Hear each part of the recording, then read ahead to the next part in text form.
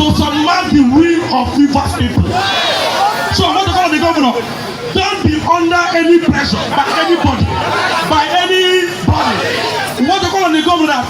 No, the presentation of the second budget to purported members of the House of Assembly.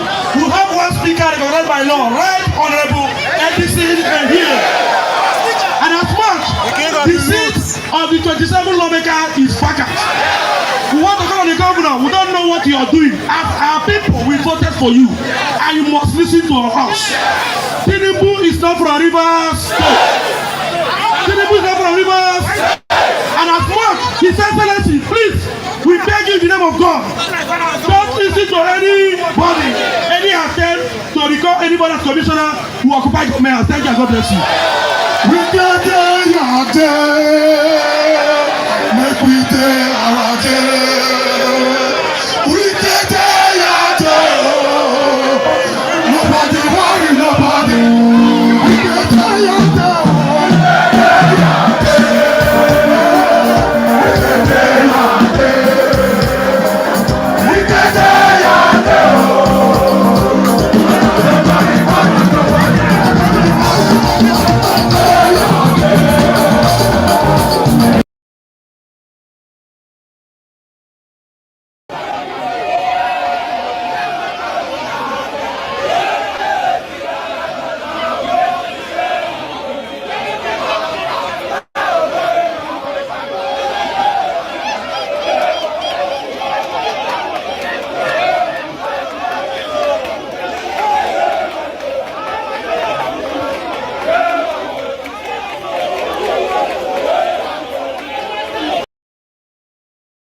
Times. In the last quarter of 2022, at all times. In the last quarter of 2022, I authorized the Central Bank of Nigeria to redesign the 200 Naira, 500 Naira, and 1,000 Naira Nigerian banknotes. For a smooth transition, I similarly approved that the redesigned banknotes should circulate concurrently with the old banknotes till 31st January 2023, before the old notes cease to be legal tender. In appreciation of the systemic and human difficulties encountered during implementation and in response to the appeal of all citizens, an extension of 10 days was authorized till 10th February 20.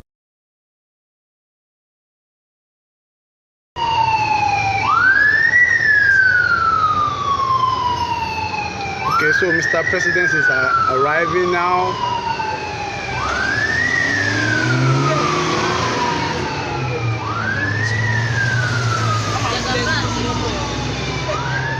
The Gaban is coming. He's inside media queue.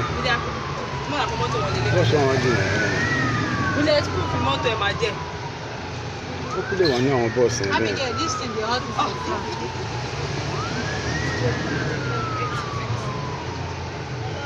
Okay, we here. Oh, lele, na your motor be this.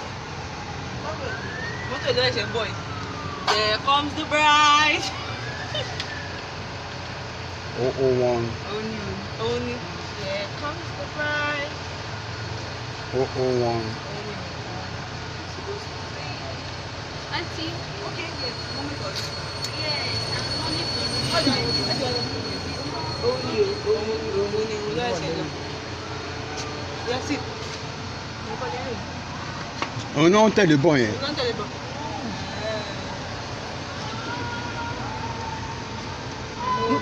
Titi, what? Non, c'est le week c'est. Y'a quoi, on a du bon? Y'a du bon, quand il est bon.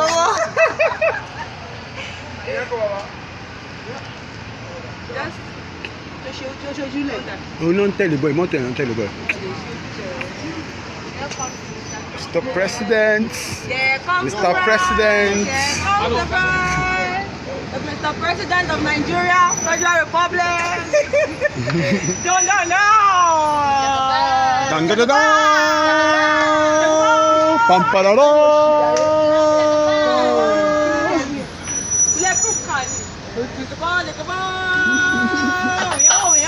No, anti-bomb. Anti-bomb.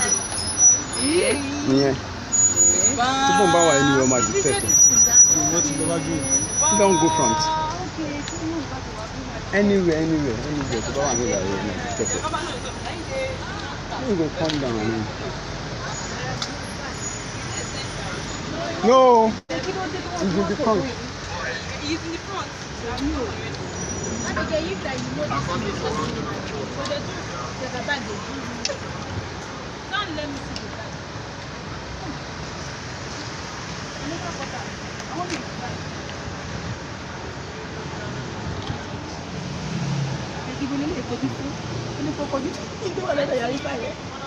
This girl, she's traveling.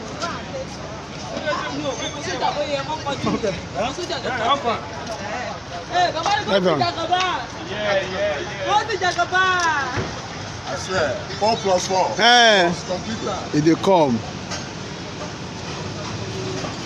Oh, yeah, gallant. Gallant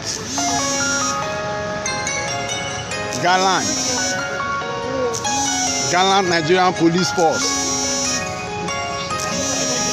Oh, yeah, gallant. Omo Yehu. Omo Agoya Gatoba in the building. Idris Bashwa in the building. One of the entourage of Mr. President.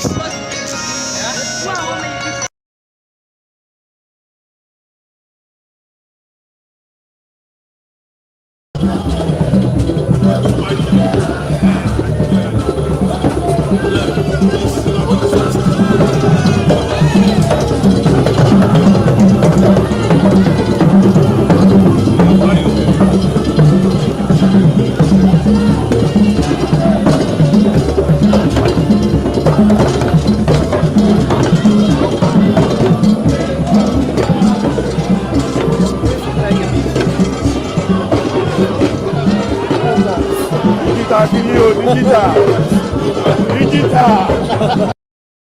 That's a good question. That's a great question. I don't know what is wrong with them all. I don't know what is wrong with them. Somebody is asking for where you do your course and you are sure you did your course there. I agree with you. But a lot of what we hear, because you didn't hear this direct from Tinubu, because you know lawyers are very funny. Sometimes lawyers will say, you must not say this. I mean, you know what is happening to Donald Trump right now? Donald Trump that guy is walking himself to jail. And he's coming down to say that, oh, well, it was my lawyer who said it. It was your lawyer who said it. It was your lawyer who said that you should march people to the capital and stage a coup. People stage coup in Nigeria. They never live to tell the story. That's what I tell them. They never live to tell the story. They are summarily tried within a short time and sent to jail or made to face the firing squad. That is the way it works. But it's only in America where somebody put a gun to your head and you say, all right, well, you are quoting the First Amendment right. What is First Amendment right? What is it? I don't understand. So I don't know why he's denying Atiku the chance to go there, because the news media, they tell a lot of lies, things that are not true. I knew this man went to Chicago State University. I knew that. I won't like Dr. Wumi, yes. if you were aware of Tinubu when he was at University of Chicago. Yes. Can you elaborate on us the accusations whether he was actually distributing drugs and was a drug dealer in Chicago in those days? What do you know about this? Okay, thank you, sir. I heard about it, that he was distributing drug, and I know a lot of people who distributed drug. Who was the girlfriend of? But let's be more specific. So look, we've all heard that Tinubu was a big drug tycoon. We have all heard that. what kind of specifics? I mean, when you say you heard that from people, were your friends the ones who were buying from him? Did he tell them that he was selling? Like what can you tell us as a distinguished man around that area at the time when Tinubu was there? What can you tell us that he was really up to? Well, what I tell you, I don't know whether, in fact, the first time I saw drug, I thought it was in Lubo. Okay. Children are born and put on a rubber stool. No, I tell people, Dr. Damages, you need to come, if you want to know the level of poverty in Nigeria, you need to enter the Nigerian hospital. You'll be walking at the doctor, sometimes you cry. Sometimes we use our money to give patients. So when people see doctors go on strike, I get mad. I had to leave. It's painful. You see a child that you're taking care of. After a few days, the child is retrogressing. The child is getting worse by the day because the drug you recommended, you prescribe for the child, they cannot take the child's prescription to the pharmacy. There is no money. They don't have money in their account. The little baby that is so fragile, you manage to take their blood sample. They cannot process the blood sample because the person at the lab said no, they don't have the money in their account. They will take my salary if I process this sample. So you watch the innocent baby retrogress. What do? You take our money from your pocket and give that parent, madam, please go and put in this account. Let me see this child get better. And we're here defending thieves because they give you $5,000, $1,000. What is $1,000? Children are born and put on plastic chairs in Nigeria. Are we not ashamed of ourselves? And we'll call Obi stingy. Let him be prudent and let us have functioning hospitals. Let us have good roads. Our people are dying. Children are dying by the day. I had somebody when I was in Calabar, and when I was still a medical student, the man I used to buy something from at Amaya Market, his child was born premature. Guess what? But the child was older than the other child that survived. Why did his child die? Because the child missed the last incubator that was available. The other child that was born that was weak and had the incubator, his child did not have any incubator. They had to wrap the child and put a lamp beside him. That child died. Oh. And you people have the effrontery to come here and defend Tinubu article. Oh no, it's so sad. It's so sad. You want to know poverty? Enter the hospitals of Nigeria. You don't know nothing. So we have to be very careful what we say. Very careful. There's poverty in the land. There's poverty in the land. A lot of poverty in the land. People die by the day. Wow, thank you. This is not a joke. It's not a turn-by-turn thing here. I wouldn't be here. After this election, stop coddling Showore and having him running his mouth. He cannot win a single local government. So you are the one running your mouth. Stop be respectful to Showore. Are you mad? Are you alright? Mute that guy. Mute him. It's my turn. Are you mad? Mute that boy right now. Amari, hold on. Mute that son of a bitch. No. No. Pansa, no, you don't say. No, this is not good. You see, this what I think I've said, why do you people want me to be making commentary, editorial commentary on this? This is your chance to speak. But you guys are making me to make editorial commentary. Why do we think that, hold on, Pansa, hold on. I'll call you when I'm done. Hold on. Everybody hold on. Why do all of us think that we are that important? Anybody, whoever you are. Why is this? Do you think this election will? I've seen the world. I don't know where you live. I don't know how you study history. I've seen the world. Nothing. This is not the end. This is not the end. We can't allow people to come here and talk this way. It's not good. You can make your point and quietly, and people will get your point. You understand? Nobody. No, not yet. I'm not finished. Maybe I'll start treating this as like a classroom. I teach a class. Nobody can speak like this in my class. It's not possible. But I just know that I want to engage. I want people to have conversation. I want to make it free. I don't want to start putting people, banning people, stopping people from talking. I don't like that.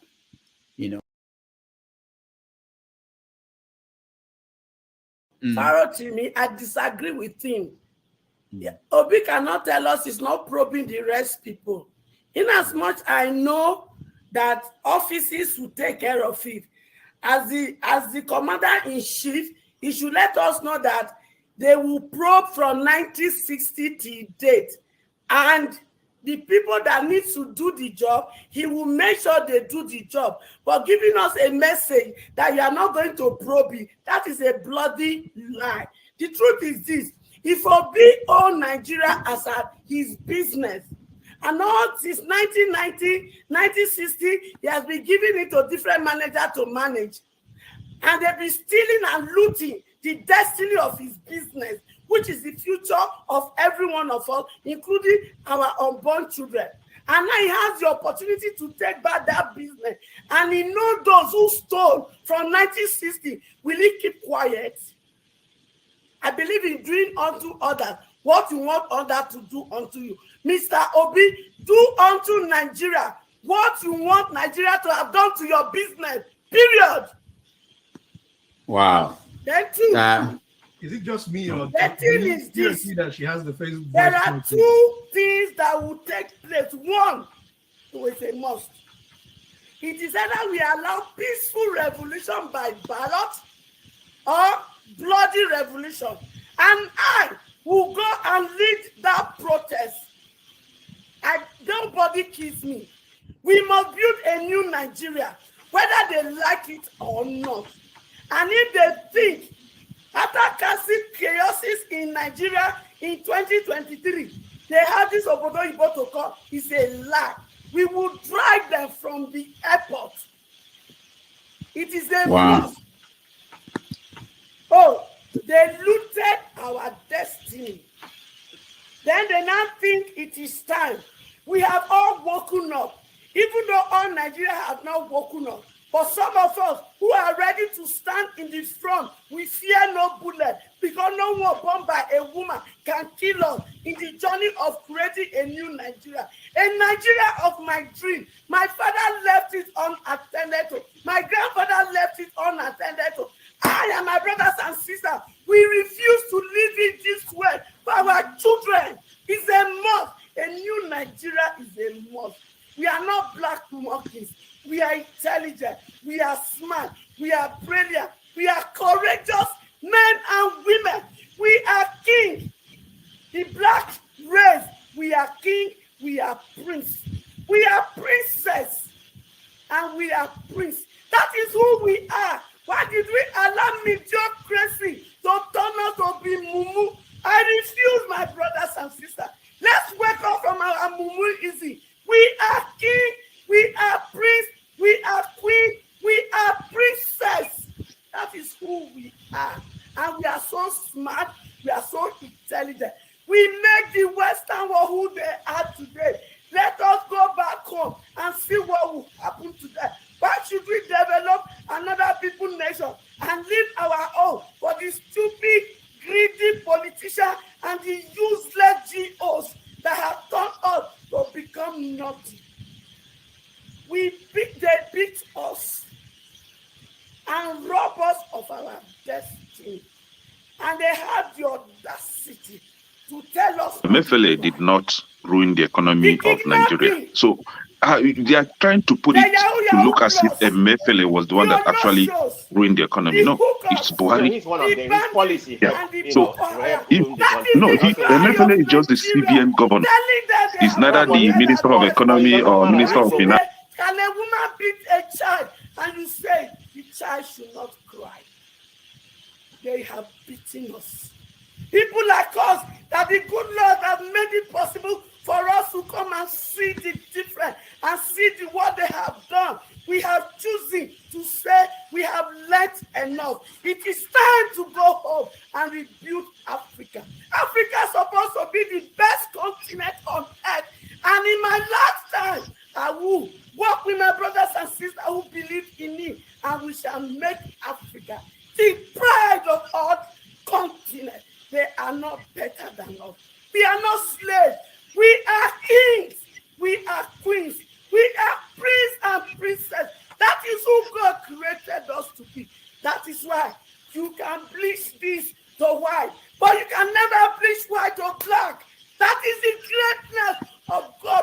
on us. He has blessed us with everything we can think of.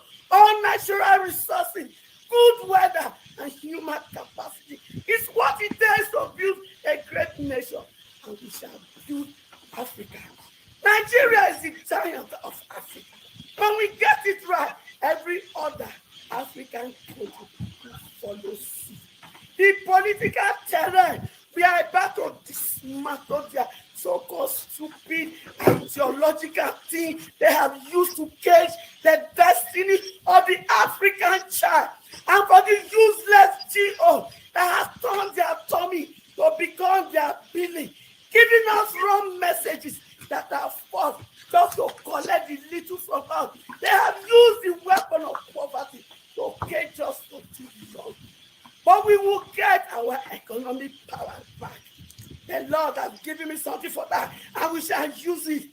By the time we get our economic power as young men and women, with the number we have, 2027 is a must. From the chancellor to the president will take over, whether they like it or not. Thank you. All right. Thank you. Thank you so much. And I am ready to die defending Nigeria in whatever way. When it is God's time for us to go, it is and you not took my going time to to God. You are ready to defend Nigeria. I gave you my time. No, I'm coming. I'm coming. Alexi, hold on. You already started. What I'm saying, defending Nigerians is this. I gave him my time, and he's using it to defend Nigeria. No, sorry. I'm sorry. There is Alexi,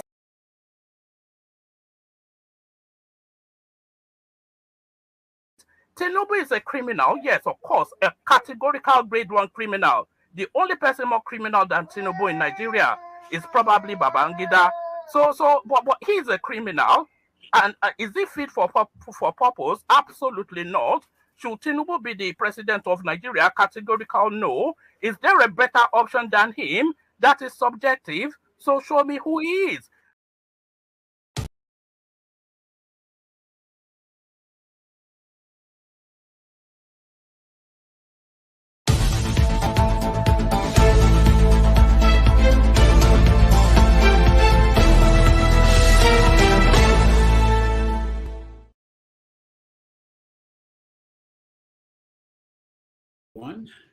Hello, welcome to another episode of Have Your Say 247. My name is Rudolph Okonkwo. Today is December the 23rd, 2023. We're 2 days away from Christmas. I want to thank all of you for joining us today. We have a full packed show, and we're going to do justice to that. If you are willing to join us for the show today, I know people are busy running around for Christmas. We will appreciate that. Those watching at home, we also appreciate you being there, and those on the comment section. We want to have a very smooth show. And thank you everybody who is in the studio already. I want to just point out the topics for today. Our main topic is about the former central bank governor, Godwin Emefiele. There are news reports from the investigator who looked into the accounts of the CBN, and what we are seeing, mind-blowing. Almost 26.6 trillion Naira was mismanaged. Some of them stolen, and we read reports that there are over 500 bank accounts abroad that Emefiele was controlling. The news report also continued to say that people involved, not just Emefiele, but also we had Buhari's nephew, one Tunde Sabiu. He was the one who reports are saying he was the one that ordered Emefiele to change the Naira. If you know, the story was that he was a former he was selling phone cards before he joined the government and rose to the point of controlling even the central bank governor. We are going to talk about that and what it means. Emefiele, we understand, has already been bailed. He met the bail condition, so he's a free man. And we will talk about how far could this go, and who are the people who are going to be subjected to this probe and trial, because it's not just Emefiele. He's not the only one. And we are going to also look at the situation in River State. People in River State, the states are not happy with the agreement that was signed by their governor and the godfather, Wike. The agreement was signed in Abuja with the president being there, and a lot of people are blasting the president for getting involved in that and how he handled it. We're going to talk about that, and then of course the big story is that people going home for Christmas are getting 50% cut in the price of the cost of transportation, courtesy of Tinubu, who is giving that a Christmas gift to people in Nigeria. It's controversial. We are going to talk to people in Nigeria to see if they're actually getting that benefit. How is that going? A lot of people are complaining that most transport companies are not abiding by that, Nigerian thing. We're going to look into that. And so many other things. So also there is the Pope and the Catholic Church. I want to hear what you guys think. So let's get in and get people who are in the studio to, because this is not my show, it's your show, it's for you guys to tell me what you think. So I will get you guys in and then we'll begin the conversation. Thank you for joining us.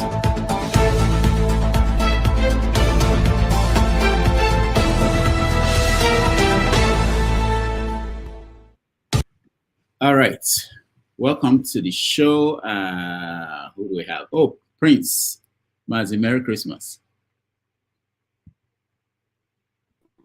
Good morning, Dr. Rudolph, and good morning, KJ. Good morning, Mr. Paul. Merry Christmas to you. Happy holidays, whichever way you look at it. And I'm glad to be here. Thank you, Paul. Thank you so much for joining us. Welcome. Good morning, Doctor, and good morning, my co-panelists. Good morning, viewers, and the great comment section. Good morning. All right, KJ, welcome to the show. Good morning and happy holidays to all of you. My brother Mazi Prince, my brother Paul, Mr. Austin, Mr. Alexandra, right? And the great man himself, Prof. I didn't know that you are getting close to becoming a prof. You should have been telling us here, so we'll be celebrating you. Each morning when we see you, we'll put a drink by our side and say, "This is to you." Well done. You are doing a great job, sir. All right, thank you, KJ. And my Obuago Nobi, I greet you. Thank you so much for joining us, Austin. Yes, thank you very much. You are all welcome to the program. It's nice seeing you all. And I wish you all Merry Christmas in advance and Happy New Year in advance also. Thank you. Thank you. Dr. Alexander, welcome to the show. Yeah, good morning, y'all. How are you guys? Season's greetings. May the new year be better than this year of 2023. Thank you for having me. Thank you. Let's say hi to Henry, and then we start with Dr. Alexander. Henry, welcome to the show. Good evening, everyone. Compliment of the season. Henry, you're not in Edo State. Where are you? I'm in Nigeria. I'm in Germany. So you didn't go home? No, I'll go. Oh, you go. Okay. Yeah. All right. So let me start with Dr. Alexander. I know you are in California. What's going on? Yeah, well, I think I worked my ass off in Houston, and I needed a break from the hustle and bustle of one of the most vibrant cities in America, Houston. So I came to see my mother in California. I'm not used to being treated like a king, but I'm being treated like a king here right now. So wow. It gets me somewhat emotional. It's a wonderful feeling. I love it. I don't even feel like going back to Houston, actually. What part of California are you, and how long are you staying there? I don't know. It's about an hour and a half. It's about an hour and a half away from LA. It's called Manife or something like that. I'm between LA and San Diego. Manife or something like that. It's a small little town. You know, it reminds me of Etiti in Imo State, but a more advanced version of Etiti. In Imo State. Nice. So how long are you there in California for the Christmas period? In Imo State. Are you going to be there for the Christmas period? Yes. I leave. If I don't change my ticket, I'm going back next week after Christmas. Yes, I will be here for Christmas. Very good. Yes. So yes. Prince, go ahead. Dr. If you don't mind me saying, Alexander, welcome to our state, and thank God you are enjoying it. You know, thank God. I love it. I love it. I was telling my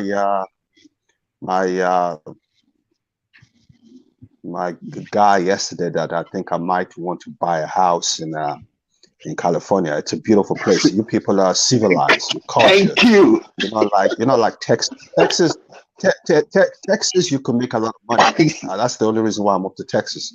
But the people are not culture people. The people are civilized. They're very European in nature. I like that. I like it a lot. It's a nice state. I've never been here before, so I'm going to be coming here. Yeah. What do you think about the architecture? I've never been to California. No. Alexander, go ahead. What do I think of what? The architecture of the buildings there. How do you? I didn't quite catch the question. Oh, I'm saying, what do you think about the architecture of the buildings in California? When you look at the buildings in California, is that different from what it is in Houston? Yes. I see a lot of land in California. I see a lot of land.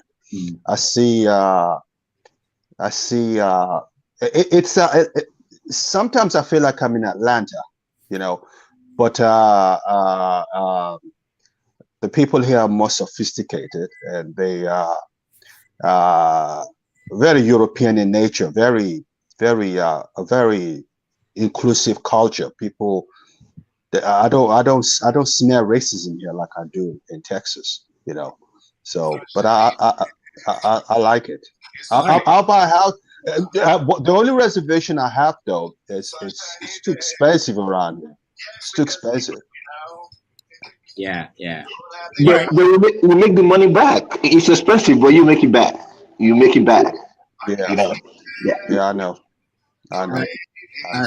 So thank you so much. Someone to mute yourself. Someone you have to mute himself, please. I'll figure out who. But if you want to hang out with Dr. Alexander, he's in California. I wish he's in New York. You know, we will have. No, New York is a baby version of London, England, man. There's no, you know, I came to New York about 3 years ago. For about 2 days, I thought I was in London. I was just going around doing my thing. I thought I was at home. Then I remember, oh, this is actually America. I'm not in England. So, New York is mini London. New York. Yes, it is. It is. There's no difference. It's just a clone of London. That's all it is. Yeah. All right. So we're going to thank you, Alexander. We're going to go around. If there is any story that I missed that is important to anybody that we want to talk about, you can let me know. We can add it on the list. So let me start with you, Alexander. Any story that you're interested in? No, there's nothing. I called him because this Emefiele thing is giving me a stomachache. That's your body. Yeah.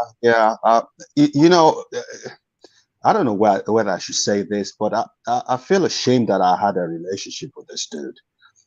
That's the worst administrator we've ever had in Nigeria, bar none. He took advantage of the system. He knew that, you know, look, Emefiele, you can't take it away from him. Look, this guy got a grade 1 distinction. He's a brilliant person, right? So he knew how to play the system. And he knew that he was working with a stupid president, for lack of a better word.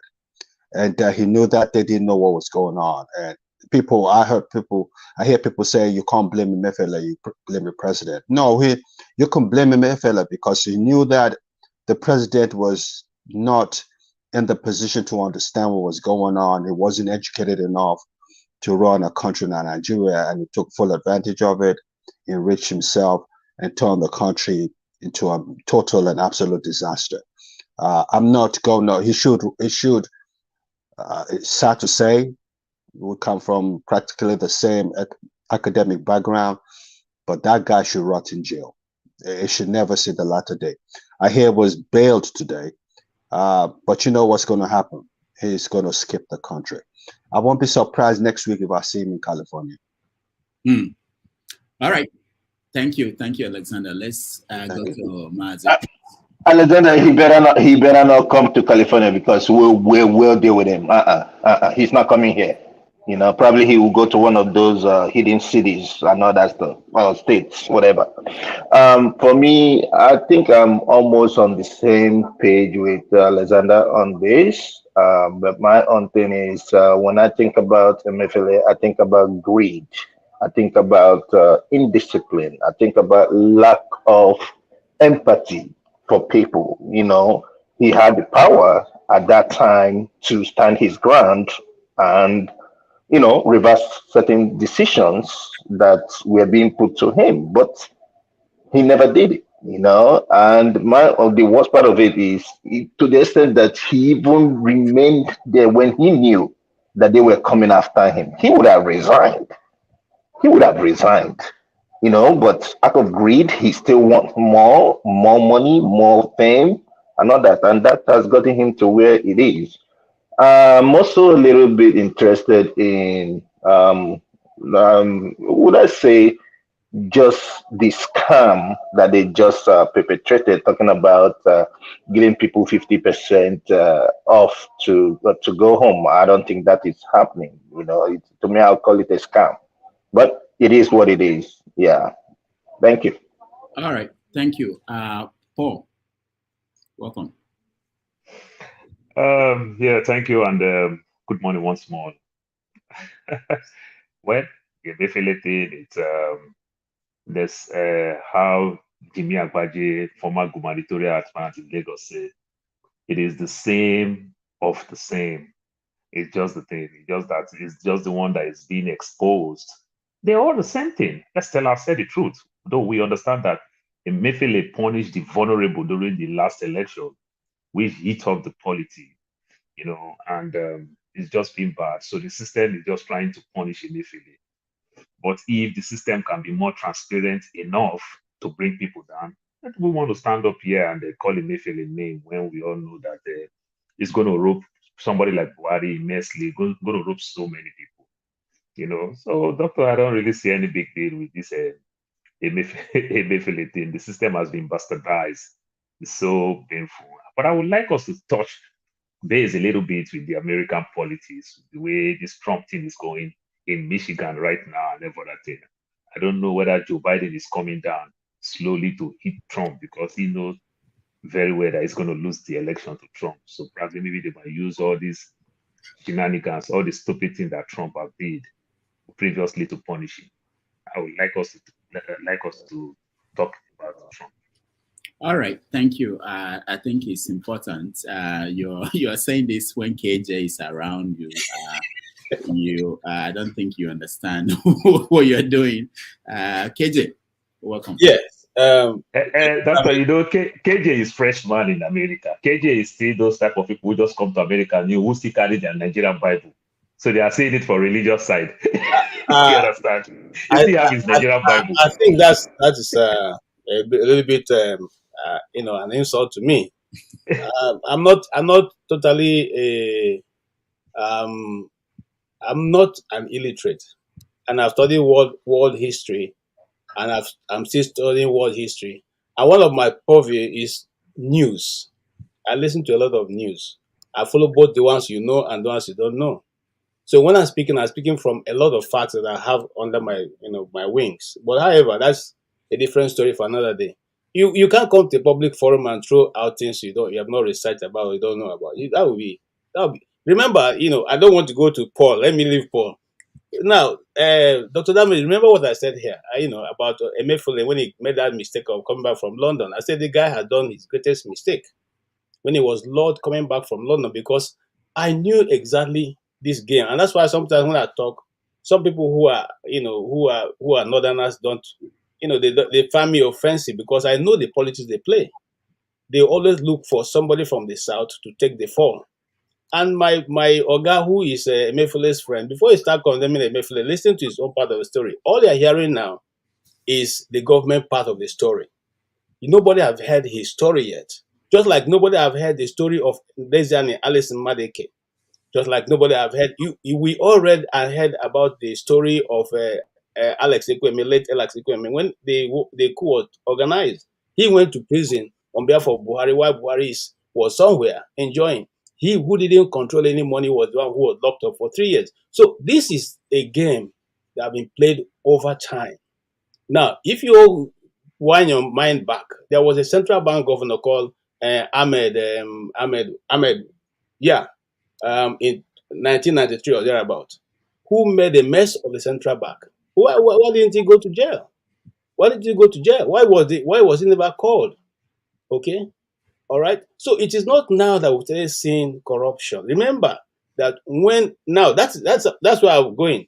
The cabal, when they were controlling the man, telling him exactly what to do and all that, nobody spoke. They didn't come out to call him stupid. Okay, there's no way you control the central bank, change the color the naira, whatever you call it, and then you will not get approval from the presidency. Are you running the country yourself? And Buhari came out here to say he is in the know. And when the minister of finance said, that's the lady, said she's not aware, the presidency said they are aware. It was it was planned to frustrate the system, not against the people of Nigeria, I must say that, but against those political bandwidth who are trying to come into politics. It didn't work because the Nigerian politicians don't spend naira, they spend dollars. Okay, and so if you are in your house and the bank managers bring money to you, why do you have to go to the bank to get it? You don't have to. All of us know how the money the banks operate in Nigeria. Have you ever gone to this the bank and met any of these people? They carry the money to their houses. Okay, and so I blame Emefiele because he should have, when he had the opportunity to move, that's when he should have moved and not come back. I'm not saying that he's not part of the system because he allowed himself to be used. But I'm saying that he's not the one who was directing. You see, he who pays the piper dictates the tune. The Igbos have a proverb that when a bird is down along the road, the thing that is beating the drum is somewhere inside the bush. So whatever Emefiele was doing was being directed to do that. And so right now, let me tell you how this is going to end. Nobody's going to ever put him on a trial. They're going to do the same thing they're doing to Nnamdi Kanu. Postpone today, postpone tomorrow, postpone today. They're never going to put him on trial because they know that when they put him on trial, he will sing like a bird and all heads will roll because they all took part in it. Those ones who are asking him, who are sending their relatives and friends to go to the central bank, and I can call them each other as a public forum. They go to the central bank to collect dollars and go to zone 4 to change it. Why are they not being called? When the presidency, they give directives to people to go to the central bank and collect dollars and go and change at a lower rate. Why did they? Was it Emefiele doing that also? Or are you saying that if you are the one sitting on the Emefiele seat and you saw a presidency or you saw a note from somebody who has given you the job saying, give this so and so person so amount, he will return it in 2 days, you will not give? I didn't know some people who approve the money for Dangote to go take half of Nigerian money to go and build the refinery, for which we don't even know what is the list of what Nigeria will gain from that.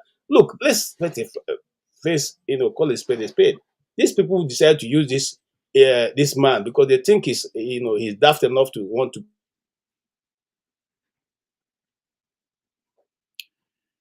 All right, we lost KJ. His internet is not functioning well, apparently. Obagi, do you have anything to say, or should I move to Henry?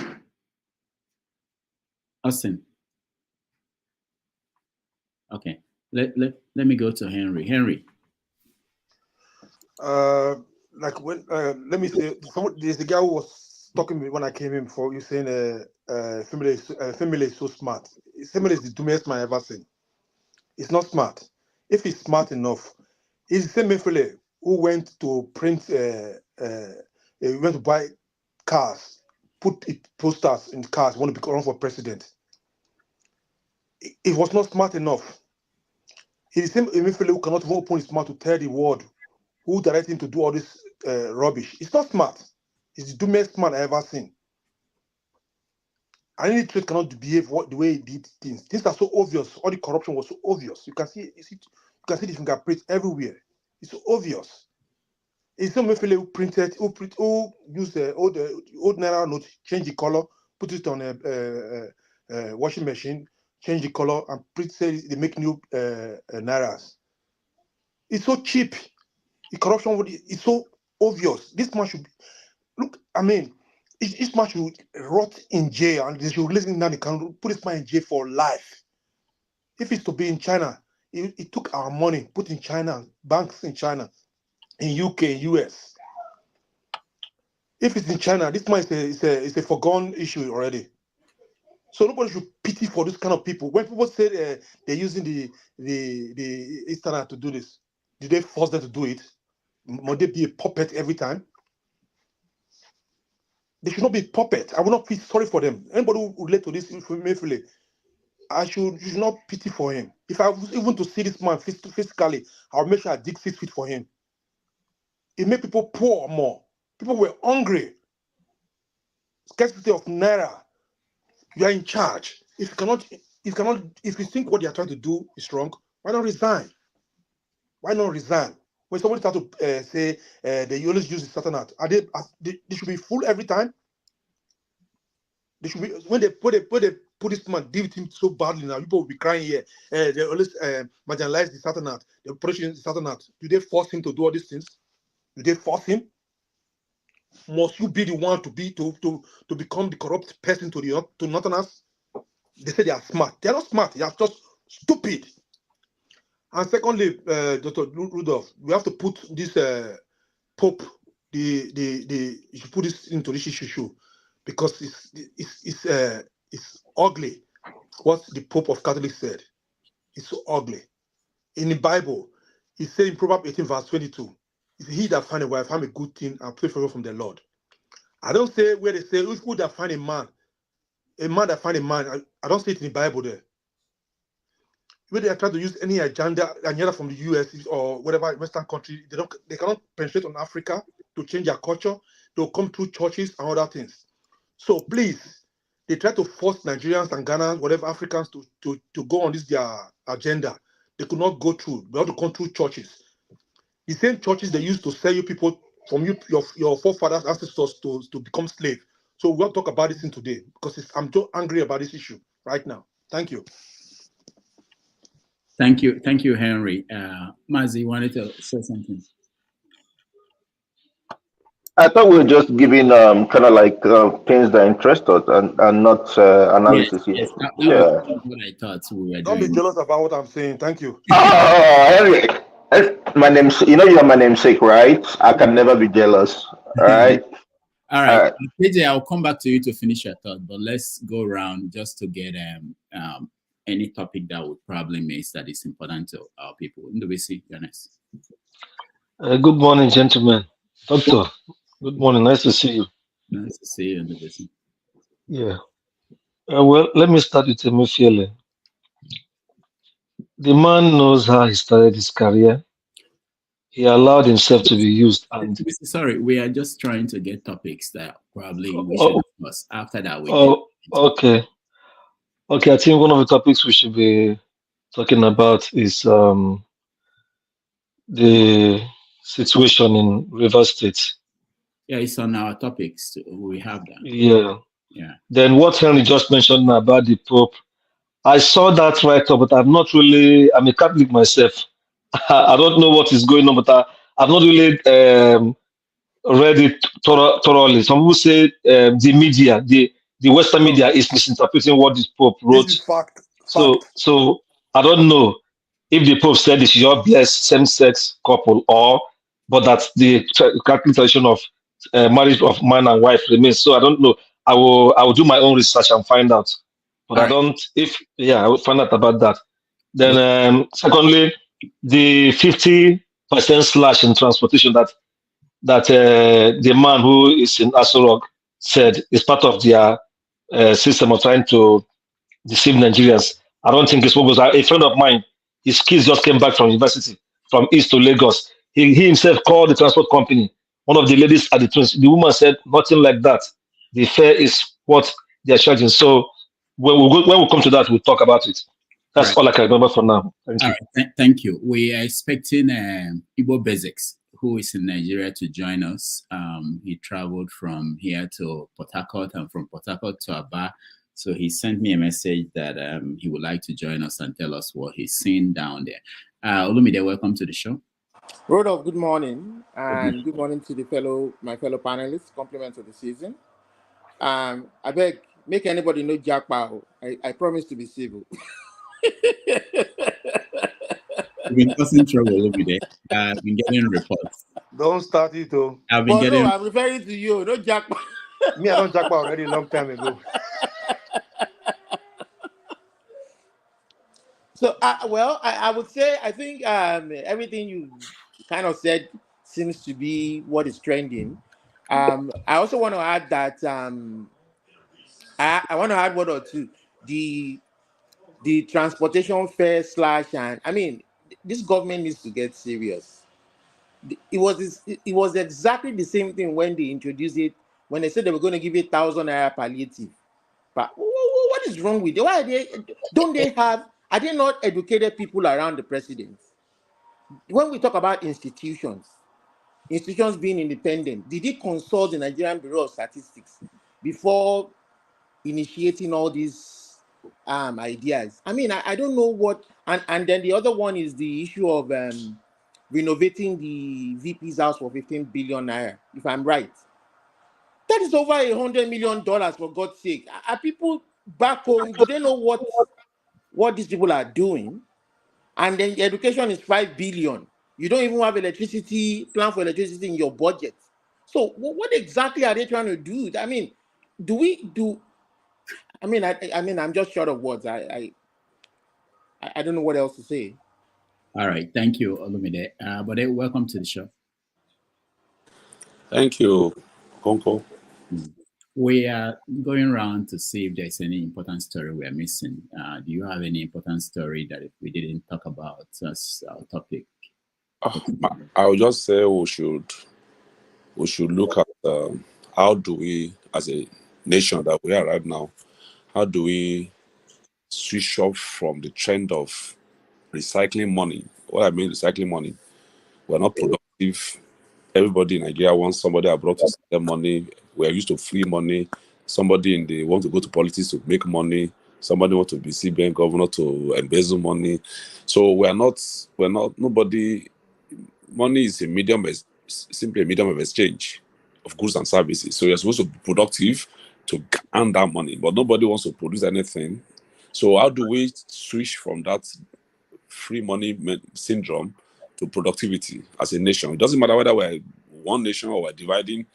I mean, as a society, so how do we should talk about how to you see, I know Nigerians are very responsive. When they see a good leadership, they want to follow suit.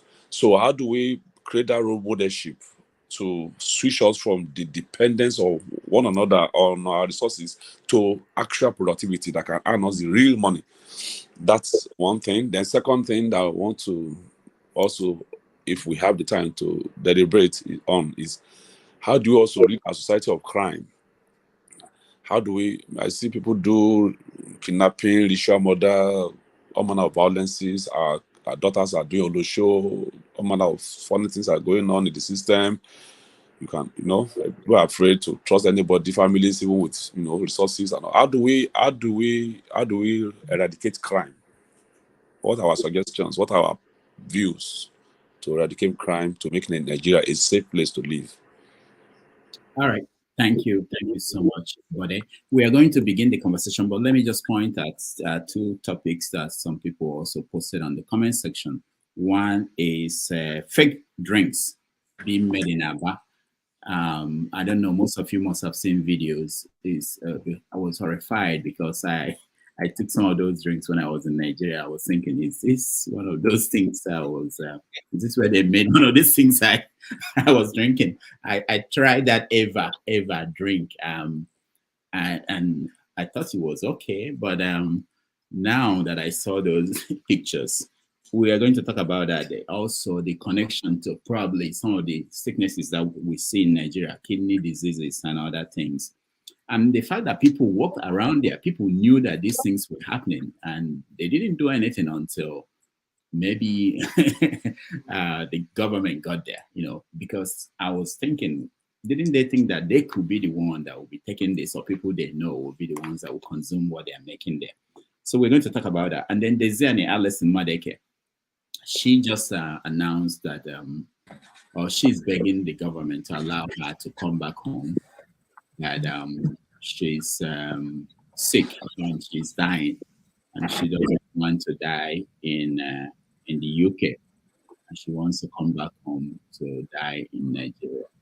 So we'll get to that, because when that interview, sorry, where did you get that news from? Because yesterday or 2 days ago, Desiani somebody walked out of the court looking very fit. She went to perfect her bail, and she walked out. I mean, she's literally looking very fit. She didn't look like somebody who is sick. So I'm wondering where that news came from. All right, I'll show you where it came from. It's all over the news. Sahara has. Yeah, she walked out of the court looking quite beautiful as usual. I mean, guarded, flanked on both sides by people, and they gathered, walked out to her car. Oh, okay. Yeah. Well. Yeah, she went to pay 70,000. Is it 70,000 pounds for her bail, perfecting of her bail. And I watched the video. I'm not talking about reported news. I watched the video. She walked all the way from the court to where her vehicle was, with 6 or 7 men behind with her. She was actually in a milk-colored clothes, up and down, with her, so I don't know. She doesn't look sick to me, and so I doubt this news. All right. Okay. We'll get to that, and probably we'll get more information. Let's welcome to the show. I see new people that joined us. Ernest, are you there? Yeah. Good morning. Good morning. Welcome to the show. Thank you. Okay. We're just trying to see if there's any important story that we missed. Is there any story that you think is very important that we missed? I think you have mentioned basically what is trending at the moment. But the one I wanted us to discuss, I said it last time, is about the Nigerian big men of God, because they're not different from the politicians. It's just that they're they are doing their own in another level. So, yeah, I will not call names, but I think we need to discuss about them, because they're one of the problems of Nigeria at the moment. Yeah, if we are going to discuss them, I hope you will call names. Otherwise, we can't discuss. Yeah, I can call them if it's allowed. I think you say it's allowed. Yes, okay. Yes. Big figures. So what I'm saying is that there's no difference between Tinubu and Mbaka and Adeboye and Adefrasin and all these people that are the same. Even Nigeria big businessmen, Dangote and Elumelu, they are the same. These are the people that are holding Nigeria hostage, but we always concentrate on the politicians. But these people are doing more harm than good to Nigerians. All right. Thank you. So I think we need to discuss about them very well. Okay. Thank you. The Black Stone, welcome to the show. Thank you, Mr. Rudolph, and good day to everybody on the panel and those on the conversation. Yeah, what I would like to also talk about also is the hunger situation in Nigeria at this Christmas.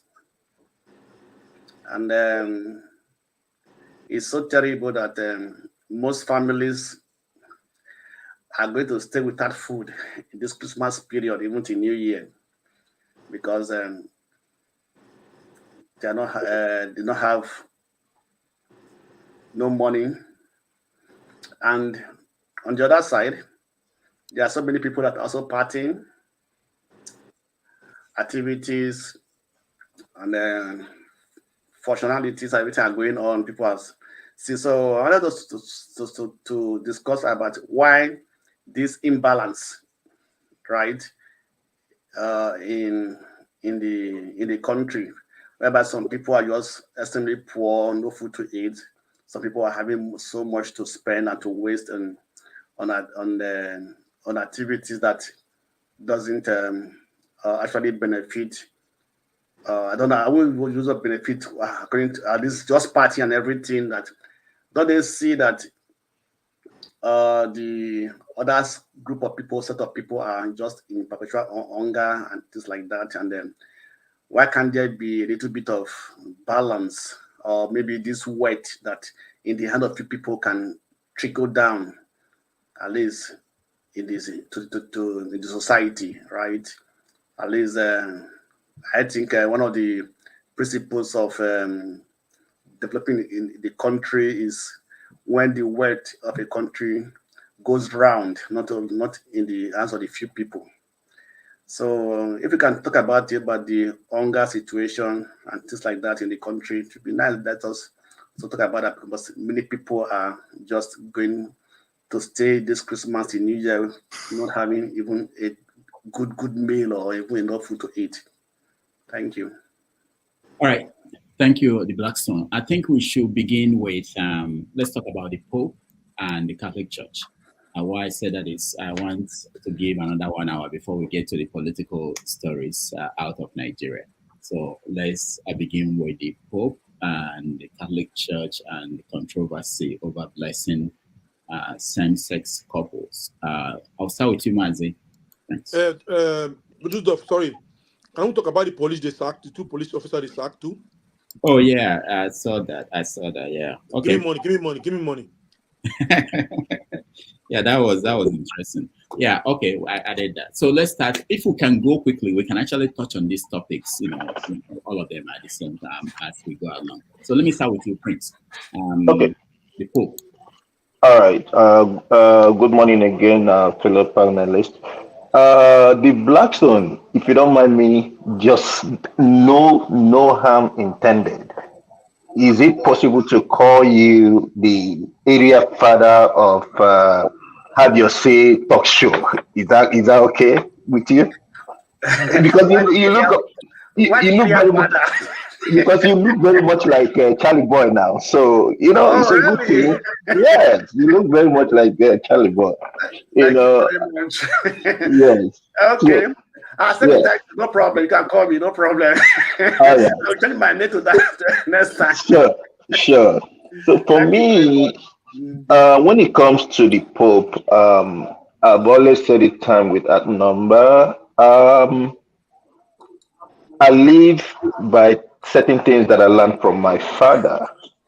And why do I say so? Now, my father was kind of like, attends a spiritual church.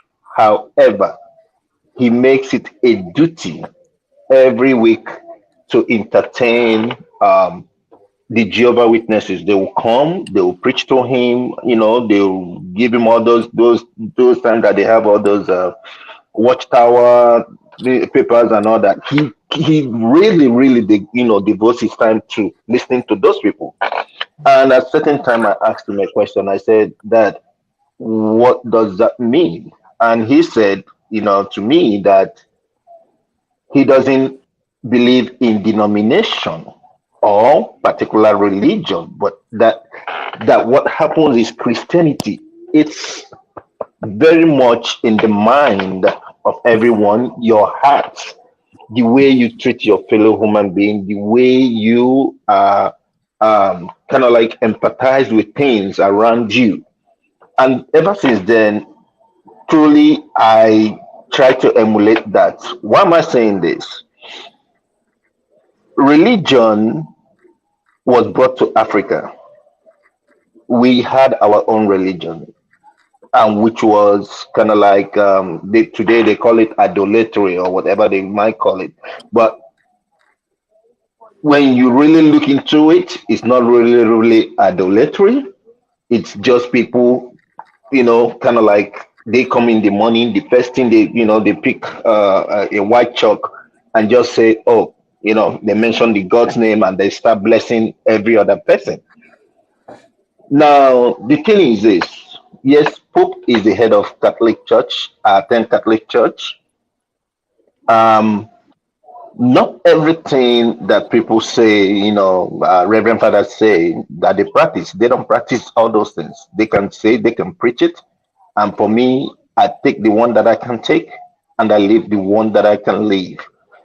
Him soliciting for that, I'm not thinking that he just gave an express approval to that. He did not say that. However, the thing is, before we prosecute the Pope, what about the Lutheran Church? The Lutheran Church, they have lesbians as bishops.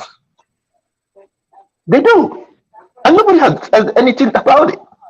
And they even organize those marriages in their church. Nobody has said anything. When I look at the LGBTQ, whatever it is, I always tell people,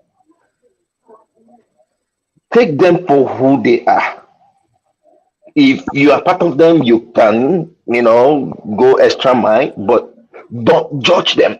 I'm not God, so I'm not gonna judge them. So I just remain, would I say I'm neutral when it comes to that. Yeah. Thank you. Thank you, Mazi, Prince. Paul. Yeah, Doctor, thank you. Maxi Prince, I guess what you just said about your dad, that's the exact same thing with my dad. My dad with my mom, they attend two different denominations. But my father welcome everything. But I could remember many years ago, just on the soft side, my mom's pastor walked up to my dad and said, why you don't want to allow your wife to come to night vigil? My father laughed. My father said he doesn't live in a big house.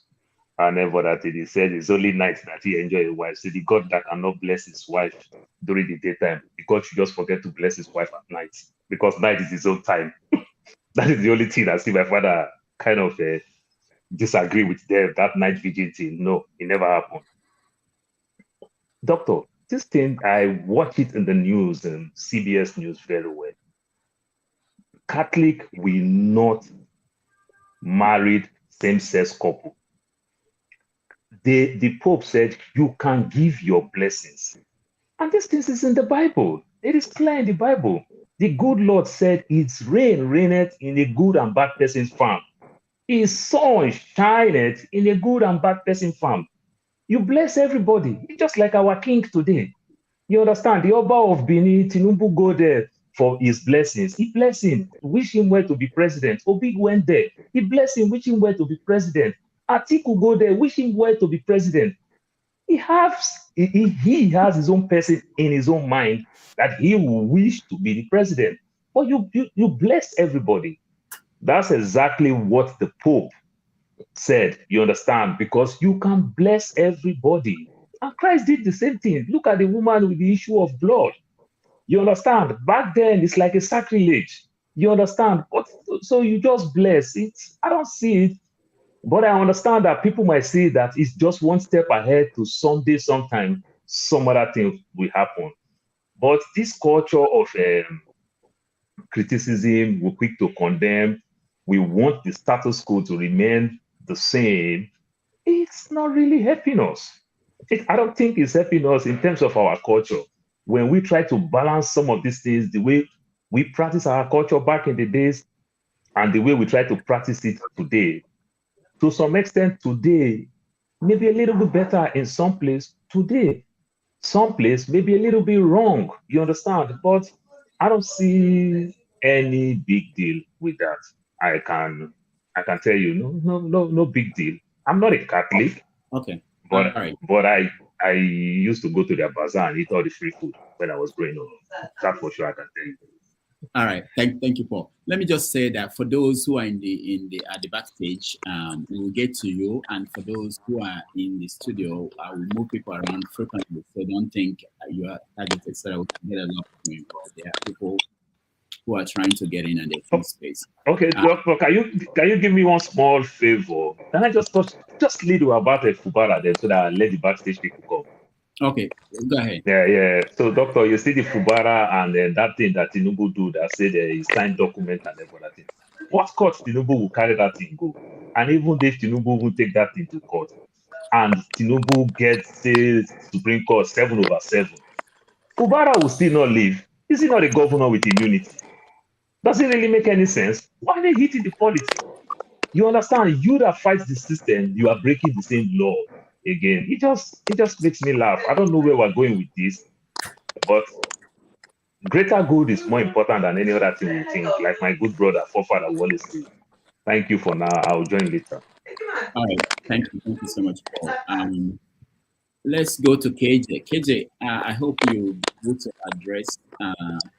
Don't run away from the issue like Prince. Prince. How many minutes do you have to talk? How many minutes? Yeah, I'm trying to restrict that. Yeah, because you have to be, because some people have to have I don't know, please. Yeah, so let's give everyone 3 minutes. No, does Henry have any problem with me? No, because No, I know how they're going to kick me when I start talking. They'll go kick me out. That's why I'm saying it. So Henry, okay, I'm going to speak on 2 categories. Before I left the Catholic Church, I was going to be a priest. So I probably speak from an inside understanding more than much what I've heard so far. Look, the word of the Pope is infallible. If you're a Catholic, you should know that. When the Pope says something, it is how it is. It's either you take it that way or you leave it. And so if you say you're a practicing Catholic and you say what the Pope says doesn't mean anything, I don't know what are you saying? The word of the Pope is infallible as a Catholic. That's one of the reasons why, in the first place, some of us, when we discover these things, we decide to say goodbye. That is one. 2, we still had those of you who are still practicing, you heard the word. We don't worship Mary, we honor her. And the Bible is, or the question is, what's the difference between worship and honor? God said in the Bible, if I'm your father, where is my honor? So if you are saying you don't worship Mary, you honor her, God is asking you, where is his own honor? So now, coming back to what the Pope said, because if I expand it, I probably not have enough time to explain all. Okay, coming back to what the Pope said, what's the difference between a church blessing and church marriage? If you go to marry in the church, not blessing you're going for. And is the priest going to give you money after he finish marrying you? He's only going to pray over you. The same way you say, if you bring whoever they are saying that they want to marry in the Catholic Church, you pray over the person. That's the blessing. There's nothing else. No 2 kinds of blessing. It's not going to say, okay, God, this one is for these people. This one is not marriage. It's just to bless. And then this one, no. It's just the same blessing, the same prayer going to pray. It carries the same weight as whether you're praying for these couples or you're praying for the real couples. That is true. Now, I like what I heard yesterday, but I follow the news extensively. And those who are, you see, something comes out and we begin to play politics with the world. The world is real. This is why conspiracy theory has existed for so long. But nobody goes back to find out that all the conspiracies so far have become reality today.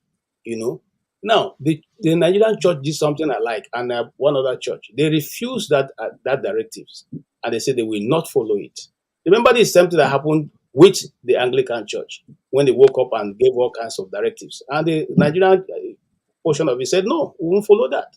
So now the Nigerian Church is saying, we will not follow that directive because it's against the word of God. As simple and short. There is no, you cannot dress a pig and begin to call it a horse. It's a pig, is a pig. So, and I like that stand they've taken. And I hope and I pray that every other church, that in different countries will take that approach. It's gone too long for you people to get up and begin to try to enforce us to your own custom and tradition. If you want to be marrying men, it's okay for you. And just like this other guy said, Maz said, you can bear with it because you're not going to change the society. You're not going to make people do what they don't want to do. But it doesn't mean that I have to accept and then begin to practice what you believe is your own this thing. You don't. You came to Africa and said what we are practicing is a voodoo and all that. You gave it all kinds of names, and now you want us to begin to adopt your own voodoo to our own design.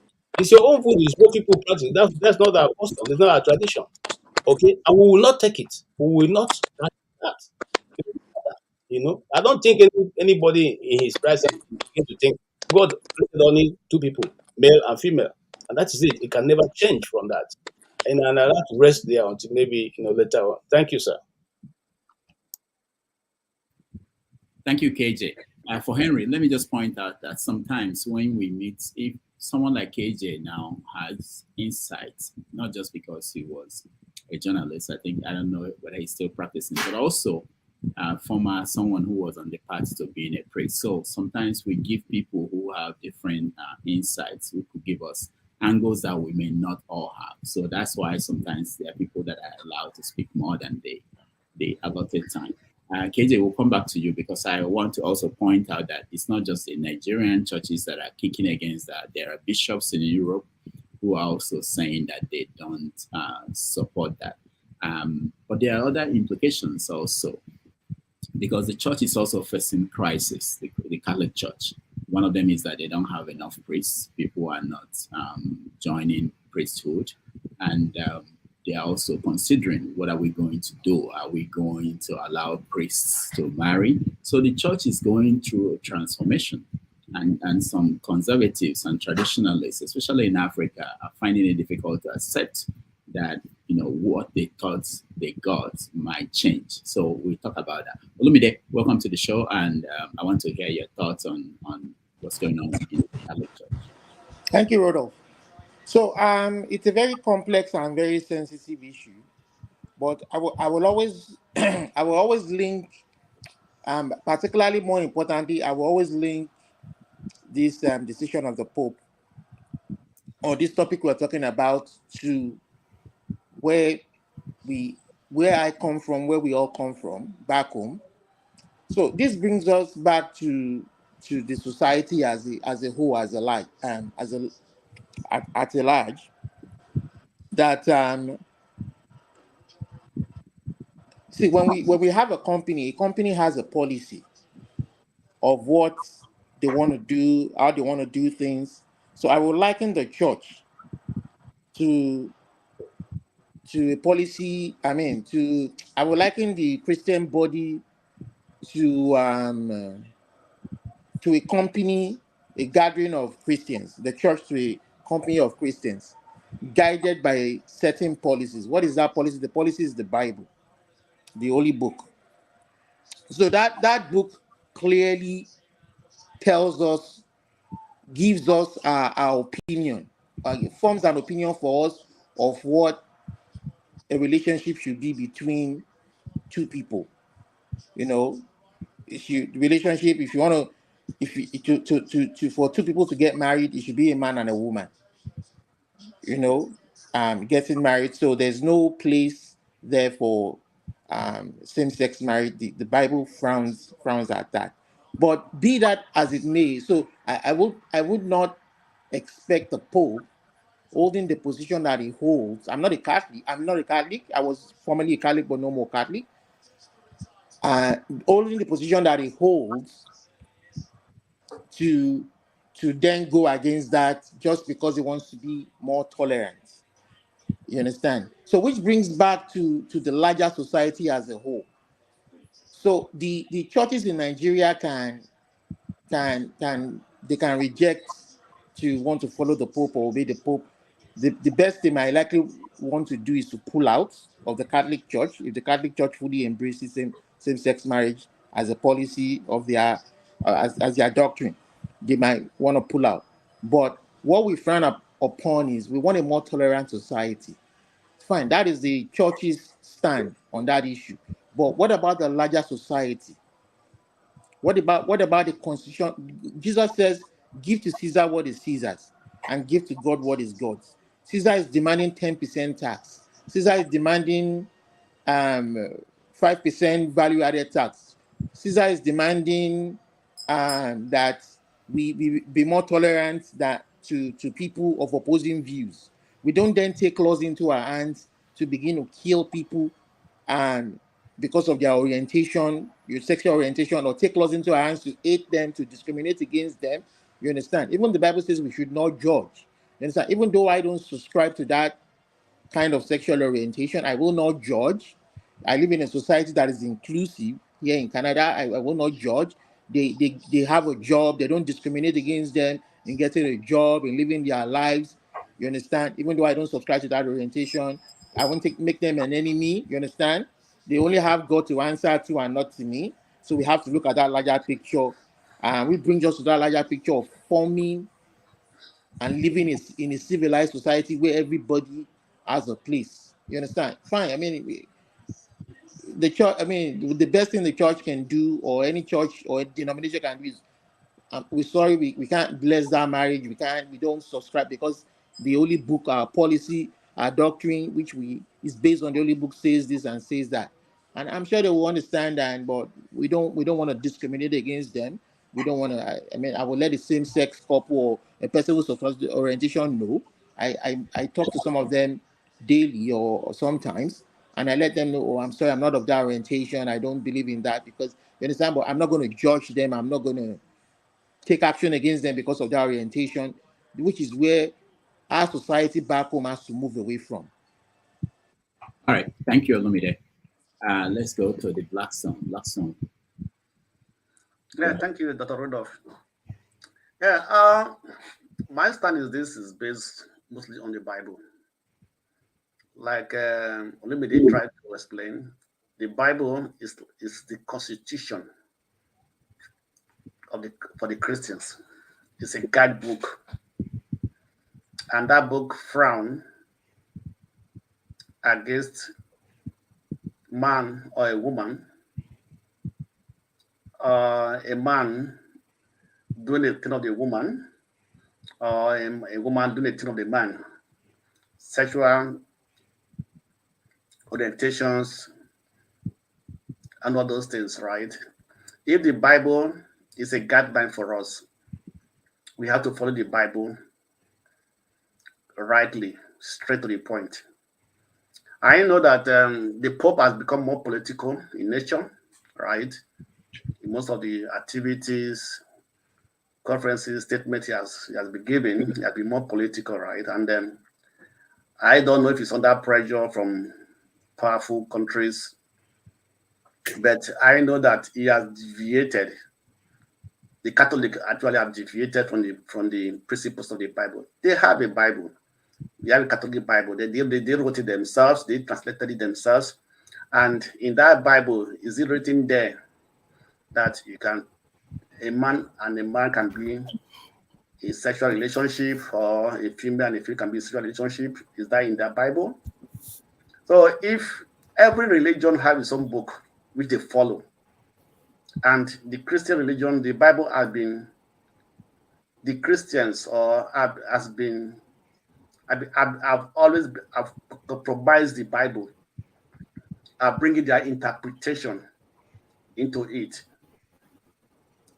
They have used many things, the different preachings, ideology, to try to interpret the Bible, all based upon the grace of God, right? But what is strong is strong.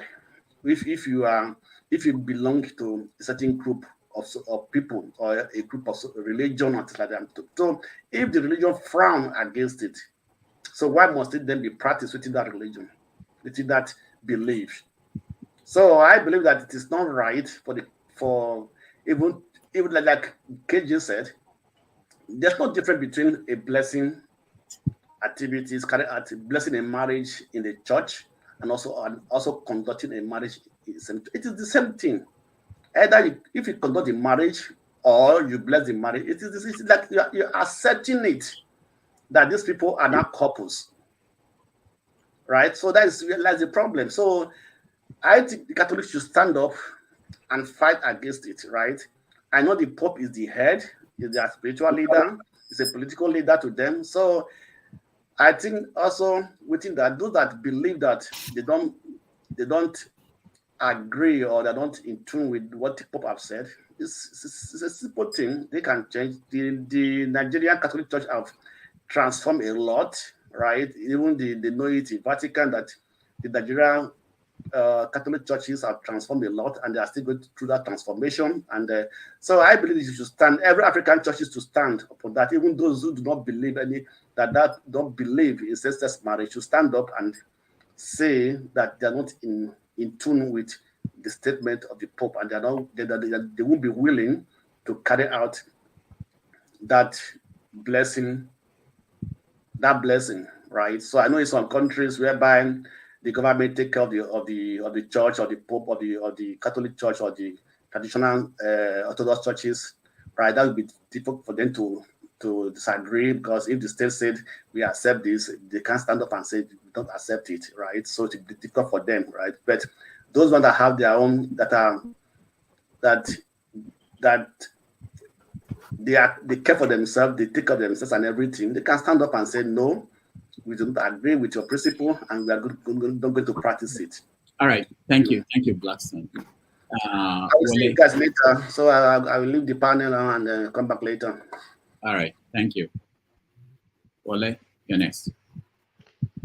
Yeah, good evening, everyone. The angle I'm going to come in is it might be some kind of question and something to prop our thinking in this way. I know I attended Catholic secondary school back in Nigeria, and I remember when we were used to observe the Los Angeles and sing the Hail Mary, Mother of God, those kind of things. But now I could remember at some point when I was having a conversation with one of my friend who happened to be a theologist or a priest. I said, well, there was a place in the Bible that says when Abraham, is it nephew or cousin, that went to Sodom and Gomorrah, and Abraham said, God said, you have to leave that place and do not take anything. But the Lord looked back and he turned to salt. Like, why? Why that happen? So that was my question then. But we all know, for those who read Bible and know about the story of how Abraham and the Lord and everything, we now know what happened. And I said, is God going to apologize to those people? So that was just the end of the question. I want people to kind of think about it and think, wait a minute, what is happening? So if Bible is what we follow, are we really following what God says? We all know when Moses went to the mountain and bring the 10 commandments, thou shalt not steal, thou shalt not commit adultery, thou shalt not do this. It's not that you really want to steal God's money. It's not that you want to take God's wife. It's for us, we human beings, to be just and do what is right. Love your neighbor like yourself. But are we doing the right thing? Or are we just hiding behind the religious to do evil? Because I used to look at why Nigeria is so religious, but then the crime rate is so high. Every nook and cranny you go to in Nigeria, you'll find the worshiping centers full of people. But then these people are still suffering. They are still, the crime, the kidnapping, all sort of things you can think of. Who are the people perpetuating this crime if we are that religious? And when I look at how Christianity, Islam came to Africa, what is it? I mean, we all know, for those who know what the history was like. Now, these people that introduced the religions to us, are they practicing it the way we were told to practice it? And are we, so there's a lot of things that doesn't really go well when it comes to religion and politics. People could be diplomatically correct or diplomatically, defend what you and I would think is a common sense, but maybe it's the way human beings tend to rule other human beings. Maybe it's just power. Maybe it's just something. Honestly, I look at it as just like, am I the one is the normal becoming abnormal or the abnormal becoming normal? We are living in a very, very confused world. And what our fathers told us or taught us now becoming like When you said it to some new generation kids, they'll be like, you are old school. Is there common sense in old school, or is there something to take home with the new generation? How do you match the two together? So I don't know. For those who want to be religious, continue. But if you're going to be religious, make sure you know the truth and live with the truth. But don't be hiding under religious what God says and doing the other way. Preach, do what you preach, or is it preach what you do, or something like that.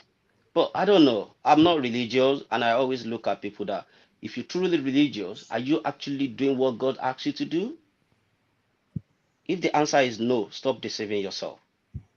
All right. Thank you. Thank Thank you, you. Pauline. Thank you. Henry. Put me at the back, I will be, so that I will allow other people to come in, please. Yeah, once again, thank you, Doctor, please put me at the back stage for now. Rodolph.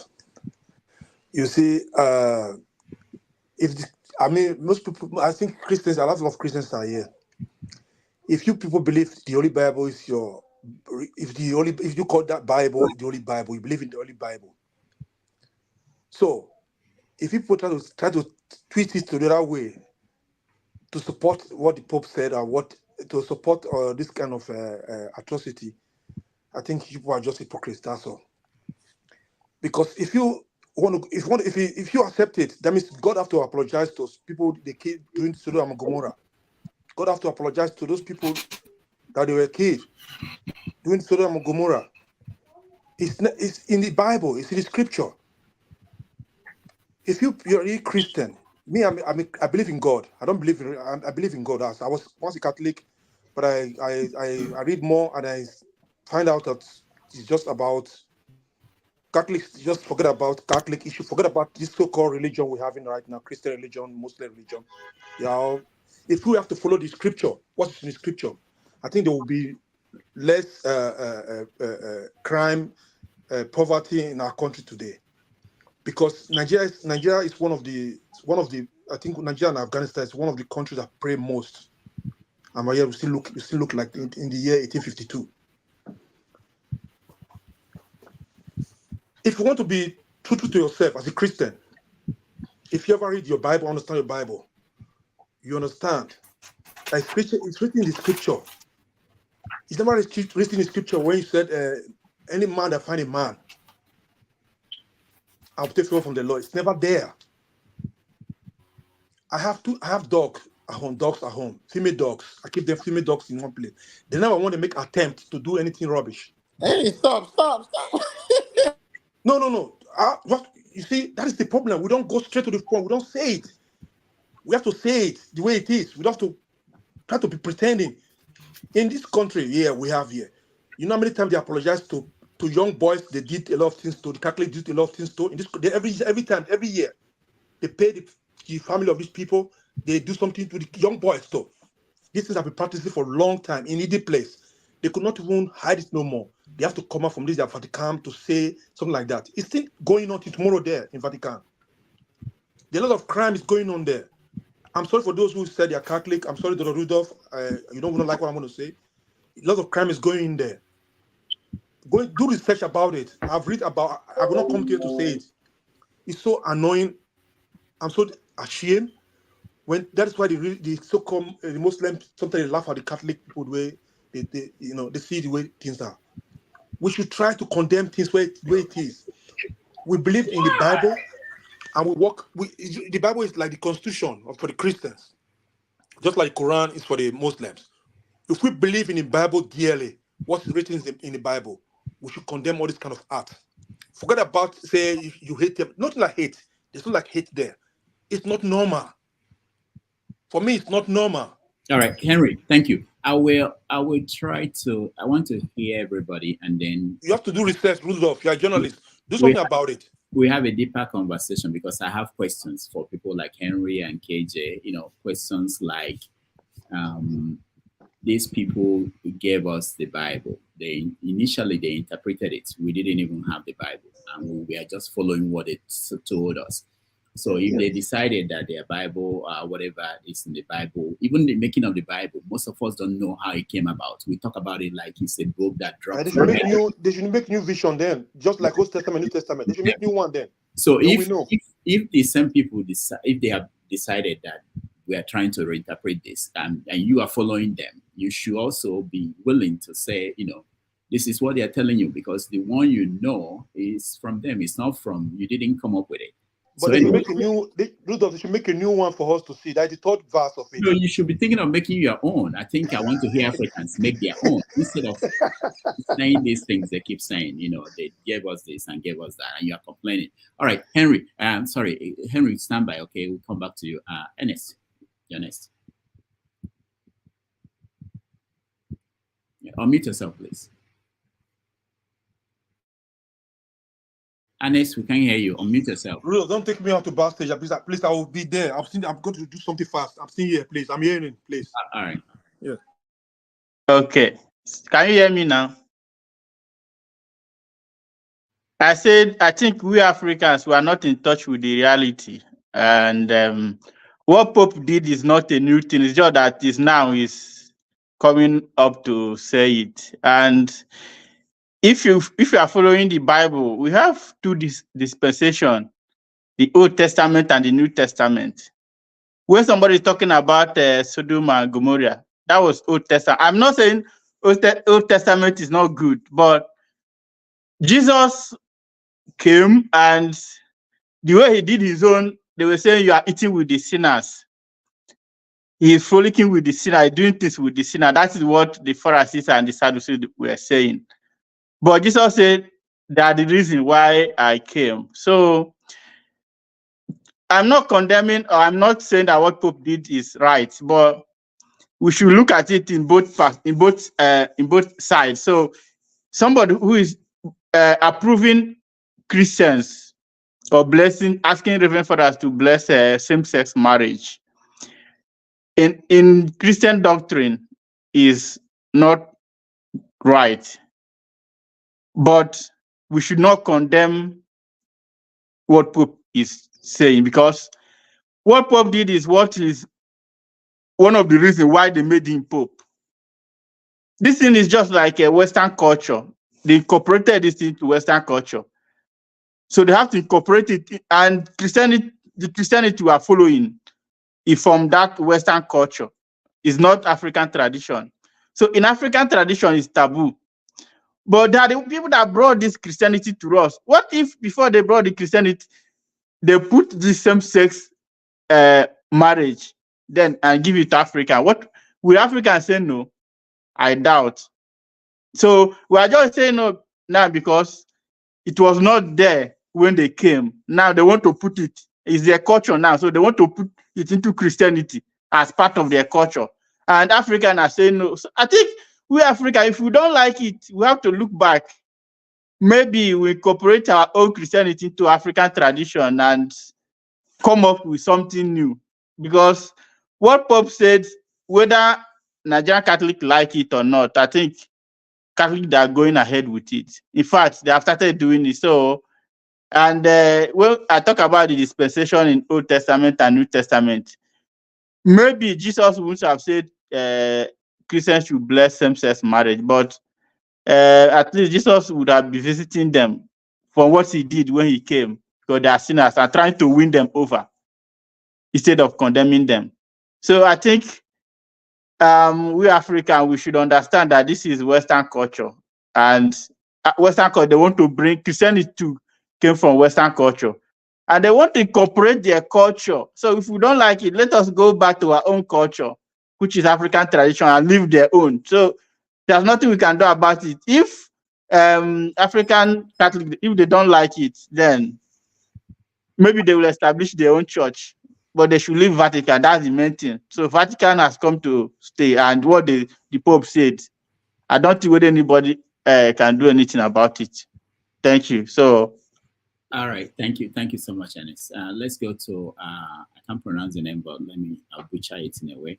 Mbore. How do you pronounce it, please? Unmute yourself. Mbore. Huh? That's Igbo. That's not.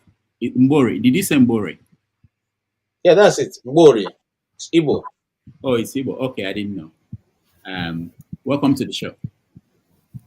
Thank you, Dr. Rudolph. How are you? I'm wonderful. Okay. Jenny from California. Yeah. Okay. The name is Mbore. You cannot draw the O. Mbore. Okay.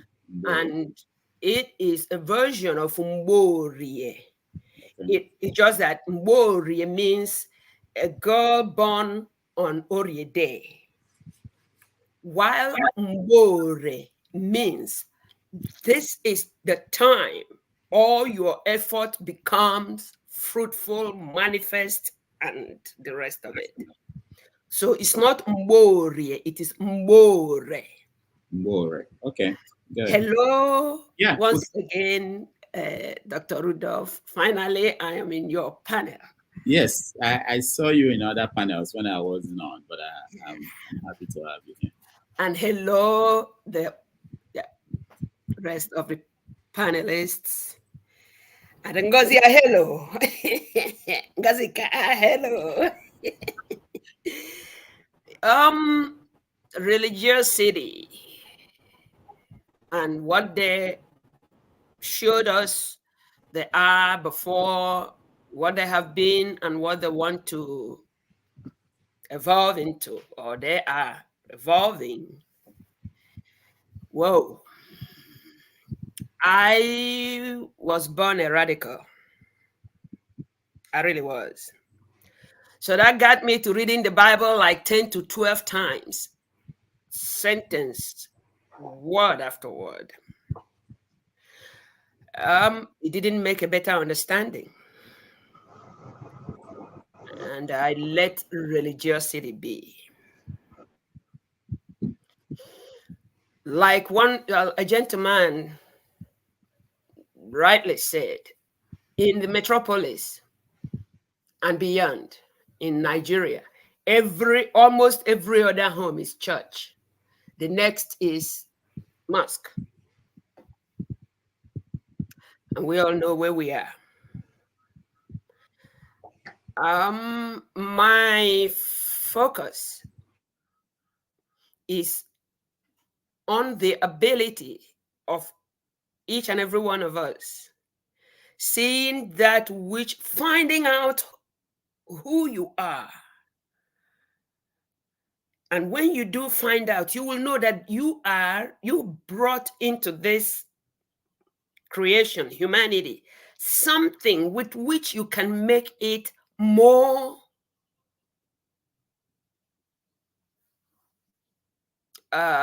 tolerable. What is that?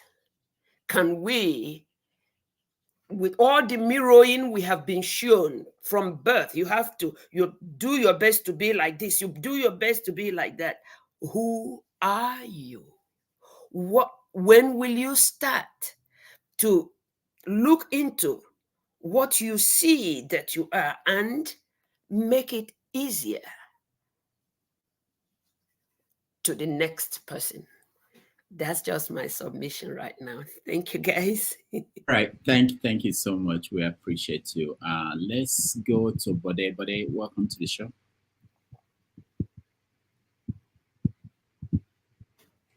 Bode, we can't hear you. No, we can't hear you.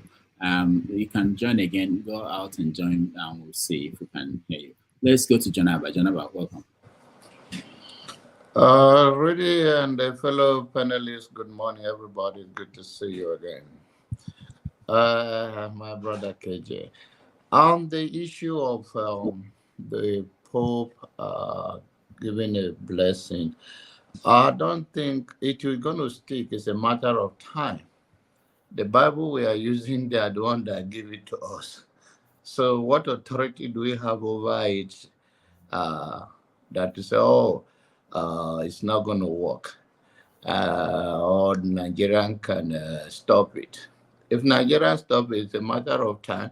They'll create away while those seize supporting them financially in one way or the other, and they're going to accept it.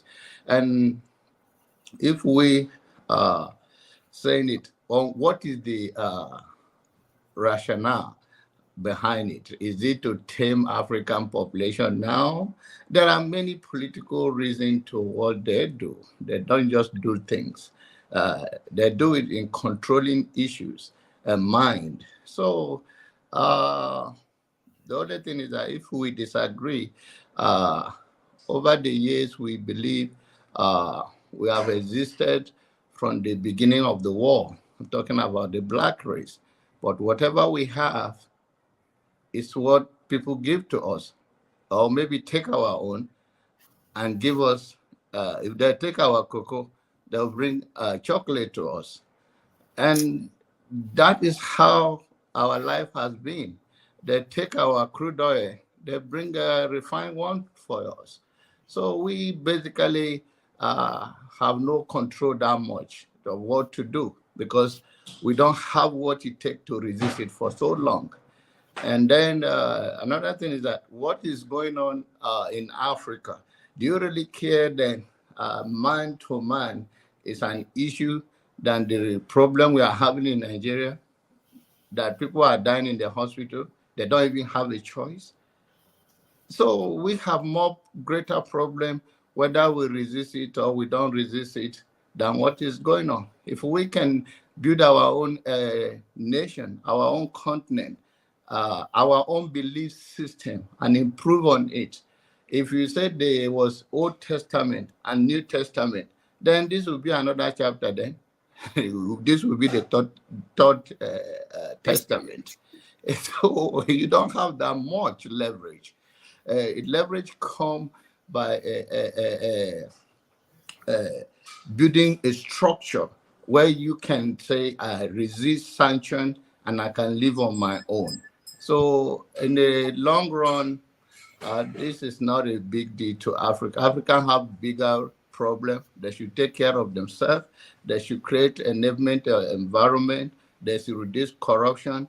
Pastors should stop taking their money and buy private jets. People can make their own decision.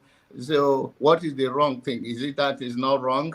The way people are being controlled in Africa, pastor put them on the floor, flogging them in the church by the altar. So this is not a big deal. If they don't like it or not, it's a matter of time. It will stay.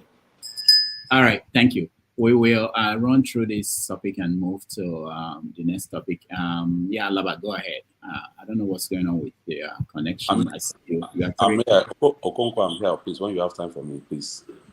Yeah, Rudolph. Good morning, Rudolph. Good morning, everybody. I have opinion on the topic, but before I proceed, I honestly have to address you, Rudolph Okonkwo.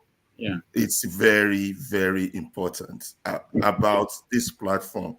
Okay. You grant me the permission to address you. I need to in front of everybody of these great panelists we have. Go ahead. Okay. Now, if we watch news stations, for me, if I watch MSNBC, CNN, or Fox News, I'll rate them 8 or 9 over 10 or something like that. When I watch Arise, I'll rate them 3 or 4 over 10. When I watch TVC of Nigeria, I'll rate them -5 over 10. When I watch NTA, minus in the negative. My prayer and hope for this little YouTube discussion panel we have is that at one day it will be better than Arise. We will get a 7 or 6. But Rudolph, how can we get there? Firstly, I want to indulge you and everybody on this panel to please, if they have time, it will only take you the first 3 minutes. It's a 1-hour program to watch. Watch Cuckoo, Spectacular Insight into the Life of a Con Artist, The Enemy in My Nest. That's it's a what do you call it? Animal program. Just watch the first 3 minutes. And the reason I said that is that, you see, the cuckoo makes a point of staying out of sight. They smuggle their eggs into the stranger's nest. Instead of raising them themselves, no wonder they have very few friends in the bird world. They have offsprings brought up by others. By what? By deceiving the other birds. What's really odd about this deception is that it's never revealed even smart birds like crows tolerate a cuckoo in their nest. Now, why am I bringing up the topic of a cuckoo? This was produced by Vocal Arts and Diaz Neil. Now, in my life, and I mean this, I have only seen 4 human beings that have the cuckoo tendency. One is William O'Neill. I don't know if you've ever heard of him. He was one who infiltrated the who infiltrated the Black Panther in the FBI with the help of the FBI to kill Fred Hampton. If people don't know, Fred Hampton was the founder of the Black Panther movement in the United States, and he was assassinated by the Chicago police. Now, the second person will be a fictional character known as Littlefinger in the Game of Thrones. The third person will be Judas himself against Christ. And the fourth person will be True Niger, aka Forefather. Now go and watch everything I'm about to say. Go and watch Thursday's program. Your program is not about censorship. I understand everybody have a diverse opinion, and it's important that our diverse opinion be stated. You understand? Now, for me, his own opinion is different from mine. He has a styling, communist, nationalist, murderous political opinion. He's entitled to it. You understand? And so is everybody on this platform. They are entitled to it. But to use this platform to deflect, misdirect, interject important point when people are landing important point, or to enforce censorship, to do the Nigerian thing. I have power and I can use it. Please, if you can, anybody, you have good moderators. Electricity is one. Jim, you yourself, let them take a class. 1 week class is enough on how to moderate in the public. But what I am addressing you about is the deception that is going on your platform that most people are not picking up on. But I am. You can fool some people sometimes, but you can't fool all the people all the time. And that is why I respect One Man to Mo and his channel. And I know you've been on his channel. One Man to Mo comes to you from his position. You know his position. He doesn't lie about it. He doesn't deceive about it. It's now up for you to come up with a stronger and better argument against his position. That's a man I respect, even though I don't agree with him. Now, for your platform, understand it. If it's a funding issue, I will totally understand. If people have to be judged to whoever is funding them, journalism is hard, I would understand. But what I would not understand is to come on here and claim neutrality. You claim neutrality and you become a poacher and push others behind and push your position. How is this happening? Every time panelists make a comment, this moderator would try to rephrase that comment and say, oh, that's exactly what I was saying, and then state exactly the opposite of what the panelists said. People are watching us. Do you understand? People are learning. We are building minds as we come up with whatever opinion or ideology we push. But what we shouldn't tolerate is deception. Now, last week alone, this Thursday alone, I want to give 2 examples and I move on. We were talking about the issue of critical thinking. Me, Jagun, and AY made strong point on critical thinking. The moderator tried to come in and use technical definition to downplay the topic of the point of our critical thinking subject. Then he goes on to Google, read a definition that is not in line with the point we were trying to make to the public. in terms of critical thinking, and then that boosts everything. Then when somebody wants to land on a very important point, it totally cuts them off. Oh, it's time for a woman to talk. I have to ask, what is this medium for? Somebody is about to look. They are moderators. Even if you pass your time and they want to cut you off, what your moderator does is say, thank you, thank you. By the time you say thank you, like about 3 or 4 or 5 times, whoever is speaking would know it's time for them to wrap it up, land, and make their point. You just don't cut people up abruptly. It is rude, it is insulting, and it is censorship. That's one. Number 2, then the dangerous aspect is that the objective should be diversity, because when we have opposing views, but when we seek diversity, Rudolph, we're not seeking perverse idea or what do you call this idea? Depraved ideas.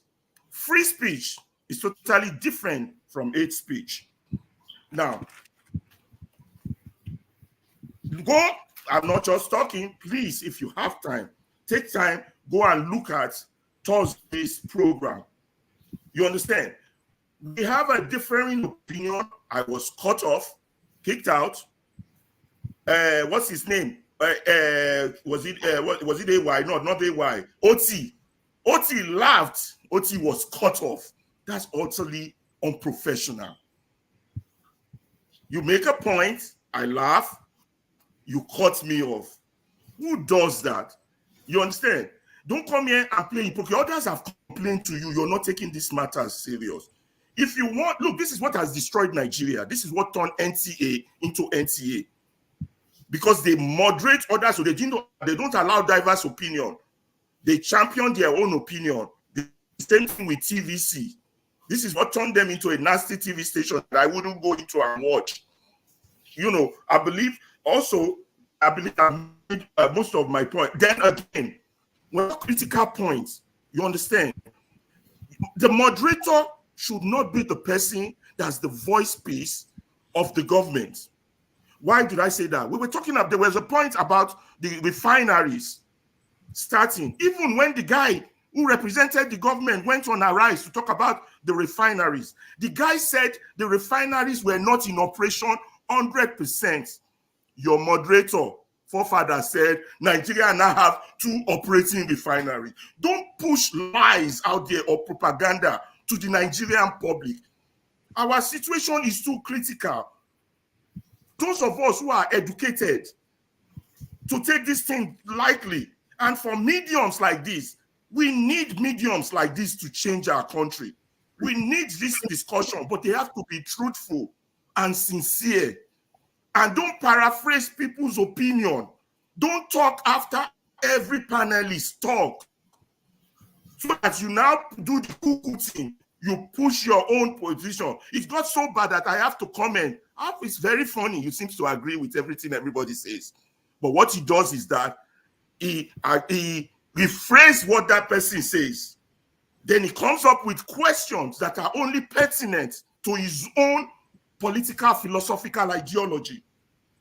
I'm an observer. I'm a scientist. I'm a teacher. And you are a teacher too. You understand? In everything we do in life, we should be evaluated.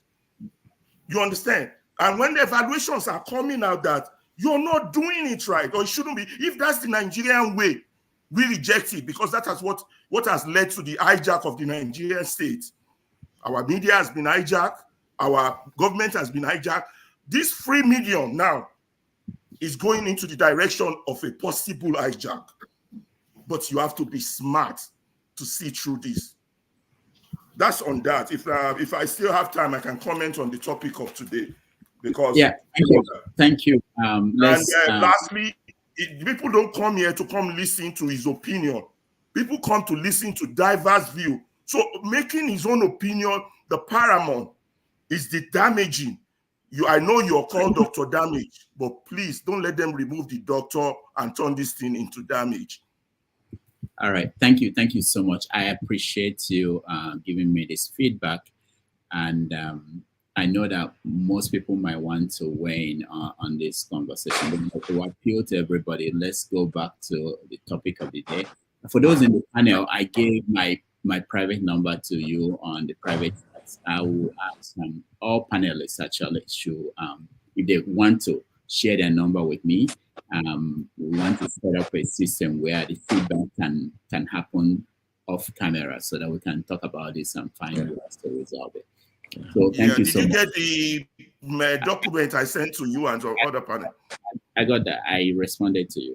Thank you. Thank you so much. We are going to Can I go talk on today's topic briefly and then get me to the backstage, or is that lose my time? You can move on to someone else. All right, go ahead. Go ahead. 3 minutes. 3 minutes. 3 minutes. Very good. Very good. Now, on we've not started on Emefiele. We're still on the church, right? Yeah, we are just rounding up the church. Yeah. So okay, the church. I just comment on the church. Now, the church has been part of Nigerian problem, particularly the Protestant movement that started in the early 80s. And in the early 80s and 90s, particularly around the Babangida era, and spread. What they did was exactly what the children of Israel did when Moses went up to the mountain to go get the 10 Commandments. Before he came down, they have carved for themselves a golden image. You understand? And they have twisted God's message to suit. If you ever read an article called The Nigerian God, I don't know who wrote it. It might be Pure Sadis on me. I can't remember. You understand?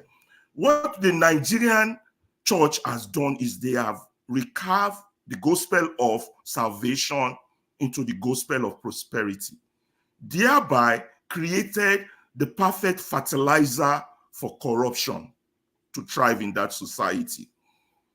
The perfect fertilizer. So instead of doing God's will, we do the mammoth's will. You know, somebody in the ministry will collect bribe because they see it as a blessing. God is blessing them. So they've done more damage. Now, on this issue of the Pope, the basic essence of Catholicism is to treat the least of whatever you do to the least of my brothers, you do unto me. That's what God says. Now, the issue of discrimination, why I don't support those people's lifestyle, the issue of discrimination is huge. And the West, along with the church, is saying that if this is not addressed, it will lead to more hatred. Nigerians are very superficial and fake. They will want to take out the pig in other people's eye or what other people do in their bedroom. And the evil they do, they wouldn't address that. As far as the Catholic Church, me personally, Catholic, I choose and pick. There are some things the Catholic Church says that I don't follow. But I defer mostly to what the leadership of the church says, because they do a thorough thinking and assessment and make a global position on where the church stands.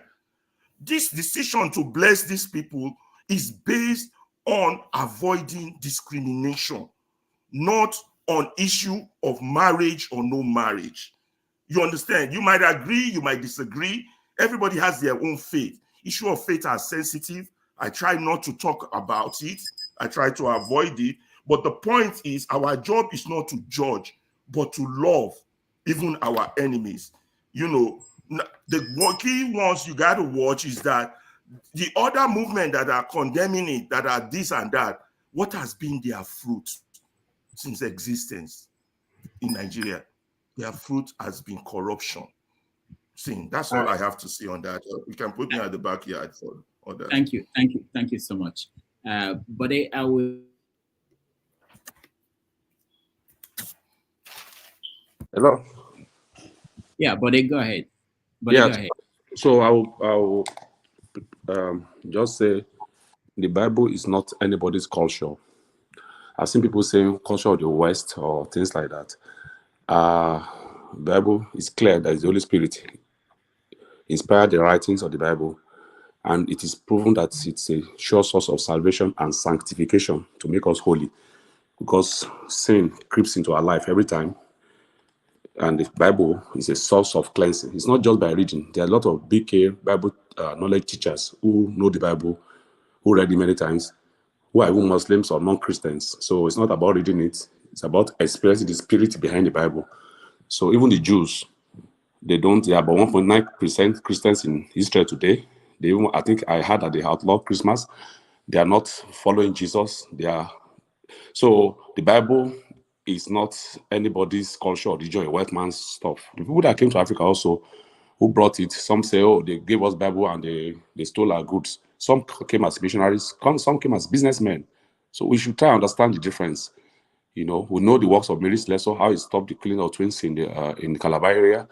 There are people who are truthful missionaries who came from the West, who did not come to propagate the agenda of the West or the culture of the West. So people keep on mixing up these things, and I wonder, the works prove the fact. Now, the Pope represents, whether we are Catholics or we are not Catholics, it's a force in the world. About 1 billion people follow that religion. So we cannot take the words of the Pope lightly. Now, what I admire about this LGBT group, no offense, I don't have anything against anyone. Everybody has the right to choose, especially an adult, the pathway of their lives. Everybody also will be accountable for our lives. So, but they should stop going to United Nations, going to Catholic Church institutions to desecrate those places. Nobody is saying you should not do your job. Nobody is discriminating against LGBT for doing they do their jobs. They eat, we go to the same market, we buy food together, we greet one another. There's no discrimination per se. But somebody has like a religious body like the Catholic Church or the Christian group particularly. Somebody like Ernest said something about, I don't like, we should throw bombs on the platform, we should be able to get a feedback somehow. You say it's Old Testament thing, Gomorrah. No, Jude 7 says, it refers to Sodom and Gomorrah. It's a New Testament concept, and so many other scriptures in the New Testament that talked about that thing. It is written black and white. In the Pope, see, my problem with some, I don't want to mention a particular church, some churches that we don't take, or some of us that practice Christianity, we don't take I was part of that group before, the Word of God seriously. We don't even read it. We don't even know what God expects of us. We are doctors, we are lawyers, we are professionals. We know what we read to qualify. Just the Bible that can take us to heaven. Nobody takes a serious search on it. So if you read very well, these things are clearly stated. So if a group is coming, they go to this guy, they call themselves minority, they go to United Nations, they go and prevail. They have the effrontery. They go to Catholic Church, they go and desecrate it. Somebody has a constitution, this is my jurisdiction, this is what I want. Now, it's not about unforgiveness or not loving. The woman that caused an adultery came to Jesus. She came to Jesus weeping, pleading. Jesus said, I don't condemn you, but go and sin no more. Are these people coming to the church to plead, to ask for forgiveness or no? They are coming there to change your culture, your doctrine, to change you from the path of righteousness, the path of godliness. And we are accepting it. They are minorities, but they are dictating to you what to do. You, the majority, you say, oh, it's fine. So I don't get it. It has nothing to do with anybody's culture. The Jews, they circumcise. The church gathered in Jerusalem and said circumcision is not compulsory for Gentiles if it's against their culture. The Bible has never pushed anybody's culture. It's not a Western culture. It's not a Jewish culture. They don't even accept it even right now, some of those things. So if you want to circumcise yourself, it's optional as a Christian. If you want to circumcise, it's optional because the church said you can. You don't have to. So nobody has ever pushed any culture upon the blacks. It's just a means of salvation that if you try it, it works. If it doesn't work, then leave it, quit. But don't desecrate it. Don't let people creep in to change what it's meant for. And we're seeing people saying it's definition, is the what has moved on, is this one. These things, they don't correlate with the mind of God. Please, we should examine ourselves before we make statements about things that we are not sure of. If it's law, and that's your area, perfect. If it's medicine, it's your area, perfect. If it's the scripture or the word of God, try and consult with people who have proven themselves to be disciples of Christ. You know examples of Peter. You know examples of Philip. He goes around. He does the things. He raised the dead. Bishop Dausa in his time. You know what he did. So many other ministers all over the world. Nobody's talking about culture here. Let us do the work. But thank you. Thank you. Let's hear from other people. Ngozika, welcome to the show. Finally, everybody in the studio. Good evening to our viewers. Please, special shout out to Wachuku in the comment section. Wachuku one name Wakidalo, I am lucky. I'm lucky. So Dr. Damage is quiet go into any of the topics. I am on my way to a hike. We are going to hike and we'll sleep on top of the hill till tomorrow morning.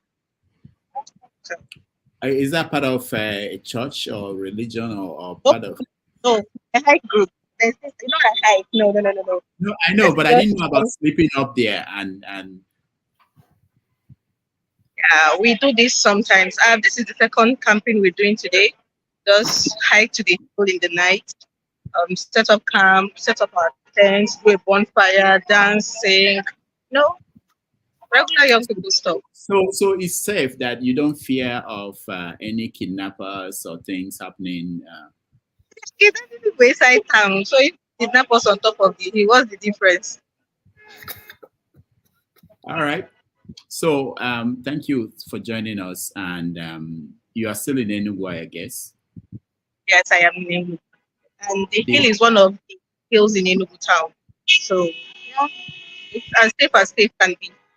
I mean, this is the second time we're camping there in 2 months. So this transport, I wanted to hear from people in Nigeria. I'll bring in Righteous Man very soon.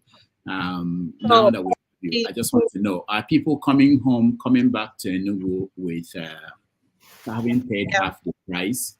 No, I don't know anybody that is coming home that paid half the price. Let me say it again before propagandists will say that Ngozi have come. I say I do not know anybody that is coming home this Christmas that paid half the price. I do not know. If you know, that's your problem. I do not know. And as we speak, my elder sister is on her way to Enugu. She did not pay half the price, and she's coming from Lagos. So I do not know. And you can't make me know by force. That's on that. All right, thank you. Do you have any opinion? I know that you're a Catholic, or you were. I'm not sure where. Do you have any opinion on what did they say in your church? Have you gone to church since the announcement by the Pope? Is there anything? I haven't gone to church in weeks. Okay, so are you concerned about that? I am concerned because I am from a Catholic family, a staunch Catholic family, and I have deep-rooted Catholics as friends. What this is doing to them is not really, let me just say, it's causing more confusion than clarity. It's causing more confusion. How do you say blessed gay marriages, but that is not marrying them? It is causing more controversy. Not to add the usual Ndekede Maria versus Ndokaka fight. You know, this fight between the core Catholics, Ndekede Maria, and then the Catholics call the Pentecostals Ndokaka. So it has sort of resurrected the subtle rivalry in them, and everybody is going to be people that used to do this. Finally, your father, your Pope has said this, that you are supporting gays. And I feel bad for people that really hold the Catholic faith to heart. Personally, I choose and pick what I practice with the Catholic Church ever since I was a teenager. I read something that totally threw me off, and when I asked questions, they just shut me down instead of giving me answers. And so since that time, I choose and pick what I believe or practice in the Catholic Church. But I really feel bad for people around me and other people who are deep-rooted Catholics. This is creating a lot of inconvenience for them. It's like a battle of trying to reconcile what they've been taught in the church all their life to this new thing. And the whole part, the most annoying thing about this declaration by the Pope is it's neither here nor there. You get, it is neither here nor there. He didn't outrightly say, "Oh, we are sanctioning gay marriages," and he didn't condemn them either. That's the most confusing part of it. If he had taken a firm stand or a more definite stand, I think it would have made it easy for these people that have been thrown into this confusion now. Personally, for me, it doesn't have much effect. Everybody around me knows my opinion on homosexuals. I think that what two consenting adults do with their genitals should not be nobody's problem, as long as they do not constitute a nuisance or hurt or involve a minor. So long as it's between two consenting and adults, please keep it out of my face. I don't care. Do whatever you want. Or it's really the ones that are really into this whole big thing that I'm really feeling sorry. All right, thank you, Ngozeka. Thank you so much for your opinion. And let's Coco, are you in Nigeria? I know, I see you, Maz. Coco, are you in Nigeria? Yes, Dr. Okay. Damages. I'm in Nigeria. Okay. So sorry, electricity and Maz. Let's go to Coco. I'll come back to you guys. Coco, welcome to the show. Okay, thank you, Dr. Damages. So where in Nigeria are you? I'm in Niger State. Niger State. The Middle Belt. Yes. Okay. Are you a Christian or a Muslim? I'm a Christian. Okay. So do you have opinion on what the Pope? I'm a Christian, Dr. Damages. Good, I heard you. Do you have any opinion on what the Pope said? Yeah. Go ahead. I had opinion. Just like my sister just said now, Ngozika said the statement from the Pope is neither here nor there. So you should have clarified the issue. From my own understanding, probably if that conversation was having an interview, people were interviewing him, asking him, what do you feel about the LGBTQ people? He might say, okay, you can bless them because they are human beings like us. We are all humans. You can bless them if they require your blessing, but you can equally go straight and say, okay, this is my stand, that practicing it is bad or is good, which he didn't do. So it's a subtle way of trying to make it that it's legal, but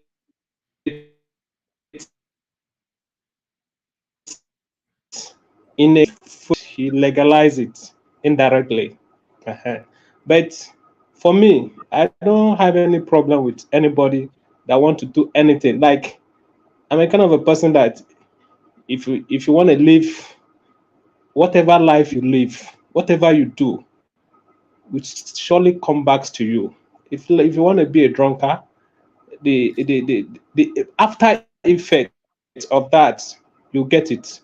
You want to be whatever I want to do. As the only thing I'm against, whatever you do, make sure it doesn't affect people in the society or cause nuisance or kind of.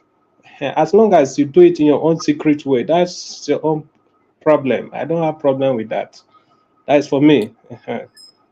All right. Thank you, Coco. And if you can hang in there, we'll come back to you. Let me quickly hear those that we've not heard from so that we can go to a different topic. But Mazi, you have 1 minute. What do you want to say? You wanted to say something? So my question is a quick, an addition to what I've said earlier.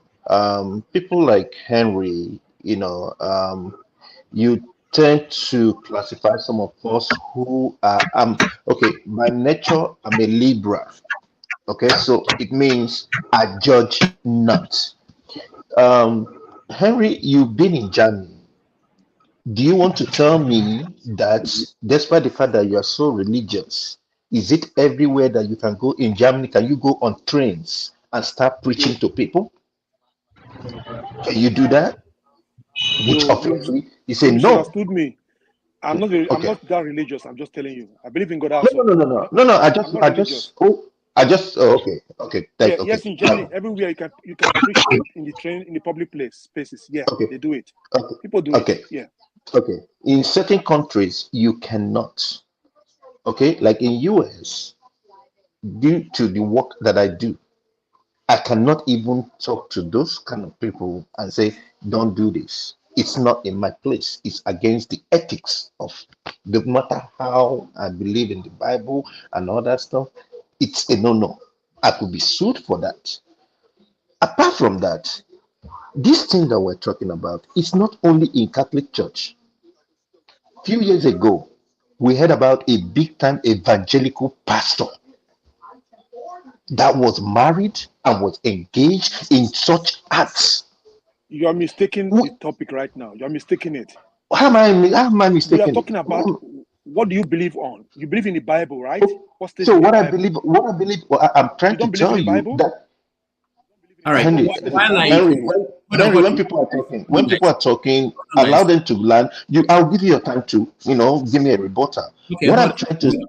Hold on, Maz. See, that's why I gave you 1 minute, and you asked a question to Henry, and it drags on, and we have people who are yet to weigh in, and we want to go to other topics. So sometimes I try to stop this, not because I don't want this engagement. It's just that it makes it unfair to people who've been waiting, So when I say 1 minute, try to don't start engaging other people at that time, because that will drag us back to people who will be waiting. Okay, so let me move to KJ. 1 minute. Then yes, I'll be very straight. Some people say this Christianity or what we are practicing now is a white man's religion. I want to rebuke that. I want to rebuke that.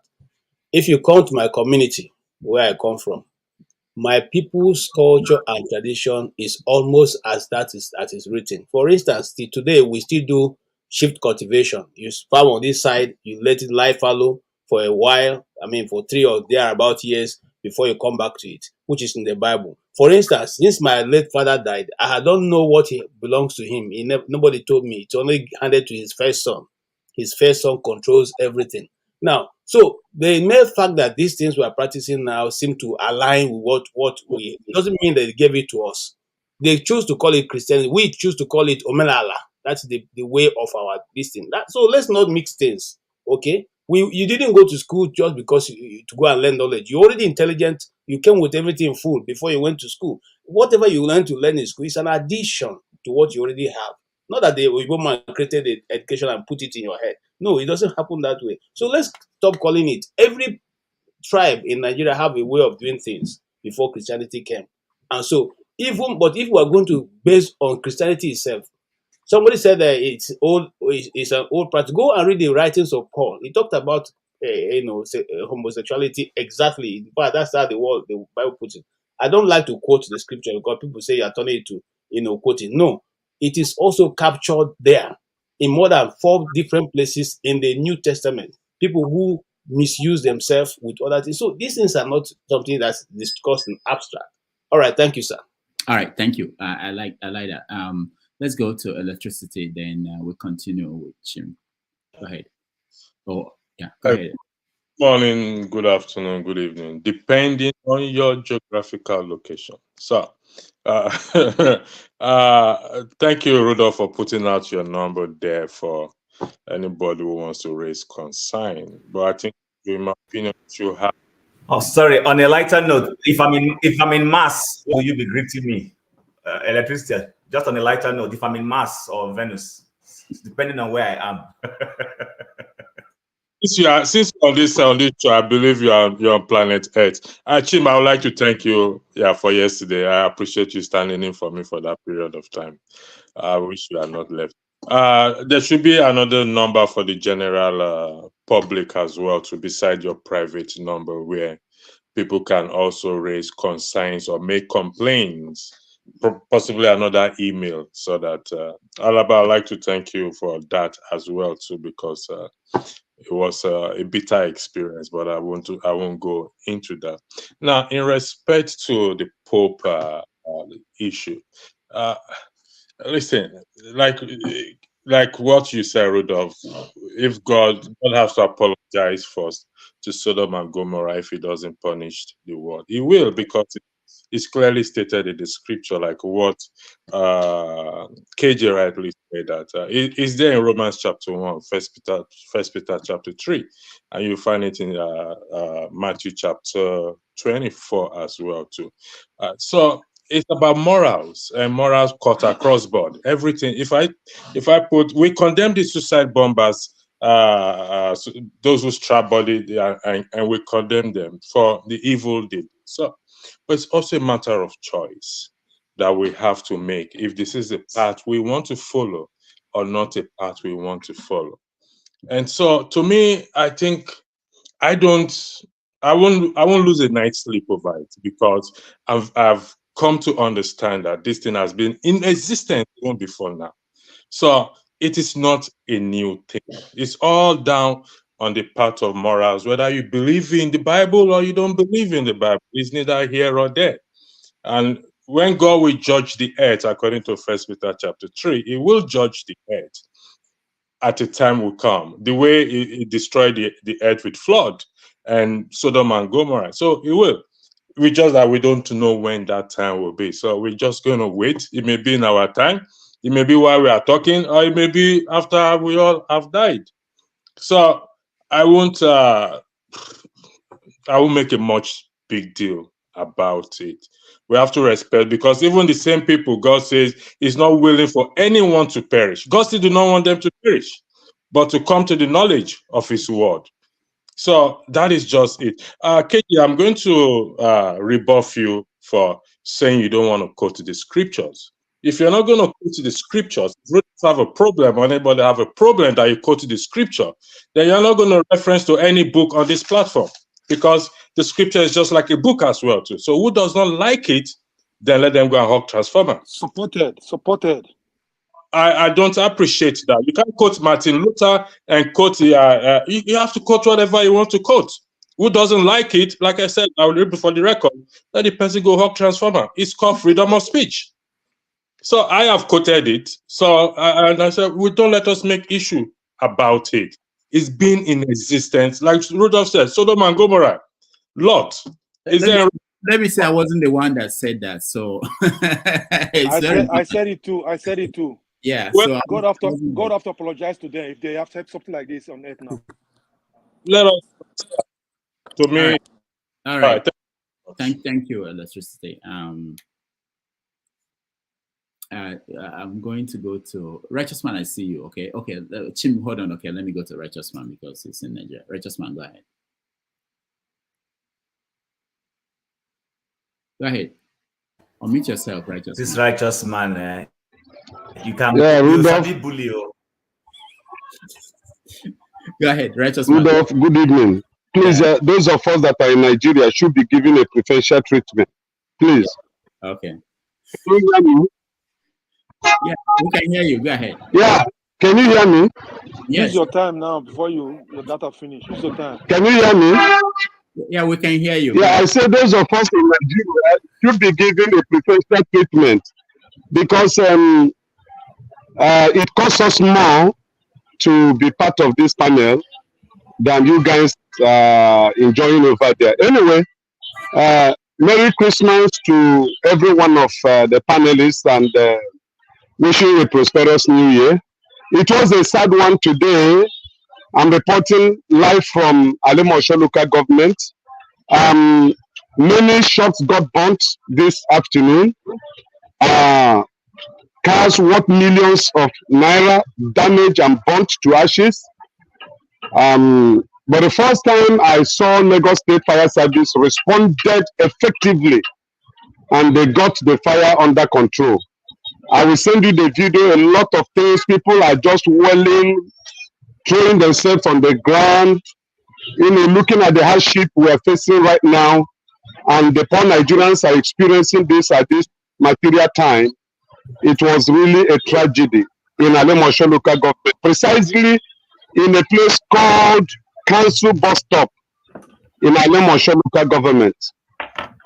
So that is the sad news, but the good news is that nobody died and the fire service was there promptly and they did their work effectively. Thanks to that action. Now the cost of transportation has not reduced. It has rocketed from Lagos State to Abakaliki is 45,000 naira GEO, Libra and other individual corporations. From Lagos to Owerri is 42,000. From Lagos to Calabar is 50,000. Airpeace charges 150,000 from Lagos to Enugu. So that is as of this morning. I don't know what is going to be tomorrow. And back to the issue of the Pope. This is a clash of civilization, and we have to understand it. It's a clash of civilization. As mankind grows, the mental reasoning and understanding changes. There were things that were not acceptable in the days of our fathers. Because of clash of civilization today is being accepted.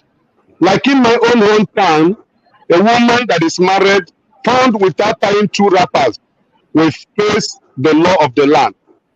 But as I'm talking to you today, it's no longer the same. But I grew up to see that nobody contravened that law and go scot-free in my village.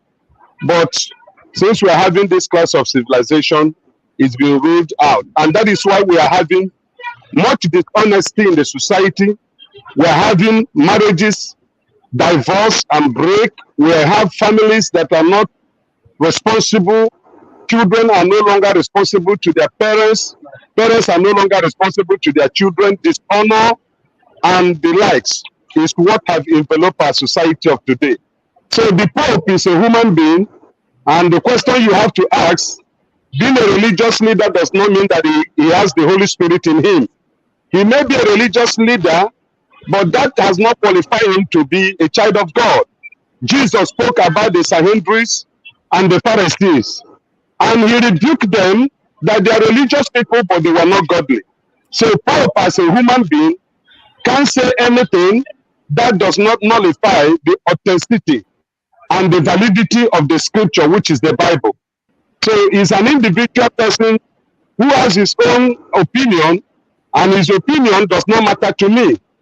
I had it, the Nigerian Catholic Association have denounced that statement he made and said they are not part of it.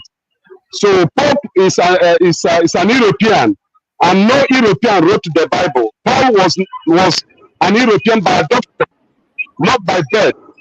And so all the writers of the Bible are all Jews. No European, no American, no Western European wrote the Bible. Quote me anywhere. I'm a scholar, I'm a student, I have my degree in theology. There is no white man that wrote the Bible. The Bible were written by the Jews. And the testimonies of the Bible does not contradict itself, that God hates sin. Homosexuality is a sin before God. In the natural law, when a female animal sleeps with a female animal, that animal commits abomination. My father will ask us to go after that fowl and get it killed immediately. And women were not allowed to eat it because it's abomination. So if in any disguise, any individual is promoting what is naturally abhorrent, that one is left between him and God Almighty. It doesn't move me. It doesn't change anything about me. There is God, and I believe in the totality of God. I believe in the love of God, and he wants sinners to repent from every sin that is known, mentioned in the Bible. If you find yourself committing it, repent from it, because God hates sin, but he likes a sinner to repent. Thank you. Thank you, righteous man. Just a question. The women will not eat the chicken, the fowl, because of what? And the men will eat it? Why? I said in the days when my father was alive, there is what is called natural law. That natural law states that if a male fowl should not sleep with a male fowl, just like human beings, the natural law, God created man and woman, and it is. Righteous man, it's not about that. I'm saying, why would they allow the men to eat the fowl after you kill it and not the women? That's the question. My father did not give me an answer. Unfortunately, he's in the grave and I cannot answer. About the answer because you're a man, you eat it, and what's your problem? All right, let's go to no, Mazi, no. What's going on, Mazi? No, it's just a quick this thing. What I'm trying to say is, I hope the bishops or whatever that is saying that they're not gonna follow the Pope stuff, they also gonna condemn the Reverend Fathers that sleep with people's wives. I hope they do that too. That's all I can say for now. Adultery is adultery. If you commit adultery, it's a sin. All right. Thank you. Yes. Let's go to Chim. Let's go to Chim. Chim, welcome. Give me 30 seconds, please. Thank you, Bishop. Thank you, Bishop Rudolph. I thank you for today's mass that we're having. Anyway, I want to come from the angle of science and education, because you see, everybody has spoken validly, but I sense that as human beings, we tend to want to say, "Oh, there's no scientific proof, there's no educational proof," and so I will try and bring in that perspective, if you may. First and foremost, what we're dealing with right now is culture, education, and modernity. That's what we're dealing with.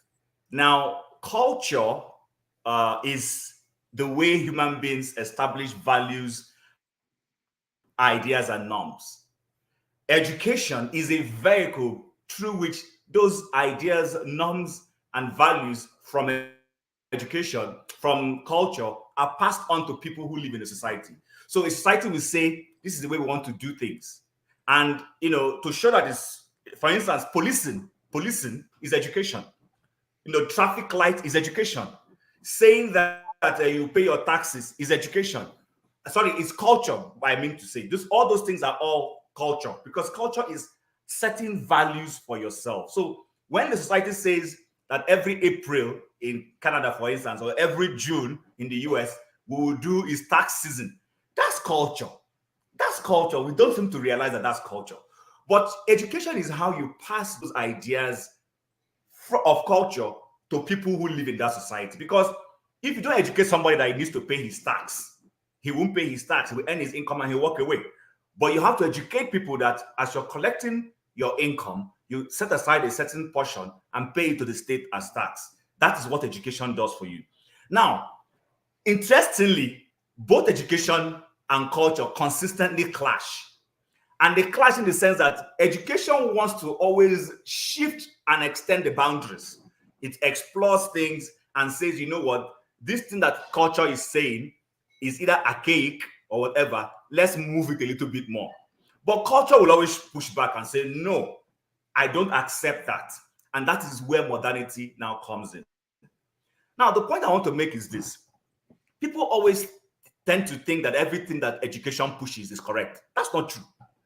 If we allow education will push us into an extent where we will destroy ourselves. But that is why there has to be a moderate approach to things. I'm trying to avoid quoting scriptures. That's why I'm taking this stand. Because I read a book recently and it's talking about lateral thinking. Because when somebody was talking about lateral thinking, I had to go and I have these books. And when I read it, I began to understand that, you know what, nothing is new under the sun. Education is not bad. We've had scientists in the realm of education who have tried to push certain scientific discoveries that were harmful to humanity. But guess what? Society hedged and rejected some of those things. And that is why we have not gone into extinction. Because otherwise, if we allow it, I mean, the bomb is education. Bomb is research.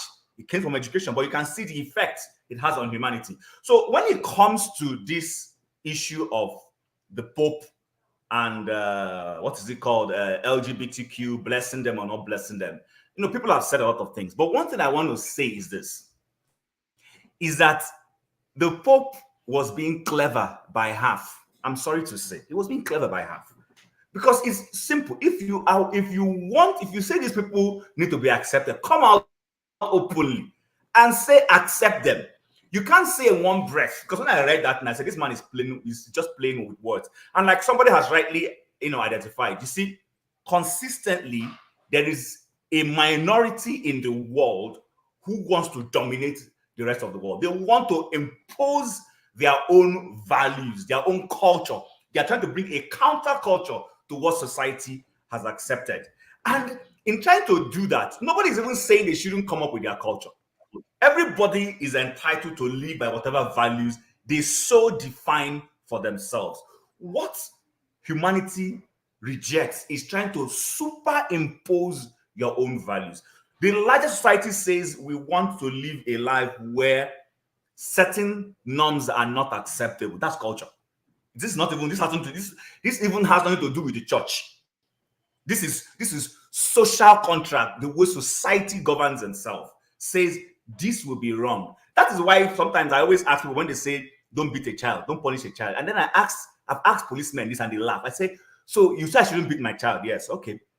Why then are you punishing me when I beat traffic light? Because traffic light is what adults do. When we get to the traffic light, we are asked to stop and we stop. But some adults in a hurry, they beat it and then you penalize them. But you don't want people to be penalized. Sometimes you even throw people into jail to drum home the fact that they shouldn't break certain norms of society. You penalize them. But when it comes to certain things, we're trying to take away that penalty. We're saying, no, don't do this. And then we start bringing, what is it called? Modernity in the sense of, freedom of speech. And no, I'm not against freedom of speech. I'm just saying there are certain things that society says we frown against. A larger population of society. But a small segment, and trust me, they are so infinitesimal. The only thing is they certainly have a lot of huge economic power behind them, and they are getting into every sphere of society and influencing everything. They are gagging people. People can't even speak freely anymore and say we don't agree or agree with certain things. So in my own view, while I think it was electricity that said it, that I'm not going to bug myself, prostitution and homosexuality and any sexual vice you can think about have been in existence since the days of Babel, the Tower of Babel era. They've been there. People have quoted Sodom and Gomorrah. So do you know how long ago Sodom and Gomorrah happened? People think these are fiction. They are not fiction. But you see, there's something we also need to be careful about. There are certain norms that, whether you say it is God that gave it, or for those of us who don't want to use the word God and we say it's nature, there are certain things that keeps society running. It's just a given that when you desecrate those things, there are consequences with nature. Nature will resist and not like those things, and we start seeing sicknesses. We start seeing things. Yesterday, I was coming home with my kids. We went out somewhere, and one of my son was complaining of sore throat, and I said to him, "When you get home, put salt in warm water and gargle. See, if you do this injudiciously, by the next day you start coughing out whatever it is, and your throat will be free." And they all laughed. And I told them, they said, "Salt?" Because they are new generation. I told them, I said, "Yes, salt. That salt is very medicinal." And we had a conversation in the car we're driving down. And I told my children, I said, "Listen, the problem with you is that you people go to this school, and then there are certain basic things that our forefathers knew that were medicinal, that were educational. You people think those things are archaic." And that's the problem we are facing right now in the world. Too many people thinking that certain things are archaic. Oh, let's move on. No. The sun itself will frown at certain things. Suddenly you have darkness all over the place because of certain activities you're carrying out. These things are scientific to an extent also. It's just that humanity and in the era we live, certain things we think are no longer modern, and we just flood them away. So the point in all my rambling is simply this. The Pope can say whatever he wants to say.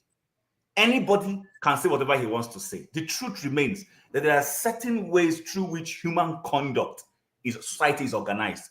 And when you go against those things, whether you call it Omenala, you call it Christianity, you call it whatever you want to call it, there will be consequences. There is consequence when a man and a man sleep together. There are diseases that will come because it's not the natural course of how you have sex. It's not. It's against nature. It's against how we've been designed. There's a reason why the man has a kind of personal private part he has. Pardon me, and the woman has. There's just a reason for it. It should be common sense. This should be common. This doesn't even need Newton or what's that shaggy hair mathematician that we talk about to come and write any new law for you. It's just simple, basic common sense. It's so clear. Even the animals know it. A goat is going to see a female. In fact, a dolphin will see a human female and want to hug the human female, not to talk of this. So I don't even understand why people come up with some of these things. I think the Pope was being clever by half. I read that thing. Oh, bless them, don't marry them. And I'm like, what is this man talking about? What's this man? But I'm not surprised. Anybody who has followed the Bible, which we like to malign, I will end here, Rudolph, which we like to malign, which we don't want to hear, we'll see that we are told that there is a time is going to come that these kinds of things will begin to manifest. It will become more acceptable and all that. So I don't even think it should be a conversation for us to have today. Let's go back and talk about our politics and let those who want to dwell in that realm continue to dwell in. Those things are basic and simple. It shouldn't be something for anybody to come and be bamboozling anybody. It's so basic that even an uneducated person who didn't go to school, my grandmother knows it. So that's my point on this. But we must know that there is society has how it regulates itself, and that regulation includes what we refer to as culture. Not every culture is archaic and old. There are certain things that help preserve society. Those people who want to sleep with each other, let them produce children. Let me see. I keep saying this. Produce your children. Let me see. Produce it. Thank you. Thank you. I'll rest there and wait for the next topic. Thank you. I only want to hear from maybe Oti, and then we go to another topic. But let me say this. I was just looking at everybody here, and I'm thinking 200 years ago, if we had a platform like this and they were discussing something like slavery, do you actually know that they might be sounding like us, making reference to the same Bible to support everything that, it might just be exactly the same kind of conversation we're having here. Some people saying that it's wrong, some people saying that it's right, we can justify it, and they will also make this reference to the same. And just think about another 200 years from now, if they play this video that we're recording here, this is what we're saying here, how the world will be at that time and how we are going to sound to those who we play. And actually, that. But Rudolph, the Bible does not support slavery. Rudolph, even 200 years ago, people still condemned it. Our chiefs condemned it. The ordinary people condemned it. But you see, there's always a society, a part of the society that are greedy. They are the ones who perpetuated the evil of slavery. And they gain more. And because the people who wanted certain workforce, they insisted on doing that. You see, growing up as a boy, once I went to my village, I was showed one man. I don't want to call his name, he's late now. I was showed that man. They said, this man I should never go near their house because he rapes small children. Okay? And then within a very short time, the society gathered and said, look, we no longer want you in a society. Oh yeah, from today you have been expelled because we have noticed that this is the activity you carry out in the darkness when nobody sees you. Children have come to say, this is what you do to them. The man was expelled from our community till his death. We never knew, but he was expelled. So the society, when they discover people who have this kind of character, don't keep quiet. They deal with it instantly. I'll give you an example. In my community, where most of my community people are Catholics, are Christians. Okay? One time, my own uncle, I'm not saying another person, who had lived in the north, had become a Alhaji, went back to my community. Okay?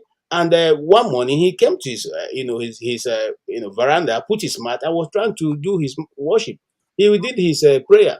The next morning he came out and did his prayer. Then the third evening he was going to do it.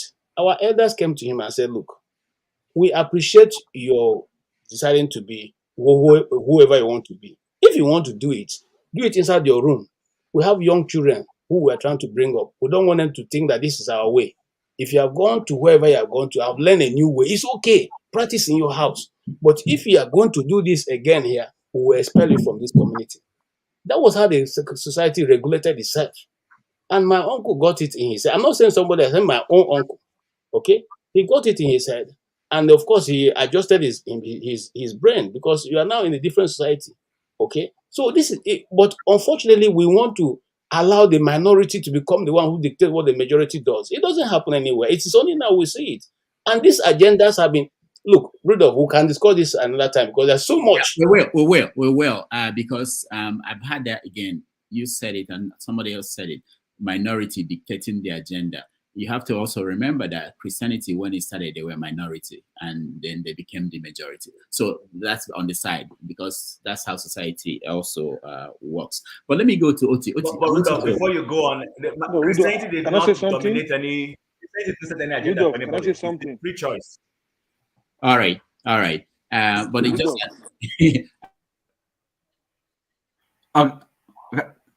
go ahead. Hello, good evening, everyone.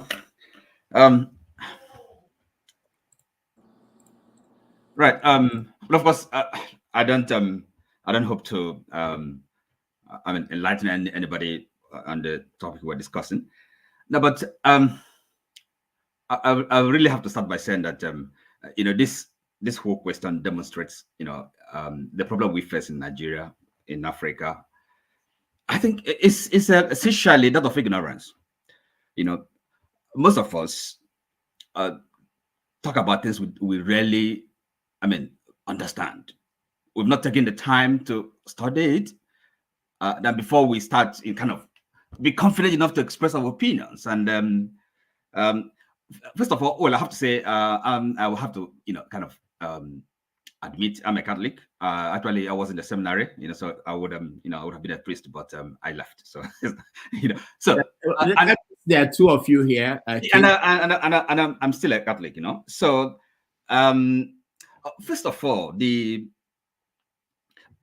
as far as I understand it, a statement was issued, and all the people, including myself, because I've not read the statement, commenting on this question. How many of us have actually read the statement? Okay, and you read it. Okay, now, but Oti, let me stop you before you continue. People tend to say this whenever it's something that concerns them, but every other topic we discuss here, we don't ask people, have you read the statement from Emefiele before you speak? But when it concerns you, we want to go and open. No. I'm not implying that they can't comment, but feeling so confident, right? Now, because this confidence, arrogance, if you allow me, is again, I would say is born out of ignorance. Because look, people with the Bible, they forget that's what is called theology, right? And before we come to the substance of what we're discussing, that quoting the Bible, carrying the Bible around doesn't mean that you understand. And I have to say, the Catholic Church, it does not practice democracy. There's no democracy there. Democracy is not everything. So, as far as I understand, I'm a Catholic, but I'm not a theologian, and this is not a subject I've studied, very deeply. But at least it is still a sin, homosexuality. The Catholic Church does not approve it. Does not, has not said that it's something that's going to be accepted.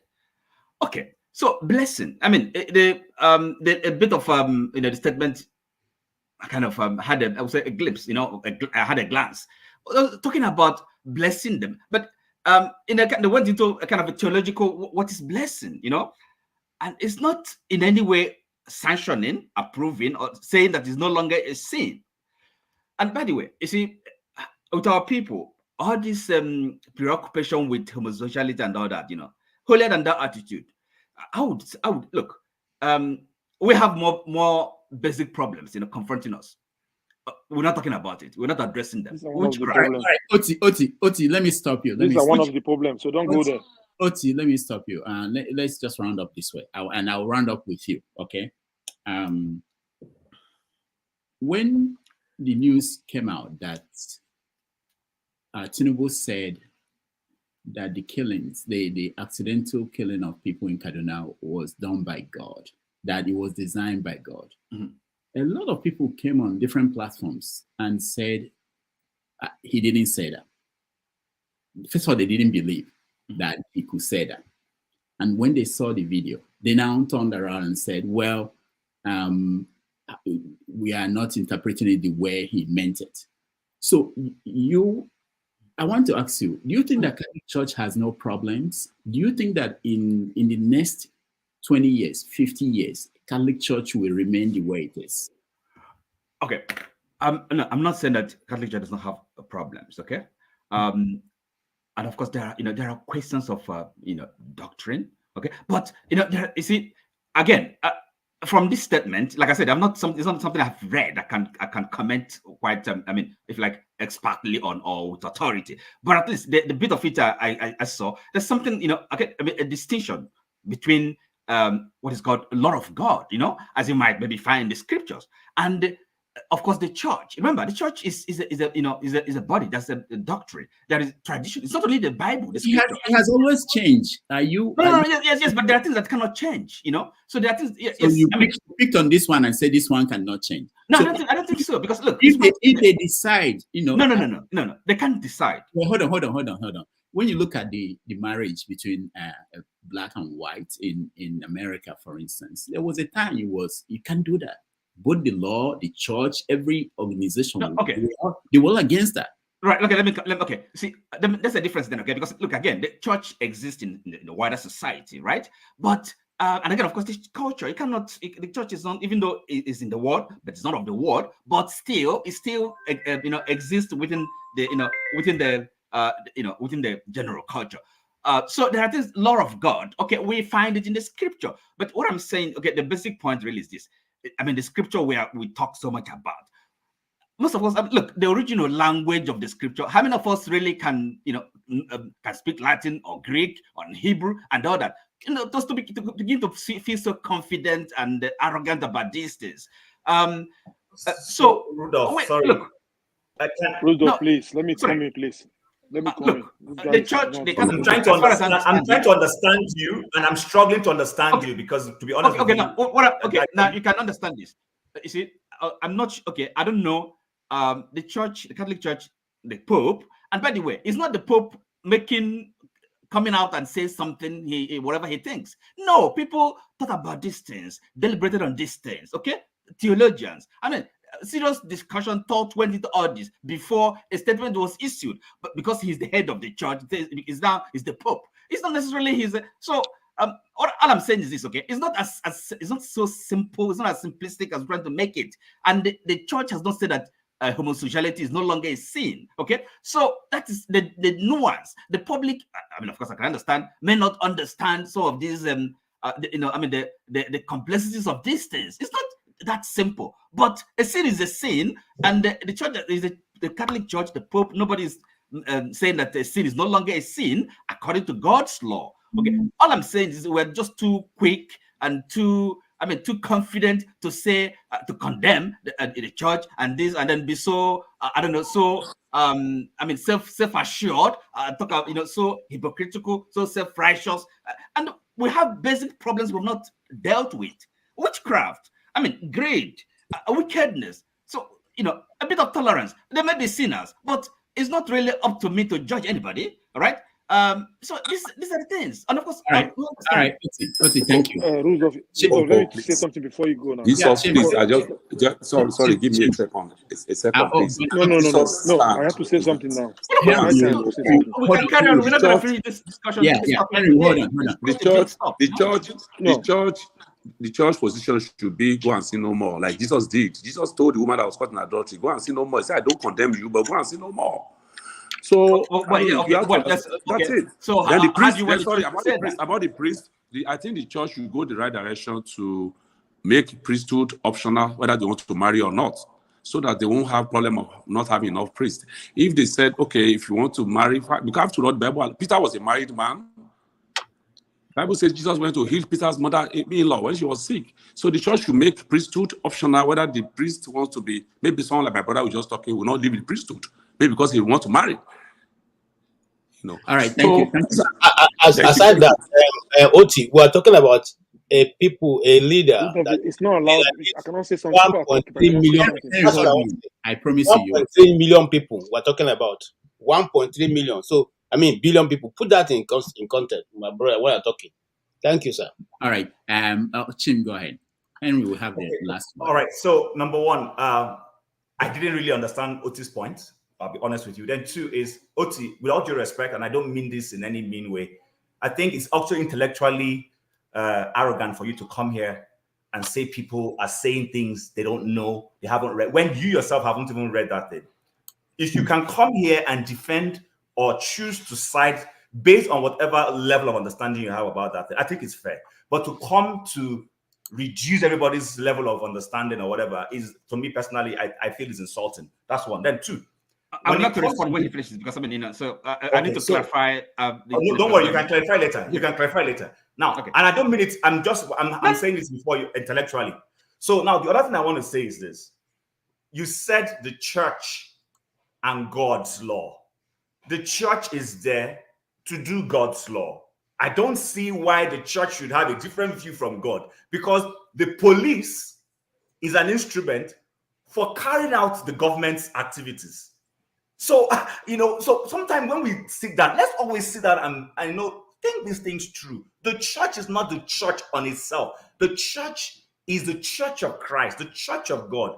And whatever God says, the church is supposed to be there to say, this is the way the God we serve is. I don't think a guru will come against what their Hindi or whatever it says. Whatever the guru is going to be talking about, what the Hindi rules are all about. So I have no problem with the Catholic Church. I might worship elsewhere. I have no problem with that. What I have a problem with is if the Catholic Church does not want to make a comment on this, just keep quiet and go about your ways. But for you to come out openly in a communique, the Pope was not having a fireside chat with pressmen and then he was gagged into this comment. He just sat down, crafted a policy, and he made a statement. So when you have made that statement, it is subject to being interpreted, subject to being discussed. So people are at liberty to discuss those things because you have made it, you put yourself out there for conversational sake. So that's what I want to say with respect to some of the things you're trying to say. But honestly, when people come here, if you don't agree with what somebody's trying to say, you can just make your point without necessarily trying to make it look like some of us are daft. I took my time I might not have read the document in itself, but I took my time and I studied even other ministers from the same Catholic Church who probably have read it and they were pushing back. There's one popular one, some Sarah from, I don't know where he's from. He's on Twitter saying clearly that the enemy of the church is inside the church and he's Catholic. So I don't think it's fair enough to come and say people don't know what they're saying. All right, Tim, thank you so much. Can I respond to him? Okay. One minute. First of all, Henry, I will come to you. Sorry. Okay. Look, I talked about God's law. Okay. I mean, as far by revelation, the scripture is a revelation, and of course, the church also has a doctrine, a teaching.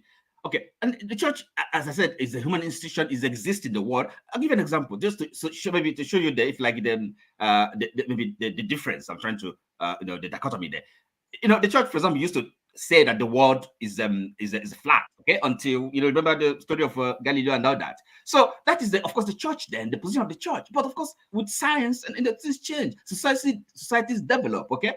But then God's law, okay, as I said, as discovered, as revealed in the scripture, remains God's law, okay? But again, people interpret these things, right? So you have to really give room for that. In other words, there's that's element of progressive development, of greater understanding of the scripture, what it means. Okay, so, and by the way, from your understanding, are you saying you haven't read the document? Are you saying the church is no longer, says homosexuality is no longer a sin? Is that your understanding? That's not my understanding. My point is that they sat down and came up with a communique around this thing, and that communique totally is divergent from what the church is saying. No, but this is a difficult matter they're dealing with, and then you said that the Pope is I don't know how do you put it? Is something by I said half, he's being clever by half, and I stand by. You think he's just being clever? No, they're grappling with difficult, social human problems, and in good faith. So they don't mean to mislead anybody, but we as lay people, also have. Ought to be a bit, reticent and less confident in our proclamations and condemning people. All right, thank you. They're not in a minute to mislead people, okay? Or turn black white, white black. A sin is a sin. Thank you. Henry will have the last word. We'll move on to the next topic. Can I say something? Because I don't interject, Doctor. No. Henry, go ahead. Well, I'm a minority anyway. When it's so sometimes so. I have headache when people try to cover up, just like the politicians try to cover for their party, when things concerns their persons or their tribe or their religion. So it's in the scripture there. If the Pope want to say we condemn this act, he should say it. Not sitting like no. It's not making no sense there. And the question I'm asking, I'm a Catholic. I was once a Catholic. I asked my priest. I said, "Where is it written in the Bible that the priest should not get married?" He could not give me no answers. He said the answer he gave me was a Catholic tradition. Anybody who is a Catholic, can you prove it? Show me in the Bible where it says priests cannot get married.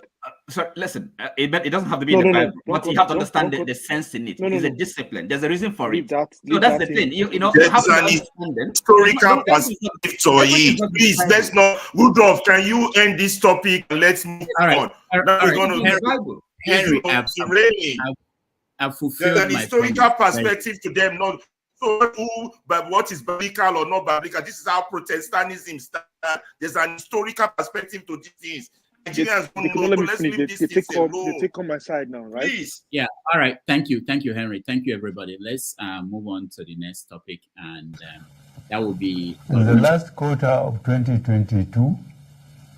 I authorized the Central Bank of Nigeria to redesign the 200 Naira, 500 Naira, and 1,000 Naira Nigerian banknotes. For a smooth transition, I similarly approved that the redesigned banknotes should circulate concurrently with the old banknotes till 31st January 2023, before the old notes cease to be legal tender. In appreciation of the systemic and human difficulties encountered during implementation and in response to the appeal of all citizens, an extension of 10 days was authorized till 10th February 20. All right, that was former President Muhammadu Buhari taking responsibility for the change in currency. But the story in the news today is that he had no idea what was going on, and that it was all done by Emefiele and Buhari's nephew, Tunde Sabiu. So let's have a conversation around that. What does that really mean, and what happens to Emefiele now that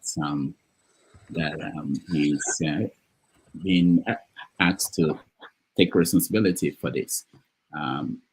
They mentioned in the stories I read a minister. They didn't mention the name of the minister who was also involved, but we are all thinking that it most likely going to be the Attorney General then involved in this. And the amounts they were talking about is 26.6 trillion, the amount of money that was mismanaged from the central bank. So let me start with you. You've said something. It's been a while you spoke. More. Let's start with you, Emefiele, and what he's going through, and the currency and the money, the amount of money we're talking about. He also had over 500 bank accounts in UK, in US, China, and everywhere. Unmute yourself, please. Bore. Yeah, thank you very much, Dr. Damage. I know very, my knowledge of what is happening in Nigeria is not vast, to say the least. I think it was my, consciously removing myself. You would say, boy, this woman removes herself from religiosity, relieves herself from, it's like. What's left? What is left might just be from where I am with what I can do. Am I really effective? But yes, Nigeria and its sham of government and the way it handles everything is, to say shambolic is for lack of a better word. The name Emefiele, I hope Nigeria as a whole can embrace Emefiele.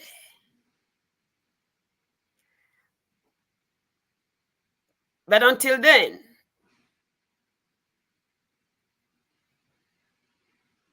Emefieles.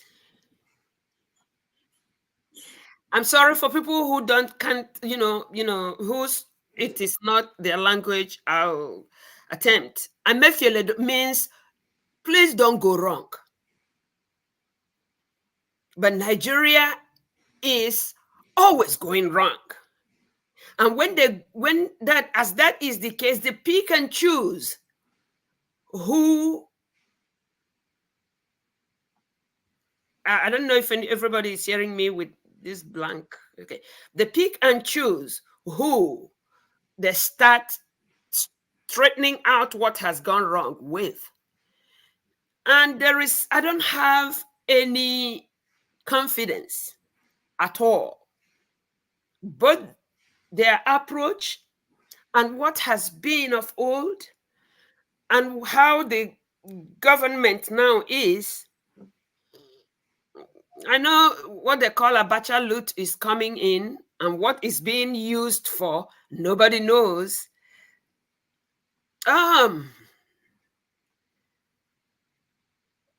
With the many bank accounts he has, if there will be, I am watching. In fact, I think my best bet is just to keep quiet and listen to others, because it robs me wrongly. It robs me.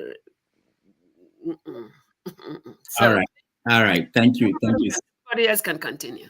Thank you so much. We appreciate that input. Let's go to Chim Yones.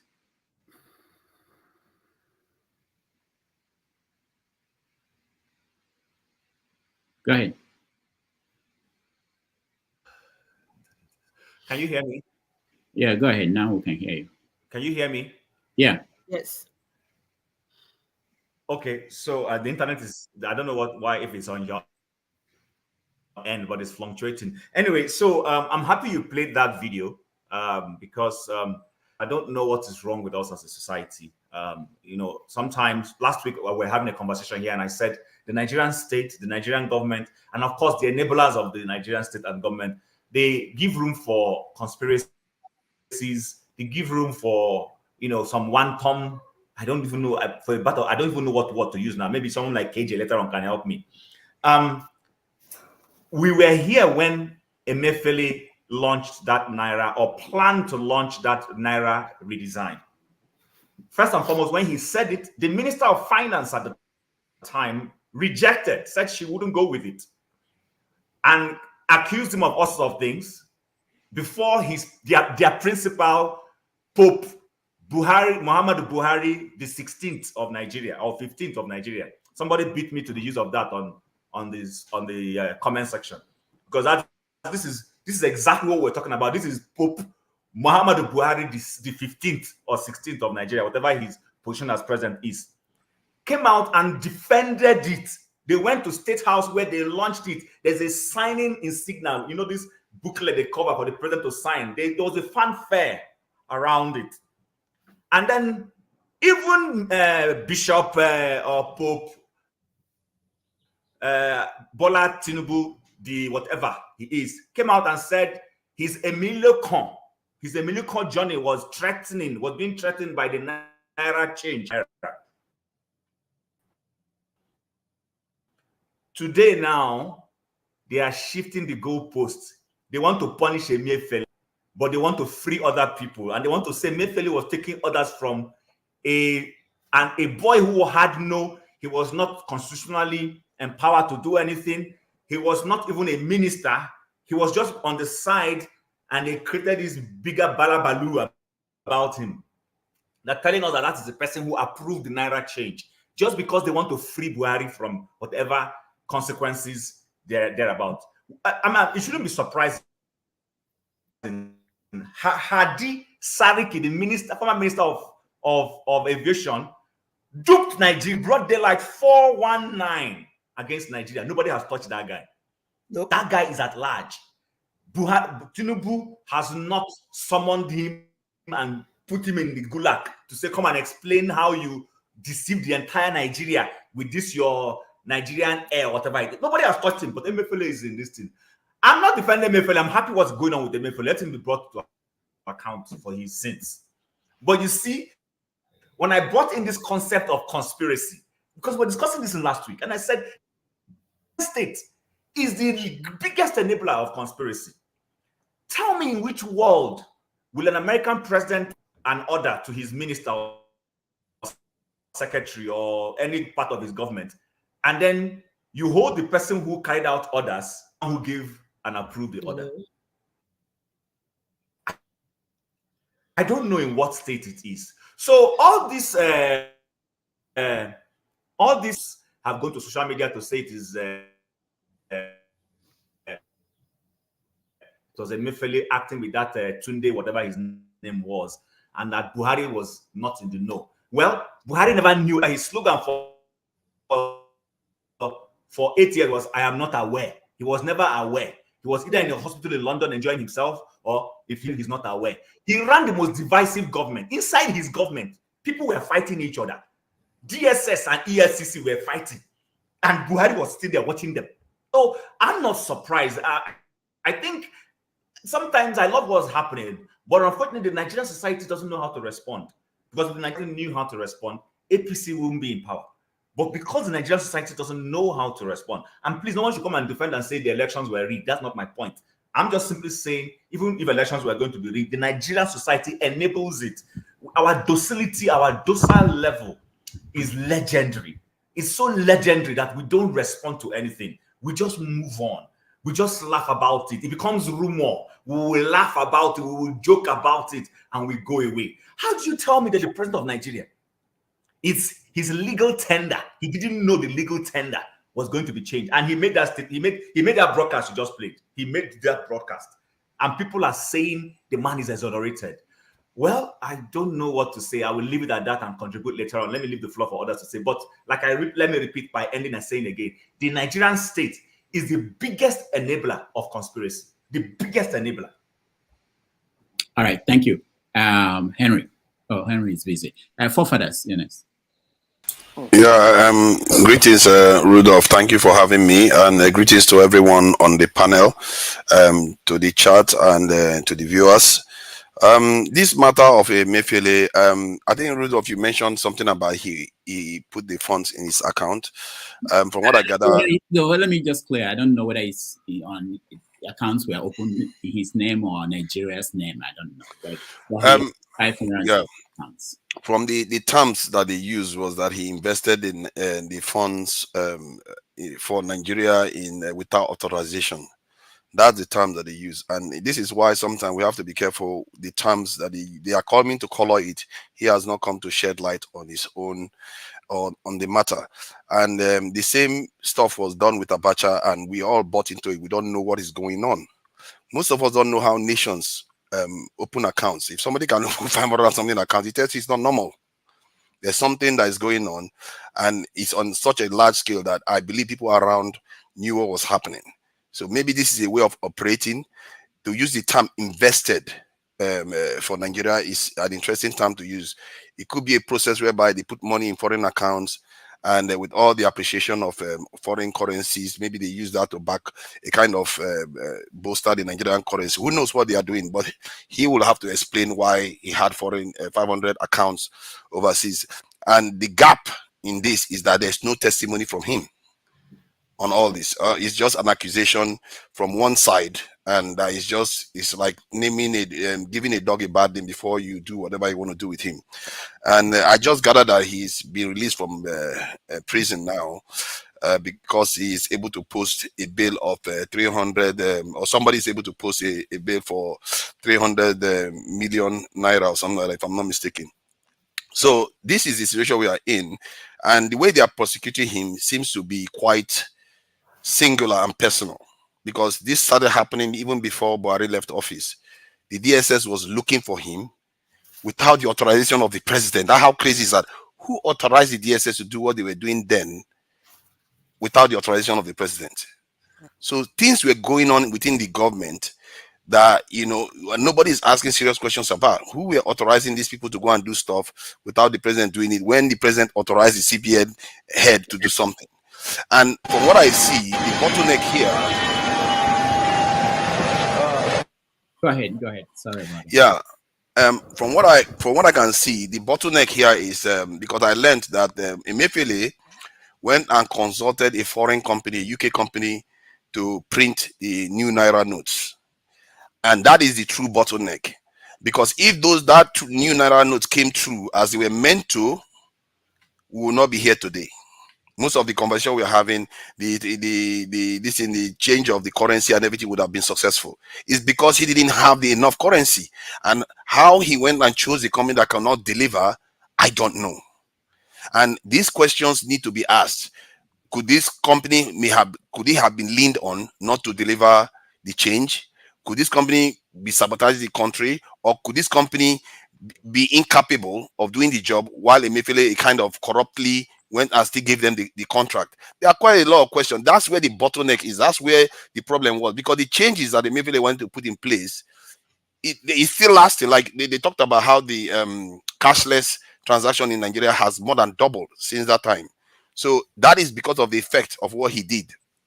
But that said, I think this type of discussion, we have to reserve judgment until we hear from him, because nobody has heard from him. And I've seen this happen with Abacha. I still don't like it, because the idea that Abacha didn't travel overseas, increased Nigeria's national foreign reserve, and did so many things, and yet this man stole the most money in the Nigerian history.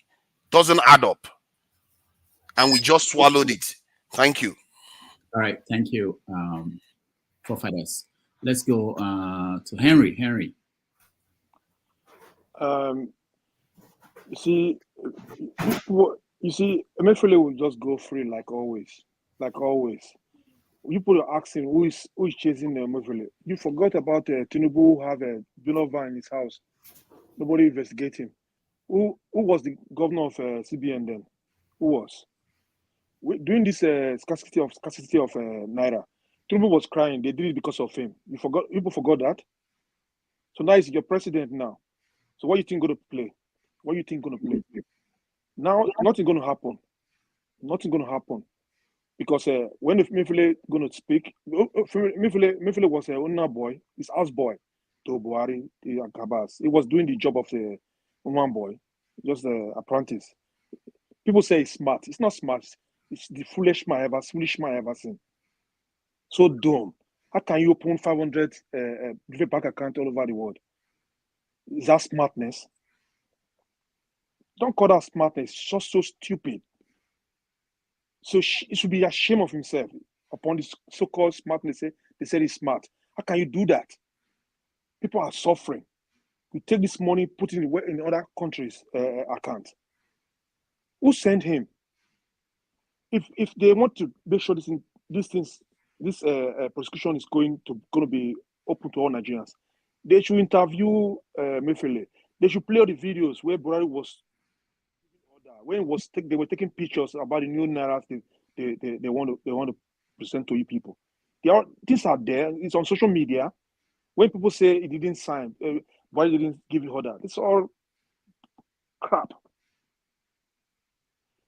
I'm just ashamed that they use those so-called intellectual, educated people, smart people to do this kind of dirty job.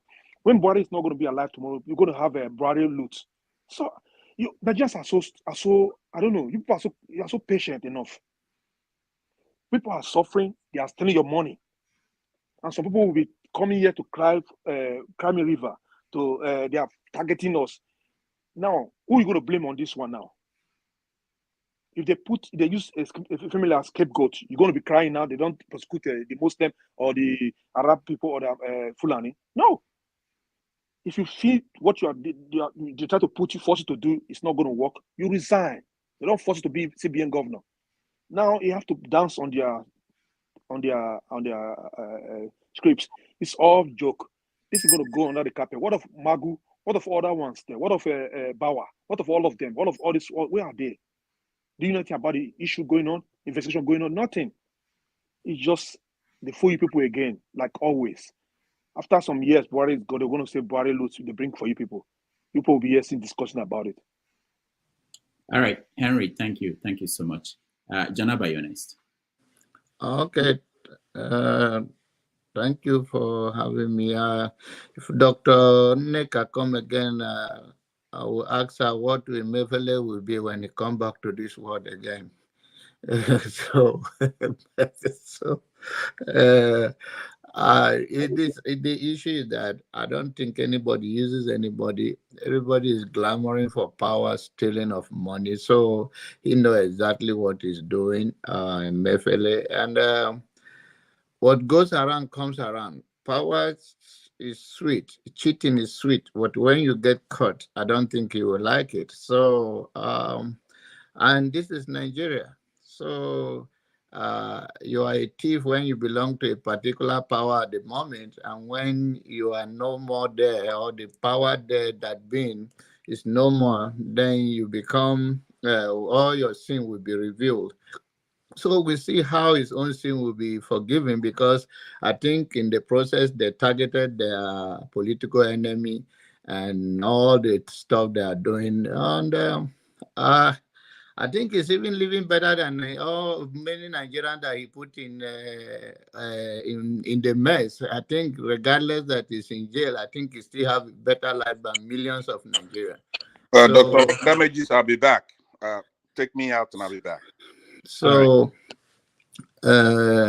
we'll see the end of it, but it's a normal thing in Nigeria. So I don't have so much to talk. The way I'm supposed to have strength to talk, you already cut me out as a minority. So I'll be waiting for the next time. All right. Thank you. Thank you so much. Alaba, go ahead.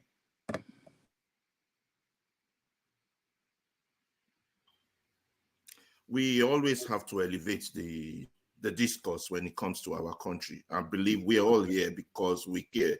And this is one of the key issues of our country. Of a failed government, a non-functional government, a criminal government, a zoo, a lawless state.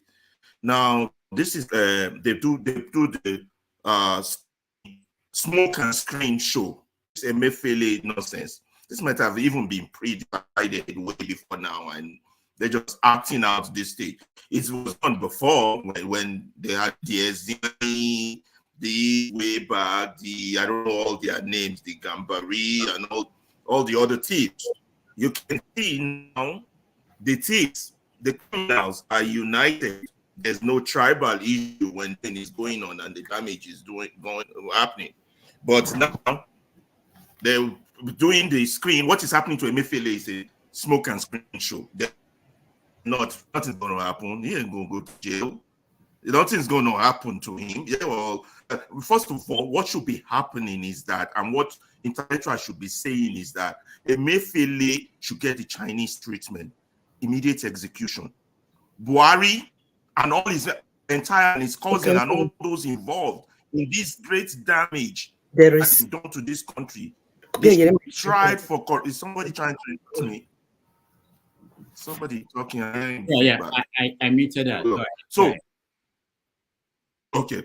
Now, so Buhari and all his cousins, his entire family should now be locked up if it was a serious country.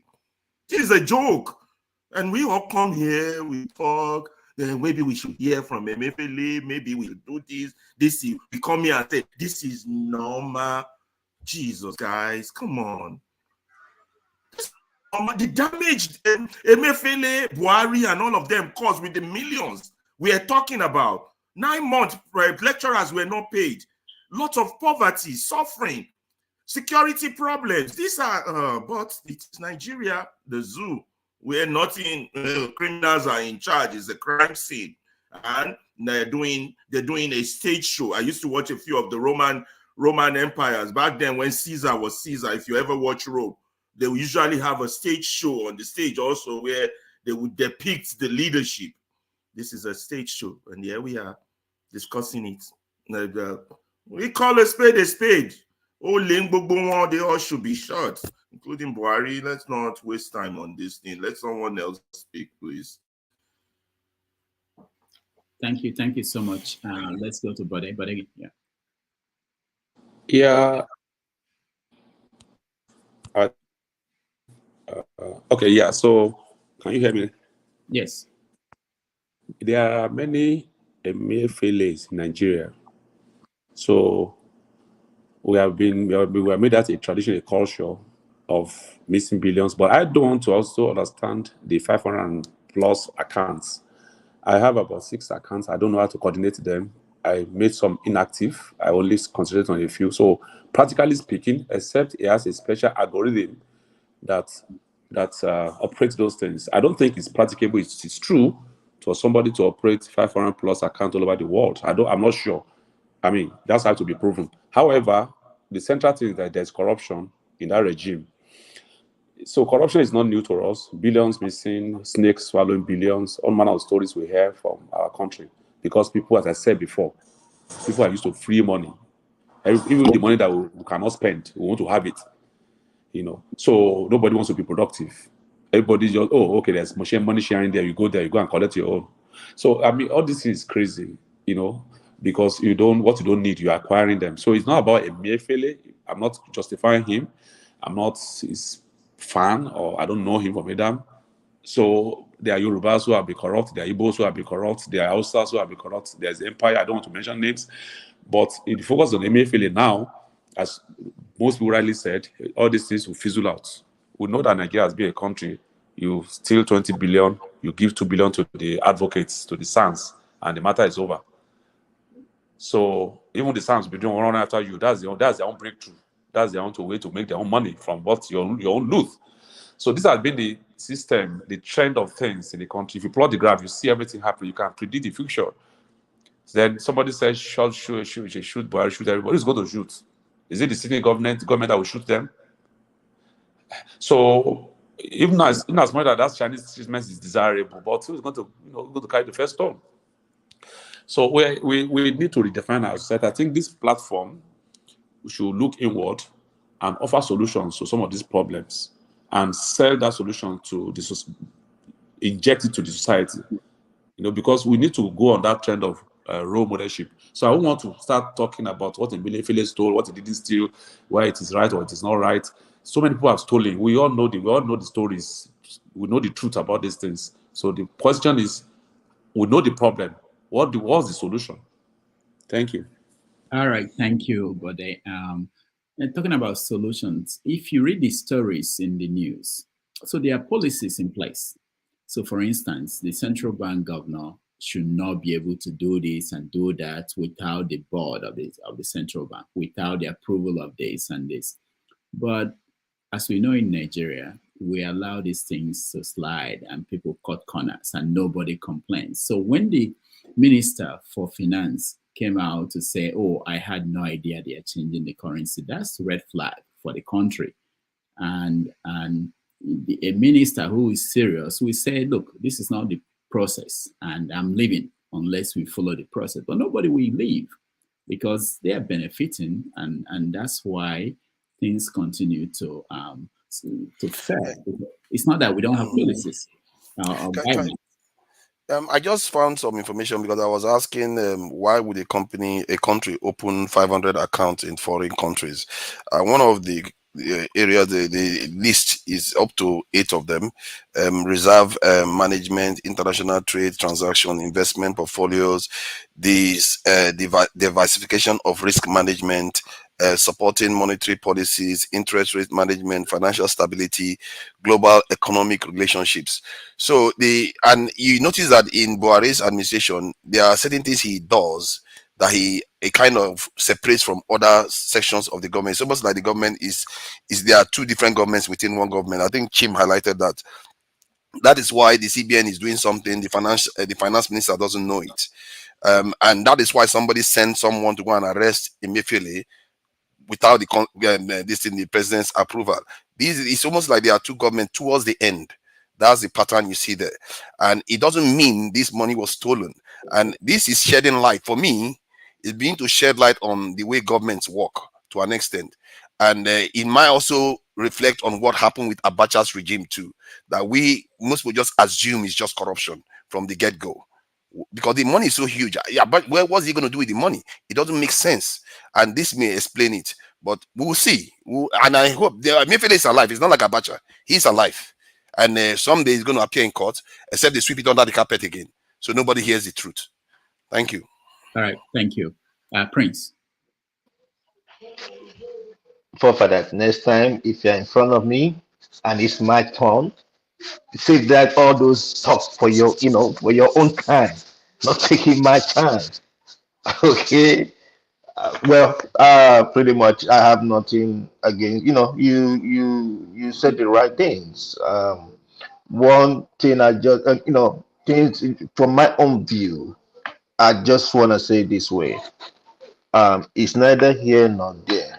What do I mean by that? First and foremost, the government are the one arresting him. The government are the ones coming up with several allegations and accusations and all that kind of a thing. Now, from my knowledge of the way things are done, first and foremost, they should have carried out their investigation. Carry out an investigation. Even when you say you suspended him, you don't have to put him in jail. All you need to do is just to take his, probably, have him submit his passport to the courts, and then you start your investigation and all that stuff. Because things they've done prior to now have made the case so dirty that I don't even believe the government. Why do I say so? The same government that is after Emefiele is the same government that have someone who actually was the bagman for Abacha as the state budget minister. It's not even state, the budget minister. The same person who helped Abacha to spread all those money in different countries. How am I sure that he's gonna do it again? Of course, something like that is possible. And then another thing is, just as much as I blame the government, I also blame the community where Emefiele comes from. The community where he comes from what I understood, he has a lot of buildings. They were showing certain buildings that he has out there. Emefiele is a civil servant. And I believe if it's my community, somebody will raise that question and they will ask you, how much do they pay you for you to have those properties? For you to live the way you were living? They will question you. And it's the almost, lies on the king, or except they're trying to tell you they don't have a chief or they don't have a king that can actually talk to him. But you will see that probably he must have given some of them money and they will all shut up. The thing is so disgraceful getting to learn much about Emefiele. As a matter of fact, please, I just don't want to talk about that man. Like I said, they should just do the right thing. I'm not gonna solicit for him to be killed or whatever it is. He's a human being. All he did was to steal money. After all, most of them, other people who are gonna kill him, also stole their own money too. That's all I can say now. Thank you. All right. Thank you, Prince. The Blackstone. Thank you, Dr. Rudolph. Mr. Rudolph, I saw that your video with that you were a pope. At least let's just make you the pope of this platform. On a lighter note, Father, you have been brought before the court of this platform.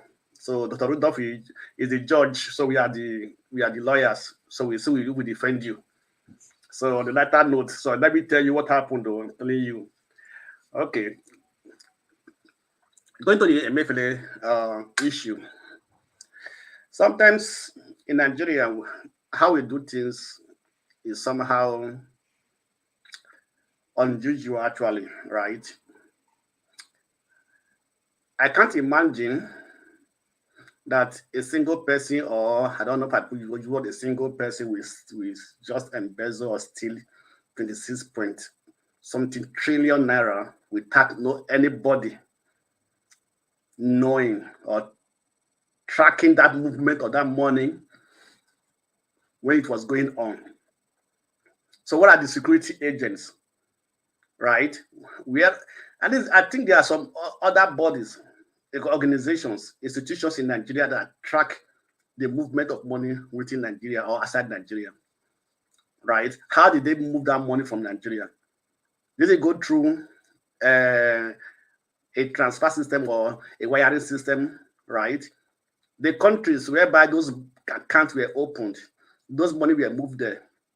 They don't aware that this money were coming from a peculiar somebody or from a country, right? So I think that it isn't only Emefiele that is involved in this thing. It's a group of people in that central bank or in that government who are involved.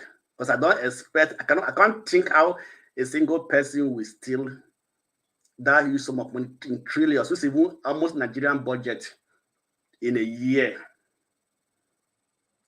So if the guy that did the audit of the central bank, let it come out with a full name. At least he put, at least every transfer had a tray, right? I don't think they move the money with their private jet and go to the other country, open the account, and just dump the money there. So let them follow the tray. They said, follow the money, right? Let them follow the money. Every transfer has a tray. Let them follow that tray and let them see who are involved, who did the transfer, how it was transferred, and who opened those accounts. Because if you open an account, you must submit documents to open an account. So Nigeria should be able to do this rightly, not just coming up and start talking, bring out informations that are not actually approved information. Let's see I think maybe this is the preliminary stage anyway, and I also believe that at the end, what will happen? A plea bargain.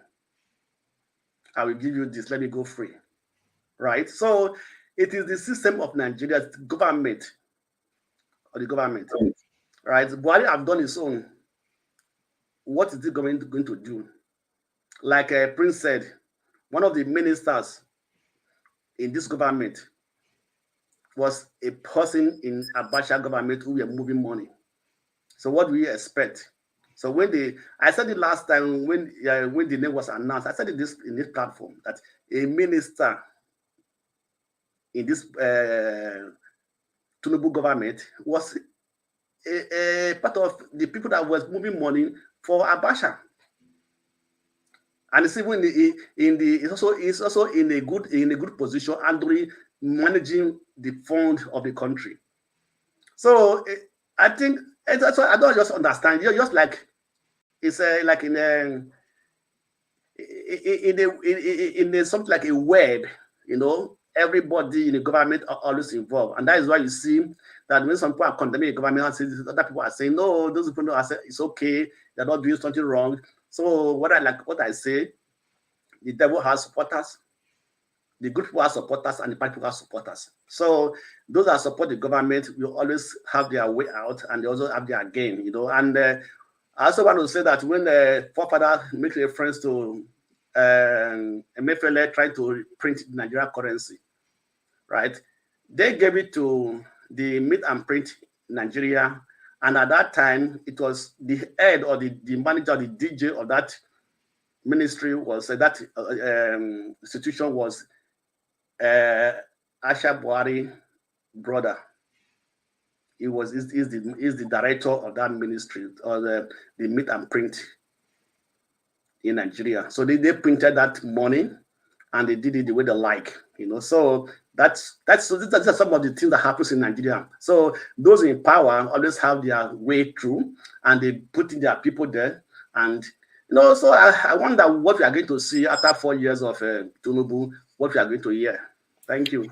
All right, thank you. In Blackstone, I gather that they chose a UK company instead of a Nigerian company. That's No, what I saw on the page. That was printed in Nigeria. That what was the quality was very bad. It was printed by Nigerian Meat and Print, or the Print and Meat Nigerian. So that was printed in Nigeria. All right, thank you. Wale. Yeah, thank you. I know you start timing me now, and I know after 2 minutes. I time everybody. I know. Quickly. Mr. Chim, I have a question for you, but I'm going to ask the question in the next 1 minute because I just want to hear your honest opinion on it. Okay. But before I start, we always come here every week, and I always repeat this all the time. We should make this gathering a productive one.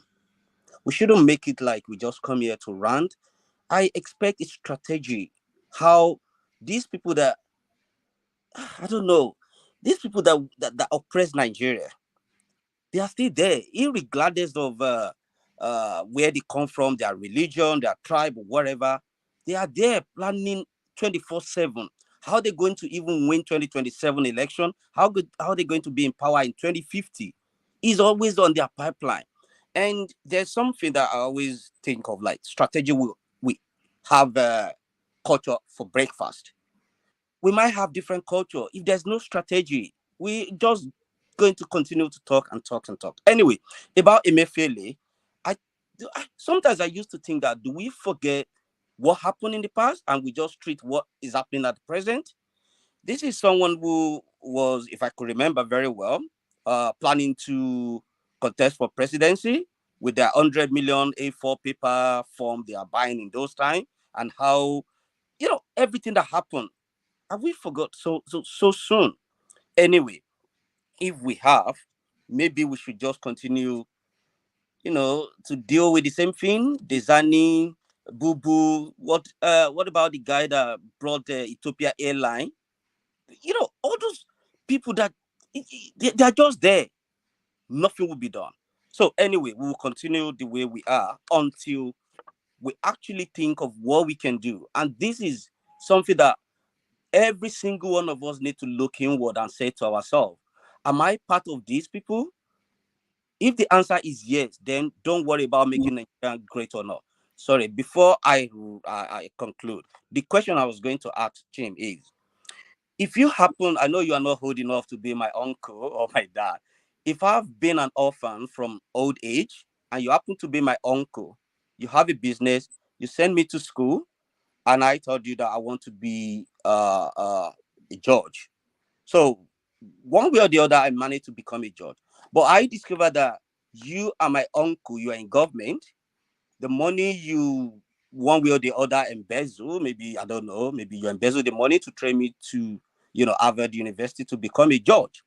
Now, many years fast forward the line, and now happen to open the book of those who embezzle the country's money, and you happen to be one of them.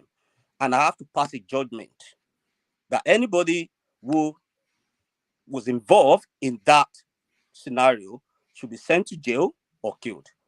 What would you expect me to do? You are my uncle and you are guilty. You rescue yourself. You rescue yourself and let another judge have judgment. I put that question to Was that for me? And ask. I know I have my time to, yeah. Chief, please, what do you think I should do?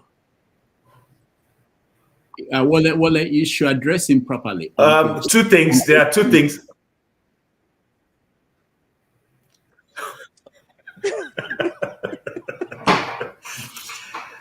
Oh my goodness, this internet is getting bad. But anyway, quick one, because I know people are waiting to answer. Two can do for me.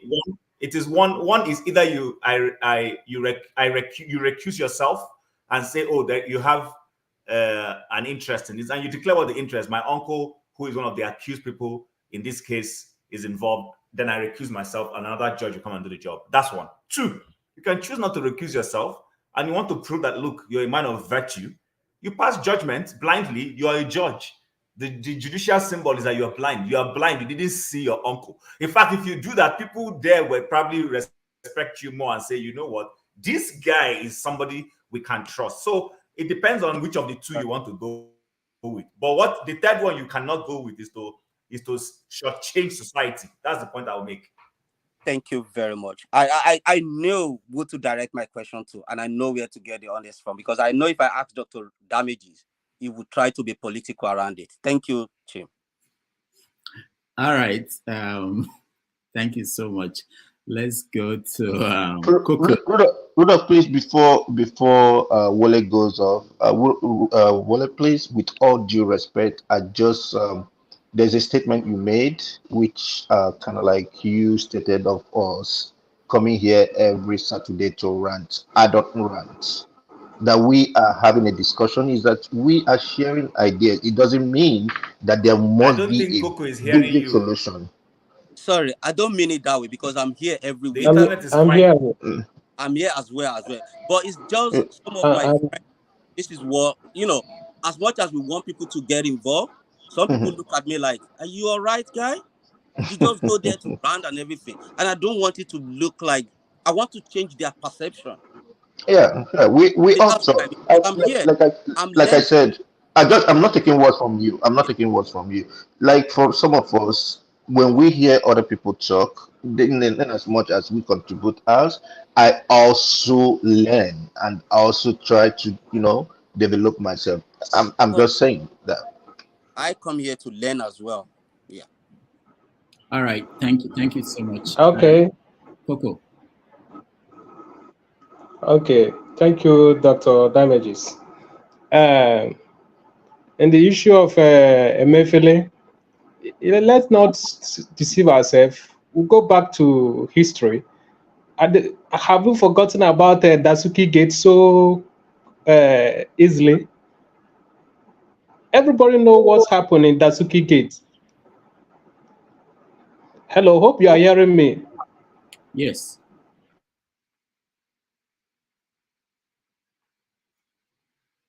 Hi. He went and asked and he just froze. All right. Thank you. I will come back to you. You wanted to say something for fathers? Yeah, I just wanted to correct what I said to the Blackstone. The contract was given to the Nigerian printing press, one company, but they couldn't deliver on time. So Emefiele went and awarded to a UK company instead, and they couldn't deliver too. So that's the mess. Hello, please. I'm back. All right, go ahead. Hello. Go ahead. Okay. Okay. I said what is happening to Emefiele is equivalent to Dasuki Gate. So the government, they just want to play on just like what happened during the Dasuki Gate. They brought the Dasuki issue, use it to divert the attention of the people on what is happening. The government, we are not serious about fighting corruption. You know what happened during the time of Buhari about Dasuki. Everybody talk about Dasuki Gate. Up to date, we've not had the final conclusion about Dasuki. Either he's guilty or he's free or what. Everything they accuse him about for over 8 years. I'm sorry, I have not heard anything about that. It's just house arrest, allegation. You understand? So and I'm kind of looking at the same thing will happen to Emefiele.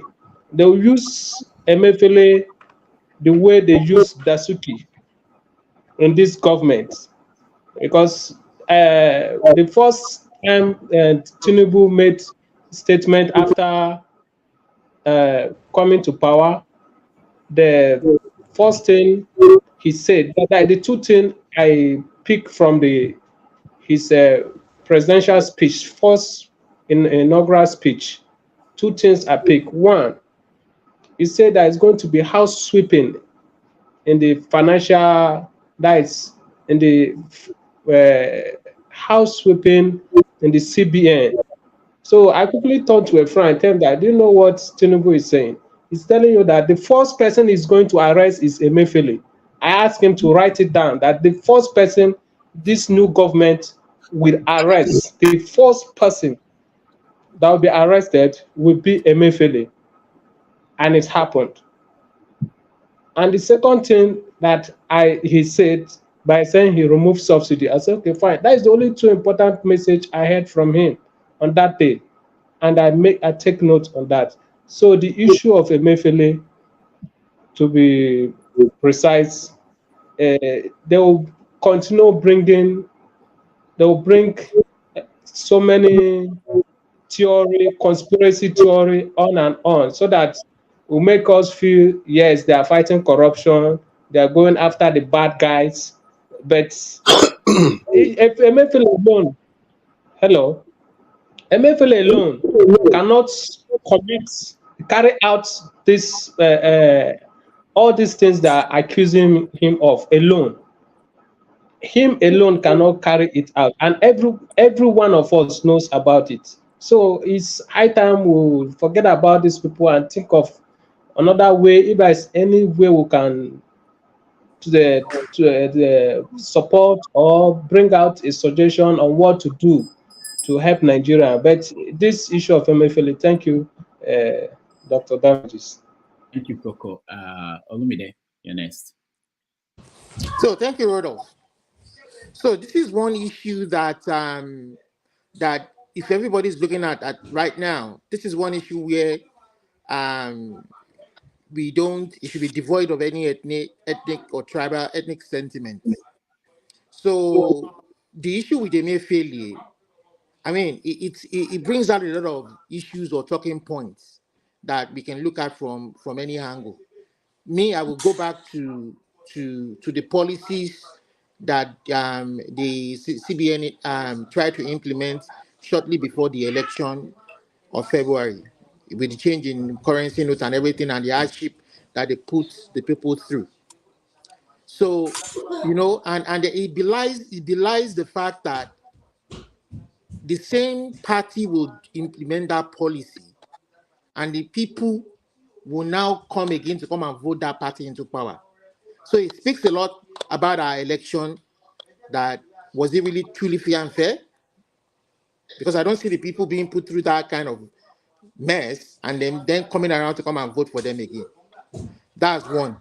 Then two, I don't think it's proper to, nowhere is it done in the world where you want to prosecute a man because of his policies. You understand? The man responsible for the policies of any agent of government implements is ultimately the president of the country. So if you're going to prosecute a man because of the policies, then go after the president.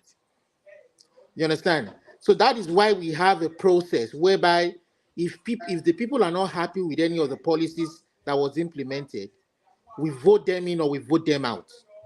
We bring in another government that can implement policies that we feel will better our lives. That's true. But if Emefiele has done anything criminal, then it should be prosecuted according to the law so that younger generations can learn. Those who are serving in government can learn. Others can learn. Potentially, who will be in government tomorrow can learn not to do the same thing, knowing that if they do break the law, they will face the consequences. So that is what they should be doing. This speaks to our institutions. Our institutions are not independent. FBI will investigate and form an ironclad case against you. Scotland Yard will investigate and form an ironclad case against you. We have a police department, for God's sake. You understand? Let's assume that EFCC is an arm of the police department, but still reports to the Attorney General of the Federation. That is why we have people who go through school, who go through education. The government should use the resources of the country. We have people in the Ministry of Justice, Attorney General's office, Prosecutor's office, who can investigate this case. All of this money that this man was in control of, has he stolen anything? Has he used it to personally enrich himself, to launder money for his own benefit? You understand? So somebody talking about, Emefiele had houses in the village that cost this so much. The guy was a bank executive before he left for government. he earned so much money, he earned so much retirement money, and we know how much well bank executives are well paid. So for me, that is not an excuse that he has these houses. Yeah, let our institutions that we have in the country, the police, the Ministry of Attorney General's office for Ministry of Justice, Office of Prosecution, or whatever they call them. Let all the agents of government. That is why these people go to school. They are supposed to be. They don't just get salaries for nothing. Let them be independent, so that even if the president has anything personal against him, so we will know that yes, truly, the president felt that, oh, this guy misused the people's money for his own personal enrichment. Or if he was angry about the policies that he implemented shortly before the election, that is not enough ground you can't do that to him. That is persecution. It is his boss that you should go after, who gave him the authority to do that. If he hasn't broken the law, free him, release him. If he has, form an ironclad case against him. What are those evidences? All this media trial, all this paper trial, it doesn't help the country. It doesn't lay a good foundation. It doesn't lay a good legacy. That is why people like us keep saying that country is a shithole, because they don't obey their own laws. They don't follow the rules. So this is not about whether he's from this part of the country, he's from that part of the country. If he has stolen money, laundered money that should have been taxpayers' money that should have been meant for purposes of developing the country or bettering the lives of the people, and if anybody else around him has helped him to do that and benefited from it, all of them should be called, invited by the police, give their statement, get a lawyer, go to court and prove your innocence. That is how we run a country. All right. Thank you, Olumide.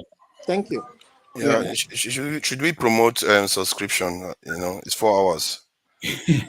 Yes, I think it's important. But I think right now we have Steph and KJ. I think everybody else weighed in on this topic. It doesn't look as if it's a popular topic. So let's finish. Fathers, I like you. You are trying to keep your job, while some of us are trying to get you out of that job. I don't know, man. I just think it's the right thing to do. All right, Steph, let's hear Steph, and then when we get to after that, we'll take a break. Go ahead, Steph. Good panelists, and good day, the host. Second. We can hear you very well, Steph. Can you sit up and maybe come close to your? Can you hear me now? Okay, it's better. I said I'm greeting Pope Rudolph II. And thank you. Forefathers, it's amazing how you always remind the Pope to go on commercial whenever it's my turn to talk. He did it last week, he did it again today. But there's no problem. I think we are together in this particular topic. I think that what is happening is retribution.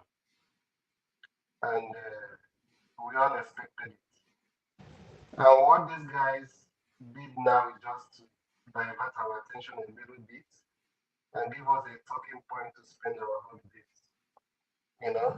Take our mind from the real issue. Emefiele is not different from the people that are persecuting him or prosecuting him, whichever one you want to take. I don't believe that Emefiele is going through whatever he's going through now because he's corrupt or because he stole money. I don't think so. He's going through whatever he's going through now because he dared a particular interest sometime last year, and he was too audacious. So we all knew that if the man in question became the president as he is today, that he has so many questions to answer. You understand? So don't be carried away. If you have a company that's owned by more than one person, I don't think there's one person that can open an account for that person. So for you to think that Emefiele opened 500 something account all alone by himself, I think it's ridiculous. The first thing we heard was he was caught with arms, right? A gun. Second thing they say. Steph, people are not having difficulties hearing you. So maybe you can check your system. Let's go to KJ. KJ. Okay, thank you so much.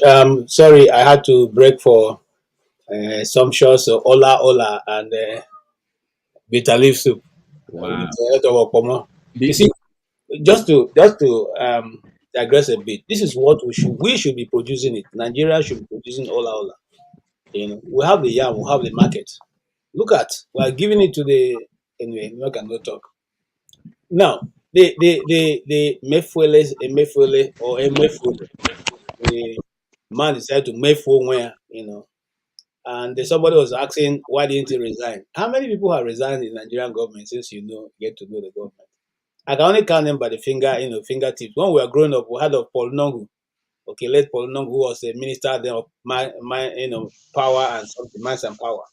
Okay, we heard of Obichi Oki, who said I will sleep on that when they was offered a position after being vice president, and they want to bring him to be a minister.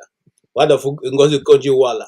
I heard of Kemi Odeosho in just recent time. After that, how many other people have you heard who resigned from some such job where nobody asks you to give account of your stewardship? Nobody. They are all there. They rather take the nonsense, and eventually after they leave, they go celebrate themselves. But here's what I wanted to say on a more serious note. I thank God that Rudolph was able to dig out that video, because when I heard this, I was asking myself, either I didn't watch the video that Buhari was saying, I have authorized this action to be taken. Yes, it was there. But normally we'll pander to who we can be able to arrest and suffer.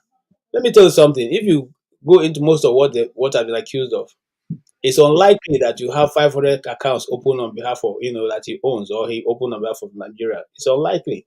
Remember, I said here on this platform that I dived into the issue of Desani Alice Madeke, which they accused her of having a golden bra, a golden pant, a golden wristwatch, and all that.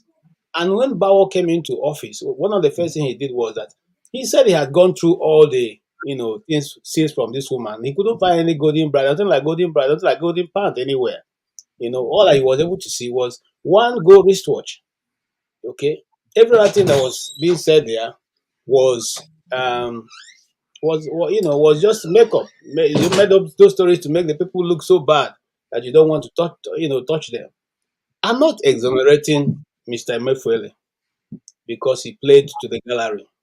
But I want to say that there's no way a central bank governor will take orders from Tunde. Before now, this government are looking for how to deal with Tunde, because Tunde was the one who stood on behalf, against Tinubu picking the nomination paper for APC.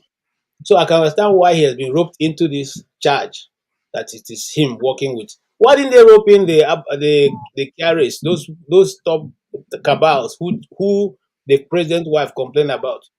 Why didn't they say, since he was taking direct orders from them, why didn't they rope them in? Why didn't they rope those people who had bought shares or bought the companies that NDIC took over? Why didn't they rope them in? What is happening to this? The man who just played everybody 419 in Nigeria with Ethiopian Airline. Why is he not? Is the money he stole not money? Doesn't it belong to government? Why can't he be arrested? And just like someone said here, I don't have much to say. At the end, I said this earlier on when I opened, made my first comment. It's going to be the same Nnamdi Kanu story. Today they bring him to court. Tomorrow they take him back. When he wants to come back, they amend the charges and ask for more time. And they keep doing that until whenever it suits them, or maybe until the government leaves office. Look, if he had done wrong, prosecute him. But he's not the only one. Let's gather everybody, including Buhari, and prosecute them all. That's what I would say. Thank you. All right, thank you. Is there anybody who didn't weigh in, who didn't get a chance? Yeah, can you hear me? Can you hear me now, Rudolph? Oh, okay, Seth. Yeah, go ahead. Yeah, the point I was trying to make is that I don't think that Emefiele is being prosecuted or persecuted right now because he's corrupt. That's not the reason. It's because of some actions that he took which some interests believe that was detriment to their own ambition, you know, and that was the reason. Do I think that anybody that have held public office in the past does not have any question to answer? Most of them do. If Emefiele did not take some of the actions that he took close to the election time, will he be going what he's going through now? The answer is no. So we know what the issue is. And those guys just want to keep us busy, talking about Emefiele, talking about corruption, how he's corrupt, why we keep our minds away from the main issue to question what is going on right now with the government. That is where our interest should be. Emefiele is not the most corrupt person in Buhari's government, and we all know that. He has his own dark side. He also has some good innovations that he brought into the financial system during his tenure, and it is evident.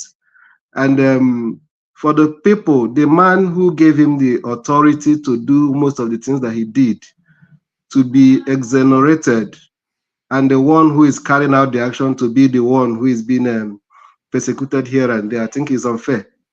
And like AJ said, what I foresee is that this issue is just the beginning.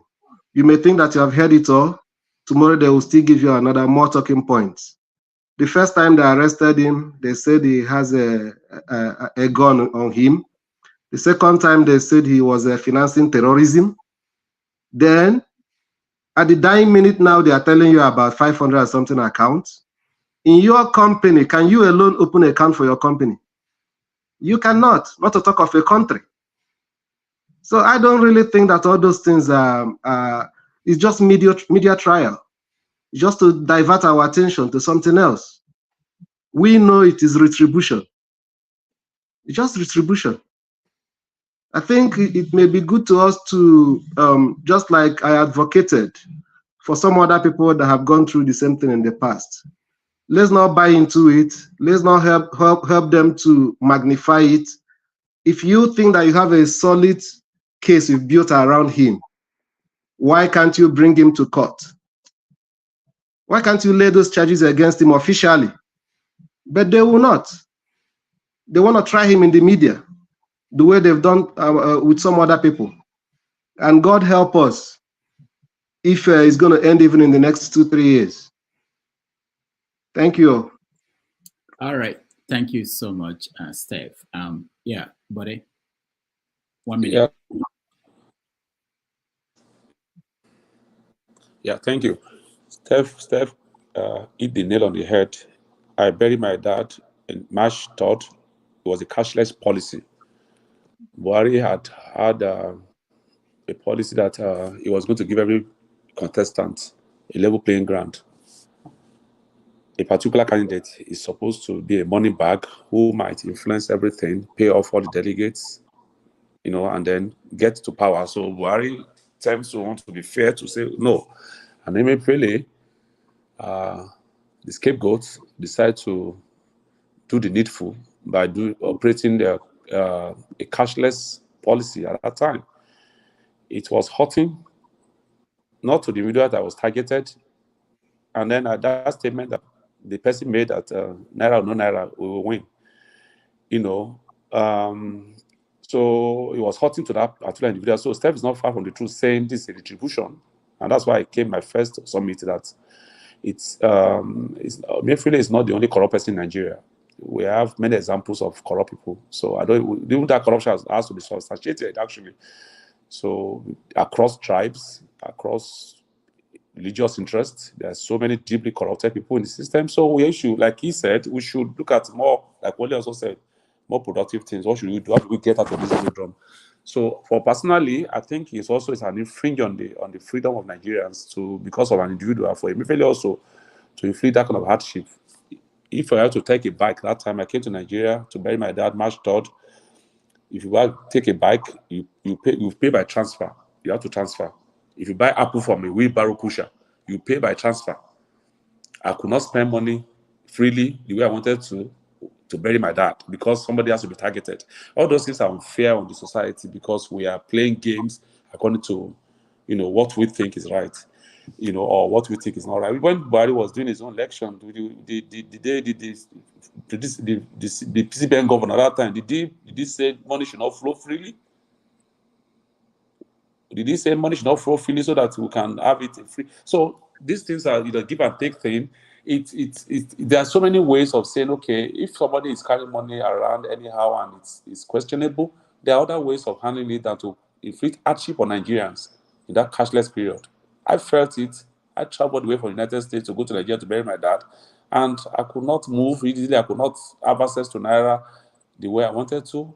So, but that being said, summary of it is that this thing will fizzle out with time. If he knows how to, if you go and appease, as it were, the so-called elite, political elite, he will get out of the doldrum. That's the system in Nigeria. He will get out. Once he rub my hand, I rub my back, that kind of language. He will get out of it eventually. But the question is, what is right to do beyond Emefiele? What is right to do beyond whoever is sitting in government right now? Are we in that direction? Are we moving that way? That's what I think we should be addressing. Thank you. All right. Thank you. Thank you so much.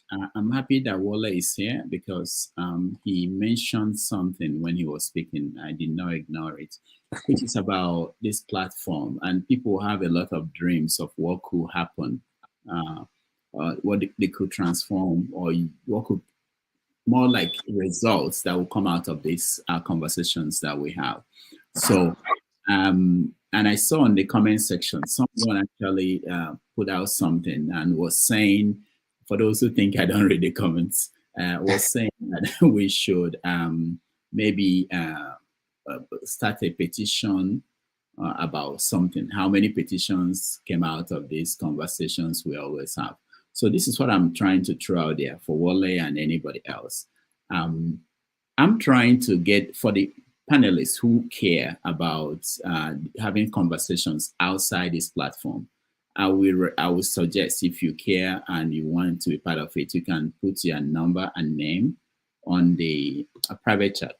So we set up a kind of Facebook page. I'm not going to be involved. I'm just helping to facilitate that. So there could be conversations beyond what we talk about on the platform, and which is where people probably, if people care, they can take it to the next level. If you want to start a petition or investigate something more, and come up with position paper, there are many things that could be done, but it has to be from people here. It's not something that we have to stop the show to do. But the show could bring people, like-minded people together, and conversations that could lead to that. So I just wanted to say that. Well, yeah. Thank you, Dr. Rudolph. Before this skip my mind, I just want to quickly say, I think one of the things we can do is to, how would I put it across, is to kind of, first of all, gather gather data. Let me put it that way. Maybe from every region, wherever we are, maybe it's 10, 20 people we can say, okay, is there a form where people can put their opinion, say what they think, enlighten them, create that orientation that, do you actually like what is going on in Nigeria? No. What do you think can be done? Then it's just a way of gathering that intelligent information from people, try to see what people can actually do to make our country great, or how we can move forward. Change of mind. I have a question I was going to ask earlier on. Sorry, I'm going to be very, very brief. And it might go back to religion thing we discussed earlier on. Like, all this wealth, all this money people are gathering, they are stealing and everything. Do they actually think, what does it profit a man that, owns the whole world and loses his soul? Maybe they've sold their soul to the devil. I don't know. I don't know. Maybe devil is black or white or green or red. But it is something that tempts people to continue to steal without even thinking of the repercussion or the consequence. So anyway, that is their own thing.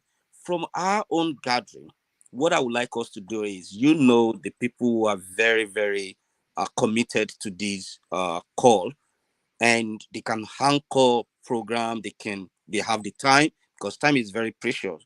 So what I would like each and everyone who anchored each section or each program to do is see how maybe bring 2 or 3 people to this. Let them give them the. If you see someone for the first time, give them, hear their opinion. Maybe Dr. Rudolph, you can put a form there, like Mr. Ferreira did. What do you think? Let's try to gather that information and see how people can come up with different solutions, and then we can gather those information and say, okay, this idea is very great. What could be the downfall or the weakness? What could be the strength? If we make it this way, do you have someone who is in power? Have you ever talked to them? Okay, well, I don't go far. These are the things we take offline, so that we don't stop the show and be talking about this. We take it offline, and you can have that conversation. So people who are interested in being part of that, you can share your contacts on the private chats. We set up something, and then we have that conversation, so that we don't go far away from the conversations we want to have. So also, what Wale, sorry, just not less than a second. The Bible says, where there is no law, the people cast out restraint. That's just simply what's going on in Nigeria. If the law was being implemented, nobody would see that much. But we refuse to implement the law that is set out to deal with such things. And that's why the country is driven towards every direction it can go to. Thank you. Why I asked a last question about law. Okonkwo. Yeah. Please, can I say something? John, there's one John Abba who I think we did not include. He wanted to talk. That guy, I don't know if you can bring him back. He had things to say, which kind of didn't give him audience. And secondly, and finally, for now, I'm not part of Facebook. I like to be a part of that backside discussion. Facebook, I find it a bit corrupting. So recently, I deleted that app on me. So maybe can we do Google Chats instead of Facebook? No, I was thinking about WhatsApp for those. WhatsApp. WhatsApp. Okay, yeah. You said Facebook. WhatsApp is fine. That's a mistake. Yeah, I don't mean. Okay. WhatsApp is fine. Thank you. All right. So we can also have Facebook. Facebook is more widespread, so can also ask Facebook, so that people can also comment. Who are in Nigeria also? Nigeria use a lot of Facebook. So you can use WhatsApp and Facebook together because they're also linked together. Also, when you guys get there, you can open everything if you want. Let's start. It's time for you. You are the Pope. You are the Pope. Let me just appeal to people to please subscribe to our channel and our sister channel, which is Iroko Post TV. I've made the case. I've said why we need to have this, just in case we have a lot of challenges with YouTube. And one day we might wake up and see that Dr. Damage's channel is out of the way and they closed it. So we need to have an alternative. So please, you can just click on it and subscribe. That's very important. When we come back, we will take a break. When we come back, we will talk about Tinubu's Christmas gift to Nigerians, which from the reports we're getting, a lot of people are yet to benefit from that gift. That is, they didn't get the 51% cuts that they were promised. So we are going to talk about that. And of course, we're going to talk about Wike and Fubara, how the matter was settled and why a lot of people are still not happy with that. A lot of people are protesting in Rivers State. So we will just take a break, and when we come back, we'll have that conversation. Please bear with us.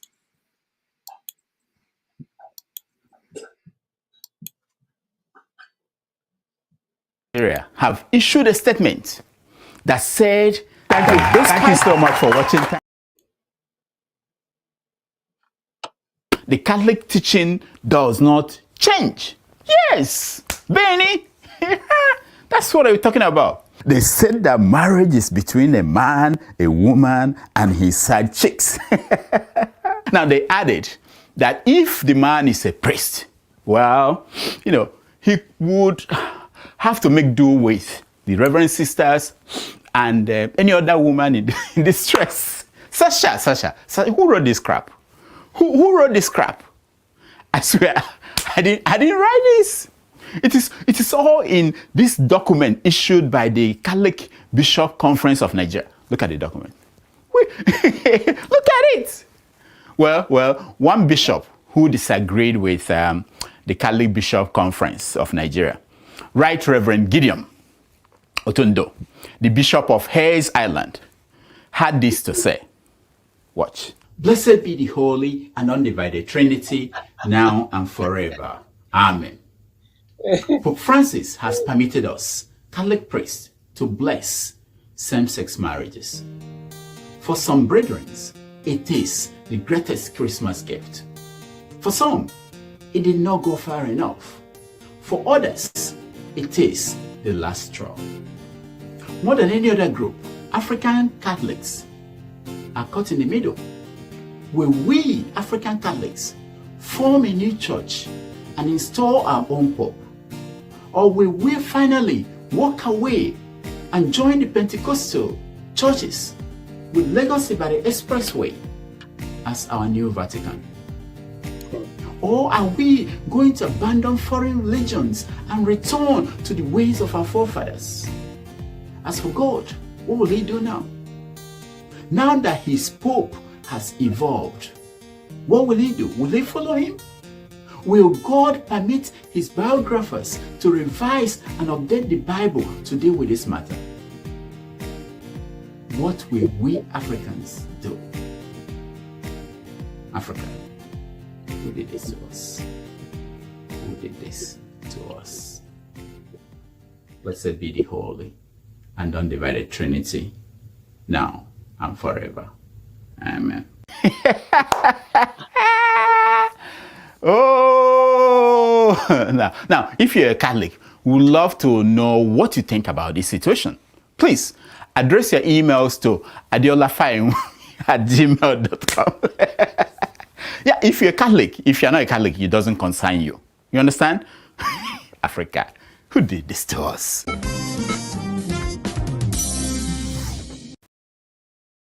Christmas is coming, Baba, buy two for me. Oh, la, la, oh, la, la, oh, la, la, yeah, boom. Hello, my dear, you know, when Christmas is already coming, and I know you want to buy a few things for your parents, but because Boti Jackpot, hello, my dear, even though you are not in Jackpot, Otilofa, you're not wondering, who will help mommy in Beji to, you know, buy all these remaining tomato, beans, egg, yam, rice, noodles, and cocoa. Do not worry. I'm here to introduce to you Help Me Waka. Hey, waka, waka for me. Amen. Now, what these guys are going to do for you is they will help you to deliver anything that you want to your parents, to your husband, to your wife that you have left in Nigeria. Koda, you that are giving Baba Bejo that is doing the work of former, according to former in your collection, your bearing. That's fact. So they can help you to build your house, they help you to buy cement, block, paint, tiles, that is, and so on and so forth. They also do personalized gifts. Look at this. For example, it has my name on it. And it has exciting and personal items. I love class. You already know that. They're going to put clock gun to remind me, wait, I should not be using another person's clock to run. You understand me now? So anything that you want whatsoever, they are in Nigeria, they are in Ghana, and Cameroon. Don't worry, just go to their website. I'm going to put a link in my bio. Follow them on Instagram. Gbogbo Ishoro, Gbogbo Aile, Gbogbo Nile, Gbogbo Riro, Gbogbo Bibo, Gbogbo Kiki, Gbogbo Shisha. Any problem or any ills that you are having and you want it to be resolved, help me to waka. We help you to resolve it. You want to joke, you think I will cut and I will not pack all these things. I will pack it. I will wash me eyeballs to eyeballs, so you can come to my house and come and take it. More cut me, thank you.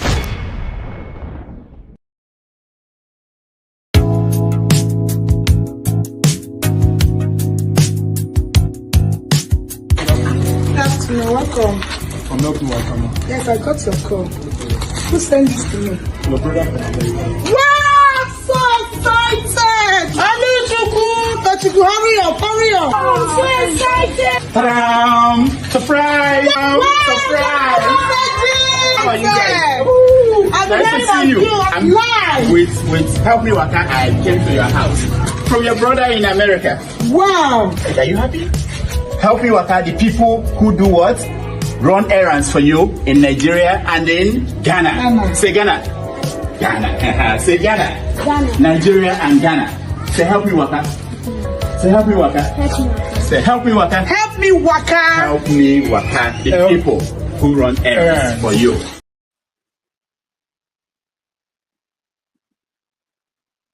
Welcome back, everybody. And So we want to move to the next topic, which is Tinubu's Christmas gift to Nigerians. The details are very sketchy. There was press statements and reports on how they arrived at that. You know, they told us that they had been thinking about this, that it wasn't something they just all of a sudden pulled out there, that they spoke to these transporters and they agreed that this is what they are going to do. So what they did was for interstate routes, and they went to the main transporters, they transport the luxury buses, and they said, whatever you are charging people, we're taking care of half of that cost to help people. Also, the railways, the trains are free from 21st of December to January 4th. The goal is to make people benefit, to go home and see their people, you know, because they understand that things are difficult in the country. But just like everything about this government, it didn't turn out well. It was not well planned. A lot of people have been reporting that they go to the bus stations and they are not being given the discount. We don't know how the government is going to pay these bus operators, whether they will submit names of people they charge half the price. We don't know. Anyway, you guys help me. Let's start from people who just joined us. And AY, welcome to the show. Yeah, thank you, Rudolph. Yeah. And Pansat, welcome to the show. So I'll start with you, AY. What are you hearing? What is your take on the Christmas gift that Tinubu gave Nigerians? You mean the 50% transport? Yes, and free.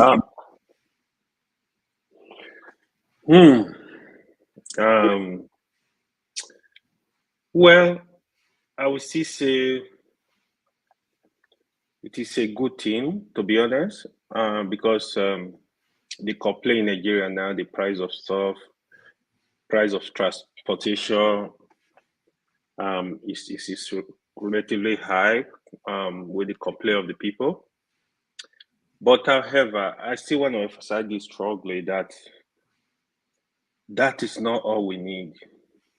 If I were in Tinubu position, rather than doing all this, giving money to state governors to loot the money is not really getting to the people. We know we have people that really need the money, right? Like, for example, maybe elderly people that don't have anybody supporting them. Yeah, they need it. But I think the main focus should be on the economy in such a way that even if it takes 2 years for people to pass through their pain, they know something is coming. You know, that should be the main focus. They should give us a direction that let more people have jobs, pay people living wage, not this $30 minimum wage. Pay people living wage. We know the living wage in Nigeria. What some of the state governors are paying, the same governor, I'm sure their children, when they go to restaurant, they spend more than that just in a city. So the minimum wage in Nigeria now can't even buy a bag of rice. And so these are all part of the problem, things leading to our corruption in the country. You pay somebody 30,000 minimum wage, they have children, they are taken care of, they pay rent, they pay tuition for students, for their children, feeding. So you see that, and you are telling the people not to steal. So that's another thing the president I would have seen the president address. We need to address these issues if we must get rid of corruption completely. But however, it is still a good thing, but they should focus on the main thing that will still alleviate situation of the people. I see even the wife of the president was give us some money. Some state governor are giving us some money, like River State, Borno State, I think Boya saw that they're giving out like some of them giving out 100,000. It's a good thing, but this is not sustainable. This is not what we're gonna be doing, right? So we should provide an atmosphere where people can earn a living, even if you want to do business, so people can be dependent. Because one other thing this also causes is, for example, during election, people are not able to decide for themselves. They follow this money and vote for the highest bidder. So if they are contented in form of they having reasonable income, I'm sure they will be able to say, you know what, this is the direction I'm going. But now they can't because they depend on these people to survive. Thank you. All right, thank you, AY. Pansat, welcome. Thank you very much. Let me say hello to everybody who's on the show and those listening to us. You guys been talking about a lot of stuff. I know that Steph, in his last submission, made inroads into the discussion that should be had, right? Because it's not like we don't know. We come here every time, we're just talking and talking. It is clear that Nigeria is a land of goons, right? So you want to tell me that Tinubu is going to be prosecuting people? I mean, criminals. Tinubu and these thugs that came in with him, who's been there, even in the last administration with Buhari, right? So these are Southerners. Go and look at it. Look at the history from Jonathan to the Chief Justice on again, right? They put them in office, and after a little bit, then they're disgraced out of office, and their stuff taken from them, along with their oil.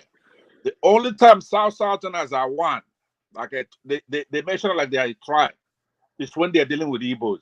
Aside from that, a bunch of clannish little playthings for these Fulanis to play with. How are you going to be judging Emefiele? Doesn't he have due process rights and constitutional rights? So whenever these people, especially the Yoruba press, they've been doing that in those days before social media. You come and you disrupt people in the press. How much is Nigeria's budget? If you're accusing Emefiele of stealing 500 billion or whatever it is, how much is the budget? Nigeria's budget is $20-something billion a year, right? So these Fulanis, including Buhari, they print money, they take any amount of money they want. And they exonerate themselves in the press. They don't go to court. But when it comes to Southerners and Igbos, yeah, you can accuse them of anything, including the lady, the Ziani.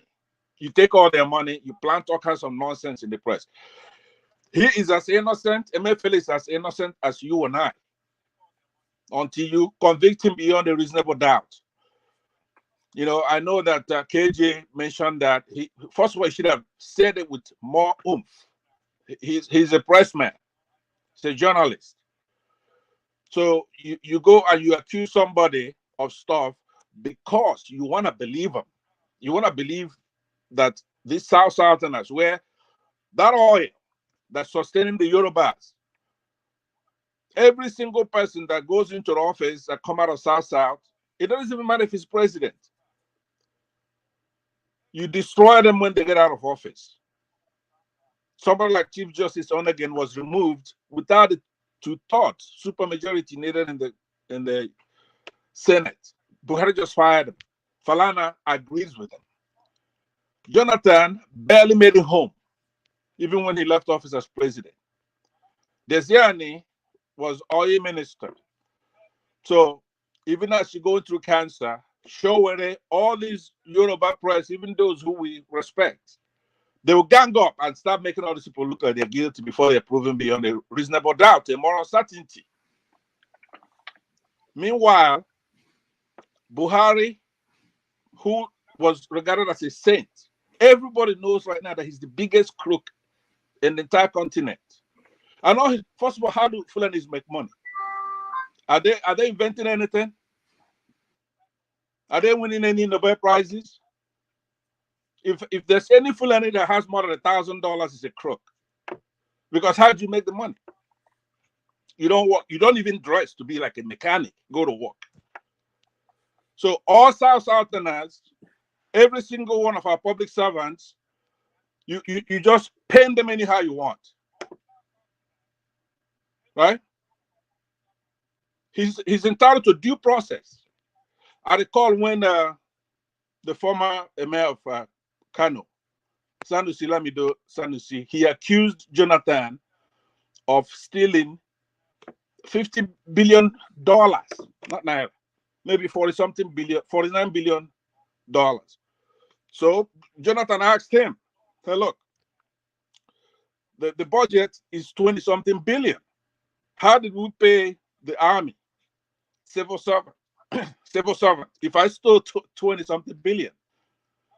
And then the Sanusi Lamido says, okay, it's 10 billion. He's pulling out of his ass, right? So, but look at all these Southerners, especially people from South,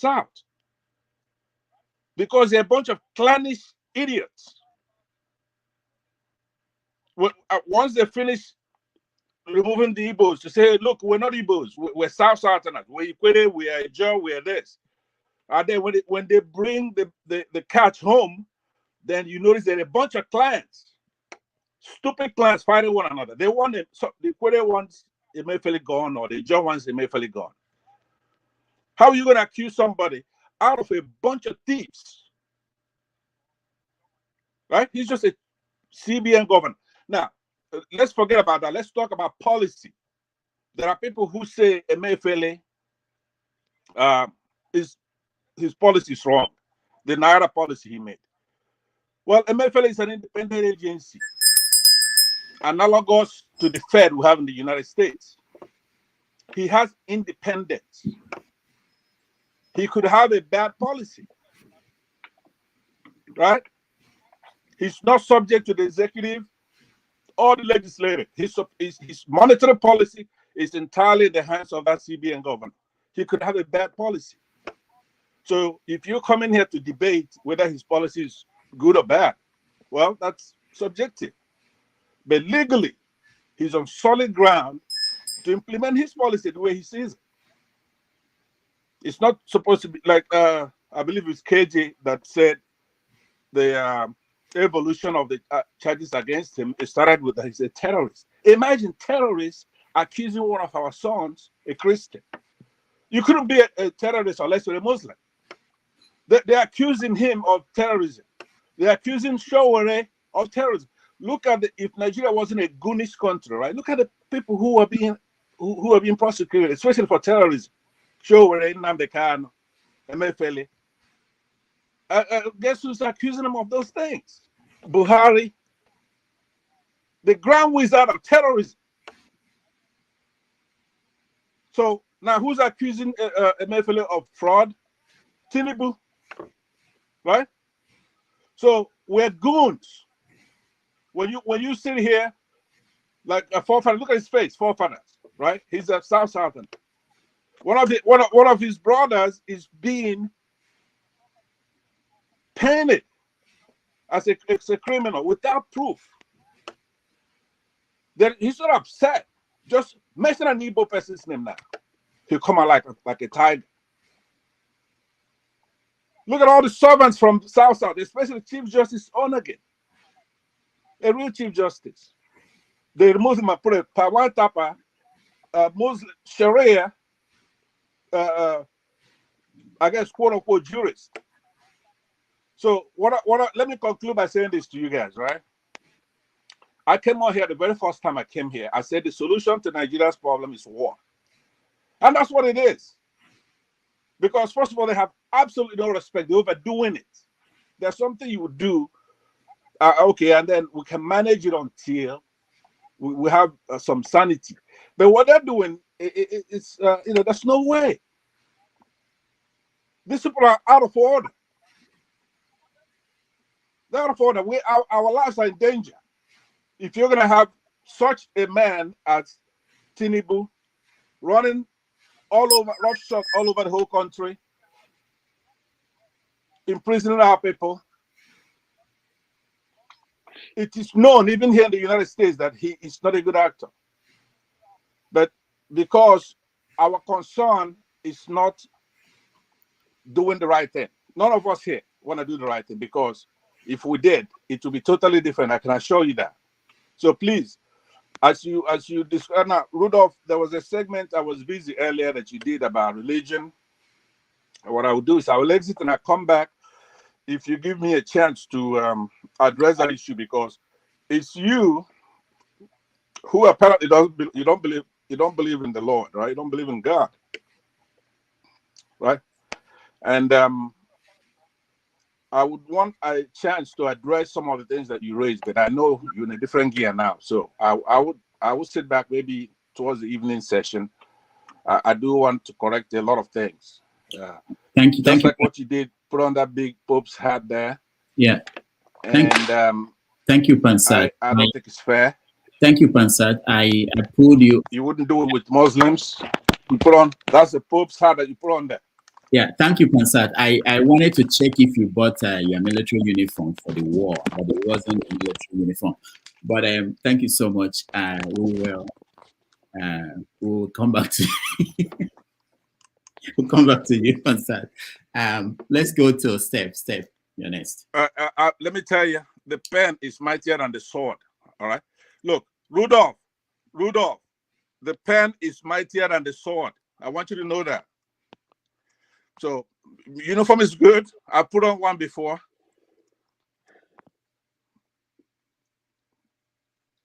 All right. Thank you, Pansat. And anytime, remember that there's an offer for you to be our guest on the show. Anytime you're ready, we will have you.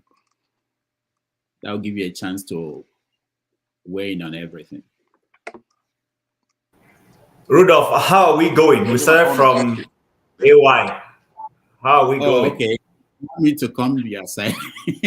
I don't know. I'm just asking. I'm asking because you know I've realized in this world when you don't speak up, they said the patient dog doesn't eat the bone anymore. So that's why I'm asking. All right, Tim, go ahead. Tim, go ahead. Hello, Tim. Steph can go ahead. Steph, go ahead. No problem. That means you agree to be the last because we are good. Okay. Bishop, thank you. Bishop Rudolph, thank you for giving me the opportunity again. My brother Pansat, I greet you. I share your emotions, but I still want to emphasize that in as much as I believe that there could be sentiments in so many things that happens in Nigeria, but for Emefiele, I don't believe that whatever is going through now is because he's from South. I don't believe it's because of any other thing other than retribution.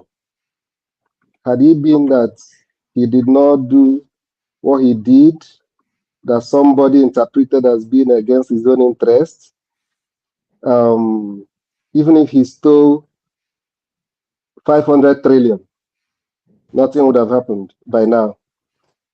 But because somebody believed that he took it upon himself to frustrate his ambition, that is just retribution. Even if he's a Yoruba man, he would have still suffered the same fate. So having said that, Tinubu's Christmas gift to Nigerians in question, he may mean well, but I think somebody like me is tired of hearing of presidents that mean well for the country. I want to begin to see presidents that are actually doing well for the country, not meaning well. For 8 years, past 8 years, we keep hearing that Buhari meant well for Nigeria. People before him meant well for Nigeria. Let's start seeing it, not just meaning, the rhetoric. You know, how can you come out with such gifts without planning on how to give the gift? It just created another opportunity for people. At the end of the day, when you hear the amount of money that was spent on that, it will be like the trillions that Buhari shared as a social, what they call it, social reinvestment, or what do they call it? They were with the trader money and stuff like that. At the end of the day, they want the social. I don't know how many people that benefited from that money in my village and in your own villages. But when you go back and ask them how much was spent, even though it's still shady, it's in trillions. You'll be surprised how much they will tell you they used to, assist people this Christmas with their transportation. It's going to run into trillions. And like somebody rightly said, which was the first doubt I had when I heard it, is how are you going to implement it? Is either you are creating room for government officials to steal, or you're creating room for those transporters to steal. You can't come out with a policy that you know is going to be hard to implement. What do you mean you want to give them 50% rebate? Who's going to account for it? The transporters will tell you the number of people that flew there. What do you put in place to monitor it? How do you agree on how much they're going to charge those people? Assuming they're supposed to charge them 10,000 per trip and say to say, okay, since government is going to pay half, let's charge them 15,000. And say, okay, government pay us half of it. How many people flew it? So it's just a way of creating corruption and enabling corruption. I don't believe that it's going to help us in any way.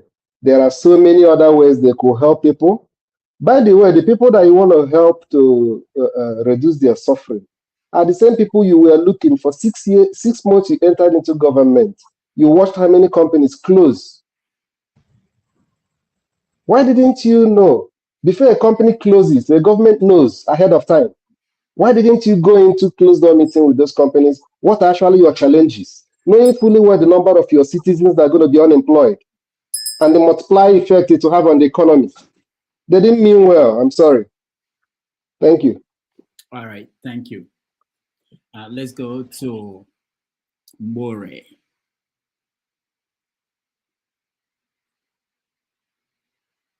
You can unmute yourself. Yeah. Okay, good. Thank you, everybody. The first day, that's 2 days ago, when I said, I am here to learn, I still mean it.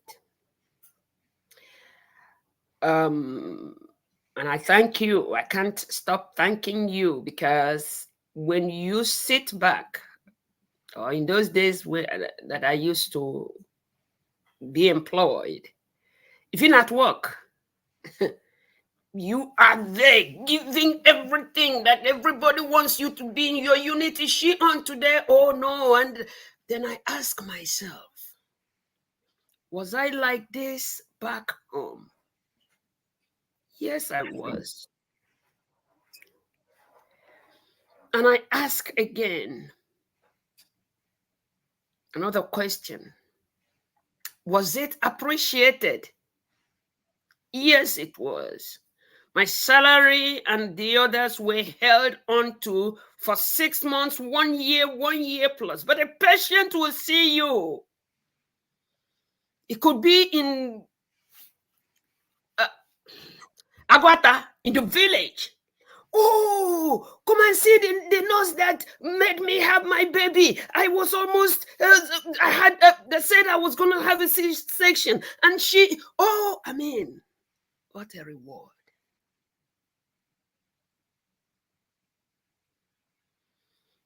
I'll be asking myself that question, and I'm doing one thing or the other in the nursing field as I should do. And it will just be gnawing in me, why is Nigeria the way Nigeria is? Somebody had said, written a letter, and one of us here had let us know that they say it's not all talk. To me, the talk is giving me what I don't know, what I didn't know before now.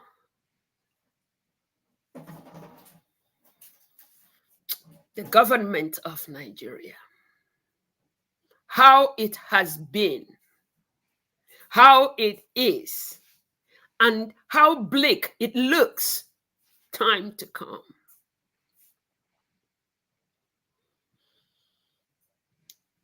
the little few years I've spent on earth to be a great-grandmother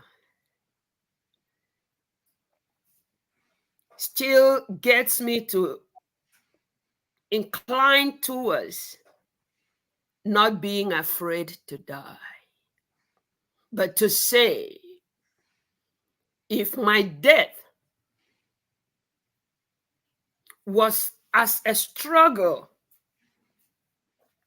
for law and order to be in Nigeria, please, I don't chop everything where I want chop for life. Make I just die. So that my daughter will not be afraid that when she steps into Nigeria, an officer will point a gun on her head and say, I'll kill you, and nothing will come out of it. Nothing will happen. I have my own thought of what I think it should be. The other person, we all do have what we think it should be.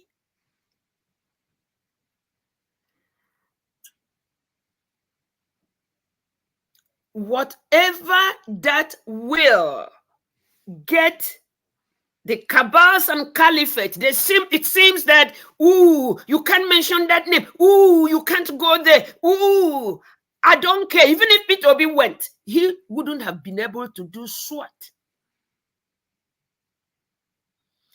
Look at who helped Abacha, where he is, and a whole lot of them, all the others, in the hem at the corridor of power. And of course, the religions, endless religious bodies in Nigeria, in Jesus' name, what Shantrawo Malala rubbish. Arrant. So, we can analyze it till forever. Who is ready to go? When will it be?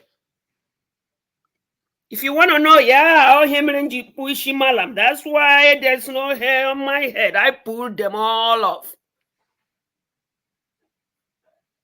Yeah. Are we going to? Let's discuss. Who are you discussing with? If you really are hurting, I'm not hurting because it's me. I'm here. Like I shared with them the first day I came in here. I went to Nigeria because all my life I have always put things together so that I can go and help and make sure the underprivileged, like I was from birth, don't go through what I went through in life. But when you go, you will be tied head to hand to leg and your throat slit because you didn't bring the money as fast as everybody wanted you to bring it. America gave you some money that you came here to giving free basic medical health. No, the money they give him, he keep him, he never bring him out, kill him.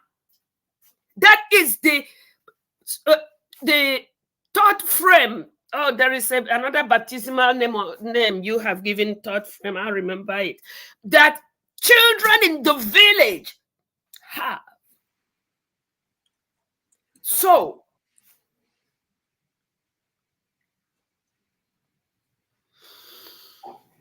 what will it be? God, no, so long as the cabals and caliphates are where they are, even if any of you enter, you know if you do nothing. I submit. Thank you so much. I beg, make no vex. I won't go chop. I'll let somebody else come. When I'm done, I'll just be where, if you want to bring me up, you bring. But for the next 10 minutes, I can swallow. Hold on. What are you eating? What do you go chop? I tell you, nah, bole. We be plenty. where I come put obo inside, come put some broccoli, you see them, and chicken. Thank you. One more thing. You said you are great grandmother. Is that correct? Or yes, I am. Yes, I am. Great grandmother. Which means say my granddaughter. Don't born. Don't patronize. Wow, that's amazing. Congrats. Thank you, guys. Okay, Tone, you're next. Rudolph, this longer throat thing is getting out of control. People who are eating keep asking. I'm not eating breakfast. By the way, I may have to leave.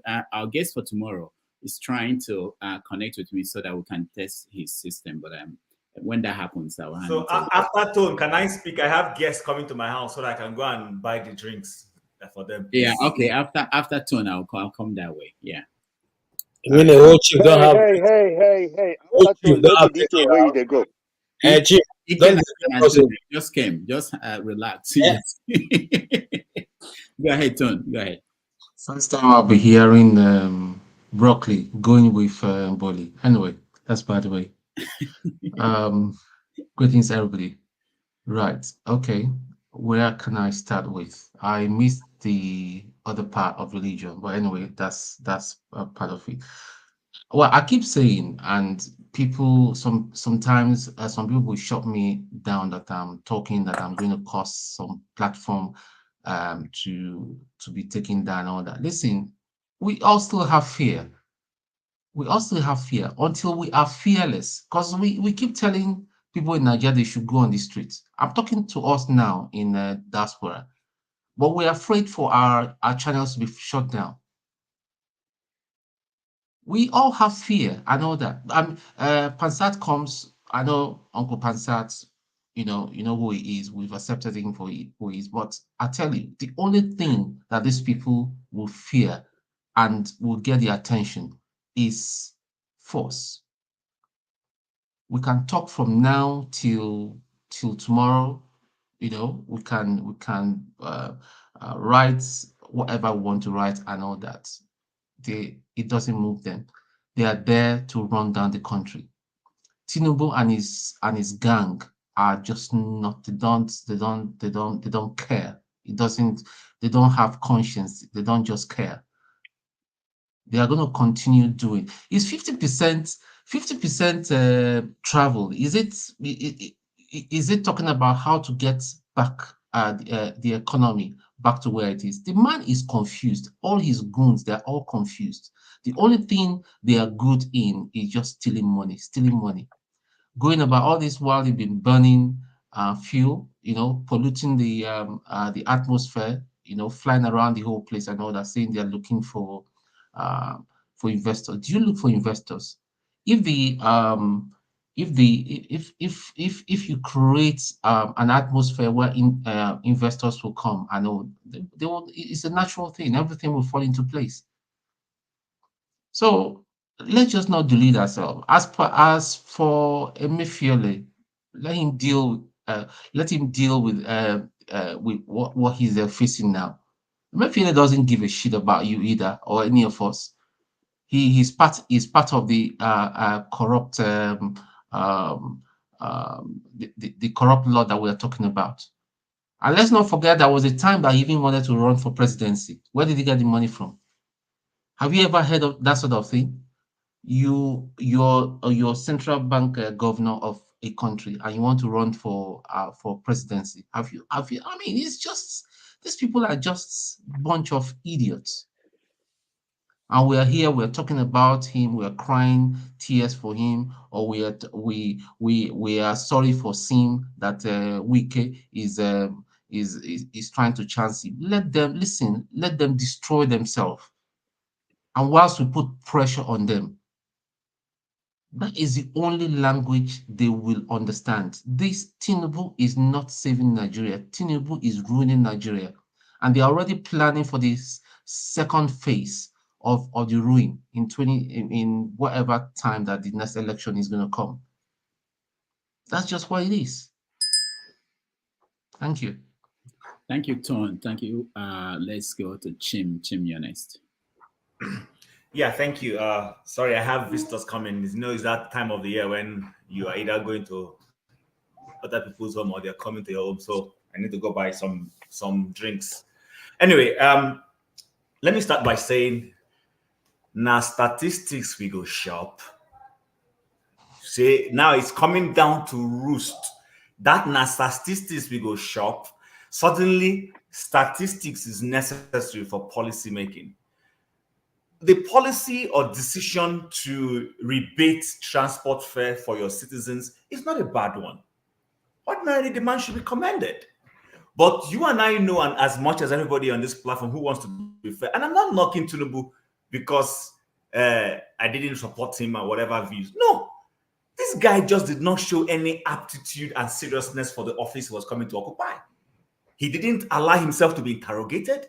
He shunned every press and media parley that would have made him explain his policies and everything.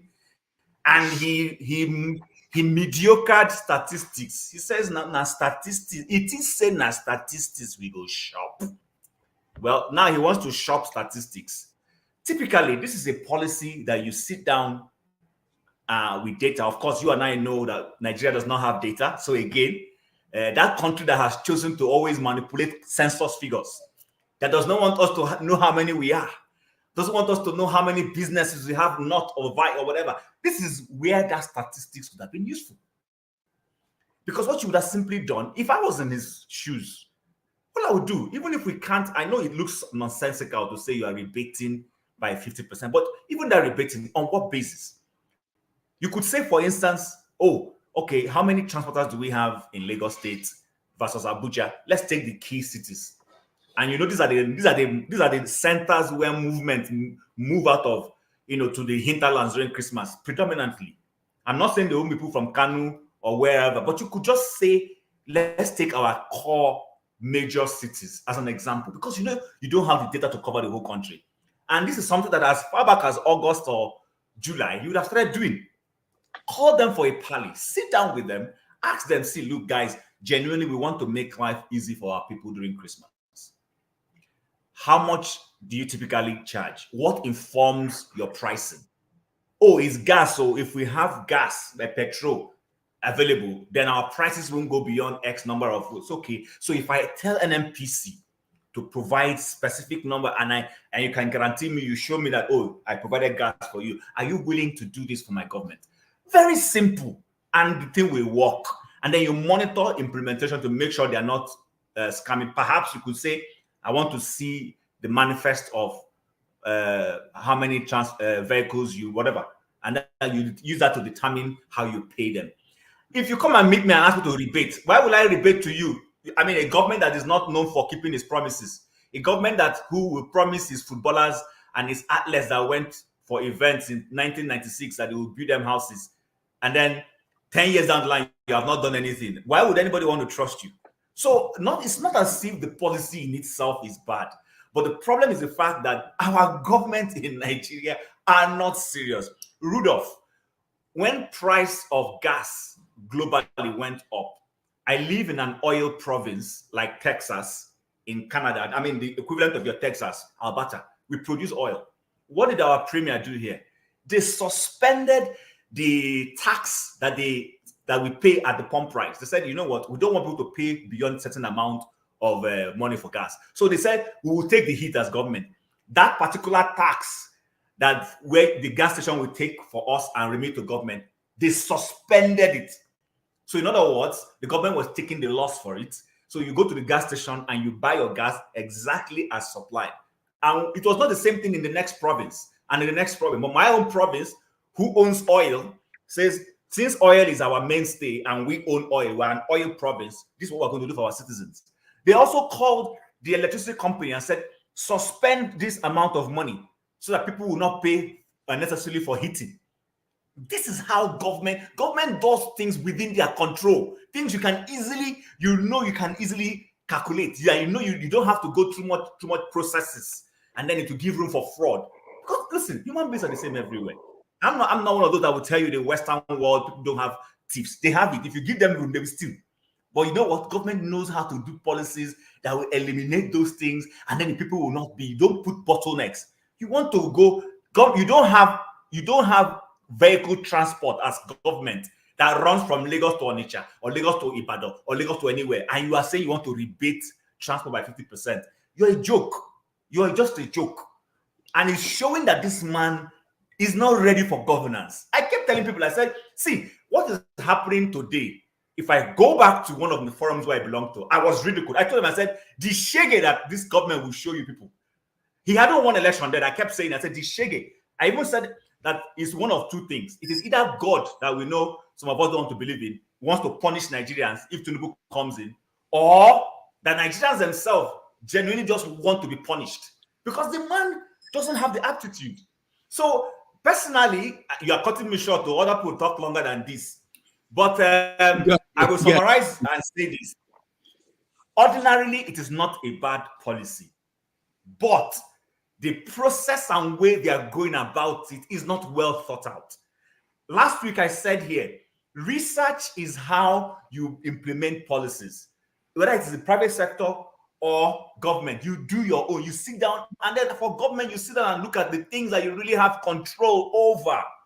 You have control over taxes. You could say to these people, that tax that we would have collected from you, let it be our contribution to make life easy for our people during Christmas. We will not ask you to pay tax or whatever. I don't know. I'm being hypothetical here because I know that in Nigeria, nothing is exactly scientific. But in countries where they know how much companies pay for taxes, that's the way these people will be able to do that rebate. You say, we're going to suspend your tax for Christmas. Let that tax be the cost you will incur, ordinarily have incurred if you rebated transport fare for people who want to travel. But you know what? Like I've come back. Now statistics we go shop. It's beginning to tell. So when people begin to make statements, let them take time and realize that Obi was not stupid when he was doing statistics. He may have sounded like a showman. I get it. He looked like one smart Alec and all that. I get it. But that he was being scientific. That's the way to run a society. So, well, before people start asking me that I'm being too theoretical, it is coming home to roost. If the government is serious, they can make life easy for their people. But when they are not serious, it's very evident. Yeah, Jim, thank you. I actually wanted to support your position about trusting government. There is this story that most of us missed when it came out. In 1994, the Super Eagles, they won the African Cup of Nations, and they were promised a house each. And the government delivered it in 2022. So I'm just supporting your point that eventually they will deliver on the promises. It might take almost 30 years. After somebody has gone to heaven, you are fulfilling the promise. Yeah. Anyway, thank you so much for that contribution. Yeah, Alaba, what's going on? Go ahead. I'm just maybe Nest or something like that. Right. You're passing me now. I'm just saying. No, I'm thank you. Did Blackstone go before me? Yeah, I think I'm next. Blackstone. Because I want to log out. I want to log out for now. Let me just give my contribution. I will be out for some time. All right. Is that okay with you? Yeah, Blackstone, go ahead. Yeah. Okay. Thank you very much. Regarding the so-called 50% reduction in fare prices for the Christmas, I see it from different angles anyway. First and foremost, even the Nigerian Railway Corporation, the director came out that will they provide diesel and will they provide the money to pay the cleaners of the train, because that will tell you that they just came out, make an announcement, never even plan or discuss. So if the Nigerian Railway Corporation come and make that statement, that means that how will they be able to discuss with the public transport owners? So like what Shin said, it is true, because for any program to work, you have to have a proper planning. And I believe that they will have gone through the Nigerian Road Transport Workers Union to make their plan, because most of the transporters are registered with the Nigerian Road Transport Union. And probably the Road Transport Union work organization will go to have a template. How do we be able to slash the price for the travelers? But that is not done, because I believe that this so-called 50% reduction is like trying to give a Christmas present to their cronies in the even bring the money. You know, because what you do not plan for is not going to work. And once the money is released, the people they lose it to will embezzle the money. Right? I see it as like a Christmas present, indirectly giving Christmas present to their cronies. Right? And that's how I see it. Jim, you talk very well anyway, but one thing I will ask, all of us that are talking of proposing solution to Nigerian problem, how many of us here have gone home to go and propose or to see our legislators or our local government chairman present our ideas to them? That's just one thing. Are you being rhetorical, or do you want an answer? I don't want an answer. Just giving it as a general. Okay, so that's why question, I'm right? asking. That's why I asked if it's a rhetorical question. I'm not. Yes, it's a question, right? So because I see that sometimes we just talk and talk and talk, but don't put action. So if we have very good ideas, let's reach out to our local government, to our state politicians, local government. At least we find somebody who will be interested or will show interest. That, okay, I will take it to this so and so person. This is the idea, right? They may not accept it, but for you to just hold on. For you to make an idea, present something, at least you have done your best, even if it isn't accepted or if you didn't put it into work. At least you have done something. You can write it. You can probably beat your chest that I went home. This is what I did, but it was rejected. You know.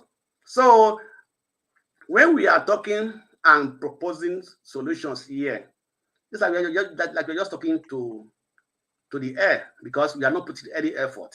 I like what you are proposing. It's very fine. People are proposing it very fine, but let's put it into action. Individually, we can do that. Right? Individually, we can do that. So we can try our best, even that even going in a group. But we can also reach out to, because we can be able to reach out to our local government chairman or some politicians in our constituencies or from where we come from in our state. That is a step, at least a starting step. So let's try to do such things, right? So I know that sometimes it's difficult, but we can try. And when we try and it's not accepted or it doesn't work, then we know that we have done our best. Thank you. Thank you, the Blackstone. Yeah, Chim. Yeah. So just I wanted to hear him before I leave. Blackstone. So you're waiting for me before you leave. Please go and buy your beer. Oh yes. No, I will go and buy my beer.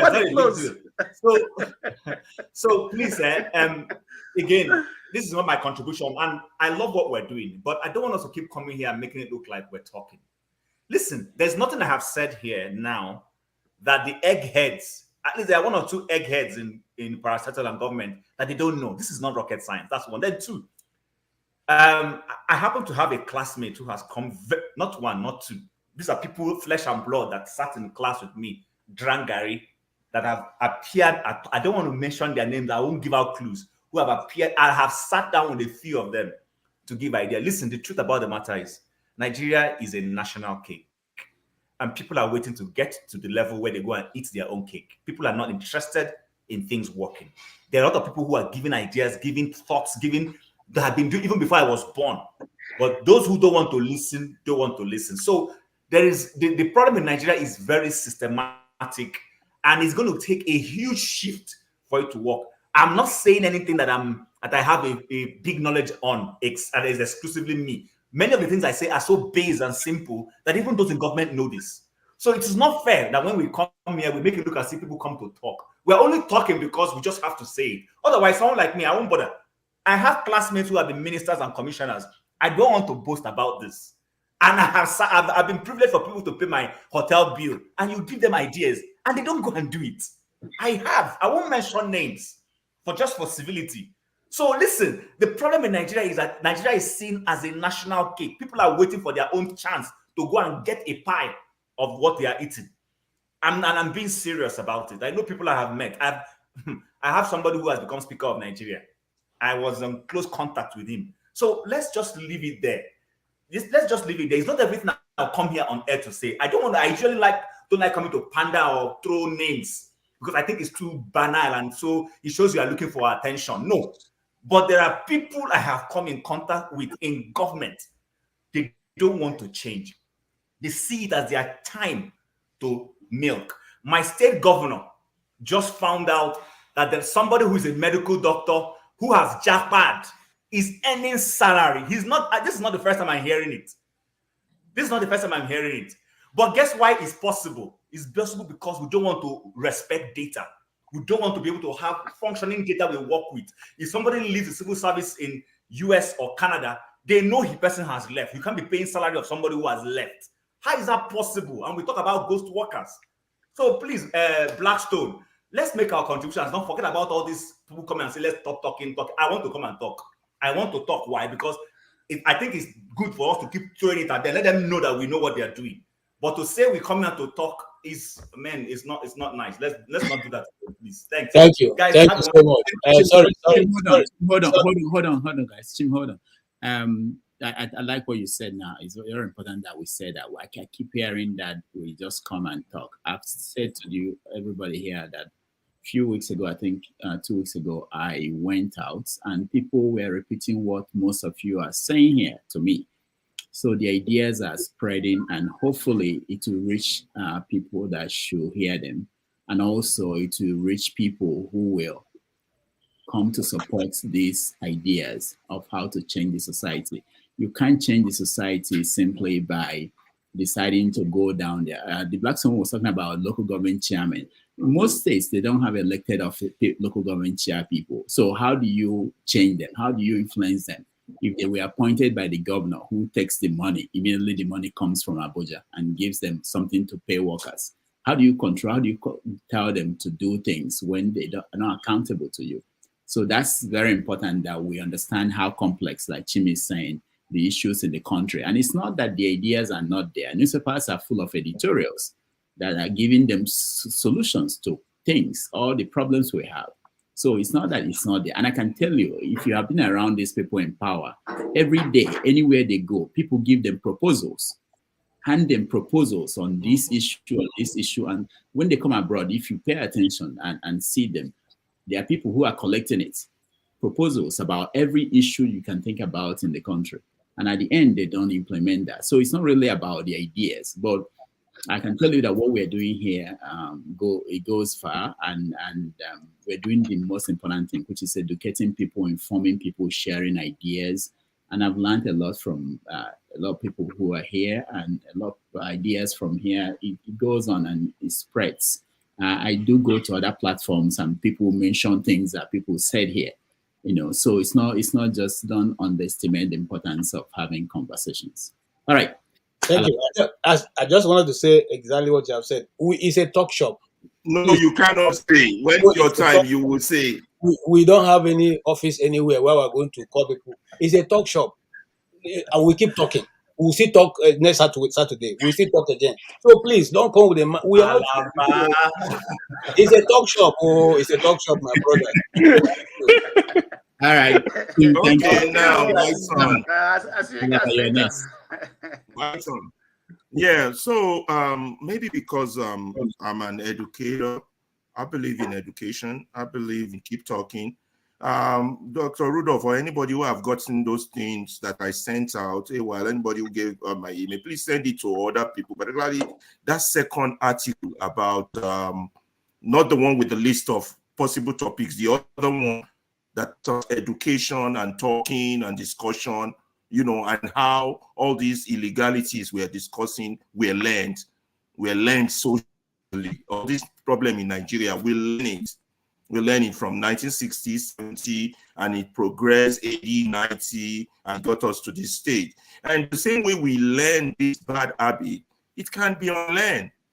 It can't be unlearned. That was the point of that article, the second article that goes with that two documents that I said. Please, anybody who has it, share it with others you have emails with. Let's read it. Now, on this topic of Fubara, I don't like talking about people, but I want to say that I, like every one of you know, I believe that the problem is we, the educated people. Out of 10%, 9 of us, out of 10, 9 of us are, are oriented negatively towards progress. The other 1%, we have played the role of we have apathy towards the problem. We don't want to partake. It's too complex. It's too dirty. It's too annoying. Too stressful. I remember, was it Gani Farai when during the time of that June 12 or whatever, or the military fight against the military, he was in his 50s, I believe, and I was in my 20s, right? So he was saying how he wished he was still in his 20s. And I heard that statement, and I was like, what does this man mean? How we are in our 20s, leading student riots, demonstrating, fighting on campus. Students were the conscience of the nation back then, which today students don't even partake in national discourse. They go and say, on your man, we shall stand. So back then, he said if he was in his 20s, there are things he could have done. And I was wondering, what does it mean? Time runs so fast. Now I'm in my 50s.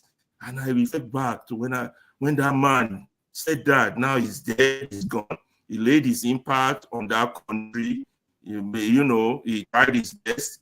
Him and Fela and all the others, they tried their best, but the continues just to get bad and more. So that's why I get involved, and that's why when I'm on this medium, I get so hard on us, because whether you guys like it or not, the people you see, the ones that can change that nation. It might not be the change they will see, but they can plant the seed.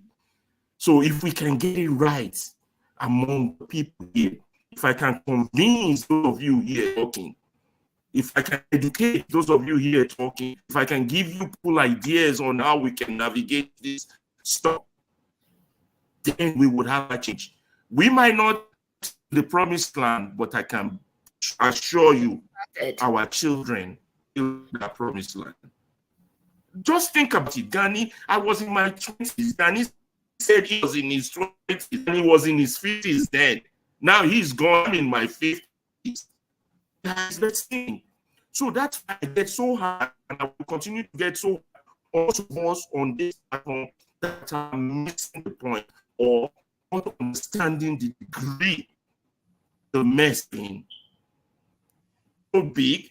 That's why we cannot sugarcoat things on behalf of those who have put us in this situation. We can't. We have to call it for what it is against them. No matter how we feel they might help us or we are close to them, we might see them as our people or our brothers. But let's be real, they know they are our enemies, even though they are our blood and clan. Until we see them as that, we won't call what it is with them. We won't be frank and truthful and honest and straight to the point with them, irrespective of who it offends. Do you understand? We can get those of you here, the educated ones, right. You can see how diverse our views are, how divided we are with each other. There's a reason for that, because we have imbibed a culture so long. It's not easy for you to get rid of something you've known for 60 years. Come on. It's not easy to get rid of something you've known for 50, 40 years. And then you're talking, the thing was right. Nigeria is for the grab right now. But we have to begin to change those attitudes. Tone 2 was right. We don't need a catastrophic thing to change things in that country. Hopefully it's not going to be that bad. But those of us who lean hope and prayer, let me tell you, hope is not a plan. Prayers is not a plan. Oh. Actions is what is needed. That is why discussions are important. These discussions are important. Also, I want to hit on the top. Doing business as usual, very dangerous. That is how we do it. And that is us. That is Nigeria doing business as usual on these predicaments that has befallen us. It's not allowable. It's not tolerated. It's not going to be. I can't say it's not going to be tolerated, but should not be tolerated because it perpetuates the insanity we are all causing. It makes it worse because you're already been desensitized to it. You just take it as business as usual. The politicians are just doing this. They're doing it because they can get away with it. But if we continue to talk and let them know, we see you. What you're doing is bad. You understand? They would not, we won't prick their conscience. It's not going to change. It's that catastrophic event that will change it. We are nation for that change to come. You guys understand? So we keep talking, we give up, but I don't engage in the discussion of madmen. All right. I talk about I only talk about ideas, philosophies, and all those things. Please keep talking, guys. We're doing a great job. Thank you all. Thank you so much. Sorry to stop you because your connection is not very good. I don't think you knew about that. But we had most of what you are saying. Before we continue, let me just introduce our guest for tomorrow, who will come to 90 Minutes Africa. He's one of the most colorful attorneys we have in Nigeria today, a human rights activist, radical. His name is Malcolm Omirobo. He's going to join us tomorrow on 90 Minutes Africa. Some of you must have seen the challenge when he posed a challenge to the judiciary concerning a case. We'll discuss that tomorrow, but it's one of the most colorful and radical lawyers in Nigeria today. All right, forefathers, you're next. So it's regarding the Christmas this thing. Okay. I think on the surface, it's a good thing that they did that. If there is an issue with the process, I wouldn't be surprised because you can see how some people could say they are traveling, they get the DC 50% discount, and then they don't necessarily use it. So, and the bus operators could get a little bit funny about it too. So how do you verify that the individuals actually went where they said they went to? So those things in the context of Nigeria can be very, very tricky to implement. I guess maybe the government has had some agreements and some serious commitment and from the transporters, but they also know the groups that are most likely to be affected by this. So maybe it's a way of saying, people that are of Christian background, of certain region of the country, should take a little bit of a bonanza of whatever is going on in the country, that the resources of the country. But we don't know how much it's going to cost. And I've asked the question, and there is no projection. I guess until the entire process is complete, they will know how much it will cost. For all you know, you will hear 1 trillion naira, and then you'll be like, "What just happened here?" And so those type of things is the areas one will point to. But helping people, I don't see anything necessarily wrong with that. Depending on the amount, I will say that I would rather spend funds on things that are more productive. We should be going headlong into value-added manufacturing and being able to manufacture stuff. So I don't sympathize with the idea of just handing money over because it doesn't necessarily, because we have little resources in terms of cash, and when you spend it just on transportation, and yes, people will have money and they will spend the money, you do a lot of things, but the export business is not going to grow from that. And in the context of Nigeria, we really need to be pushing all our resources in shifting our economy to be able to start manufacturing stuff. But on the surface, it's fine. Regarding, for me, I just wanted to comment a little bit on the Pope business where he was talking about, they should be able to, you know, work with same-sex couples. I don't know. I don't know. Somebody may educate me on this. Does the church also support polygamy and stuff like that? And there is this trend that is going on where they will support everything else other than some of the most ancient form of partnership and family structures. And there are groups that believe that that are saying that they want to accelerate the fall of the current dispensation.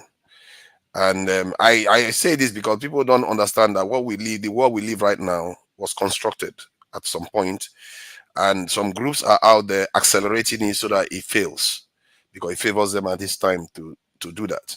And some of all these things you see happening is part of the process. They will say a man is allowed to marry a man, a woman is allowed to be this, and all the rest.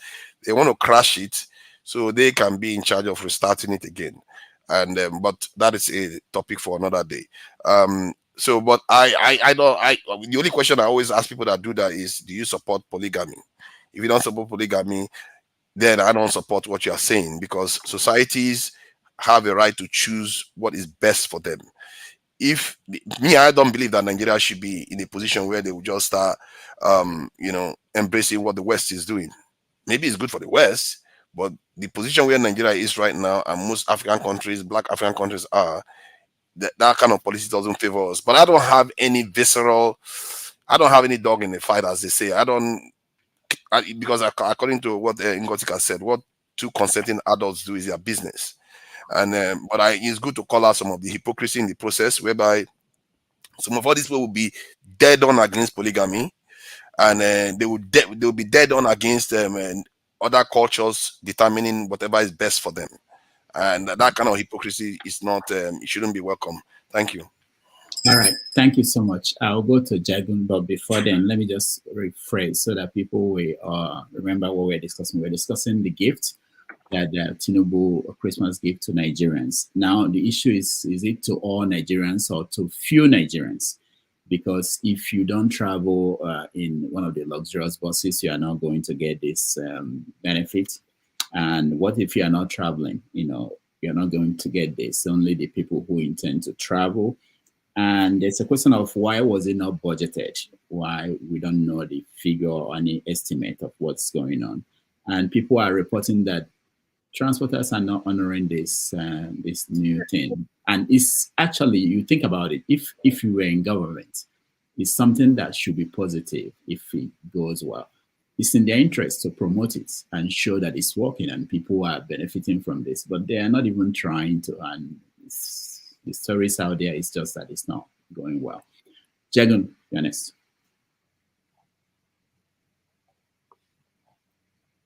Unmute yourself, please. Thank you very much, guys. Good evening. I'm not sure about the subjects and how much I can speak on them, but I do want to really salute Ferreira for his utterances today. I've been listening very carefully in the background and reading comments as well. And Chim also, I think he spoke very well today in terms of just pushing and assisting the psyche of our people to think objectively, think differently, think critically, in order to make moves that can actually push our society along in so many ways. So I do wish to thank them and the platform for those submissions. I haven't been around for a while, and I've been busy. I've done a bit of not traveling abroad, but traveling around London and the UK on all kinds of bits and pieces. But in the break and in listening sometimes when I'm on the break and being a bit perplexed at the levels that we're speaking at today and the other 2 days that I've been listening. I've seen a sort of marked improvement. Maybe it's the young lady that's come on board to push all the men in a direction that makes some kind of sense. I don't know what it might be, but it's been intellectualizing. It's been it has gravitas. A lot of what people are coming to the sense of. It seems that there's more agreement than just blatant disagreement for the sake of it, which I've enjoyed. So there's been some kind of salient and ongoing points being made that are pushing our narrative, and that I think helps particularly with the psyche of Nigerians down in Nigeria.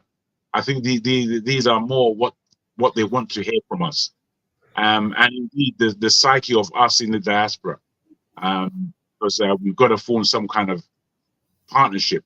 We all know that Nigeria is great, but we just can't confirm it, as it were. We can't boast about it anymore. As Nigerians, it's very difficult for any of us to boast about Nigeria being a Nigerian. And I think we, although we hold a lot of pride within ourselves and we hold a lot of dignity within ourselves, which we really try our best to champion, there is so much rot that we are very much aware of within our politicians, our leadership. It's very difficult for us to find leaders at all. So when you speak about what's going on with the whole situation with River State and Wike Fubara and what Tinubu might be trying to do, I would just like to make a personal submission. The last time I was kind of dealing with Nigeria in such a way that I felt economically I was going to make ways for myself and for the community was when Goodluck was there. And I felt a lot of good hope when Goodluck was there, even though I didn't necessarily like his presidency. It's not that I didn't like him or what he was trying to do, but somehow I didn't feel he had the full grip on things to get them done. I felt that he was a very willing individual. Since then, Buhari's government, I haven't even attempted to put anything. We were speaking earlier about giving advice to government and politicians that people might know, and how the corridors of power within the country are accessible by ordinary people, especially people that have plans and good ideas and such like. I didn't ever try to partner anything with Buhari, and I can't see myself partnering anything with Tinubu. Peter Obi, again, I maybe sound like a bit of a man, but Peter Obi coming in, if he was able to come in, I felt that he would have been the greatest partner for the people of Nigeria, and to begin a serious turnaround. Indeed, with those statistics, as made mention by Chim, and the benefits of an individual who is thinking scientifically about how to change Nigeria, is thinking critically, and with better minds in the country called Nigeria to assist in that critical thinking, I could have seen a way forward. Him losing, obviously, for me, it was quite depressing. I think sometimes we don't really know when we're depressed or frustrated, but I think it's been a great frustration for me personally, him not coming on board. However, I do see some kind of awakening taking place, not just with the platform, but with Nigerians on the ground, with our psyche. And I just want to end on saying that if we can use this platform to keep talking definitely and to keep trying to adjust our psyches, most importantly in Nigeria, but always reflecting on what we're doing outside here in the diaspora and what powers we can galvanize, I think it's a great way forward. So I didn't want to say much, but I just did want to say that. So thank you, guys. All right, thank you. Let's KJ, go ahead. 1 minute. Okay. Let's begin from the beginning. The person who made the announcement is Dele Alake. Dele Alake is not the Minister of Transportation. He's solid minerals and all the rest. That's one. Two, I think this is my opinion, he had been missing the media, not able to be in the media for a longer time. So decided to come up with this brilliant idea that's only known to himself. Because so far, from other media and people who we have spoken to, because our people are going back to the east, none of them have been able to enjoy the rebate which the government said they've sent. And the companies don't agree that anybody has spoken with them. And so we begin to wonder who they spoke with. And then one of them says it starts from 1st of January, 1st of December, but we're already in the second week of December before these announcements were made. So were they giving it in absentia without the transporters knowing and the people operating the train knowing that these things are on? So and then other people, other media that have spoken, like Arise News, you say they cannot confirm because nobody else. They're also looking at people who have enjoyed it, who have been given this free transportation. Nobody has come up to say, "Oh, we got it." So it goes to say that Igbos have a proverb that not whatever snake born must be very long. So this is just the same continuation of these tricks we have seen over the time. You make an announcement, nobody is nothing is on ground to implement it, and you guys just go ahead and celebrate yourself and pat yourself on the back and say, "Oh, we're doing so well."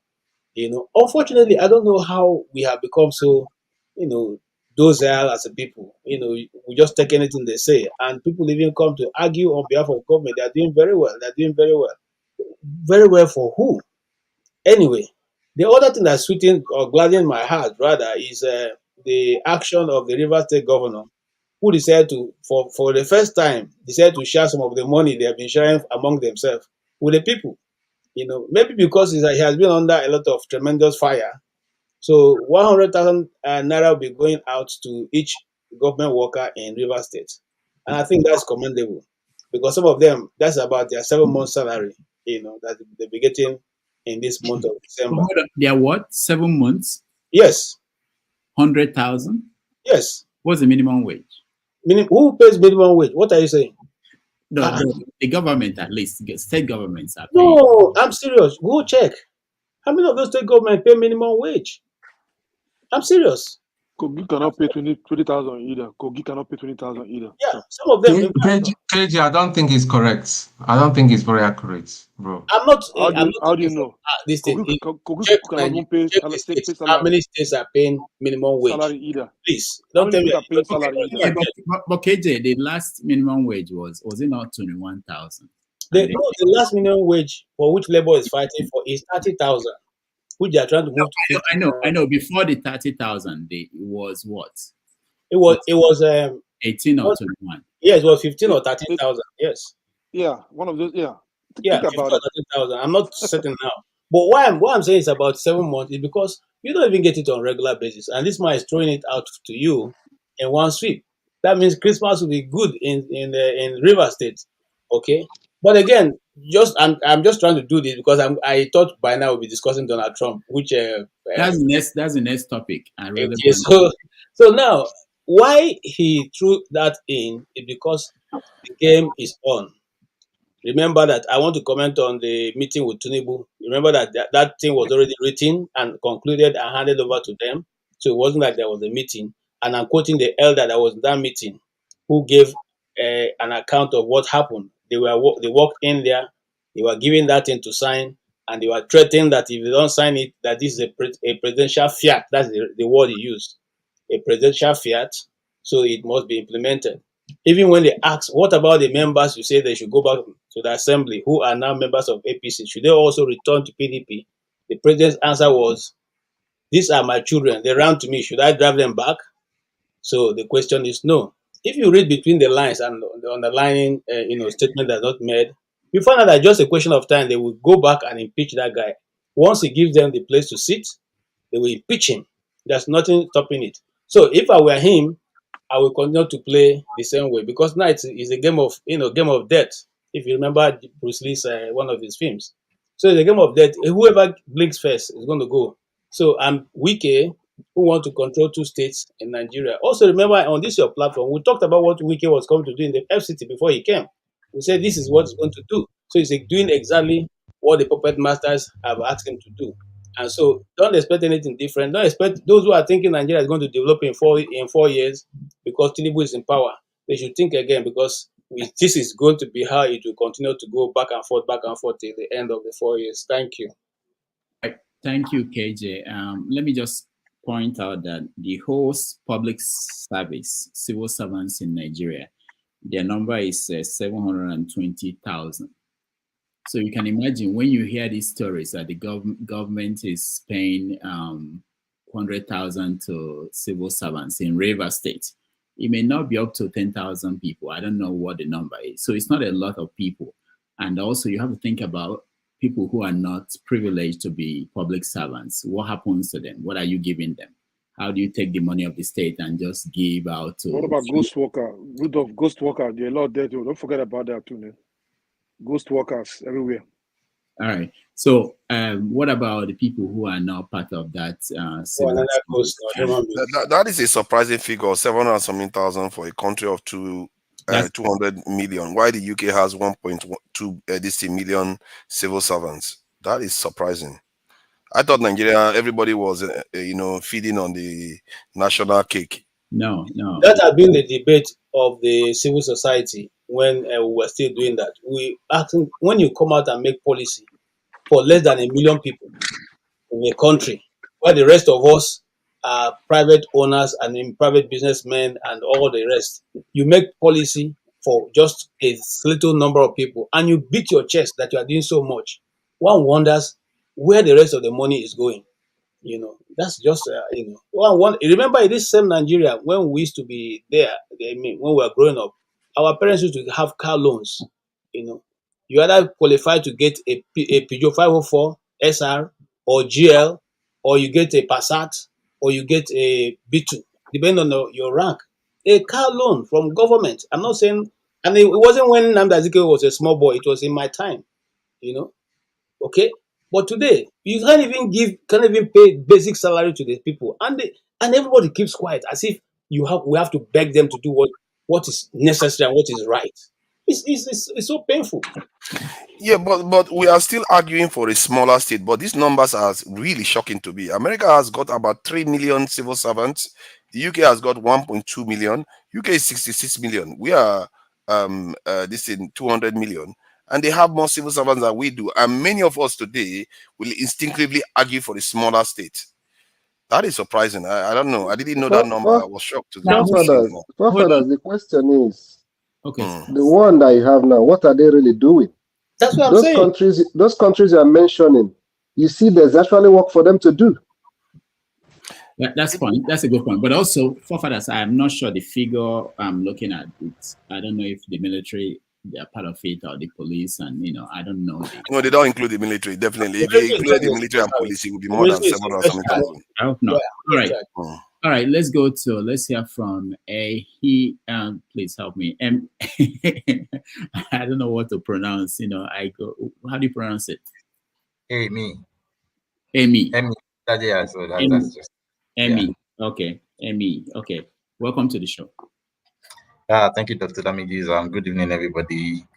Well, so I just said I should join the discussion, and of course, I think I came a bit late, and I heard some people anyway, Chim and some other guys talk about the weakest, the former CBN governor story, and so well, I don't know where you want me to start from, but I think maybe from the. We prefer that we stay on the topic at the moment, but we allow you can weigh in on other things that we already spoke about. All right. So what's the topic of the? Sorry, just to ask again, because. All right, we are talking about right now. We're talking about the gifts, the transportation costs. That. Oh yes. Well, my opinion on that is just one of the ways we tend to waste money in the country, in order to we just want to show that we are working. The government wants to show that they are working and that they have the people at heart, and they just begin to make decisions that eventually you just have to question yourself. How do you even quantify the value of these decisions themselves? And now, as what we've heard now, you see that maybe they even had the plan that it has to be from the 1st of December. Now this is December 23rd. And maybe it's only 1,000 people that would have benefited from this, if there is even a number to quantify that. But eventually you realize that it will be a way to embezzle money again. And I won't be surprised in the next 2-3 months, the humanitarian minister will come out and say, oh, during that December period, we over 1 million people were, transportation for 1 million people were catered for, closing to a so amount of money, maybe in trillions of naira. So it's just going. This is just part of what we are talking about. And for me as a person, I disagree with that. I would have even appreciated if they if they really had planned towards this like long ago. Now what people really need is food. People want to eat food. I don't know if they could have converted that such that a bag of rice could have been brought down to maybe 14,000 naira.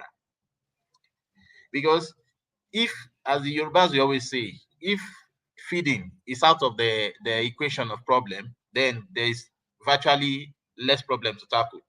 You get the point? So the thing is, if this had been converted to food, that would have been better off. If there would have been a kind of state of emergency on feeding, that okay, no matter what, nowhere in Nigeria should a bag of rice be sold for anything more than 14,000 naira. Of course, we would have said, oh, what of people who are in that business? Fine, there should be a way that maybe the government could have come in if it means to buy from these people. Or if you are, you get this, there should be a way that if it is buy from all these people, even for the farmers that have done this, sell it to the government, let the government buy this, and then the government can sell at a subsidized rate for everybody, so that at least people can eat, because people are really hungry this time around. And I don't know hungry people how they'll be traveling. Of course, Nigerians, a lot of people will always find a way. There's this ruggedness, so we can cope with almost everything. But the truth is that in when you have a 200 million people, trust me, maybe 150 million are really hungry as at this time. And if you see the activities of the 50 million, you think the whole country is bubbling. But the truth is that a lot of people are in their house this time around praying and asking God for where the next food will come from. You can imagine a person that can't even, how much can you even buy a cup of rice this time around? Eggs, all the basic things now are so much expensive, and I don't know how people are coping, and they've not even gone to the streets. I felt this is what they should have even gone to the street to fight for, that in this December, we can't tolerate this new year. We must not make sure that the food expenses and inflation get to the new year with us. We must tackle this head on. Because how will you accept, you want us to tighten our belts? You are spending money on vehicles, you're spending money on different things, and it shows that you are not ready to tighten any form of belt. And yet you want people to go hungry, and there's no plan to even say, okay, in the next 6 months, this is what we are going to do with food. This is where we're looking at. You get the point. There's nothing. Everything is just on floats. So which means that, and entropy always goes to the maximum every time. The food price will continue to go higher and higher and higher. So how do you want people to cope? So I'm bothered with food. I don't know why they went for transportation, because who are the people going around traveling actually? That's the point. So food should have been catered for, in my own opinion. All right. Thank you. I think we should, if there's a way, we should suggest, if there's a way that this forum can come together to put things together and send a message that rather than doing any other form of philanthropy, food should be tackled head on. There's no reason a bag of rice should be going for further than 14,000 naira in that country as at this time again. That's a fact. All right. Thank you very much. Thank you so much. Dr. Rudolph. Yeah. What he said, what the last speaker said, yeah, because I mean, he denied that he didn't vote for Tinubu, but I know he's not saying the truth. He's saying half truths. When he first started coming to this thing, these are the same people that were hailing Tinubu, that he was a city boy and all that kind of thing. Now, if I bought a bag of rice, I've hustled and bought a bag of rice for 40,000 naira, and you're now asking me to sell it to the people for 14,000 naira, then The deficit, who is going to deal with deficit? A country that has no record, nothing. See, listen, my brother, I'm not attacking you, but this thing doesn't work. Let's just acknowledge it's a disaster. The only thing that will solve this thing is force. The only language that they will feel if someone has to pay, that's it. It is force. Thank you. Can I say something, please? Let me just come in. Number one, I didn't even vote for Tinubu as you advocate, as you just said. I am pro. I love change, and I wanted Peter Obi. In fact, to my persons at home, I have supported Peter Obi. But let us even forget that is politics and now governance. But when you talk of governance, too, no matter what, the government always have a way to make sure that the masses should not suffer too much. So I don't want to get, but there should be that's why they are the government. We've given them all power. We've rendered all our powers to them that they should take our behalf and make the good decision for the number of people to benefit from. So I don't know if you mean people have gone to buy a lot of people are in this business. Yes, no big deal. It could mean that they should take an inventory of people who are in this business, but make sure. And you see, I don't even blame them. I blame the people. I blame everybody. That's just the fact. We are too docile. Look, this December should be that everybody should be on that street and start shouting. If bag of rice is less. I mean, it's more than 14,000 naira. Everybody should have been on that street within 2 weeks. Look, within 2 weeks, something drastic would have been done. Wherever the creativity would have come out from, it should have come out from there. If it means to order importation of, there will be a million of ways to solve that problem. And the larger number of people will benefit from it. That is it. Because how do you say people should look? Anyway, I think that's just my point. Let me just cut it there. But I didn't support. No need to even talk about it anyway. All right, thank you. Let's watch this before we continue. We'll change the topic from here. Say something about the topic. Can you sign here? You look at it, you know what that means, but you sign because you are getting your cut, isn't it? At times, some clients want you to lie for them.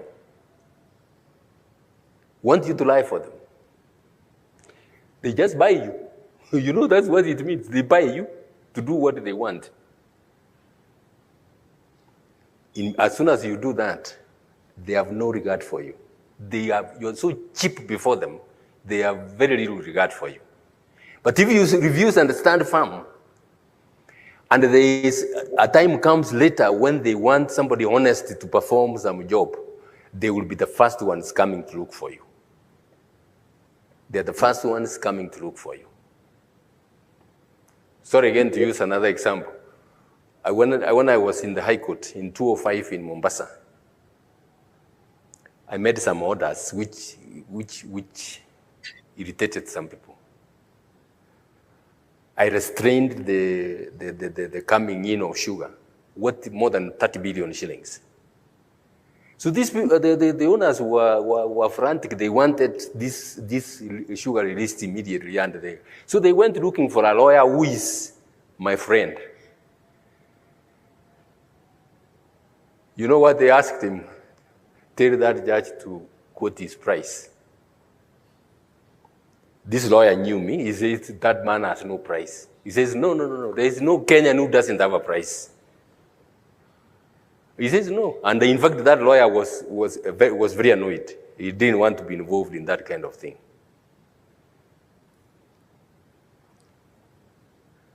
What is your price?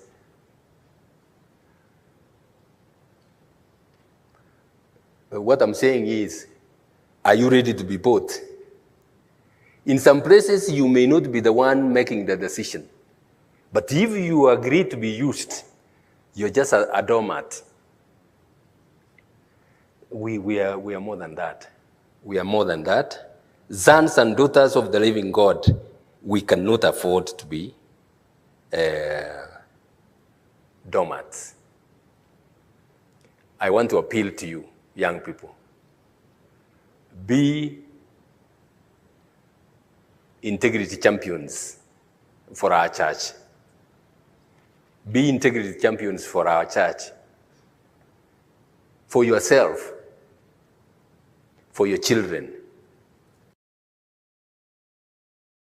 All right, Henry, I thought you were the one that sent this to me, so I thought it would be good to play it before you speak. I sent it to you. I sent it, Doctor. Thanks for okay, playing it. Tone, yeah. Other people also sent it, but I was thinking, so sometimes we try to do some some things. I was thinking I'm helping Henry by playing it before he speaks so that he can cue in. This is how production is done, but Henry was No, I thought you wanted to close the. Henry was angry that I didn't let him talk before.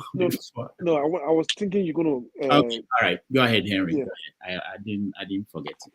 So okay, let me go to the Tinubu 50%.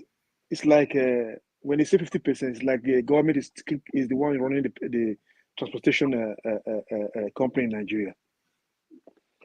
A good government that care for the people, you make sure this festive time they have to make sure if they don't have enough rice, cheap import rice there. People have to eat something. People are hungry, and they should try to fix the electricity problem. People are going to buy petrol with 700 and something or how much they pay, I don't know. They should make sure they go back to this 190 or 200 naira, because this they don't have light. First of all, they don't have light. Electricity is not there, and people are still using that same money to think how to feed themselves, how to buy, to have electricity, to have life. You see, when the ANEC president said 50%, it's just a joke. You see, I'm just looking at Nigeria. Nigerians are so patient in the sense that. Hello, can you hear me? Yeah, we can hear you. Go ahead. Nigerians are so patient. I never seen this country so patient like Nigeria. They are suffering. They are still quiet. I was thinking this time of the year, they would make Nigeria to stand still. No movement, nothing. No police will stop anybody. No soldier military will stop anybody. They should come out in mass.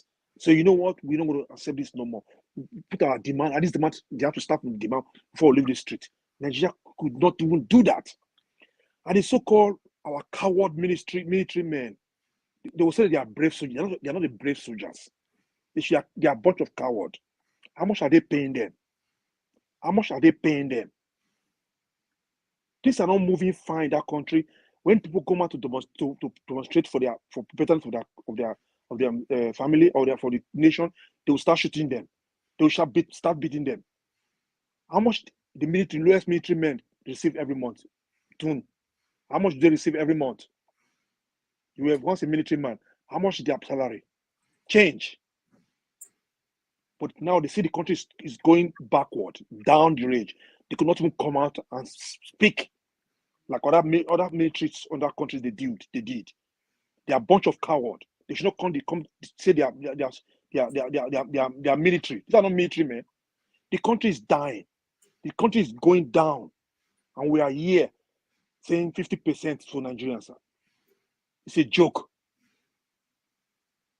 You see, they have a solution. They have a solution. The government should sit down, fix the electricity problem. Nigerians are hustlers. They can provide job for themselves. The Nigerians are providing job for themselves. Feed to those who have factory. They don't have so these feed are so expensive now because they don't have enough factory in that country. Because the factories, the churches, they take over the factories in that country. Instead of them to build factories, they're building churches. The government should make sure they have stable electricity.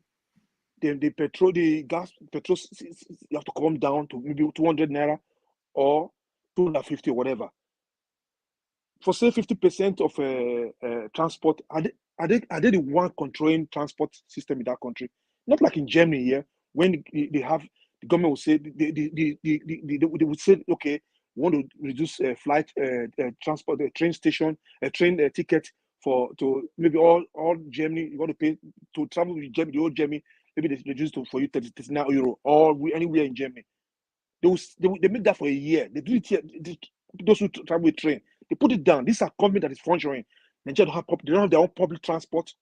Say all public transport, not government is not control anything there. You're saying 50%. It's a joke. People will be clapping. Tinubu is working 50%. 50% for where? Bring anybody who come out to say they pay 50% for their transport. Bring anyone come out here. Anyone. Rudolph, it's your job. Bring anybody who say they collect 50,000, they pay 50% of their transport fare. No one. It's a bunch of lies.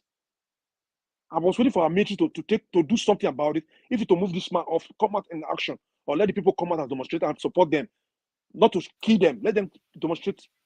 Shut the country down for 1 or 2, 3, 4 weeks. You see what the government, all these also called criminals, will not hide their face in shame.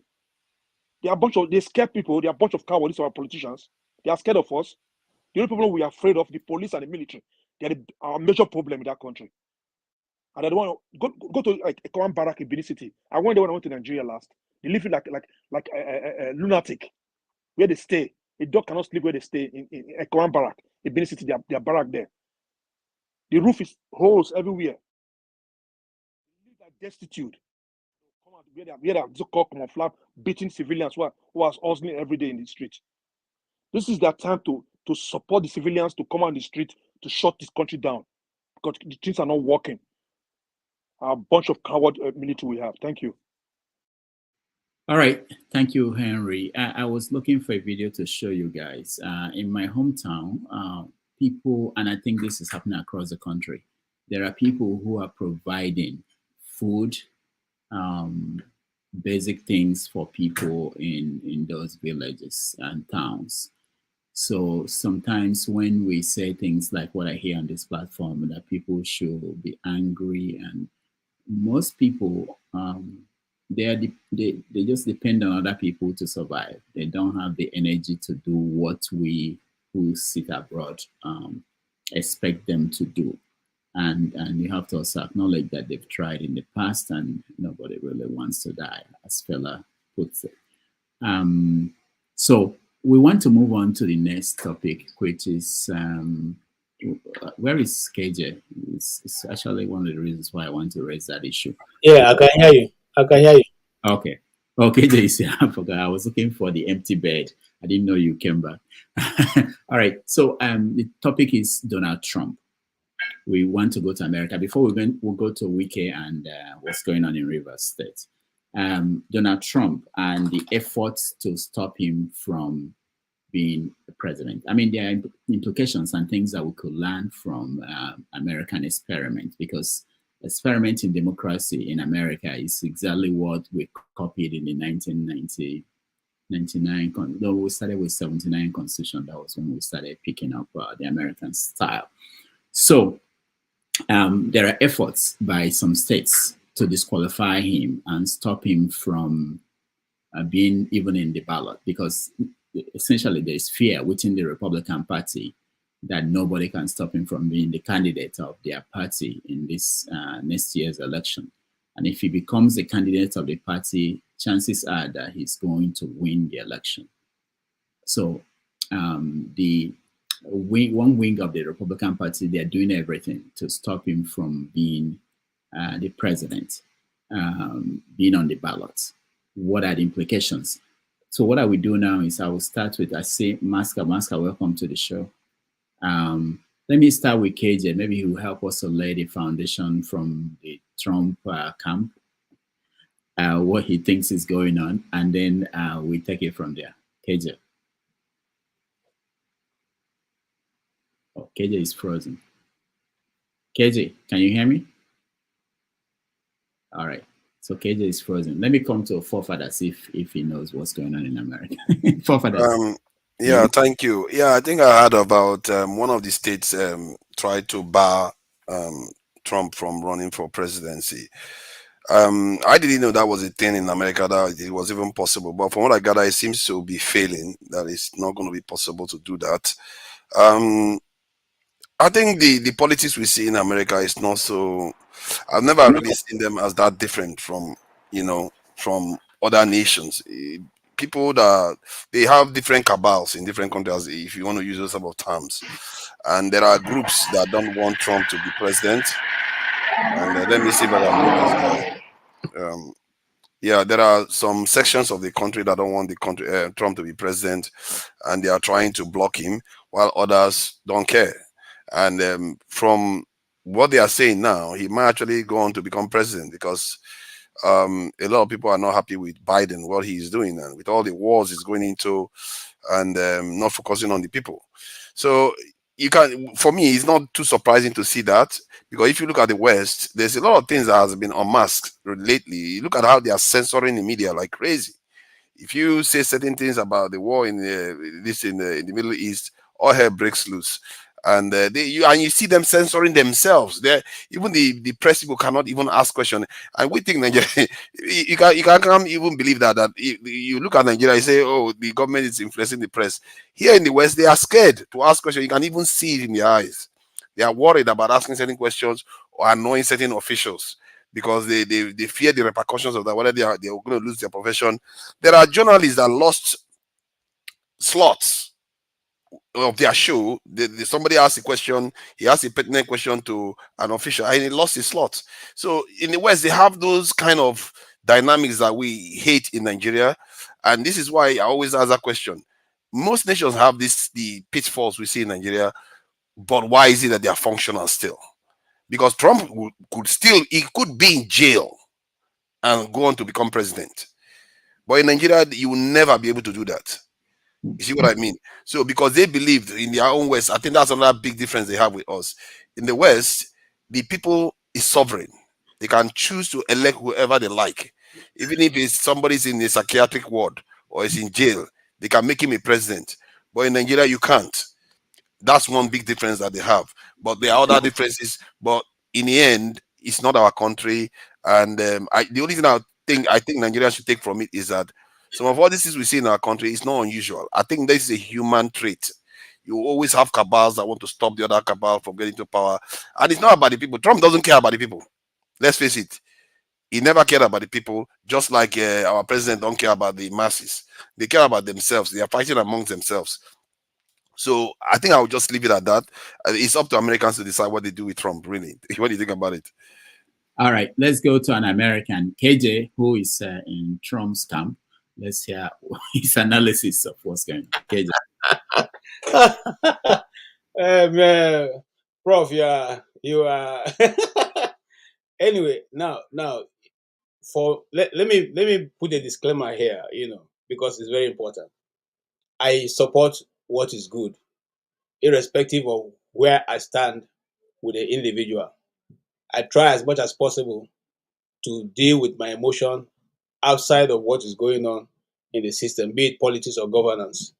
Okay, having said that, I took a study of what actually, I didn't really understand, and I did part of international politics. I didn't really understand what they mean by third party influence in America until I got to this point.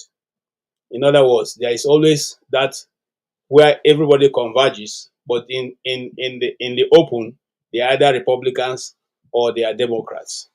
But in the actual sense, they are not any of those. They are in the middle, and they are not like somebody said earlier on, liberals. No. Now, I will not go into that much, but I just want to say, bear in mind that something like that exists and is real.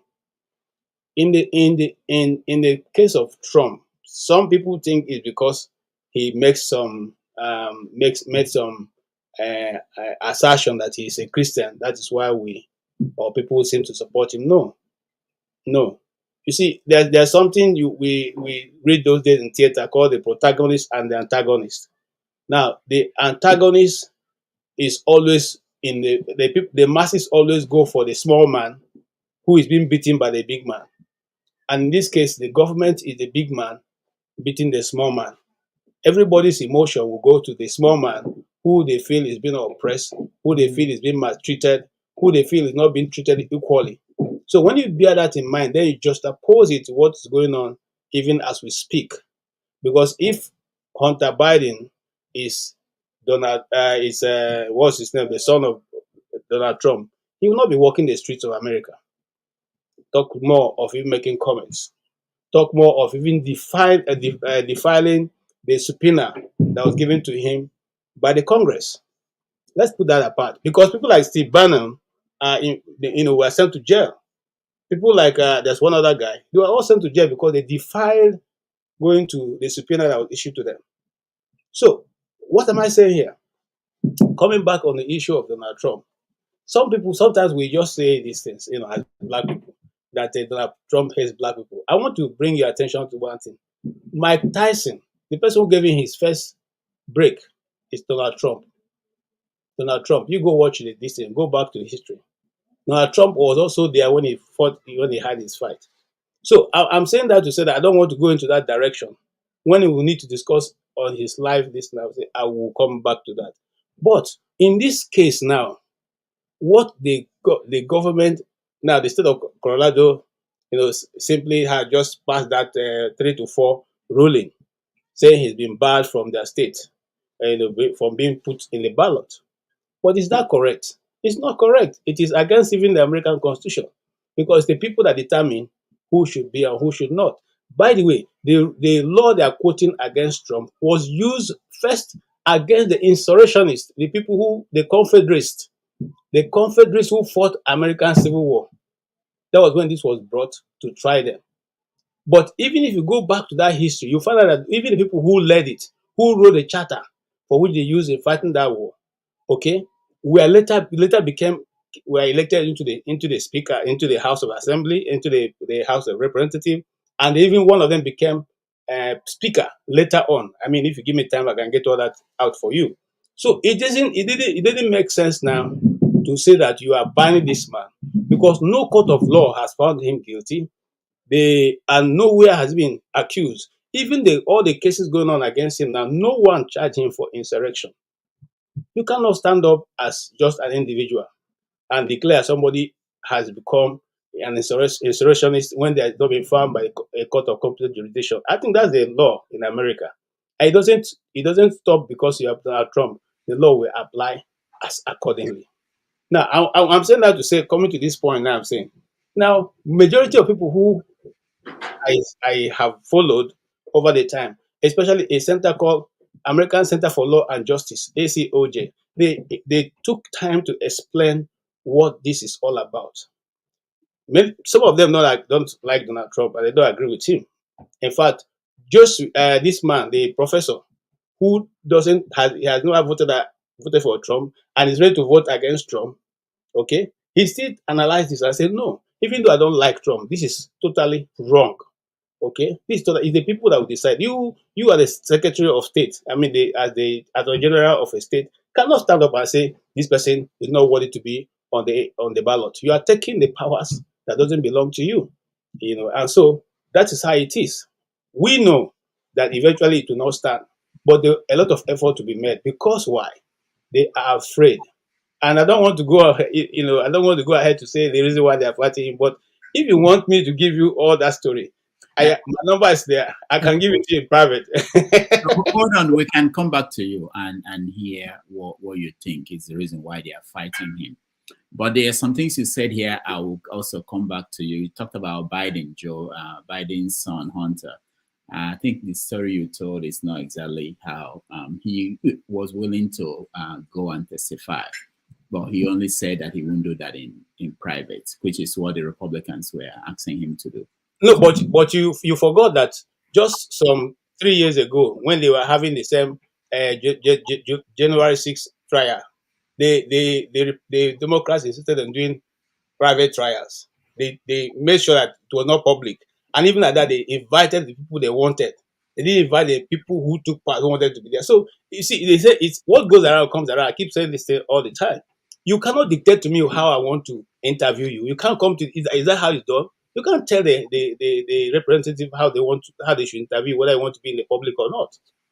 No, just what I'm saying, KJ, I'm not taking any side. I'm just saying that you should, if you had said it that way, that he was invited to come, and he didn't say he won't testify. He said, I won't do it in private. So that would be clear. I'm just trying to point that out. Okay. Yeah, I'm not saying that it's not done or it was done before. All right. Prince, JJ man, welcome. Yeah, thank you, Dr. Damages. Can you hear me, please? Yeah, we can hear you. Yeah, greetings to everyone in the house. Merry Christmas and Happy New Year in advance. Yeah, I'm very happy to be on board. I've been commenting. I said, let me join the house and also contribute because I know that this program is going very far. The whole world is tuned to this program. And it's important that we hit the nail on the head. I know that you are the topic in hand is where we are is Trump, right? But can I choose other comment on other topic, previous one? Yes. Yeah, but brief. We don't want to go back. We don't want to go back to that those. Yeah, why I'm asking because we've been talking about Nigerian issue. President German, as you know, is a member of IPOB, proudly won. Oh, okay. And I always stand up for the activity of IPOB and Mazen Nnamdi Kanu. Okay, so I just want to let that background. Yeah, you see, talking and talking and talking and talking. When we are in a meeting and people continue to talk from morning till night, any meeting that lasts that long, there's no truth in that meeting. Okay, the issue of Nigeria, the way Nigeria is, we need to define it in a way that everyone needs to know where they are coming from and where they are going to, because the history has been hidden from us for a long time. The history was removed from history book, and we thank God that today we are being enlightened. Thank God for people like Mazen Nnamdi Kanu, Dr. Damages, and Mayegu General. So what I want us to know is this. The previous speaker said something that what is obtained in America is also is similar to what is obtained everywhere. I disagree with that in a way because Nigeria case is peculiar in the sense that it's only in Nigeria that we are told that terrorists have repented, and not only that terrorists are being repented, they went further to enroll them into our army, Nigerian army, the police, all the security apparatus of the country. It's only in the Nigeria that has happened in the whole world. And for that reason, where we are today, even restructuring cannot save anybody. Everybody's life is in danger because you see the army bombing. Their bombing now is not precise anymore. They go to village up to 16 times now. They bomb and miss and bomb villagers, and people are dying needlessly. Okay, you see Nigeria, the way Nigeria is structured now, it's structured to kill destiny. See the youth, everybody, people go to psychiatrists at Yabana. Everywhere is food or psychiatric patients. Nigeria can't continue like this. People are dying of hunger. And it's deliberate. All this evil against our people is deliberate. Oh, okay. So the way forward is that Nigeria, even the army, people are resigning today because they've seen the truth that you cannot restructure with the terrorists in the army and the police everywhere, And in the forest, they have not also evacuated all those who are in the forest. T.Y. Danjuma told us they are colluding. They are colluding. Said it 3 times. It's not missing word. You understand? For a military general to tell you that, it goes a long way, not minding that he has led that force. So we have to tell ourselves the truth. The truth is that Nigeria should be dismantled anyhow, anyway. Nigeria must be dismantled. These people that are gathered themselves are a bunch of criminal and terrorists managing the life of innocent people. We have professors, we have all engineers, people that are learned, people like Dr. Damages, that can contribute to the society. Dr. Damages can rule Nigeria without blinking. You understand? But look at the kind of people we have there. Irreparable damages. And we are managing and they are telling us that we're going to move forward. Where are we moving forward to? Hellfire. You know, we can't continue like this, my brothers. You see, talking and talking and talking cannot help us. We should direct the missile to the right place and let everybody go back, because Nigeria joining together is a concussion and it has expired 2014, the amalgamation. So let's begin to talk on how, because we can see that we can't stay together. You can continue talking and talking and talking. You know, look at what is happening recently. How can people are saying that land that the people are building houses illegally in Lagos, you know, and both Sowolu is a ballet, the Oba is a ballet, all the people chiefs, they are all ballet. They sold the land to the people who bought it, you know, and they are also collecting money after selling the land. Where you are building from foundation, they come to you, collect money to build from foundation. When you do your German floor, they come and collect another money. So at the end of the day, they'll come and say that you build illegally, and they will destroy it. They don't produce wealth. They don't know how to create wealth. But when people suffer for years and manage to be a landlord under a second, you bring it down. Nigeria can't continue this way. Dr. Dameji, thank you very much for bringing me on. I just want to say this so that the world, you know, who do glues to this platform should know that we are tired of anything called Nigeria. We call it zoo, but it's more than a zoo. Jungle is even better. You know, the animal they eat, they kill when they are hungry. But in Nigeria, they kill people anyhow, without no reason. Thank you very much. All right. That's why I will submit it. God bless you all. Oh? Thank you. Merry Christmas and Happy New Year in advance. Thank you, Prince. Merry Christmas. You're welcome. All right. Pansat, I got a message for you from Dr. Alexander Gomez. He said he's on his way to Hollywood. He wants to, in 2 hours, he will be near your neighborhood. He wants to have dinner with you. So that's a message I just got on my phone. So I should pass it on to you, Pansat. All right, we go to Maska. Maska, you're next.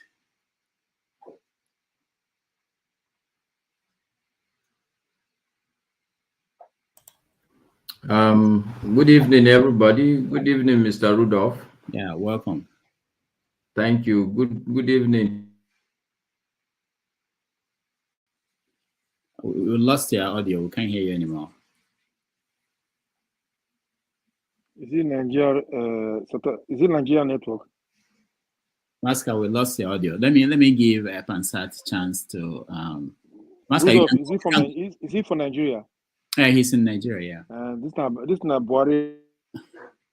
Pansat, you want to respond to Dr. Alexander? No? Yes, sir. Okay, go ahead.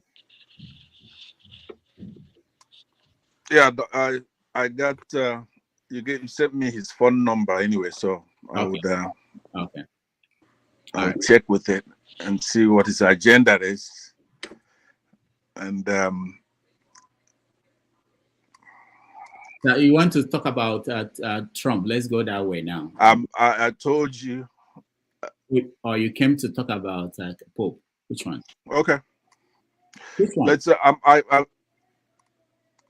No. Let me talk about Trump and then.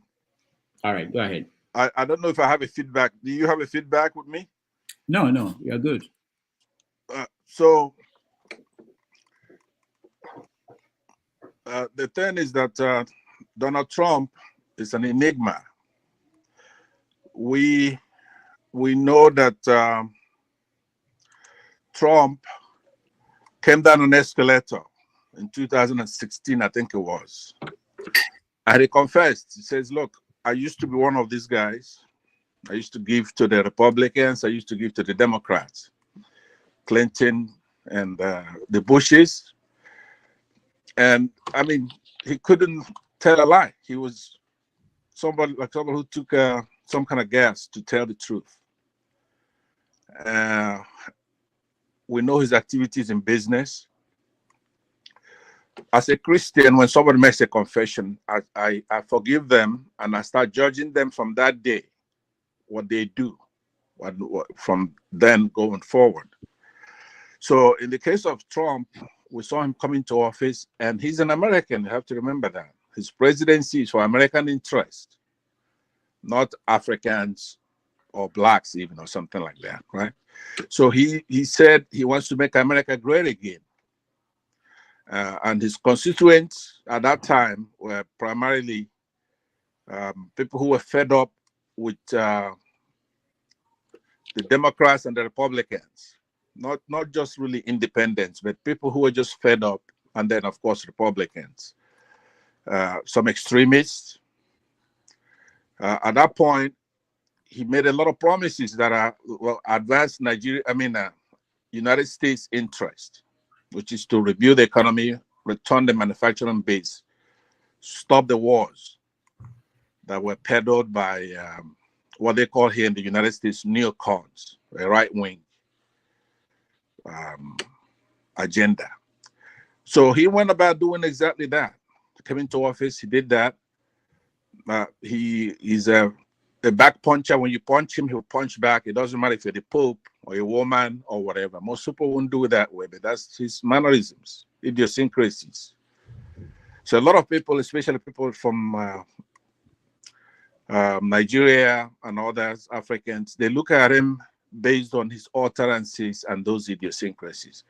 But at the core, he's somebody who wants to do the right thing for the United States. And when we say the United States, we mean Western tradition, Christianity, Judaism, and anybody who is not into terrorism, therefore good Muslims, right, are involved in that. So that's the history. I'm looking at his first 4 years. He ran for office, re-election, and he lost. And it was weird the way he lost. A reasonable person could say some of the things that he says, but he needs to bring evidence forth. So, but that's not what I'm concerned with now. What I'm talking about is that Trump made a couple of mistakes that were actually probably unforgivable for a fair guy. I'm a very fair guy. A police officer knelt on a man's neck and killed him with 8 minutes, duration of probably over 8 minutes. Instead of Trump being like a past American presidents, come out and say, look, I support the cops, but this one is not one of them. He's not a cop. I'm going to deal with him, right? According to the law. He was talking nonsense. And that cost him a lot for somebody like me who supported him, right? So that's unforgivable. That is unforgivable, what he did there. Now, the other thing he did was that the prince in Saudi Arabia sent some people to go into Turkey and killed somebody, a journalist. Now, because you have to understand, without Trump making these two mistakes, he was a saint. As far as I'm concerned, there's never been a president like that. He's the best president any country could have produced. So Democrats are corrupted by the Saudi money. That is one of the problems we have in Nigeria. That Saudi Arabia has got us in OPEC. He's bought all these ambassadors in Nigeria and those in the State Department. They're all corrupt. Saudi Arabia is the biggest problem we have. Why Northern Muslims are doing what they're doing in Nigeria is because they want to corner us into organization of Islamic countries. Now, we don't have anywhere to go now because Democrats are corrupt, and Trump, with all that nonsense he's talking about, he made an exception, which is Saudi Arabia. Now, he was good, telling NATO, pay your fair share, telling people over here in North Atlantic Trade Organization, what do you call this trade organization here with Mexico and Canada and the United States? that we need the jobs here in the United States. So he's able to tell the allies the truth and fought for the United States. But he made an exception with Saudi Arabia, which means the ambassadors that were left in Nigeria under Obama, one of them coming from, what do you call it? He left those people in place to ruin our country. And also, now I know this is a little complicated, so just allow me to land this point. 2 minutes. Britain made a deal, as far as I'm concerned, with the United States. They could support America. If America wants to go to war with Iraq, Britain will support them. The only thing they asked for is that there's hands off in Nigeria. So they could do what they're doing to us. Pick our leaders, set out prices for oil, do everything they can, anything. They could do anything and get away with it because United States would have been able to help us if that wasn't the case. It just makes no sense that somebody, when let's say Buhari would contest against Jonathan, that Britain would support Buhari. It makes no sense. This is a man who was a military thug, a dictator that committed a coup d'etat. They supported him. Okay. Now, the last election, they did the same thing. Instead of supporting Peter Obi, who would have brought us forward into a new generation, they dealing with us with ruthlessness because the American presidents, including Trump, are corrupt with Saudi money. So now you have to do a comparative analysis, right? If it's just Trump running against everybody else in the world, then you could try to find somebody who's better than Trump. But as far as Trump is running against, if it's a binary choice, Trump against Biden, it's not even close. Now, what we then have to do is to organize here in the United States, instead of having all these meetings, especially the Igbos, have a lot of meetings, meeting here, meeting, talking nonsense. We should organize and then do diplomacy, help elect somebody who could look Muslims in the face and say, hey, look, we have to modernize. We don't want all this violence. People have to go to school. We have to have a secular country. We can't keep doing what we're doing. We're going to need somebody to back us up because that's the name of the game. Unless you could fight Britain, then you can't do anything because left for Southeasterners to fight Fulanis and even Hausas together. Even the Yorubas added to them. We would defeat them in no time. The problem we have is the problem we had the last time. You have to be able to fight Saudi Arabia, Britain, and all these people, including Russia, the whole international cabal that wants that oil. So we need to do a legwork here in the United States now, before this election takes a hold, to support somebody who could say, we don't want persecution of Christians. Because that's what it comes down to. There's no other problem we have in the world. And we cannot make any progress unless this issue is tackled. Because I remember here about a month ago, I engaged Masca in a debate.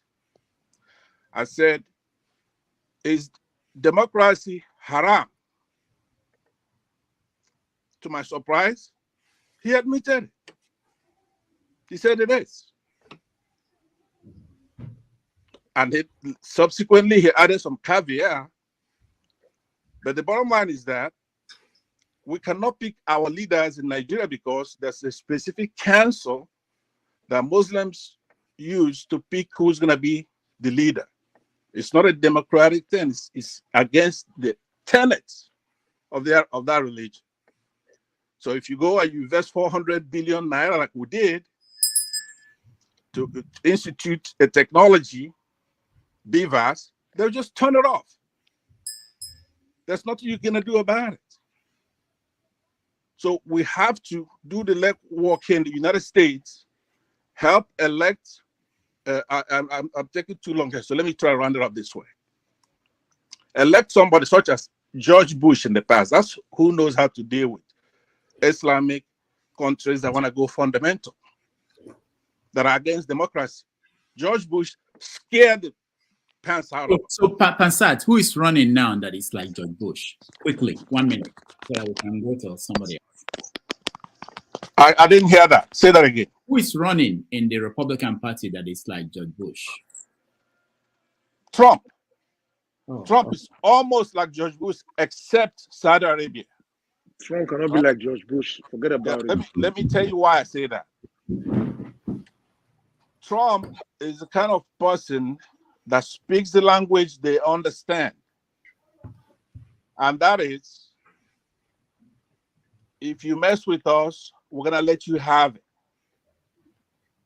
Okay. Now, remember when Obama was in charge, you had ISIS running all over Syria and Iraq in that area. And the Obama administration, with Biden as vice president, were treating them like they were almost equal to the United States, like an intractable problem that cannot be solved. It took Trump 30 days to clean out all that mess. Now, when Bush was in charge, I have some Muslim friends here, right? So in 2000, thereabout, when Osama bin Laden went and knocked out Twin Towers here in the United States, New York, and people were arguing, oh, it's Osama bin Laden, it has nothing to do with Saddam Hussein. Bush didn't have time to figure out the difference between those two. The Iraqis who were here, Shia, you have to know a little about Iraq. Iraq is a multi-tribal and multi-religious country, albeit it's Islam, but you have the Sunnis who are a minority. We have Sunnis in Nigeria as a majority, but in Iraq, the Sunnis are a minority and the Shia are a majority. Saddam Hussein is a brutal dictator that took over Iraq as a Sunni and was oppressing the Shiites. He was gassing the Kurds. He was menacing the United Nations, taking hostages, lobbing missiles at Israel. Mr. Rudolph, I don't want to stop and sad. This is how we get to come. Let me land. Rudolph, So, no, because let him stop now. It's enough now. He's that's a talking comparison for to more than Nigeria. many minutes. I'm trying to set up that background because I know you're too lazy to figure it out, right? So I'm trying to tell you, Mr. JJ man, who is that? It's me talking now. You Yeah. So you hold just your dancing around the bush. Henry, you've been here talking the whole day. Let me land. So You've the been talking since. relationship Don't make to no sense Nigeria what is you're this. talking about. This Saddam Hussein was a powerful guy. Like, let's just say Tinubu is that powerful, or Buhari is as powerful as Saddam Hussein. I doubt it. But even if they were, there was the Iraqi Shias who are in diaspora here in United States under one guy called Mr. Shalabi. They organized and went and helped George Bush and the neocons. And they were able to convince them to escort them home, that they'll do the fighting, just escort us home. So the opportunity came when they knocked down those two twin towers, that Bush escorted them home. And within 2 days, they were able to defeat that Republican Guard, which is a Sunni Islamic terrorist state, like we have in Nigeria. Make no mistake about it. All right. What we have in Nigeria is a Rudolph, terrorist this is a Islamic question state. for you. Pansat, thank you. Rudolph, this is a question for you. Ask him later. When last he went to Nigeria? When last he went to East? This is a Pansat where he's talking now. When last he went home? I went home and I voted in that last election. When? Mr. Rudolph, can you guys hear me now? Yeah, we can hear Maska. Maska, let's hear from Maska now. No, let me conclude there before you go to Maska. Let me conclude. What you will never conclude because your argument are disjointed arguments. It's an uncomfortable conversation. Let me conclude. Hold on. Let Maska, maybe after he let him speak and then you conclude. All right, Maska, go ahead. Because I know he wants to speak after you. Okay. So you can hear me guys now? Yeah, we can hear you. All right. So I was saying good evening to Tone, my consistent supporter, even in my absence. Thank you. Mr. Steve, Henry, my good brother, KJ.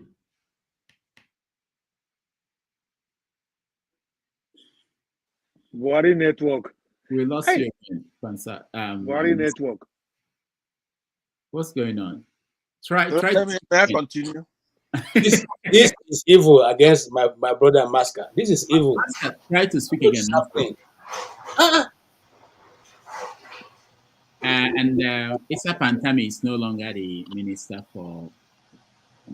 What do you expect for clueless president? What do you expect? What do you expect? All right, Pansat, round up now. Yes, sir. Thank you very much. So anyway, to bring it all home together, what I'm saying is that, Rudolph, let's not kid ourselves. The war has been going on for a long time. Many countries have had the same problems we've had. Many countries, same problems, same issues. There's nothing new. Don't be cowardly. Let's tell ourselves the truth. Because you couldn't come as close as we did this time. Nigerians were cajoled and shamed into going and getting their PVCs, and they registered in their numbers. These people, they believed us, who were pontificating from here. I participated in many forums where I told them, go and get your PVC and vote. Now, but if somebody's going to go through all that, get their PVC and actually cast their vote, and somebody just turned off that BVAS, come on. How are you going to do it? We have to resolve these issues by telling the truth. As much as it hurts to talk about, it's not comfortable. Believe me, I don't have time to talk about it. So you stop blaming other. We should stop blaming other Iraq people model when our governors fail our people. It's a complete state capture. There's nothing you can do. In essence, the courts are captured, the legislators, the banks, okay, have been printing money. There is no statistic you should trust from Nigeria, none. Somebody But Pansat, you said something about the Bush family. They are the ones that know how to deal with the Arab world. Yes, I do. I did. Are you aware of the close ties between the Bush family and the House of Saud? I said that is the problem we have, right? It's unfortunate, but the Saudi money is so big. By that standard, there is none of the candidates are suitable. Bush family neither is good enough, and Trump is not good enough. So who else? No. Listen to the point, because it's very intricate, right? You really have to listen. No, your audio is gone. All right. You're in America, for crying out loud. Let's move to someone else. I wanted to go to Ndubisi, but he's always out when it's about the time to get him in. Let's go to Henry. Steph. You called my name already. Yeah, but I discovered that I skipped him, and I don't want him to.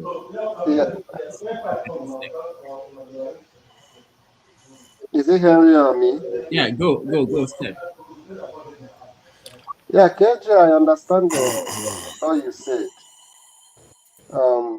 And I'm not surprised because you are speaking for your candidate, Trump. And you've made it known to us in previous meetings that you're also part of the election deniers. You know? So the only thing I would add is that I am not against Trump and I'm not pro-Trump. But that some of you guys don't really have any reason why you are rooting for Trump. Somebody contests the election. If the person loses the election, the person should be honorable enough to accept the outcome of the election. And if you claim that there was fraud and you cannot bring out any evidence to support the fraud, and even your own appointed judges come to the conclusion that there was no evidence, and your own appointed attorney general told you that there is no evidence of fraud, even your own chief of staff told you that there is no evidence of fraud, and you are still insisting that the election was fraudulent, then it calls into question the kind of person you are. I don't want Trump to be president. I don't want Biden to be president. But unfortunately, like in Nigeria, we here are going to still end up having to choose between the two people. It's unfortunate that the Trump may end up becoming elected again as a president by the Democrats. Because if he's going to be president, it's because the Democrats want him to be president. If not, how do we even got to the point where we are now, when a president, when he should be talking about insurrection and be mentioning the name of a president? It has never happened in the history of America. One made a former president go that low for his name to be associated with insurrection, whether he participated or he did not participate. It's so embarrassing. And that is a shameful thing. You know, very, very shameful. But having said that, I wish that Republicans were honorable enough and have the courage to do their house cleaning and come up with any candidate. Because I know that any candidate that is among the pack today can comfortably beat Joe Biden. But unfortunately, it's going to end up being either of them, which I don't think is going to be good for America, unfortunately. All right. Thank you. Thank you, Steph. KJ. Yeah. Sorry, Henry. Let me respond. You see, I didn't want to drag us into election matters. I wanted to just deal with the Supreme Court, the Supreme Court of Colorado's judgment. Because if you drag it open, I have more information than you ever will have imagined. So I don't go and pick up things from just what you see. Okay, I'm a newsman. I source for news. So I mean, when you say those things, you make it look as if someone just comes and says something. I'll give an example. If you talk about election denial, didn't the Democrats deny elections when Trump won? Didn't Hillary Clinton deny when he won? Didn't Stacey Abraham deny that she didn't win? You want me to call more names? See, let's leave this thing. The election denial started from the Democrats. Even the House of Reps, people went there to present they took a motion to say that Trump did not win the election and they didn't want it to be certified. It's there on the records. I don't want to go to those places because if I had it on my phone ready for this, I would have showed you right now. It's not a question of what I said. I'm following what is there. It is they first started denying. In fact, some of them could not even address Trump as president till he left. So what are you saying?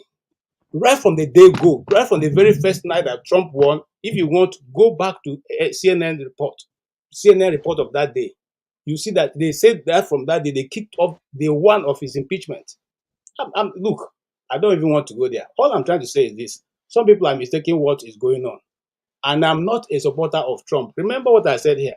I stand on the path of truth, irrespective of who is, who's out is God, and that's the only reason why I stand there. And that's the only reason why I am into journalism. I like the truth. If it affects me, I say it. I'm wrong here. Don't make it look as if somebody is. Why should I be rooting for Trump? Do I know him? Do I even vote for America? Do I vote? Okay.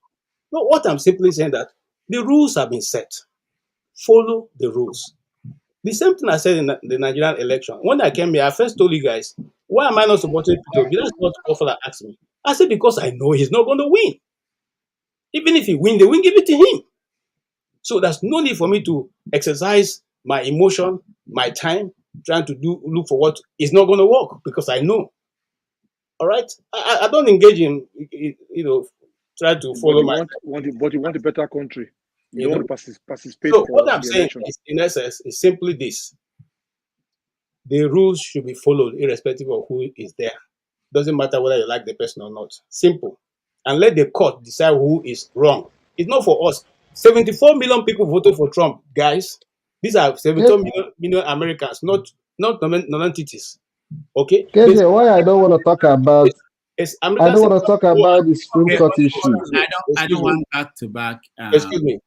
American Center for Law and Justice is a well-known organization. You can research it.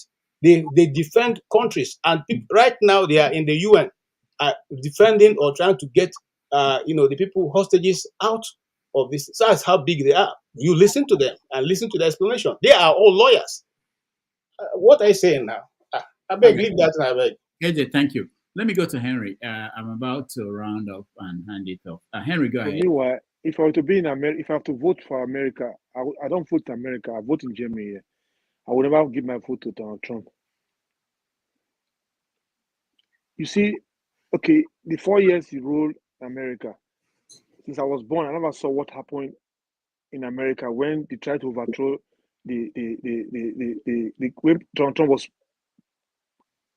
was talking to the people who the story supporters. They did a lot of riot in the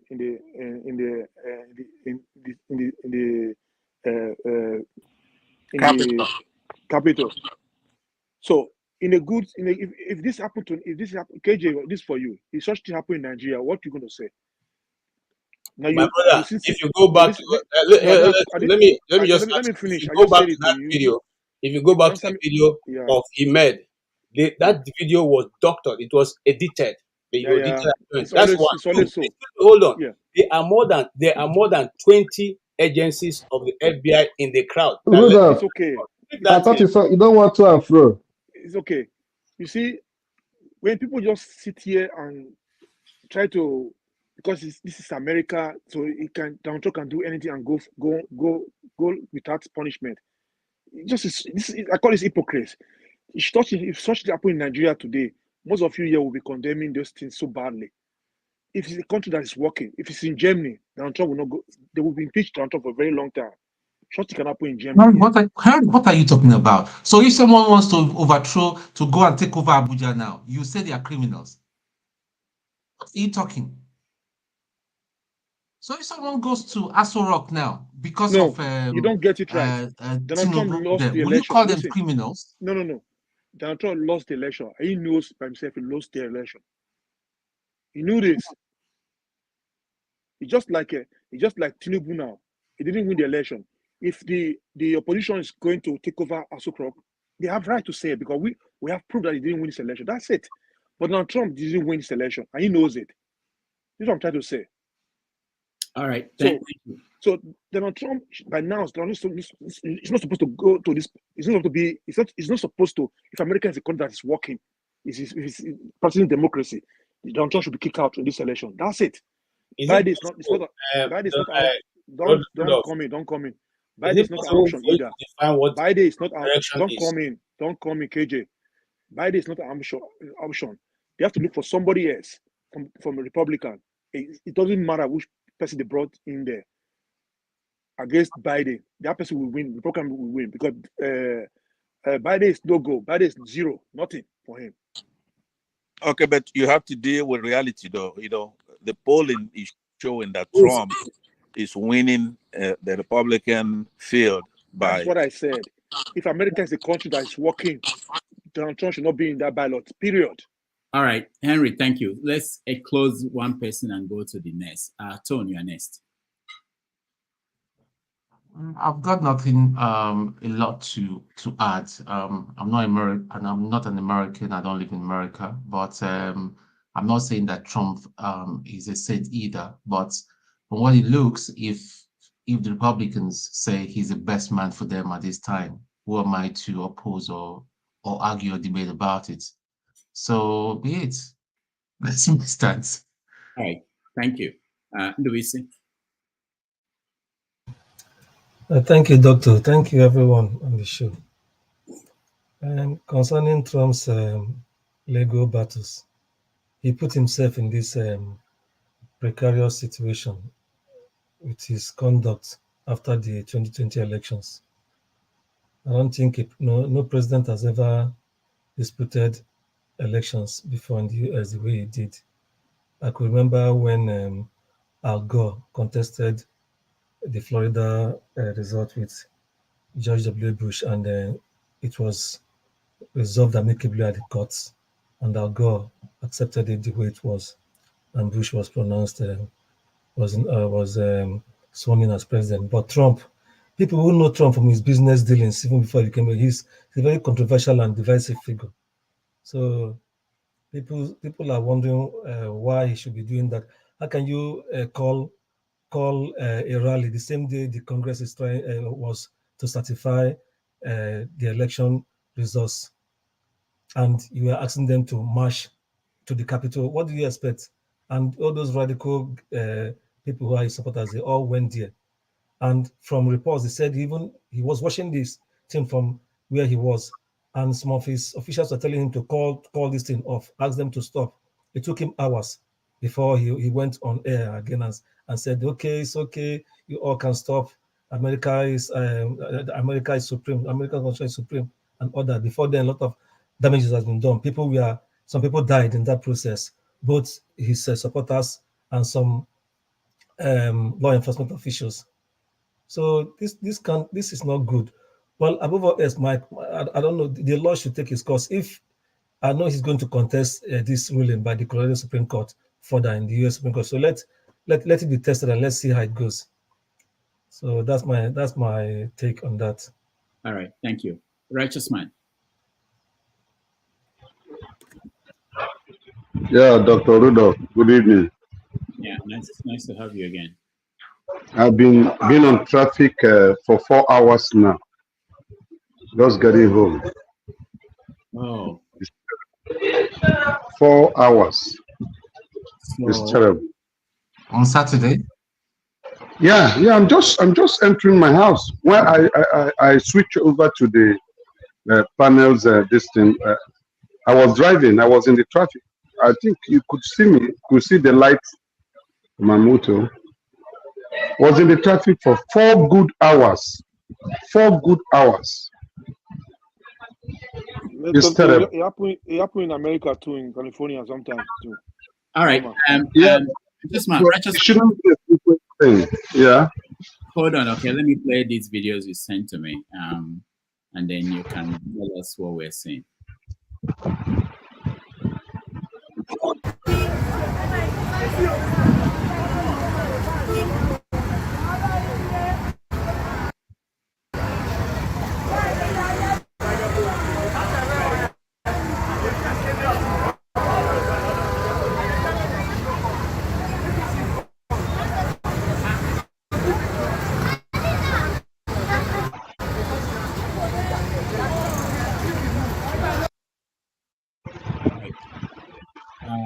What was that? I just want. Yeah, it was the fire outbreak this afternoon. It was terrible.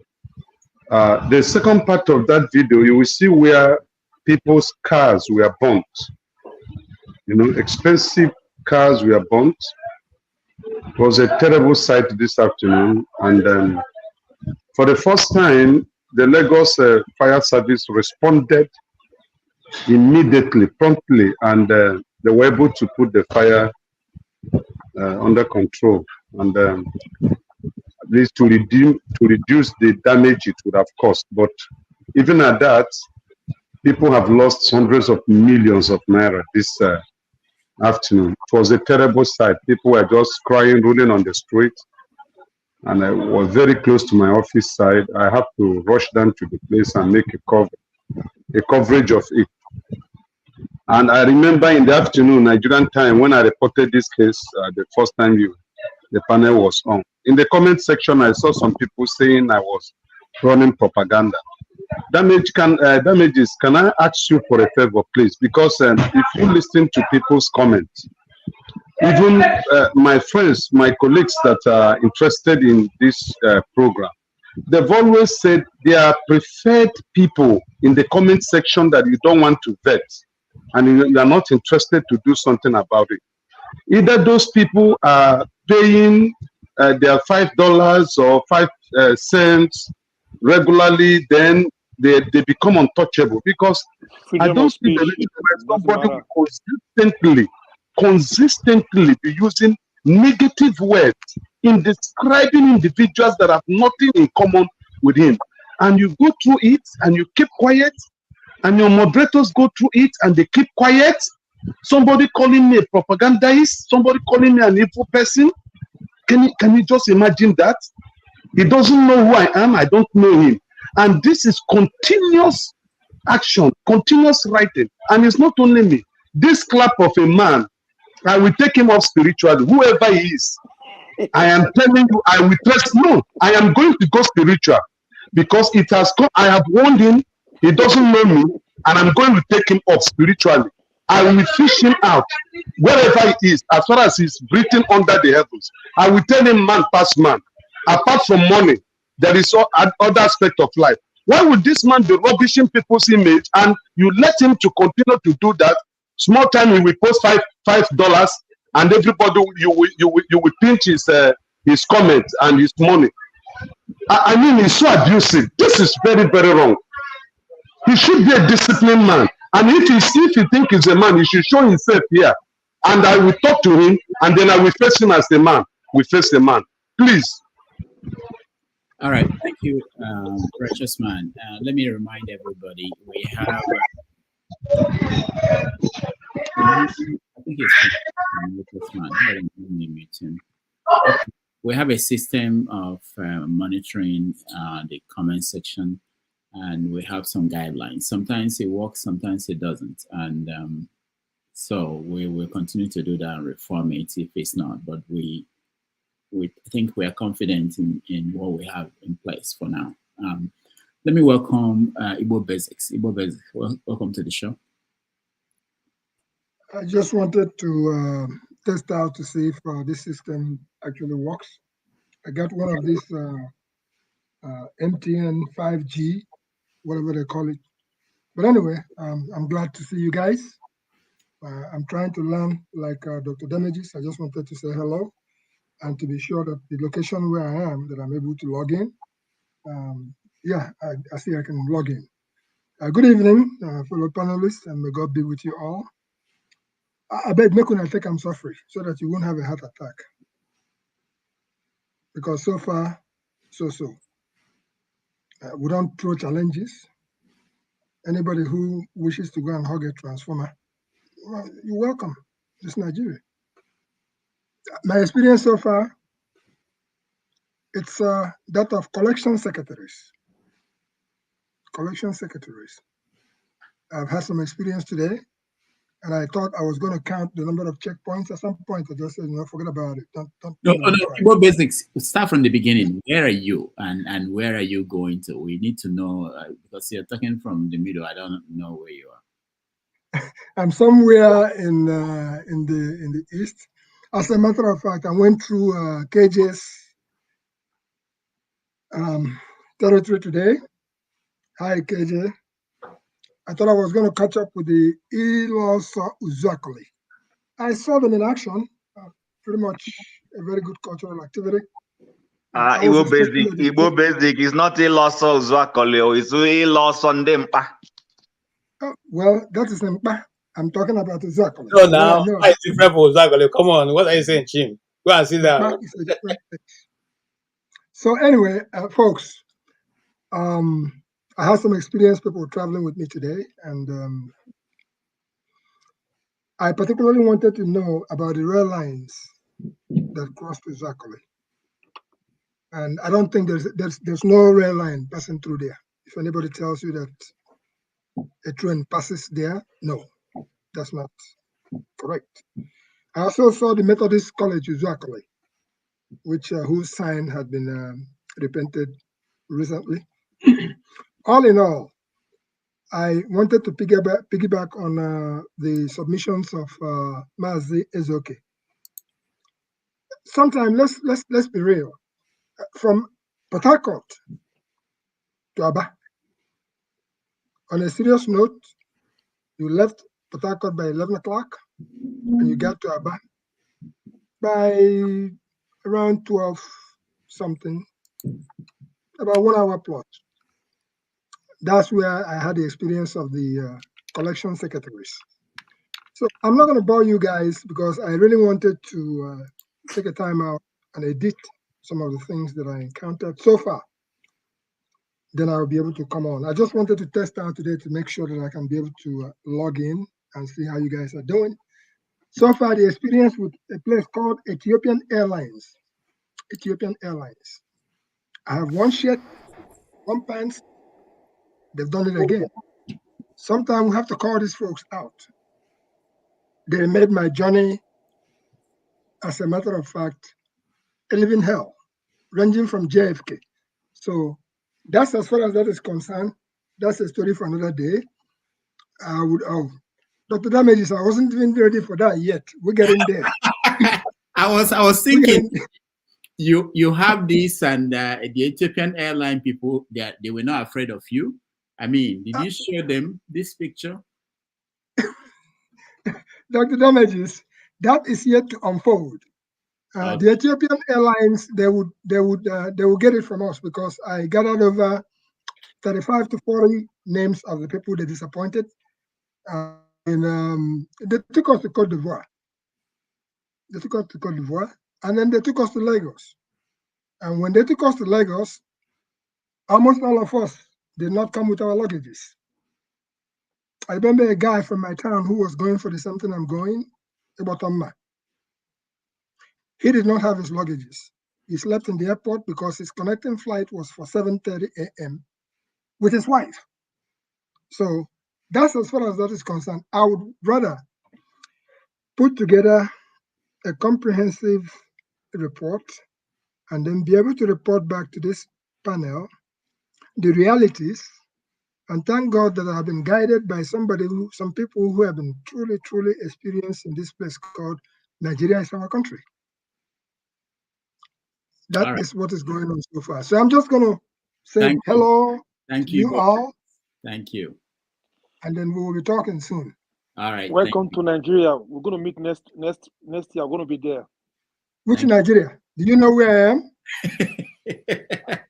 Your country, Nigeria. You're in Nigeria now. You're in the east. Which Nigeria? Which part of Nigeria?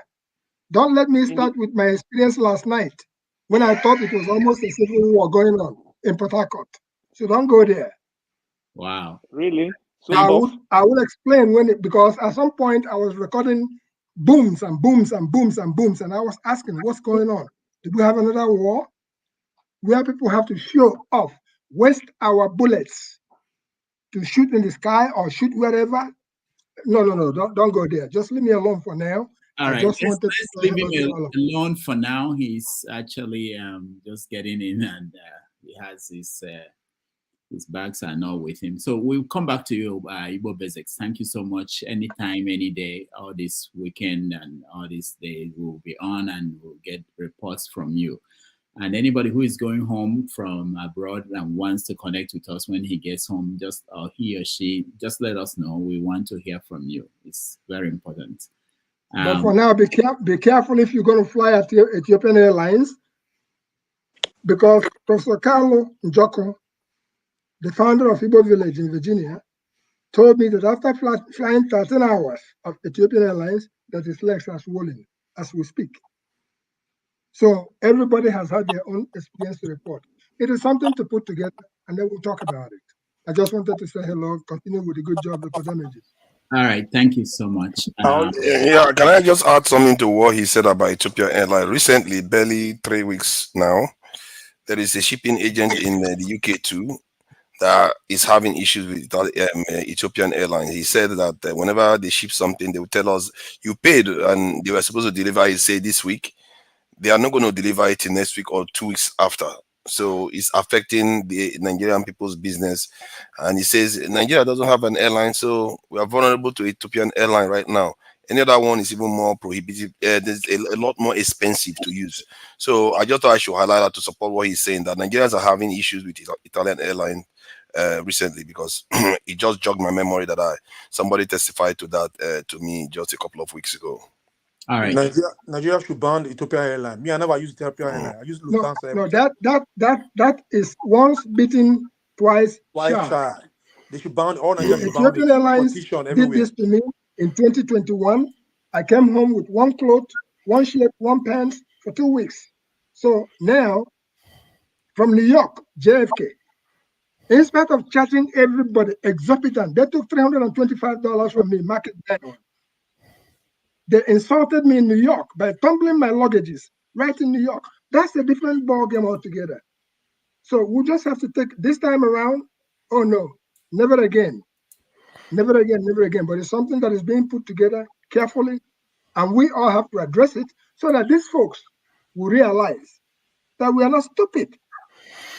And they don't treat other people like that. They cannot treat British British flights like that. They can't do that nonsense. It's only all they treat like this.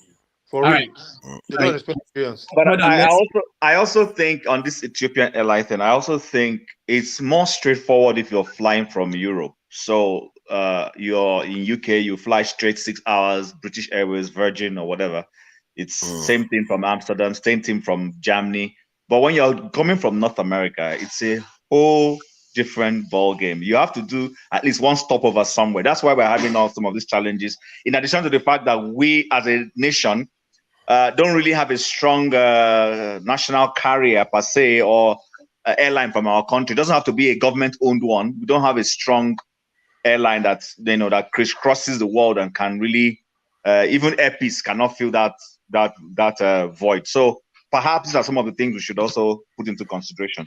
And to add to that, because what you said just now also reminded me of, because when the shipping guy said he couldn't do shipping and they're having issues to ship stuff to Nigeria, I said, okay, DHL is very expensive. Let's try how DHL behaves. And when you send with DHL, they'll tell you 2 days, but when it gets to Nigeria, it takes more than a week. So maybe there's something in Nigeria that's causing problems for any institution that gets to Nigeria. Like the guy from British Air said, is they bribe. They have to bribe a lot of things, true. But the thing is that even the Nigerian government have refused to support our private airlines that can do it. If you can give Dangote money to build refinery, why can't you give to the airline operators to increase their flight to do what you're not able to do? I mean, that's how every nation operates. Obama gave money to Ford. That's how Ford became revived. Okay? Why is our own different? Why is our own different? You know why? In Nigeria, there's no consequence for this negligence. If they have punishment already from Ethiopia Airline, they will stop. If they pay people compensation a lot, like in Europe, you cannot do that in Europe, Yeah, thank you. You're going to pay compensation a lot. You're going to lose a lot of money. Thank you, Henry. Nobody pays compensation. The doctors don't pay. The police don't pay. So why do you expect Ethiopian Airline to be the first that will pay? No, we should be able to address this, but this is not going to be a subject for now. Yeah, it's going to be and articulated this time around. Like I said, once bitten, twice shy. I've taken it personally, and I gathered over 35 names and all the rest of it right out there in Lagos. The people are angry, and it's not a matter of money. You can't keep insulting people anyhow at this stage. You can't keep doing that to Nigerians, customers. So we'll address the airline. Yeah, I definitely would like to talk about this later on, because I think I'm beginning to think that there's something in Nigeria that is causing this problem. Right. There's something it's in not Nigeria. It's not in Nigeria. It's not in Nigeria. DHL doesn't deal with people, but yet when it ships to Nigeria, it takes more than a week. Ethiopia, they don't respect Nigerians. You're supposed to know that. And you it's guys, just the fact. Dexter here, he hasn't said anything. He's been around for, you guys are just jumping in. Dexter, welcome to the show. Yeah, thank you. Thank you very much, Dr. Damages and everybody on the panel. I've been listening to what everybody is saying. If I just address the last Igbo basics, I think in Nigeria we complain too much. Somebody is saying when DHL came to Nigeria, it takes 7 days for your parcel to come. Do you have an addressing system in Nigeria? Our foundation, sorry, let me learn for further. Our foundations is crap. In Nigeria, we are excluded. What happens in the West is that service is driven by competition. That's what happens in the Western world. The moment somebody delivers a poor service, it's an opportunity for another person to take up that same service delivery and bring something better on board. In Nigeria, we are complaining like kids that want to be fed. If Ethiopian Airline is doing crap, who cares? Why can't a Nigerian airpeace, somebody, set up an airline service that will take all the passengers away from Ethiopian Airline? Why are we complaining? Why do we spend our time complaining about it? Complaining takes nobody anywhere. This life is like a game of chess. You have to decide what you want to get. We are complaining about Ethiopian Airline. There are better services. You can write a report. Let airpeace take over. We are not complaining about Ethiopian Airlines. There is a standard worldwide. It's about the service delivery. Then going to the things we have been talking about, I know I've been talking about Trump. I see some people casting aspersions on Trump. Whether we like it or not, the things Trump has achieved, they are great things. So whatever the views are, I'm not a campaigner for him. But Trump has walked the talk. He has walked the talk. Now, let us bring it to ourselves, Nigeria. What are we walking the talk for our own country? Trump has walked the talk for America. He wants to make America great. He has done something. His name is written down there. Whether you like him or not, his name is written down there. Among all the presidents, his name is written down there. But the question we should ask ourselves now, what are we going to walk the talk for our own country? The Western countries have walked the talk for themselves. You know, and I think at the end, the problems are well known. You know, the problems are very easy to spot. The problems are in our faces. We all know the problems. Everybody can reel out 100 problems. The question is, what are the solutions and what are we putting together? Because the Western world didn't just arrive there in overnight. But what they started doing is that they started putting together the solutions and honest solutions. One of the problems we have in Nigeria, you cannot come to a solution without truthfulness, justice, and fairness. It doesn't work. The moment you throw away justice and fairness, you can never come to a viable solution. So the question in Nigeria is, first of all, are we ready to promote justice and fairness among ourselves? Even in this panel here, as we are talking, we still have people who the objectiveness of truth is not even in the analysis.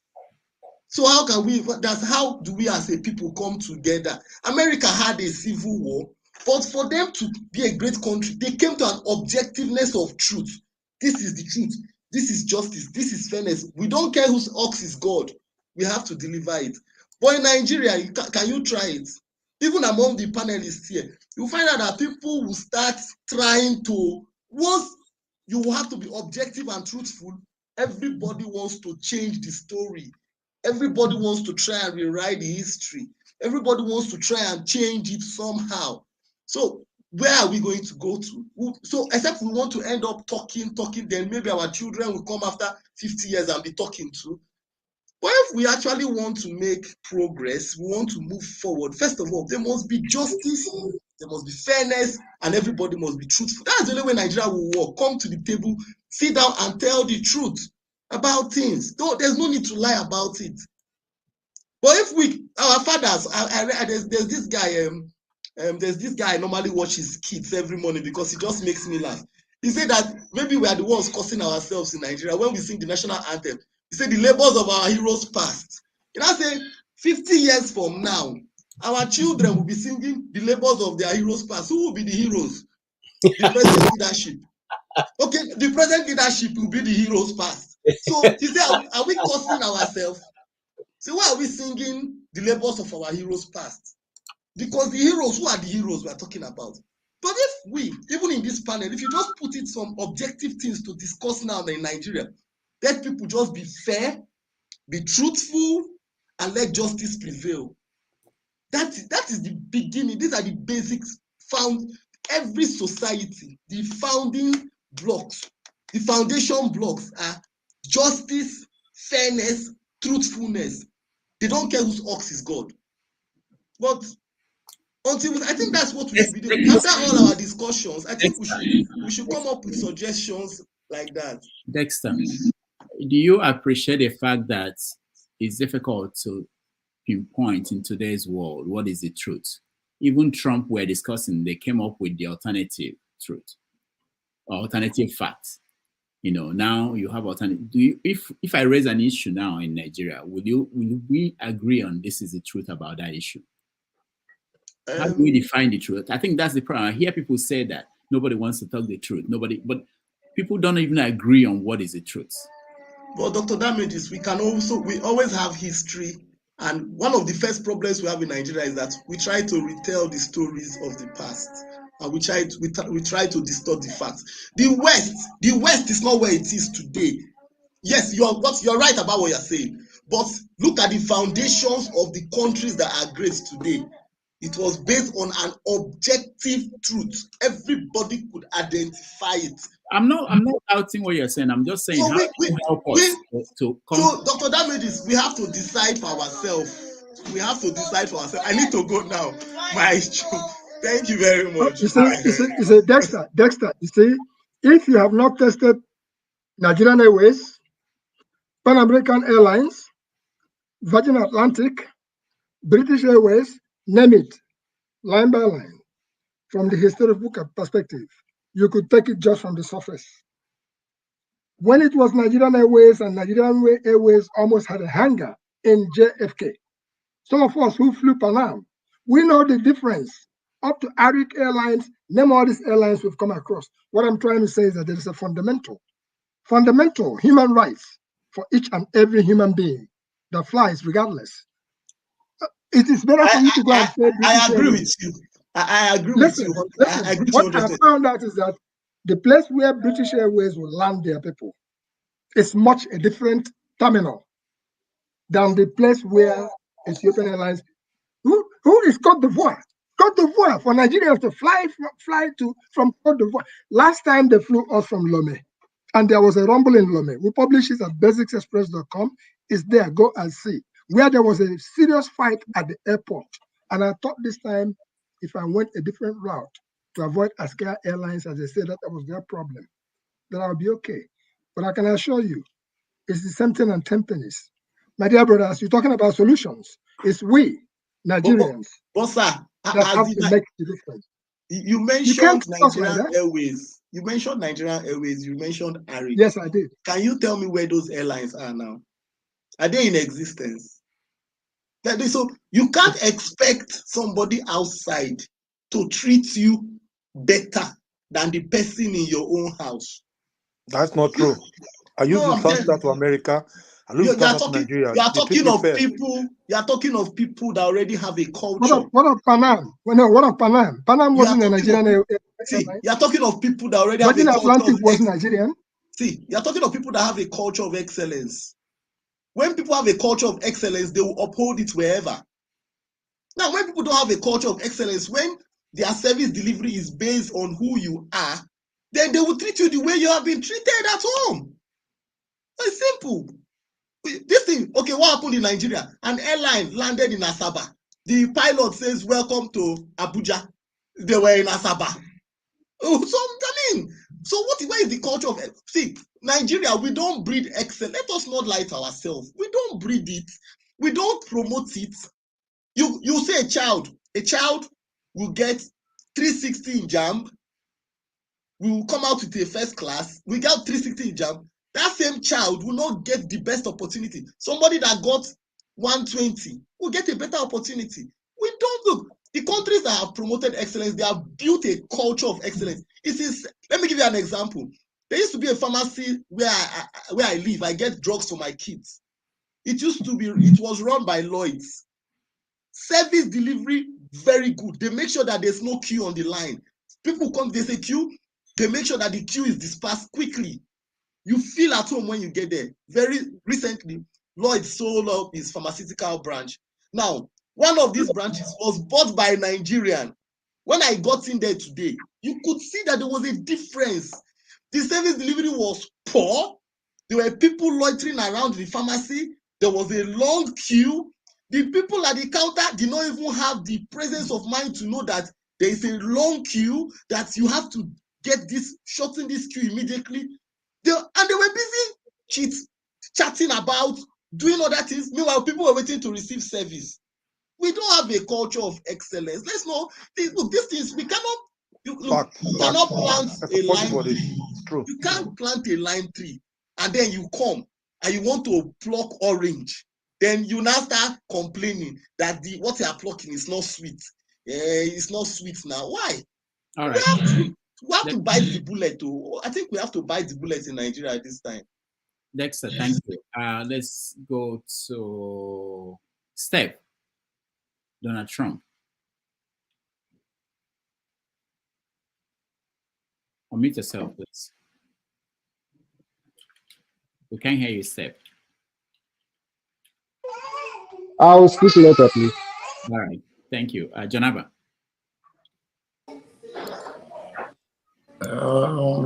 I'm talking about issue of Donald Trump. Yes, you're in Texas, and your vote doesn't count. Because you think I'm a Democrat? It doesn't matter what you are. It doesn't matter. If you don't vote, if you vote, it doesn't matter. Trump will win. We mean the ring election here. Why it doesn't matter? Trump will win Texas. Oh, it's a red state? Mm-hmm. It's not the way you used to think, though. Yes, I mean, it will, but the demography is changing because of the immigrant moving this area. So it's not used to build before you know it. Now it's too close to call.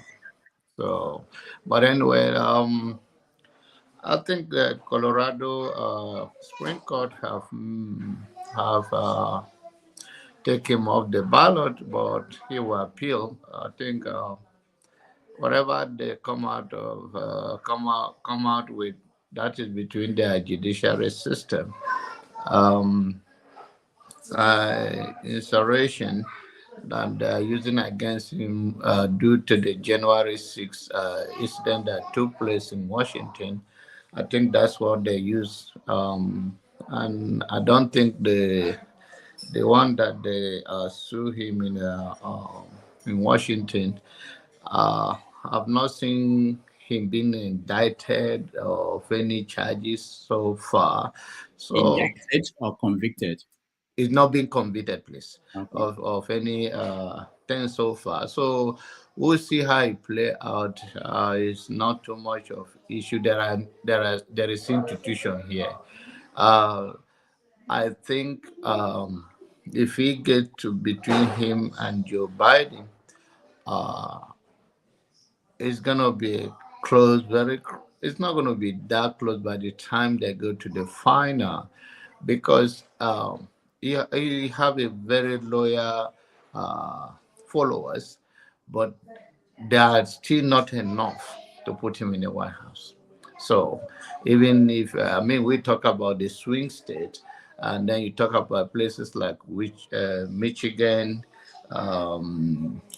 Florida, and some become a toss up in even the so-called blue or so-called red.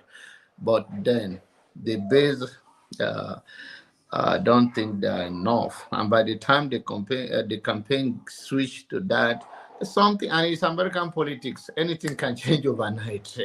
So American politics anything can change, and the momentum just shift right away. But the good thing, they have a system. So it's not something that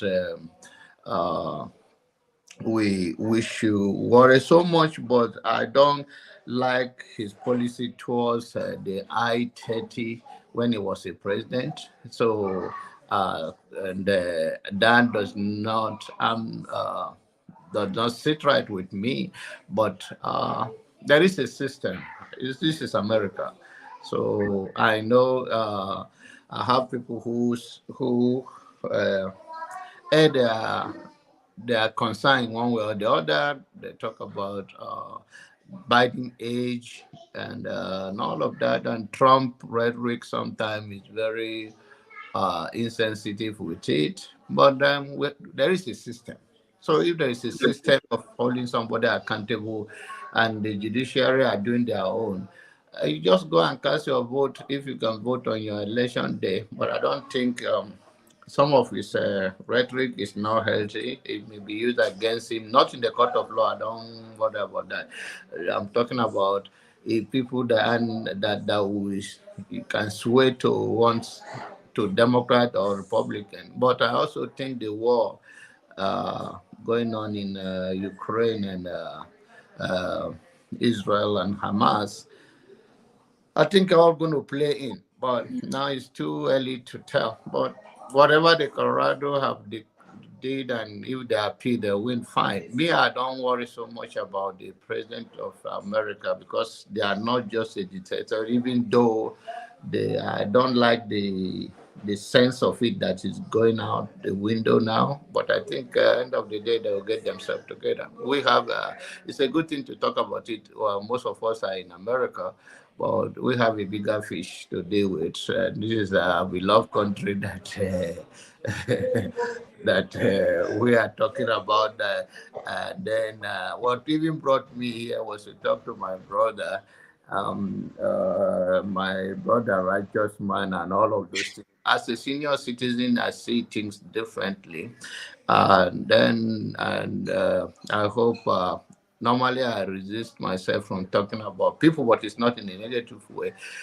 There's no need of being thin-skinned or thank God, my brother is back. So I don't want him to use that word of go after. I know he's a human being, does spirituality. No, you have to understand that you have living abroad, and in America, it's a different again freedom of speech. And I told Rudolph when he started colluding with these British people before bringing all kind of restriction. I told him that we are not in that area. However, we are not in Nigeria. And sometimes words matters. Me and Passat on the stage the other day, backstage, I went off on him, but I won't come off on him like that on normal on stage like this. It's not because I'm a coward, but I think that I use for public consumption. If I strip off here right now, not that I don't get strip off, but if I strip off, it's not appropriate. So there are things we don't use in the public domain. We can complain on the private chat.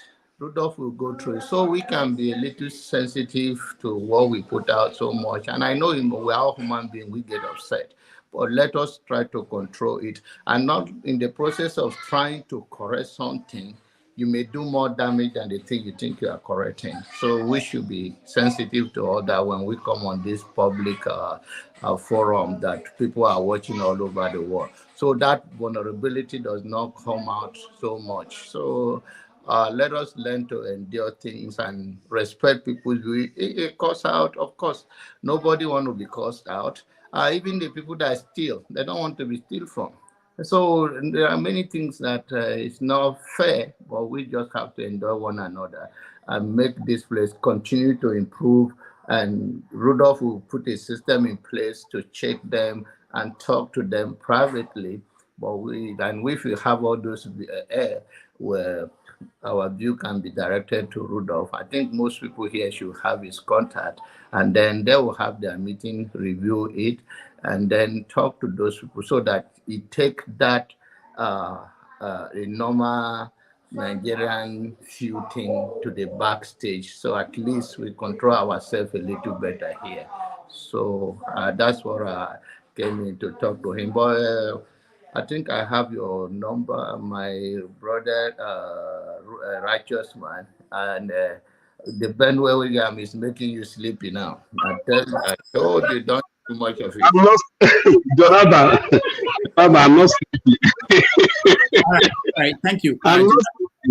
Jonathan, thank you so much. Let me please, Dr. Damages, can I respond? No, just hold on, righteous man, can you save your energy, please? I will piggyback on Jonathan and say, save your 15, energy. 16 million people into our energy. country. When they do that, we got a lot of work to do. They're poisoning the blood of our country. That's what they've done. They poison mental institutions and prisons all over the world, not just in South America, not just the 3 or 4 countries that we think about, but all over the world. They're coming into our country from Africa, from Asia, all over the world. They're pouring into our country. Nobody's even looking at them. They just come in. The crime is going to be tremendous. The terrorism is going to be. And then we built a tremendous piece of the wall, and then we're going to build more. All right. That is Donald Trump, the incoming president of the United States. Can I say something? Can I say something? Yeah. It should be my turn now. Forefather, remember the forefather background. Seriously, it should be my turn. I've not spoken for ages. I think Donald Trump and Biden is just pick your poison, really. For us as a people, we shouldn't necessarily see any of them as beneficial to us in any way. My reasoning is that Biden is more calculating and more strategic and very dangerous to our communities in America. They are the kind that lure you to a false sense of security, that illusion of inclusion, where they make you think that you are part of them, but they are killing you slowly. Because if you look at what happened to George Floyd, and this man said he was going to do something about it, zero, done. As about nothing he has done for the African American community, other than when he said something about removing tuition fees or something like that. And that is not specific to African Americans, for everybody anyway. So the guy is extremely dangerous, and he's gone around the world doing dangerous things. And Trump, the only difference between him and Trump is that Trump also wants problems, but he doesn't want it based on this thing, strategic reasoning. His own is based on race. If you look at the countries he just mentioned, Africa, other countries, he never mentioned Denmark or any other countries, because his own, he thinks from the point of view of race. Hence why he's comfortable with Putin, but not comfortable with China or any other group of people like that. And within the nation itself, you can see the racial tension he creates. So both of them are not good for us. And I've always said this to African Americans, that if you are choosing to support them, you have to vote them strategically. They have to tell you what they want to do for you. If they're not going to tell you what they do for you, then vote for a third party candidate. Then whoever wants to wants to win badly will have to promise you something to get your vote. Because if they feel that they can get your vote, like the Democrats always take the African American community for granted, if they feel they're going to get their vote, they're not going to do anything for them. They simply don't do anything for them. Trump got into office because of African American vote. Not one thing is done for them. This man went ahead to pass a law to favor the Asians. He passed a law, the hate speech law for the Asians, but nothing for us. What has he done for Africa? Not one thing. You mean Joe Biden? Joe Biden himself. Yeah, he has not done one thing. Nothing strategic. Everything they have done is to keep us as exactly where we are. As a matter of fact, he's doing more for Middle Eastern nations and this in other parts of the world than or Japan or anything, than even Africa at all. He's not discouraged the French from doing what they are doing in Africa. So all of them, you just pick your poison. And the way I look at it is that the community, our black community in America, they have to be very, very calculating, because that's how the Jews behave too. They will not give you your vote until they know you are going to do something for them. If you have to promise, something and concretely deliver. If you don't deliver next time, they penalize you. You should not side any party because you just think that that is traditionally what you normally support. If Trump promises African Americans, say, okay, this is what I'm going to do for you, and this is what I'm going to do for Africa and all the rest of it, then you can support him. Something tells me he's not going to do that. These people, every single one of them, treat us with disdain and they patronize us. What we are supposed to be doing is organizing amongst ourselves to put ourselves in a position to influence them. Because if you have money, if you have power, you can influence political office holders. That's how it works. And if we don't do something by ourselves, because soon it always have to come from ourselves. That's exactly what Dexter was talking about when he said something about our culture and all the rest. Within ourselves, we shouldn't expect it to come from outside. If they see you becoming conscious of yourself and you are strong, they will be promising you heaven and earth. They will give you everything that you want suddenly. And then you don't even need it because you'll be doing shakara. Go your way, go your way. And that's why I say none of them, we should say this one is our man until they tell you what they're going to do for you and you are ready to hold them accountable for it. The community should be organized to be doing this just like we in Africa should be organized. African countries, Nigeria especially, if you are going to support any of the candidates or you want to deal with them, you have to know what they are there to offer. If they're not offering anything to you, what is the point? It's totally wasted relationship. Relationships are supposed to be transactional. They're supposed to do something for you. Why are we giving them something? They are not giving us anything. Look at our nation. We are starving to death. This is not even it's barely functional. And we are listening to IMF telling us what to do, World Bank telling us what to do. When I check the OECD nations, their public sector, 20% on average of their population, their working population works for the this in the private this is public sector on average. But in Nigeria, 3%. And why? Because all these IMF will keep telling us austerity measure, cut spending, cut spending. You kill our country has become anemic because of these people. And our leaders are not questioning them. I believe that none of them mean us well until we start becoming conscious before they will even bother offering you anything like the way they're offering to India right now. Thank you. Thank you so much. Let's hear from KJ and then Okija, and then I'll take my lead. Okay. Thank you. I thought I was meant to speak before. No, you. Oh, Steph, you are back. Okay, yeah, I didn't know. Okay. Okay. Now, Rudolph, I posted one of the few videos I have on election denials. I still have more. And that was at the House of Representatives, where they were presenting papers saying that Trump was not legitimate. Now, people get up and say these things and make it look as if it's reality, but you don't bother to look behind to find out whether something had happened before that time or not. Some people denied Trump presidency until, like people like CNN, until he was removed. Right from the very first go, they said they have entered into their second agenda, which is to what? To impeach Trump. It was said on the very first day Trump took office. They went into their second mode. So when some of us are saying this, it doesn't be because we support Trump. No, they made sure that his presidency was held. For the first time, unelected bureaucrats were dictating what happens and even questioning the authority of the president in America. Has it ever happened before? Now, if you go back, the days of Abraham Lincoln, the same thing happened. They rose up against Abraham Lincoln. They even removed him from some of the states, okay, because they hated his politics. But today they celebrate Abraham Lincoln as one of their best presidents. You see, why I'm saying this is not because I love Trump. But I'm saying that what is fair is fair. I don't care who the person is. I don't care. Trump is the only president that has not led America to any war for the 4 years he was there. But when some people try to test his will, he showed that he's the president of America. He didn't waste time. That's what they don't like. He calls off their people's bluff. Don't like it. Okay? And so I know also people don't like people who call off people's bluff. But having said all that, all I'm looking for is a place where everybody can live in peace. Remember, I stand with the Igbo adage, Ebe boru, ugeberu. Let the kite pitch. Let the vulture also pitch. If you say the vulture shouldn't pitch, show me where ask him. That's why I stand.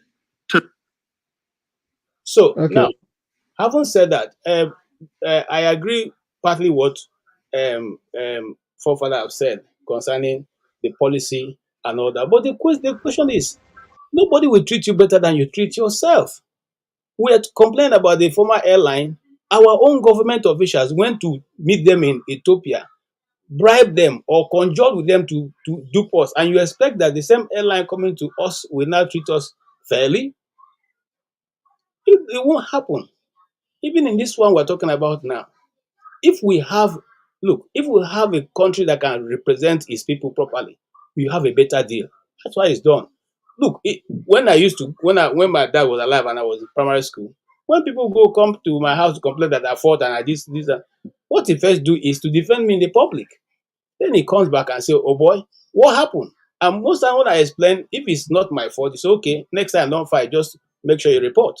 So if we keep going outside and telling our people outside, the governments of other nations, just like what I began did the other day, people shouldn't be, when you go to people's country, respect their law. Who does that? Who does that? Okay? And so people are free. Some days ago, I was reading the was, I'm trying to remember the country. They murder some Nigerians, and nothing's going to happen about it. Nothing. That's what I'm saying. That's what I'm just simply saying. So if we are saying Donald Trump is wrong. Let's also say everybody is wrong who have done that. Let's not just pick out some people and say they are wrong and these people are okay. No, there's no sacred cow. Thank you. All right, thank you. Yeah, KJ, the only area that me and you differ is this. I'm not talking about what Donald Trump did right, whether he was the best president or not. He was a president, and like any other president, he might have done some good things and some bad things. But the area that I strongly disagree with Trump, it doesn't matter whether any other person had done it before. It doesn't matter whether it's done in other countries. Whatever happened in 2020 was wrong of a president to do. And whether what you said about Hillary Clinton or the Democrats during that time, whether it's true or false, does not invalidate the point that what Trump did, his conduct during and after that election was very bad. It's not setting a good example. It's not taking away the good things he did as a president. But from that point, I strongly disagree with him. That is what I'm saying. And presently, I don't think that either of them deserve my vote, both Biden and Trump. Either of them. And if eventually Trump wins, it is the Democrats that gifted him the ticket. They gifted him the presidency. And it is the Republican, if the Republican loses the seat, then it is the Republicans that dashed the Democrats the presidency again. Two of them shouldn't have been in the ticket. But it is what it is. Concerning the Colorado State Supreme Court, whatever, it is not final. He's still going to go on appeal. The system is working. That's just the point I'm trying to make. I'm not going to sit here and say the state Supreme Court have done the worst. It is not the Colorado state somehow it looks as if it's the Democrats, right? But who took the case to the court? It was the Republicans. So that is the point I'm trying to make. In summary, two of them are not good. I don't believe that two of them. Trump is so toxic. Joe Biden is not going to be competent for another 4 years. That's just my own opinion. All right. And since we have no other third party or third candidate, we may have to deal with it. Then you get a first black president, a female president in America then. All right. I wish they would give her the ticket. I wish. Let's hear. I would gladly vote for her. Let's hear Righteous Man for 1 minute and then Okija. Yeah, I'm not in the US, but the politics of US also affects us here in Nigeria. If no one likes Trump, I only not like him, but I love him. I love Trump, and I wish there is liberty to vote for whoever you wish, irrespective of the country. I will continue to cast my vote for Trump.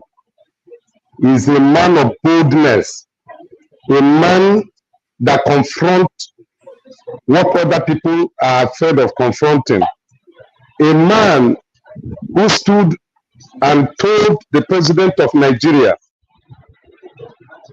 be very careful and allow Nigerians to practice their free religion. He was not afraid. He did not consider the investment of Americans in Nigerian oil industry. But he stood and told him that they are putting Nigeria on the table. Then the Benuans, the Plateaus should not be killed again. Churches should not be burnt down in John Abbas' village and city. And so Trump is the man. The reason why most blacks hate Trump is because of his truthfulness. He said Africans should go and repair their homes. That's why they hate Trump. If Nigeria is good, I bet you many of us in this platform that are in diaspora, especially America, will not be there. After all, in 60s and 70s, Americans and Britons were coming to Nigeria to work. Indians were teachers here. One of my class teachers in chemistry was an Indian. Where are they today? They have all gone. And that is why we are having many Nigerians leaving the country because it's bad. And Trump is telling you, don't run to these countries where their citizens sacrifice to make it work. Go back to your countries. When he called Africa shithole, I supported him. He wanted to wake us up so that we can face the reality that Africa is backwards. Other continents have something to leverage on. What can Africa present to the world? Nothing. Absolutely nothing. It's rigging election and lack of judicial, having judicial rascality. Let me use the word of P2P. Judicial rascality and madness everywhere. That is what Africa is giving to the world. What, like a forefather said, we have never had leaders who have thought of making Africa a proud continent. Rather, we have people who steal our resources and invest it in this Trump's America and Britain. And you say tomorrow that Trump should not have reason to say that Africa is a shithole. Whether the blacks like it or not, 2024, Trump will be the next president of the United States of America, so that he can whip Africans again and whip us again, so that we can return back home and repair our country instead of living in countries where people pay the price for it to be well. Thank you. Thank you so much. Okija. But Bele want us to join you. Righteous man, Trump didn't call you a shithole country because to ginger you to go back and do something in your country. He called you that because that's what he thinks you are. For you are nothing. You are a piece of shit. That's what he thinks you are. So he didn't call you that to ginger you. So forget about all those nonsense. I was in Nigeria. If somebody tells me that my father's house is smelling, indirectly we will land. Righteous man, you've talked. Let me yield, please. I went to Nigeria and I was speaking, with a cousin of mine. I think that was after George Floyd situation, and he was like, oh, black people, they're taking too much in America. Trump needs to stop them. I was taken aback and I was like, does he know that I'm black? That I live in that country? That, we are taking too much. I don't know. I came to US long ago, so I've lived under many president from Clinton to Joe Biden, and we've had peace. We don't like every morning you see a president just like talking trash, like market women, quarreling with one person or the other, always on TV, always in your face. We have president do their job. Clinton, he was apart from the Monica Lewinsky situation, he was just there doing his job, and the economy was growing. People were buying houses, people were doing things, great things. The IT sector was booming. And we had George Bush, with all his issues. I didn't vote for him, but apart from the wall, but he was like, doing his job, not fighting with anybody. We had Obama, a classy, and then we had this, quarrelsome, cantankerous, human being, every day, like you are fighting with teenagers, you are fighting with somebody who's disabled, you are fighting with, a woman. What is that? What is president supposed to be doing all the time, in our face? Can't he just, do his job, go and, sleep with his wife and, whatever, every day. And it's insane. I don't know. The Americans, they the trauma they went through, the mental, issues. That 4 years, psychiatrists, they made a lot of money, on Americans because people were just, if people were fighting each other, God, I mean, like. And then, so someone, myself, I was fighting the war too. And he was started, all of a sudden he banned Nigerians, from bringing their family members, because, and one person, I saw what he was posting and he called me, asked me for money. I said, you are supporting Trump and you want me to send you money. And that I can't bring any from my family member and you want me to bring him money. And now Roger Smart is telling me, to ginger you. He doesn't think, he thinks that you are crap, a piece of shit. He doesn't have any good thoughts about you. So, cut that out of your mind. It's not a what do you call it? It's not a compliment. And I'm scared that we're gonna have him for another 4 years, But I'm hoping that he will not, because I don't know how what is gonna happen this time around. He has been telling you already, that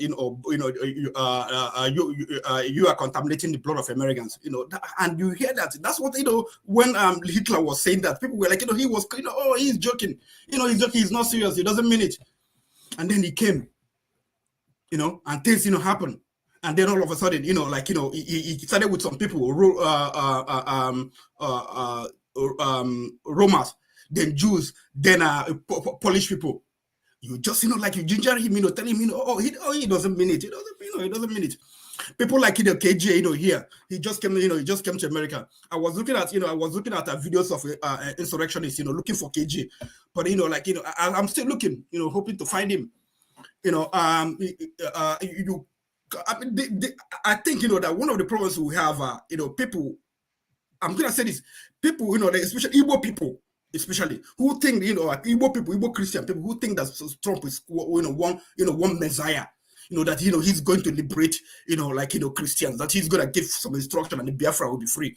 That's their mentality. That's the way they fashion it.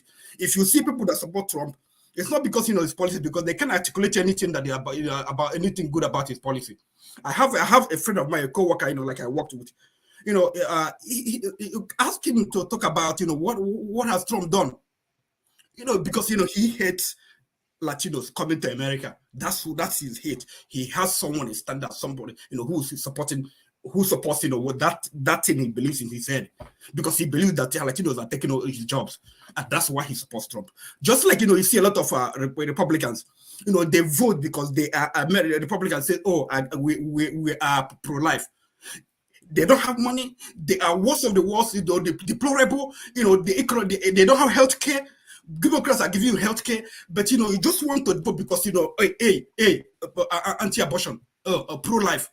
You're shouting pro-life, you don't have health insurance. You go to hospital, they don't treat you. One country musician, he didn't have insurance. He died. He couldn't go to hospital. No insurance. You're telling me, that Trump came and he wanted to Obamacare that gave a lot of people, so many Americans, gave them health care. That before, if in America, if you are sick, you didn't have insurance, and then you go to get insurance, they tell you no, pre-existing condition, you can't get insurance. Obamacare, just finish all those things, took away all those things. And somebody telling me, what Obama did to black people? Healthcare, the most important thing somebody can have. He did it for everybody in America. People. Trump came, he wanted to take it away, and he's still fighting. He's still, when he comes in again, he will fight to take it away. And someone is telling me, you have to vote for Trump because, because, he's this, he's that. When a lot of Americans, people don't have health care, you can't say, let me protect that health care. I mean, like, what would Jesus do? And like, sometimes I ask, America, between Joe Biden and Trump, who would Jesus vote for? What is so Christian about Trump? What is Christian? Just tell me one thing that is Christian about him. Nothing. I forefather here, saying, he doesn't have anything for us. What should he? The economy is good right now. The economy is good. A lot of people, there are so many jobs, except if you're not looking. Really? Done for black people. But no, bro. If you don't know where to look, call me. Okay, we'll talk. I will hook you up. So, but if it's not working for you, find out, look around to see what you can do. It's not like, like what he's going to do for you. You want Joe Biden, what does he want you to, what do you want him to do for black people? Go to their homes and, bring them, take them, to people. If you don't want to go to school, he will take you to school, give you pocket money so that you can go and get a job and, do the right, the exams for you too. America is a land of opportunity. If you work hard, you make it in America. Yeah, there are issues in America. There are, racism, whatever. But not everyone is like that. There are people, when you in America, those people that you see, yeah, Democrats, they have issues, Republicans, they have issues, but who are those that are working to change the environment, change the playing field, to change things? Those are the Democrats who do it diligently and with their heart, not people who are hypocrites, tell you one thing and do the another and do another. If you believe Democrats are helping you, then if you look, they will tell you they are helping you. But when you look into the data and everything they are actually doing, a Democrat was in office when Nigeria was trying to fight Boko Haram and they are killing us. ChatGPT, hold on. I don't care what they do for Nigeria. I don't care what they do for me here in America. I'm here in America. I don't care what happens to Nigeria. It doesn't concern me. What do they do for their own people? Let Nigeria do things for their own people. Your president bought a yacht for his son and his girlfriend. You are here blaming America. I'm not blaming him. I'm saying that we are willing to pay money for something, and they were blocking it. They were blocking it. While when it comes to Israel, they are not blocking it. So manufacture your own. But that's what I'm saying now. But you are making an argument that they are good. You are making an argument that they are good, but they are not. Old enough to guide this conversation. Enough scientists to manufacture arms. Go and manufacture your arms. Don't depend on other people. That is true, but you are making a different argument that they are actually good. Forefathers. This conversation is not about whether Trump is good for the world or for Nigeria. It's for Americans. People living in America. That's the conversation. Neither is it for Black Americans that I care about. No, don't say that. Why not? On official sleep very much. I don't know why. You see him caring for Europeans, but you are telling me not to care about. Come into this conversation. What I'm saying is that both Republicans and Democrats, they are the same.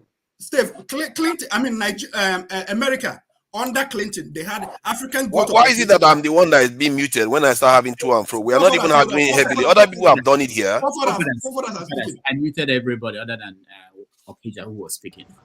I meant it's happened before, but they didn't mute anybody. Under Clinton, African Growth Opportunities Act was established for Africans to package their whatever they produce in Africa and bring to America. And from my research, Ghanaians are taking good advantage of it, while Nigerians, they are not doing anything about it. Ghanaians, they are matching their people, which like if you ship something, like what about maybe probably let me say $100, they give you like about $10, something like that. I don't know how much it is now. They are helping their people to establishing zones where people process their food. I was trying to buy what do you call it a tiger nut, okay, online. So and I sent message to the seller. So I want to buy a tiger nut, but that I was trying to get from Nigeria, but it's too expensive. The man called my phone number, said, "Do you know where I get this tiger nut? I'm gonna sell to you now from Nigeria. How do I get it? I sent it to Spain. They clean it up in Spain, and then they bring it to America. And once it goes to Spain, it's no longer African Growth Opportunity. It doesn't match. He said that I don't have anywhere to clean it in Nigeria. You don't build opportunities to help your people. You just come to complain. They do this for you. They do this to you. I mean, what do you want people? What do you want the Democrats to do for you? What do you want the government, U.S. government, to do for you? They are doing for their people. Find a way to do for your own people. Stop blaming any people. Stop blaming saying that they're not doing for black people. There are a lot of black people prospering in this country. Okay, prosper. Not everybody will make it. There are people that will make it. People who know what is going on will just get into the system and make it. Okay. Can I just respond to that, please? Because he came. I don't know you're a Democrat. On me? Yeah, no, I'm not. But what yeah, mostly they'll support Democrats, but like if they piss me off, if somebody candidate pisses me off, No, I don't. I don't. You All just right, have to look at the. let's go. Let me say $100. Let's go. Forefathers, About $10, something like that. I don't know how much it is. Wow. Okay. Yeah. So Who is oh my God. I was trying to. Please mute yourself, Bob.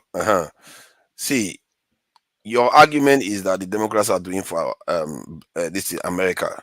The black people in America control basically nothing. They, whether under Republican or Democrats, they don't control any power structure.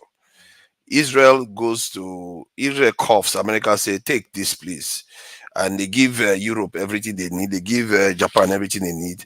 How can you be part of a club? You're not getting anything from it. And you actually think that anybody will help you. The only area I agree with you, Okija, is that we have to do for ourselves. And that's what I said earlier on. None of these people mean us well. That's why we are not doing well around the world. Until we start getting our act together and stop necessarily calling ourselves names when we are just sharing opinions, and start uplifting ourselves instead of trying to tear each other down. If we don't uplift ourselves, then no matter who you elect, we are all going to fail. Trump or this is Biden, they are just all as bad. They are just the same.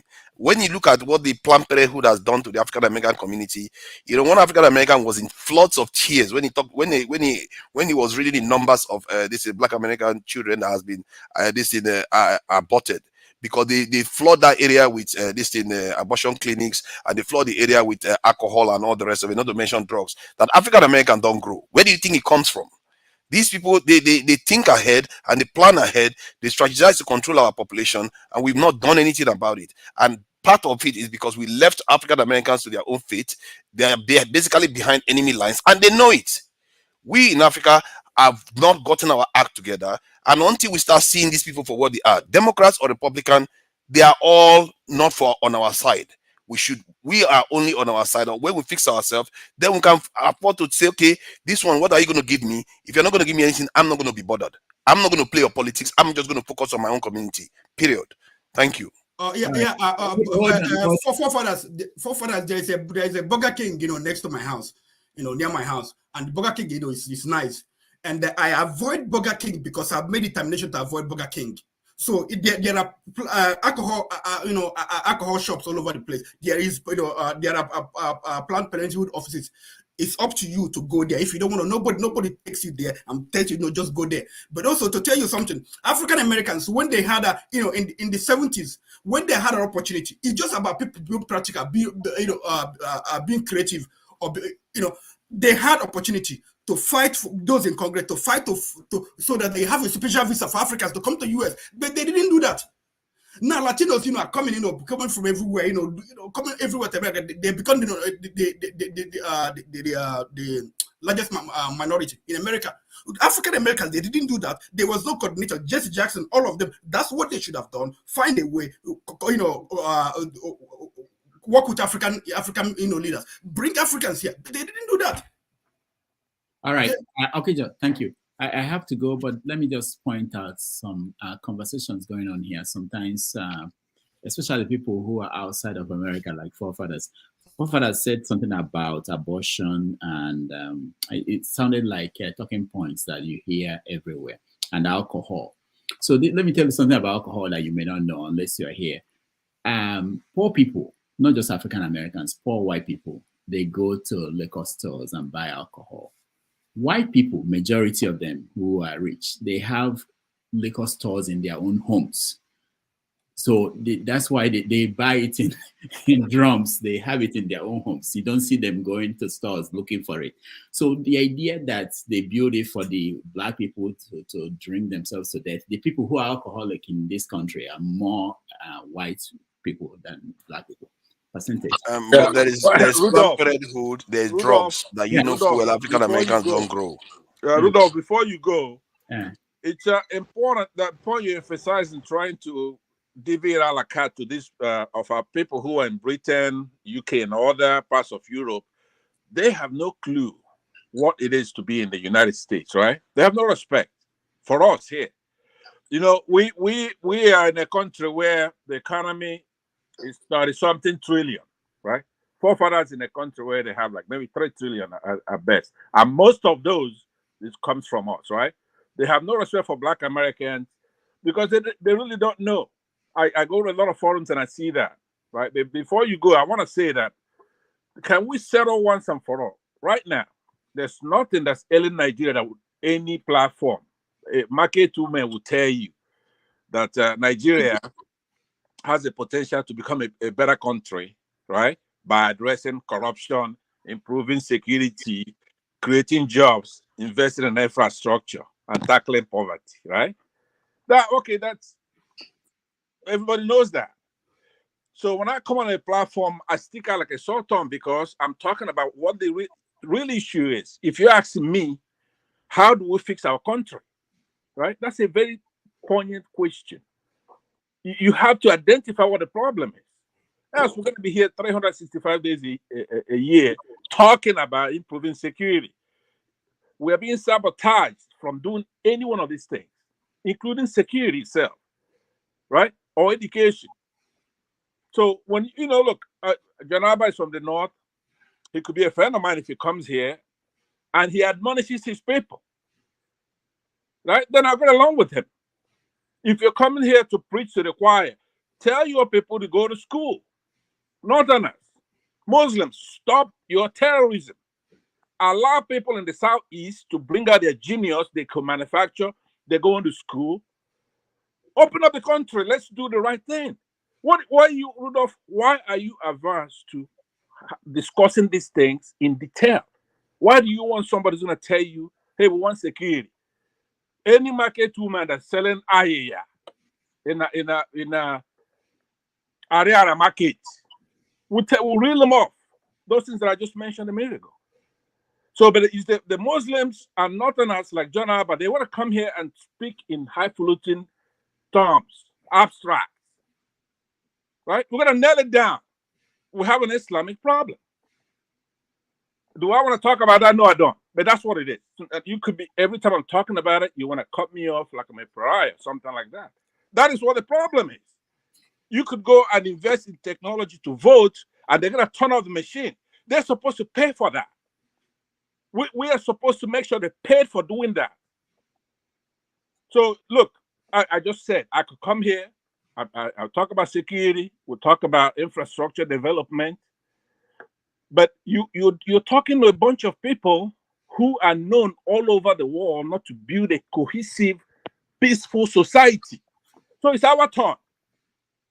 Every other country, I don't even know a country who hasn't gone through that, right?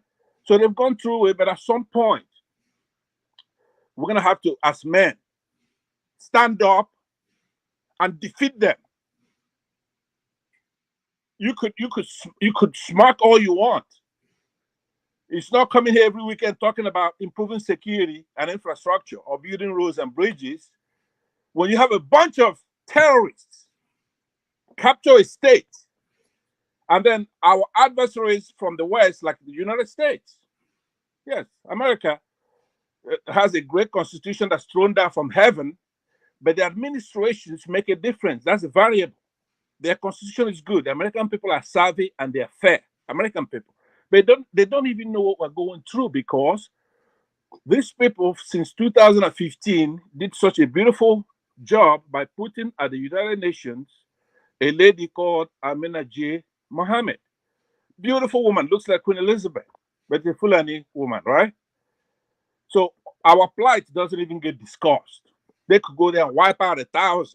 Yes, it's not going to be brought over to the United Nations. And then over here, they're corrupt from the State Department. Very corrupt. It's not representative of the American people. So at some point, you have to we're going to get hard on these people. And if they don't want to listen, we ought to take war down there. I'll be there. We're going to have to solve this problem. We can't go on forever talking about infrastructure and security. If you made Nigeria great and give them weapons, they're going to be used to bomb IDP camps. If you give them precision guided missiles, they're going to use it and bomb people in the southeast. So anything you do to improve them, bring them up to date, you're giving that arsenal to the enemy of our country. They have captured the country. There's nothing working. Don't believe any of the stats you're getting from there. Because first of all, I will know if they're serious, if they're going to school or making their kids go to school. They're not doing any of that because they plan on capturing and enslaving us, and it's not going to happen. All right? So that's what I'm saying. John, you want me to be a friend of yours? When you come here, you should say, look, Northerners, get with the goddamn program. When you start doing that, then you're going to be a friend of mine. You can't do that to me. I'm too big for that now. You can't command me. Sir, thank you. I just want to point out that this platform, we don't advocate for war, for violence of any type. YouTube, take notes. Don't mind Pansat. There's something that was mentioned here. Someone said about the size of the economy, and I saw a comment on the GDP of countries. So United States is number one with about 26 trillion. China number 2 with 17.7 trillion. The next one, number 3, is Germany with 4.4 trillion. Japan is number 4, 4.3 trillion. India is number 5 with 3.73 trillion. And UK was mentioned is 3.3 trillion. UK. That's what I said. Yeah, you were right. Somebody was saying that UK was 20. You know, sometimes Pansat is right. So don't think it's not the time that he's not right. I'm gonna get you one day. Rudolph, why won't you play the video? Because some people are saying that people didn't argue on election denial. Right. I will play that, but when I play that, I will leave. But I want to say thank you to everybody who joined us today. And I have to eat breakfast. I've not actually eating anything today. I want to thank you all for joining us. Hopefully tomorrow we have a special guest who's coming. If you can join us, that would be wonderful. And those on the comment section, thank you. Those watching at home, thank you so much. And we'll hand it over to forefathers. But I will play the video that KJ actually sent across because it's important to him. And let's watch.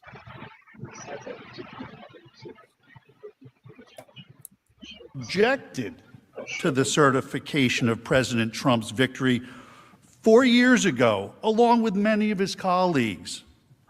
You'll remember it was Joe Biden who had to gavel them down. I have an objection because 10 of the 29 electoral votes cast by Florida were cast by electors not lawfully certified. I object to the votes from the state of Wisconsin, which should not be legally certified. Mr. President, I object to the certificate from the state of Georgia on the grounds that the electoral votes were not. There's no debate. And I object to the certificate from the state of North Carolina. I object to the 15 votes from the state of North Carolina.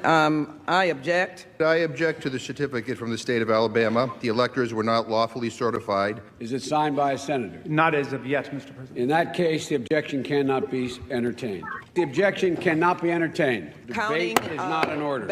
Even with the there is no debate in order. Is it signed by a senator? There is no debate. There is no debate in the joint session. There is no debate. There is no debate. There is no debate.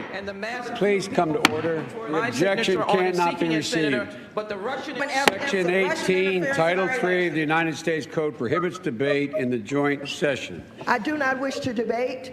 I wish to ask, is there one United States senator who will join me in this letter There is of no objection? debate. There is no debate. The gentlewoman will suspend.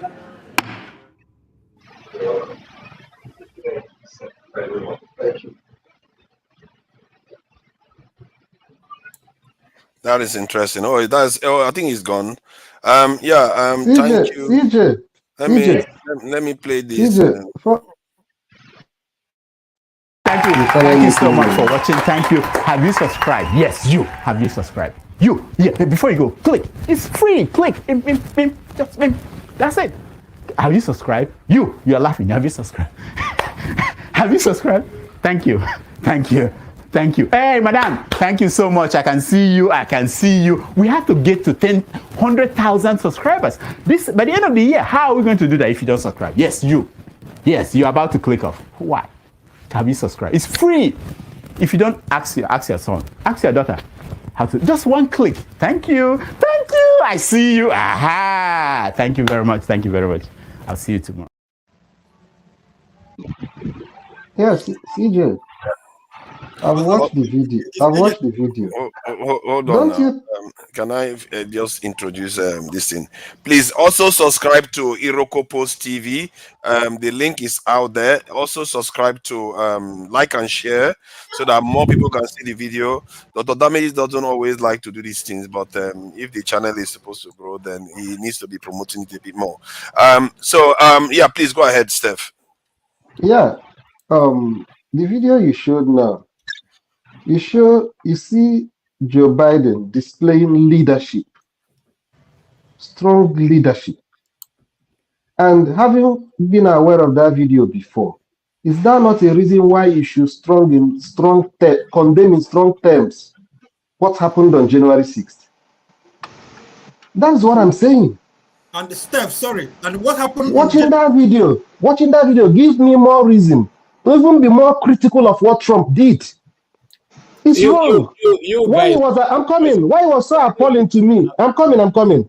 As somebody who came from Africa, Nigeria in particular, watching the incident of January 6th was so appalling to me because I saw it as a kind of degradation to where I came from.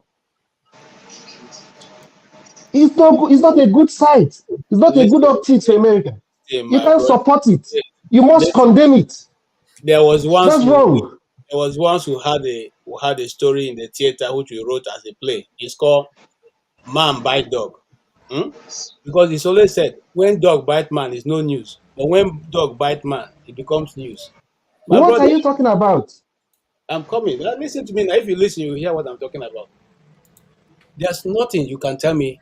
A denier is a denier. The same role that Joe Biden played at that point was the same role that the vice president played. So what are you saying? What is the difference? The difference is this. Oh my God, KJ, you should be better than this. But when a dog bites, does he make it right? You should better. Does he make it right? You went to the Congress. You went to the Congress and stopped the business of the Congress. That never happened in the history of the United States. Show me by a video where he went to the Congress to stop. Show me by a video and gave him rabies. Show me by a video. Show me by a video. No, KJ, you are saying that there is no insurrection in the Capitol on January 6th. Okay, listen to my argument, John Abba. An insurrection simply means taking up arms against the government to what try to. And what for you? Leave me to talk. If you want to answer the question, you can answer it to Okija. You can answer it. You've been speaking for more than 40 minutes. No, I asked you, said what is arm? I just follow. Okay, let's KJ answer this thing. KJ, take 1 minute to answer so they can come back. Please take 1 minute to answer. No. Let him answer. When he's satisfied, I will come back. I don't want to. You said arm, so I said, what is arm? That's all. That's what I said. What is arm? My brother, no me will can't teach you what arms is if you don't know it. Yeah. But I'm saying that insurrection has a meaning. Insurrection, in accordance with what has been written in the American Constitution. You go check it out. It's not the first time it has been used. The first time it was used was after the Civil War of America. That was when it was used after the Confederacy War. It was used to try those. And in fact, the only other time it was used against an American was when one American, I've forgotten his name now, who was selling information. The definition of insurrection here says a violent uprising against an authority or government. So it didn't necessarily. Thank you, forefathers. Thank you, forefathers. And there was I'm not quoting Google. I'm quoting what the American. But the Constitution that said that there was arm in the hands of those people.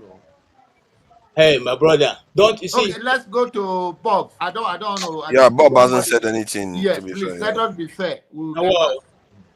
Bob, please go ahead. What do you think about what you've heard so far? You are muted, by the way. Okay. Can you hear me now? Loud and clear. All right. Yeah, by my time it's 5:30 p.m. here in Wisconsin, the swing state of the United States of America. So for those of you who are having high hopes that Republicans will capture Wisconsin, you are daydreaming. Wisconsin is in the pockets of Democrats, and its neighboring states, Illinois, Minnesota, Indiana, Kentucky, and all the rest of them. Indiana is a question. I'm not I so sure. I know. Just relax. I know where I'm driving at. I know where I'm driving at. Righteous man. I was listening to him when he was talking with so much emotion, sentiments for about Trump, what Trump has done. When you come to a place, question you be asking yourself, what is the gain I should be getting from someone who is projecting himself to be the president or a representative of you? You know, majority of us here in America, we are immigrants, and what bothers us is who gives us our best interest, who represent us well. Believe you me, many Africans here, when I speak about Wisconsin. 4 years when Trump was there, many people who had their immigration wherever hanging on air, nobody looked at them. Nobody looked at them. And when you have a Democrat come in and the window opens up, people who have been hanging for 3, 4, 5, 6 years, their cases are settled. Why wouldn't you say, I'm going to vote such a person in again? Yes, you might say, after all, is it because of immigration? It is part of it, my brothers. It is part of it. Believe you me. You see, hold on. Let me finish. What you're saying now, hold on. What you're saying now was the presentation they did. I'm telling you the truth. I will not argue that. What I'm saying is that what is good is good. If that is what you are saying, based on the fact that he was good for immigration for we, great. Because somebody must have a reason. It's a great, valid reason for me. But don't say because this happened, this person is this. No. I will not accept that. That's just one aspect of it. On the issue of insurrection, my brother,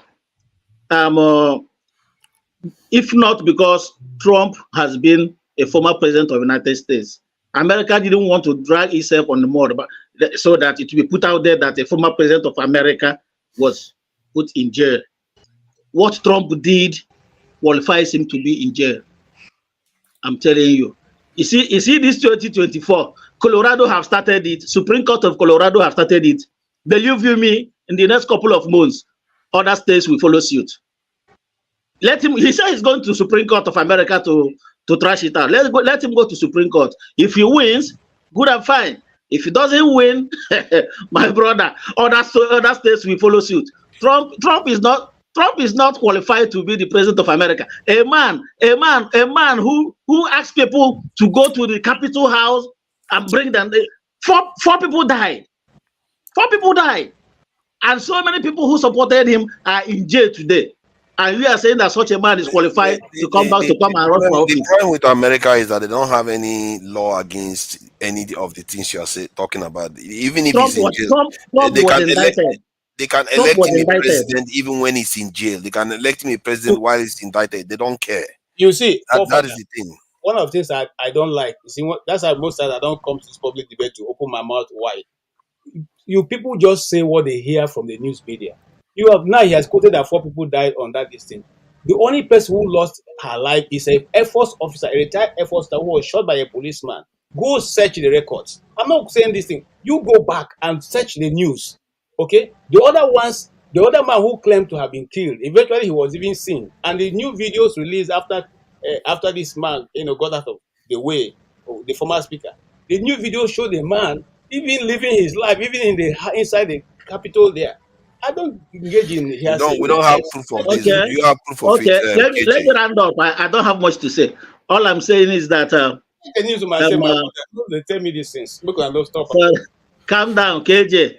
This is we are all here sharing ideas. Okay, opinions are free, facts are sacred. What I wanted to wrap up with is that Biden, insofar as the institution of America is very, very strong. If you put a goat there, maybe I don't think it's gonna bring down the whole world. Biden till 2028. After 2028, why would you choose Biden? What has he done for Trump can come up after 2028.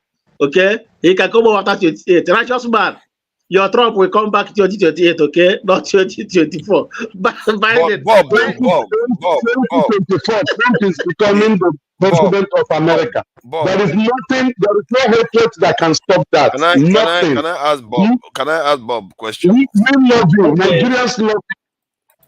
See, can I ask you? See, because Democrats, Republicans are they are partly responsible for the redlining and discrimination of against the community, ensuring that our community can serve, but they can never control anything apart from music and sports and all the rest of it. They are both responsible for it. And why do you think? Why are you taking sides that okay, this one is better than the other one? Because sometimes the people you should fear more are the ones that pretend as if they are your friends, but they are actually more dangerous because you lower your defenses against them. Don't you see that? Paul Father, let me say something before then we move to another thing important to us. It's a matter of time. Election will be here very soon and it will be gone. So let us not stress ourselves too much about it. No matter what it is, American system is better than ours. We will be fine here. I know, but Belema. No, you won't. No, you won't. What makes you think you'll be fine there? Come to Nigeria, come and stay with him. Well, I'm not coming. He can go back to Germany or come back.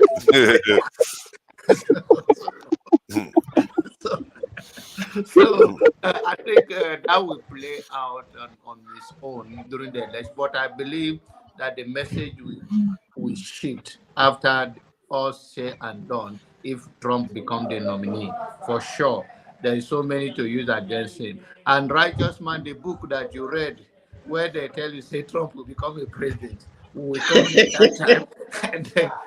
that time. Jonathan, go and read the prophecy of Nostradamus.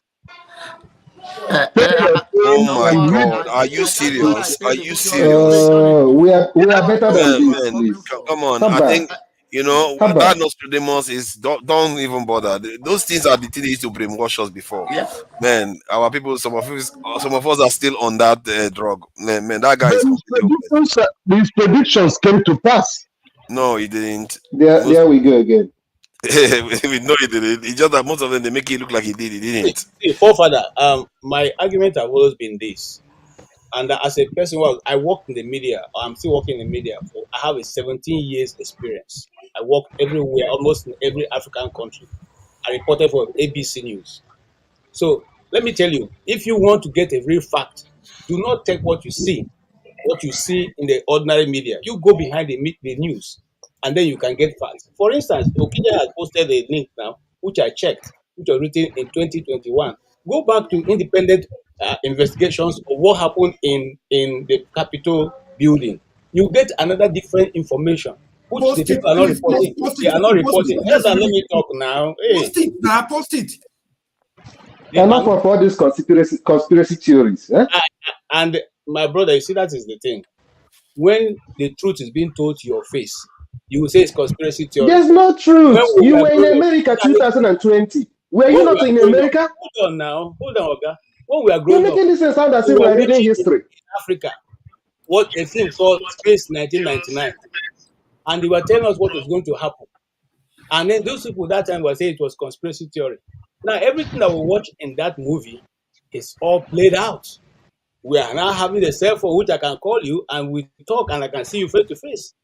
So every time you want to know what is going on Earth, go to Hollywood. Watch Hollywood and watch the stories they are putting forward. Then you know where we're going. So if they choose to hate forefather, no matter what you do, they will still publish evil against you. Even if your yes will be good, because they will edit it to fit their narrative. I work in the news. So I take what I want from you and I cut off the shit that they don't want from you and put it the way I want it. That's what was done with the January 6th tape of Trump saying, I know you. I'm coming, sir. He said, I know you people are going to march out patriotically. You're going to the Capitol. You are going to march patriotically and peacefully. But CNN took peacefully. Okay? Go watch the full. Well, see, but to be fair, oh my God, KJ, forget all those things. Let's allow Jago to come in. Jago, you want to say something because you have not said anything all day.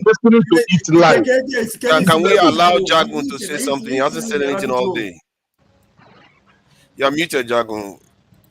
It's quite all right. I'm here listening and approving. I will speak when I have something to say, as it were. Thank you. Okay, thank you. KJ, I have a question for you. Assuming that what you said now is true, even though I know it's not true, because we are talking about a period in history that you and me and some other people that lived in America that are conscious of their society lived. We lived that history. It's not like they're telling us story of what happened maybe some years ago, or in another country. Well, okay, assuming that what you said now is the truth, I'm not considering that it's the truth. As a president of America, you told them to go to the Capitol and march peacefully. And in your office in the White House, you were watching the activity streamed.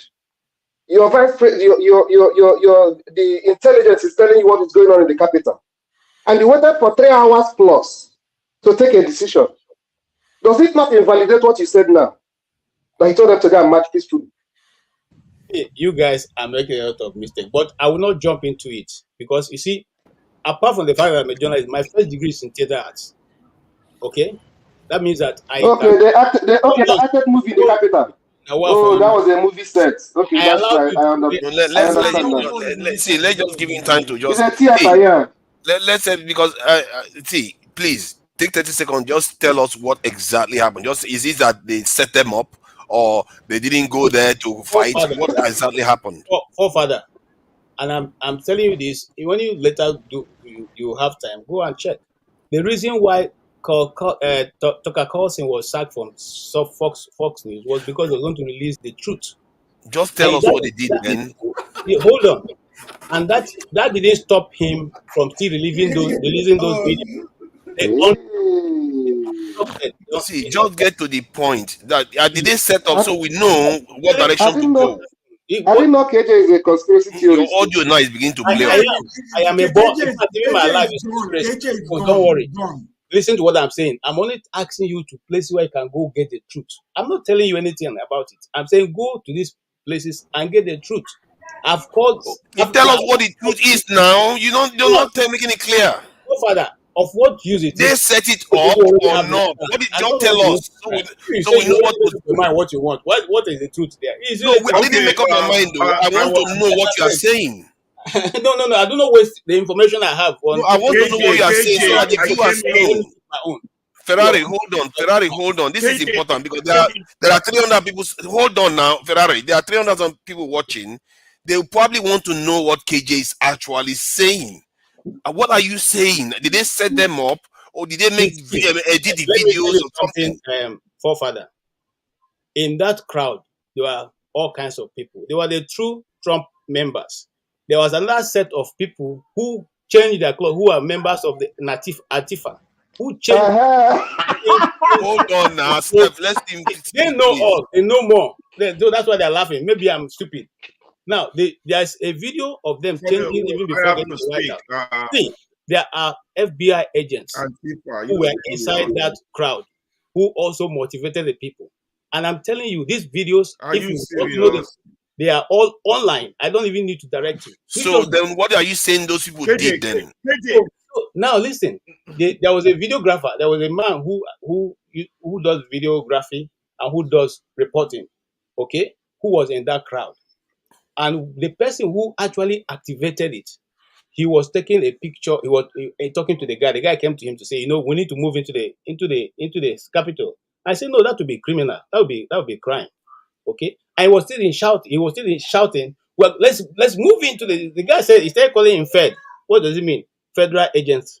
Okay. And the whole crowd there started shouting Fed. But eventually, the man found his way, leaving that crowd, went to another set of crowd who didn't know that was there, and then shouted, and then go watch the video. The people who opened the barricade, go and watch the video. This thing was not shown on CNN. If you're watching CNN or Fox News, you won't see it. Listen, I just gotta stop this. So you are saying that you are okay. Hold on, Ferrari. Let me just conclude. We need to conclude now, please. Hold on. You're giving me. Can you hold on? See, are you saying that there were agents in the crowd that instigated the behavior we saw. That is it. In fact, if you let me so that I don't speak everywhere. Go back to the dissertation from the House of Representatives with Christopher Wray, who is the FBI director. Go find out the questions he was being asked. How many FBI agents were in that crowd? Go look at it. It's online. I'm not calling. I'm calling names. Okay. I'm telling you videos like I go and get this. Okay. So let's say that is true. Let's say there were agents in there. United States. Hold on now, Stop please. asking him questions. Can he? See, so let's say those people were FBI. So they instigated the crowd to charge the building, and Trump voters decided to charge the building. So if they did that, then are you saying that we should hold the FBI agents alone accountable, or and leave the French Trump supporters free? Listen. For those who do not hate Trump, who are independent minded like us, who do not care who becomes president, we're only looking for the truth. You find out that 3 days before this, there was an intel report to the president saying we are going to go to the capital and there may be an issue. And he wrote to Nancy Pelosi, who had the authority of administration over that house, and said, do you want me? I want to send 10,000 National Guards. And she said, no. If you go to online, you will find the chief of police of the Capitol. His video is online, saying that why he was never called to testify on the January 6th, and telling the story of what he witnessed as a person and why all this happened. It is online. Okay, at least it's hard to say now. He has had his say, because sometimes it looks like we are censoring him. If your narrative is correct, let me counter. When Trump eventually called off the riots, did they obey him? Steph, can you guys please let me counter? Okay, please counter then. I jumped back on when I started.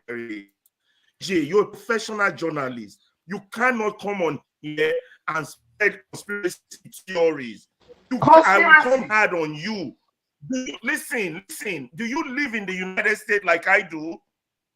Say yes or no. I need to know whether you're living in London. That is of no consequence. Anybody who cares to monitor the news anywhere, please stop that. Listen. You are a teacher. So I tell you how to hold the chalk. Okay, you've had your say. Let me have mine. I have to come hard on you because I don't like conspiracy. I jumped up from where I was sleeping. That no, I gotta get in and respond to this. This is insane. Are you even aware that some people have been convicted for insurrection? Are you even aware? Are you aware? How many people? By Trump appointed judges. What do they call them? What's that group? By Trump, are you aware? This is the United States. They don't joke with issues of law. They don't. You don't matter who you are. If FBI were involved in that insurrection, they would be in jail. Do you know how many people have been convicted? Not accused, not accused.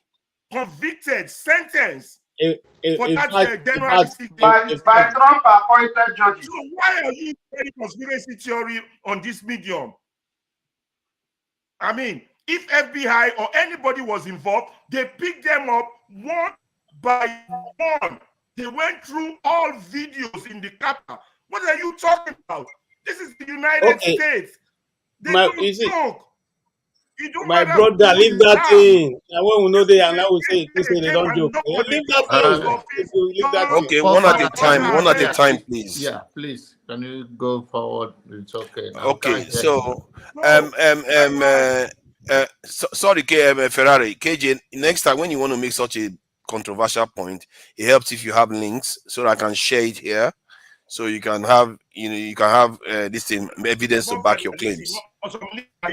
Listen, I have the link, but I'm not going to share it because people know so much. So when people know so much, you allow them to continue to keep their truth. You keep your own. Simple. KJ has the link, but they are in his head. You know, I'll take that as an exception, Mr. Bob wants to say something We go Yeah, to just Jonathan. 30 seconds. About the number of people that died on January 6th. The 4 numbers. Dr. Damages just posted the link. And if you permit me, just give me 1 minute. Let me read them out. As a pro-Trump protest on January 6th last year, on the violent attack on the Capitol Hill, 4 people died. Ashi Babbitt, Air Force veteran, Kevin Greason, Roseanne Boyland, and Benjamin Phillips. 4 people. You can go ahead and make a research on that. I don't need Yes. research. Let me tell you something. What I'm going to do is, in fact, if I knew you were going to drive this discussion to this point, I would have brought all this, evidence. KJ, I think, KJ, let me help you out here. KJ, I think what you meant is that very day, only 1 person was shot, but later on, other people died. Is that what you're trying to say? No. You see, the policeman who later died, who was Why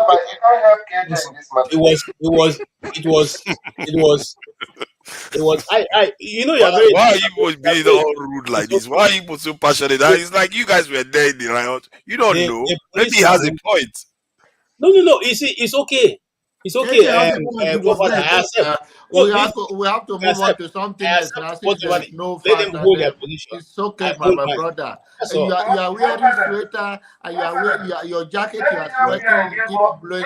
Whether you take the jacket off or you say we talk, don't worry. I can't hear you, Steph. How does that come in? How does that come in? I say you are already sweating, so let them leave you alone. They should leave you alone. No, it's okay. It's okay. I can hold my own. I can hold my side. Is it conspicuous? Okay. You already explained yourself. Let's move on to something else. It's okay. Hey, I'm going to write to 30 of your place so that they will give you a chieftaincy title. I don't need it now. No, you need it. You want me to come back to Nigeria, and I'm not coming. I already escaped. I was in Benue a few days ago. That is what you say every day. You never go there. Gracious man. Is he drive around Nigeria? He's a strong man.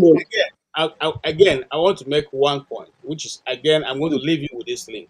For those of you who care to know the truth, go and look for an organization that operates around the world. In every part of the world, they have agents, and they are here, stationed here in America. They are called American Center for Law and Justice. American Center for Law and Justice. If you go look them up, they are all made of lawyers, and they represent people. In fact, I don't want to say other things, but in fact, they represent people, and they stand in against injustice, whether it is for me or against you. They stand for both Republicans and they stand for both Democrats. That is what they do. It is a free organization. They are publicly funded. Go and look them up, okay? So that you look them up. They have a site. Go through their site and look at all the cases they've handled and what they've been able to do. All right? Those of you who know too much, like Steve and Okija, you know everything in this world. You have all the knowledge. You're going to go check. Those people are lawyers, so they are lawyers of international repute.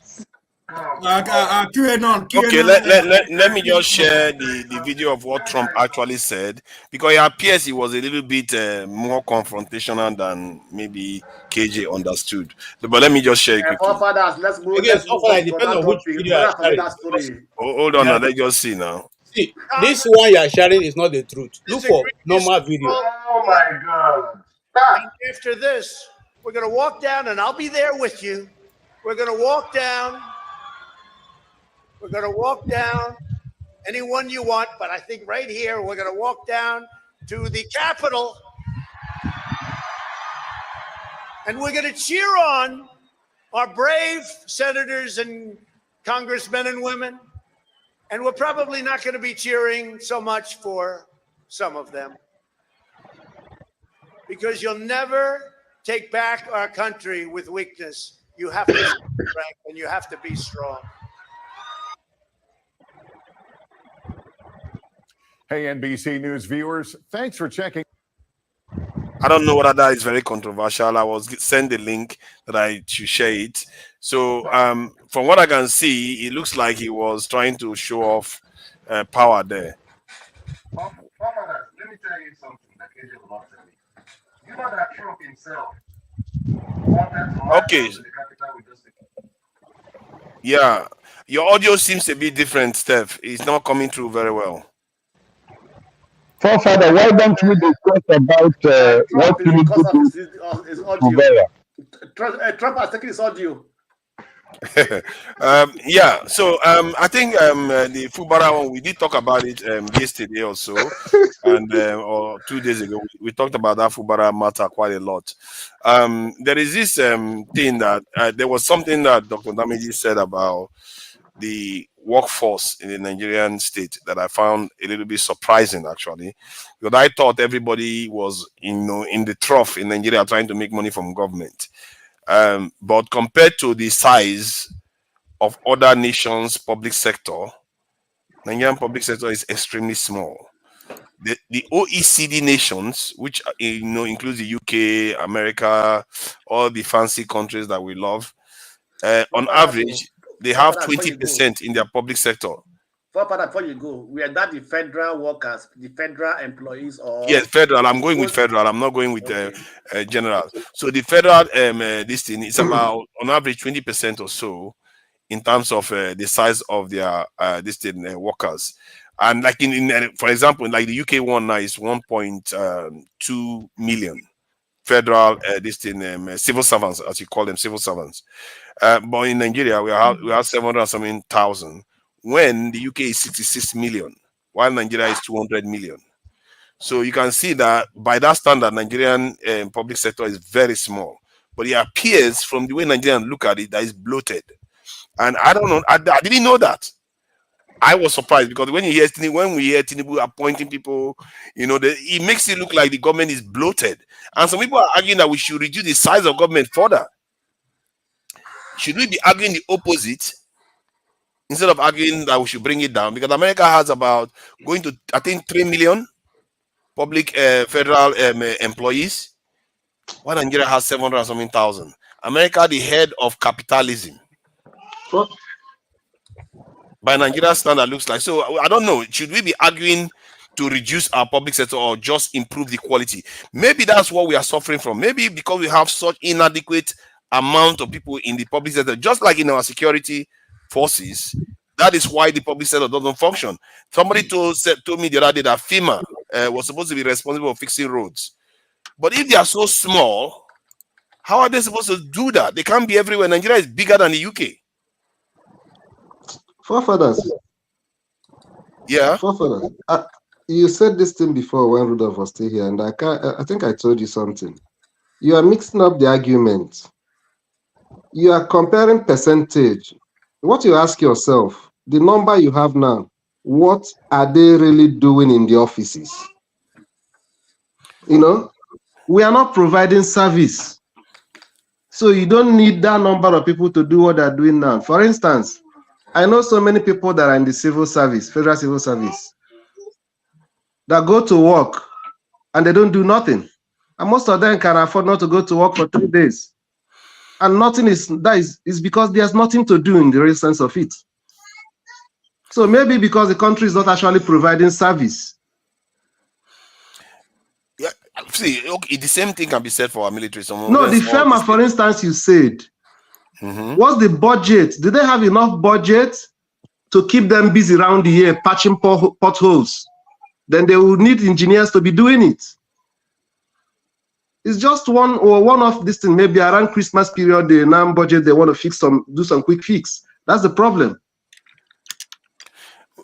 But maybe from what I can see, let's say we started from today and we had this type of size of public service and they are functional. Generally, you perform less and less because you are competing with nations that have bigger and bigger ones. Because it's not only about us alone; it's about the environment we are operating in. It's like when you go for a 100-meter race. It's not only you that is running, the others are running. And when the others are running faster than you, it's not a bragging right now. Assuming that what you have now, they are crying that the work is too much for them, then they keep employing more. But they're not even doing nothing. I beg to differ to an extent. They are what we see happening now is it's not like Nigeria, nothing is happening in Nigeria. Somebody is maintaining the road, so Somebody's maintaining the airport. Somebody's maintaining all this. It's not like nothing is happening. For perhaps you see that report said that just been reduced. They have the federal government have reduced the number of civil servants to 720,000. They reduced it. So I have to find out why do they reduce it. Of debt. It's often it tends to come from debt. When IMF, and this is one of the things IMF and World Bank tends to do. When they want to give you loan, they'll tell you to reduce spending. Guess one of the first place to reduce spending? Human resources. You have to cut down on the number of people you are employing and reduce salaries. Those are the key areas. And in context of Nigeria, salary is so low. What else are you going to do? You cut the civil service. And when you cut the civil service, you are hollowing out the state. How is it that our own state seems more capitalist than even the head of capitalism? That doesn't add up. Can I add in just, do you know when you talk about personnel of the Federal Civil Service, believe me, those numbers you are quoting, if they tell you how many ghost workers are a country that has no data, how many ghost workers that are embedded into so many civil service, both federal civil service and various state civil services. The ghost workers. That data was collected from the IPPS, the integrated payroll system. You understand me? Mm-hmm. So there cannot be ghost worker involved. I don't think there will be ghost workers involved in that IPPS, the integrated payroll payment system. Everything is possible in Nigeria. Everything is possible in Nigeria. If it's even possible, but it will be that so high. So that's that. Okay. Because I think they should know their worker. They should know who are registered, who are employed, at least to some extent at this time. I think that at least almost all the participants should be having their own database. The moment the Nigerian government begins to look into Nigeria having data, that will be the time Nigeria begins. I think we have data. We do have data. It's not like we don't. We do have data. They have data. If you talk about central data, it's quite different from different ministry data. You understand me? So I think each of the participants have their own data. They have a payroll now. They have a payroll. They have a employment and everything. You understand me? They have a HROs and everything. So they should be able to have their own data. But central data for the whole nation is not collated into one database. That's the problem. Nigeria say Nigeria doesn't have data. Well, sir, I disagree with you. You know why? If you have data from various places, you can actually clean up that data and bring it into one. So that's what I'm saying. I said that within months, brought into one single database. So that's not wait. Within months, you can bring data to one collated database. Yes, because the government have not set up that database. That they have to bring all the data together into one database. So that will have to be. I must say, even in the UK, I'm not sure all the data is in one database too. It's possible, but they're not done that. I don't think you need the government to do that, sir. You can contract it out. You can contract it out. There's open AI, open source. Excuse me. Wait, let me ask you a question. Do you know what you call data mining, or how people sell data? Do you know your data? No, so every data excuse me, every data in every country is managed by the government, not by private. But hold on. Let's slow down here. There is data in the banks. There is data in payroll. There is data in phone lines. There's data in so many different sources. You can collate the data and have an average. This is a reasonable guess of what an educated guess of what the population is doing and what is going on in the country. I don't think data is the problem of our government. The government, everything we are doing is too small for a big nation like Nigeria. It's too small. That's what. Okay, how can you expect Nigeria to function? And like the UK, when Nigeria is spending $27 billion for their national budget, why UK is spending 1.4 trillion? That doesn't seem right. You can't expect the same result. No, sir. The problem with Nigeria is this. I have a friend that works in the bank. He's been very fine in the bank. So I was talking to him and I told him, look, with a population of 200 million, he said I should shut up. Nigeria's population is not up to 200 million. All that is fake take data. That's why the government cannot. Look, the truth about it is that the period whereby we could pad these things have passed. Yeah. So right now, people can get data, real data, and you can clean it up.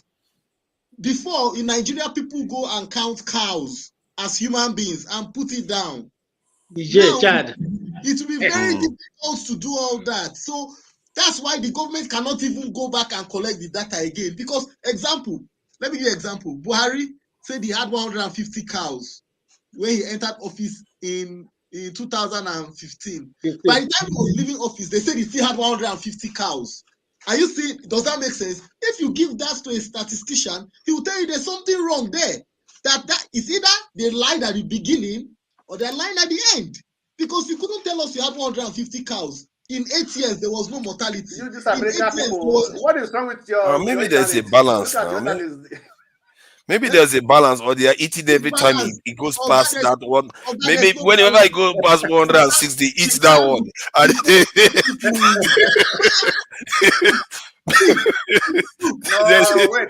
They could decide to eat anyone that is over 160. You know, science has proven it's not possible. Not possible. Anyway, he's selling them now. When they give birth, he said them. What are you exactly? He said them. He said businessman. Now what are you talking? I bet that's how they go. Yeah, maybe when it goes past 150, they eat that one or sell it. How are you sure? He was selling them. You see, if we are look, the world Buhari no a cow. You know the number. But why are we talking about his cow now? Even why are we talking about his cow? I'm giving you an example. Don't trivialize the conversation. These are serious issues. You can't. A statistician will tell you. I just said one thing before. Wait, excuse me. I said one thing before. You know when people begin to is arguing with me that it's not the federal government that will take care of data, they say it can be private company. How can you handle a nation data base or database to a private company? Are you sure that private company will not even compromise it? You will have agreement. But there is data. I beg you, forget agreement. No, forget agreement. In the UK, Ipsos Mori is responsible for taking data. Hold on now. Hold on, Dexter. I think we have to try to elevate the conversation. I understand a little bit of difference in opinion in terms of data. However, the question is why. The fundamental question is why is our state so small? And at the same time, is it because our state is very small? That's the reason why we don't produce as much, even because our national budget is 27 billion. Like I said, how can you expect anything else? The UK spends 1.4 trillion on their economy on their country every year, and this is the country they have to show for it. It's not like it's heaven. 1.4 trillion every year. Comparing oranges and apples. Hold on now, let me finish my point. No, because it's very serious. If somebody is spending $1,000 on themselves every day, and some other person is spending 15 naira, you can't expect the same results from that. And what we are seeing in Nigeria right now is what we have created, what we have so far. And sometimes we make it look like the government, they are stealing everything. But we don't even have enough to start with. So the problem is bigger than no. Nobody's defending them. I'm saying that we have a bigger problem that the governments have created. All the government before now, they all created this problem we are facing. And maybe the people too are also complicit in it because they don't seem to realize that our situation is so bad that another country that is smaller than us by 3 to 4 times is spending, I don't even know how many, from 27 billion, 1.4 trillion. I don't even know the multiplication of that. How can we live like that? Let me ask you a question. Can I answer your question? Wait, please hold on. Let me ask you a question. Maybe you can also answer. How does what generates income for Nigeria? What should generate income for Nigeria, or what generates? What generates income for Nigeria, and how much do they generate as income in a year compared with that of the UK? In terms of foreign exchange, it's not foreign $40 billion or so. No, wait, not foreign exchange. Generally, altogether. Because within the nation, if you go with the GDP, compare a rich man with a poor man. How a rich man generates is quite different from how a poor That's man why I said apples and oranges, and I can explain if you let me. Okay, let me answer him that see, very one first before you explain. Hold on, let me answer him that one first before you, because I know you're going to try to dispute the point. The economy is about 3 trillion. The Nigerian economy is about 500 billion. That is 6 times more than the Nigerian economy. But their spending is way more than that. From, let's say we are spending 30 billion, which is less, 30 billion per annum. They are spending 1.4 trillion. That is more than 20 times more than what we spend. So that is what I'm talking about. That the gap is too massive, even based on the size of the economy, which is what they generate. You see what I mean? Please go ahead, Ferrari. You see, you're comparing apples and oranges.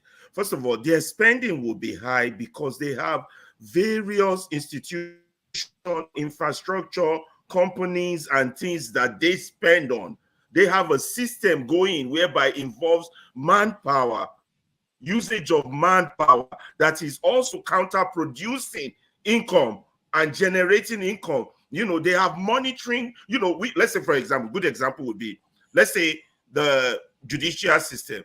They would have a system within the judicial system that monitors the judicial system. That's one. Let's say the police, yeah, right? They would have internal affairs that monitors the police. Do you understand? So they, like the state, I work for the state of for the state government in Illinois, the state Illinois Department of Juvenile Justice. They would have a, you see, somebody monitors somebody who monitors somebody, and there's the level of productivity is high because the monitors get monitored. So there's no freelance. Somebody got to evaluate you. Somebody is evaluating something. Somebody you don't know, and whoever is evaluating you is being paid. Yeah, but how does that translate to making so much money? Listen. Yes, okay. because they are actually running a system of government. Government is actually running. Are you with me? Unlike us, where we are building house on water, nothing is running. Everything is assumed. Our data is assumed. Number is assumed. This is assumed. You understand? Politicians just come, throw out numbers. You understand? There is no system in place in which one checks the other and productivity is monitored. So when you come and compare UK numbers to Nigerian numbers, you're comparing apples and oranges.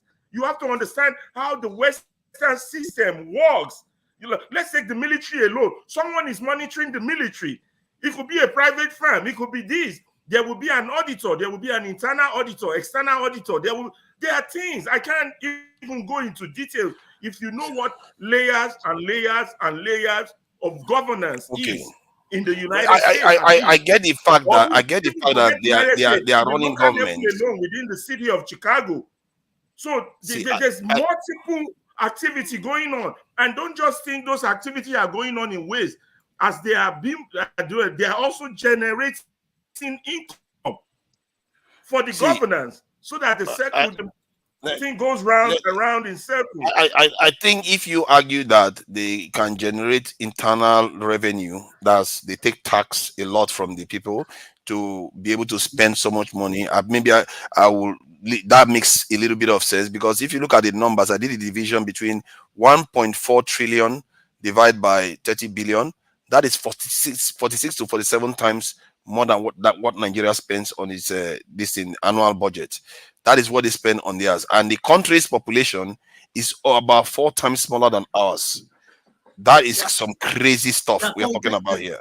Father, you're comparing what you are weighing together is completely is disproportionate. You cannot, if you are looking at what the UK is spending and looking at what France is spending, then that's fine. I mean, stop comparing Nigeria and UK. But they are in the same world. You see, that's my thing. We have come to agree that we have come to accept that we are in a nether realm, a kind of sub economy that doesn't exist in the real world. No, you have to compare the computer they use and Ghana, Nigeria and Cameroon. You can't do that, because it's the same computers we are all using. The same market it's the same dollar we all use. Even children going to school in the first place. They are the ones that gave you all those tags. You are worrying about it's not terms. It's not terms. It's just oh God. It's just economic strength. Why you see what you are doing? You are caught. You are selling yourself short as a human being because they are in a different system. Father, even in a class, you divide the children according to percentile of performance. The children performing at 80% and above are in a different category from the children performing from 80 to 70, different category from 70 to Nigeria is at 20. We are not. But that's okay. Isn't that what I'm talking about? That is what I'm talking about. That's where. Father, that's the truth. That's Father. No, I agree. That is the truth. That's what. But you are not seeing that. That's what I'm complaining about. That we are so low that we don't even seem to understand it. We've just accepted it, and then what we go on to do is start criticizing our own people. That when it's all of us that have screwed everything up. Because the economy is nowhere. Our public sector is nowhere. Every institution in our country is not fit for purpose. The economy is nowhere because we have not dealt with the fundamentals of the society. We have rule of law. We don't do check and balance. We don't do this. We don't do that. We have not attacked the fundamentals. You have to face the fundamentals first. That's the key issue. You can't just go, we're spending it. And that's why we can't even the reason why I raise the issue. See, the reason why I raise the issue of the public sector is because how do you start dealing with the fundamentals when your mindset already is in the opposite direction? Most of our people start with. Let me finish my point now. Let me say the reason why I think our mentality is going in the opposite direction. Most of our people always start the argument with let's cut down on the public sector. When that shouldn't be the question you should be asking. Because they're already too small. Who does that? Who are those that push that argument? They say that all the time. It will be the same. It's the same. They say government is too expensive. They're just there to eat all the money and all the rest. It's the same. But that's what I'm saying. Forefathers, when they say calm down the president, they're not talking about the federal level. On the state level, that's quite different. Okay? So I've had many of our people come here to say they need to reduce the public sector. Yes, the government shouldn't be in the business of anything at all. Father, can I ask you a question? Much of that in Nigerian politics. Father, can I ask you a question? Yes, they will say the government is too large. Let him finish, then you can ask. In Nigerian context, you understand? You see, in America, they will say, "Oh, the government is too large." The Republicans will say they want a smaller government. Smaller. That the arguments are different. That doesn't even apply to Nigeria. Nigeria, we are saying we don't even have a structural government. We don't have things in place at all because we have structure. We don't have enough size. We have structure. We have structure. We just don't have enough size in everything we do. Everything we do, our security forces are small. Everything is too small. You can't run a country with everything being so small. It can't small because there is no resources to expand it because somebody is sitting on half the money they need to expand it. Let me tell you one thing about Ferrari says something. Let him just finish. Yeah, let me tell you one thing about departments you all don't know here. If you are appointed as an head of a department, as a CEO, you are expected to leave that department better than you met it. That's a fact. And you're being evaluated on how progressively you're moving that department forward.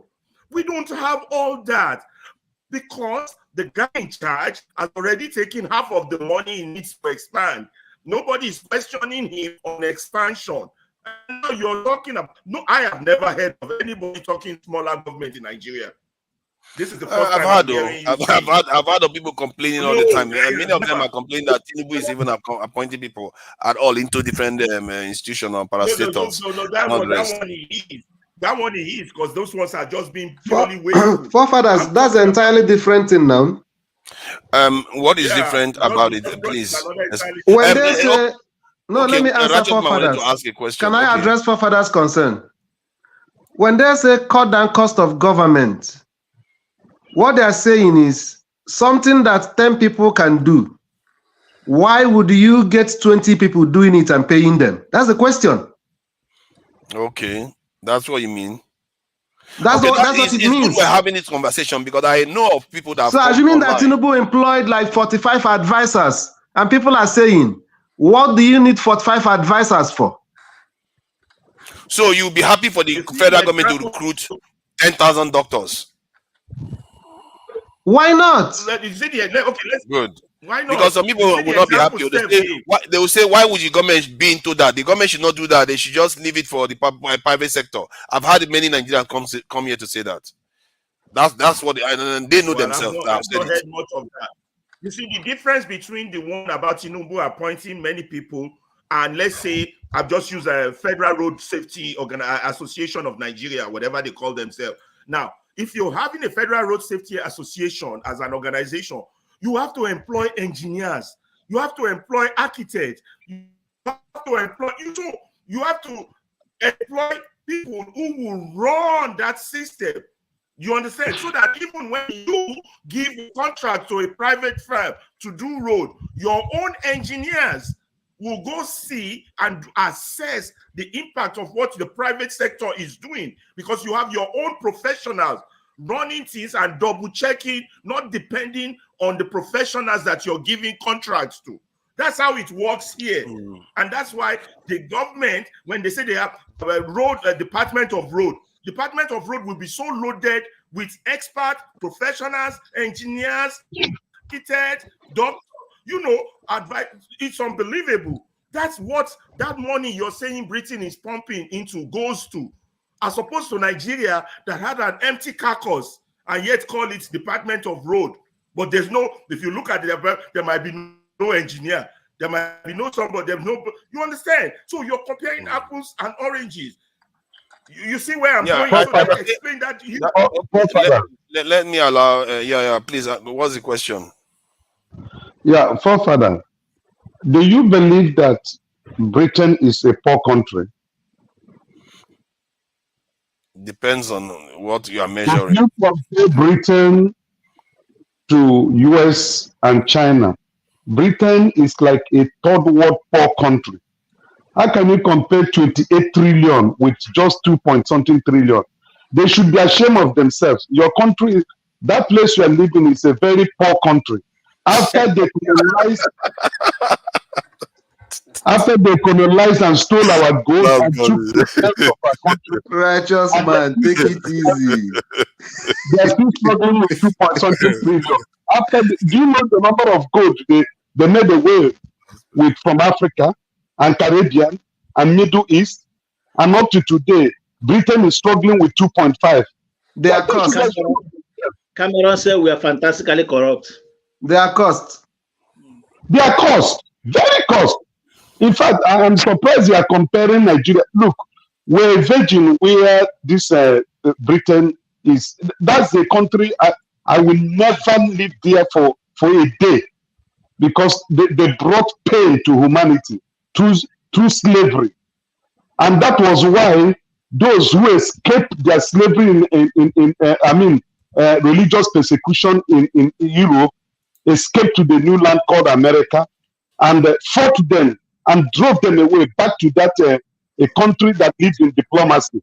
And you are here, you are trying to, after they enslaved us and caused problem in our country, you are trying to compare 2.5. Look, in a few years to come, when we take over. By everybody. But that is not the question, though. The reason why I'm comparing it at all.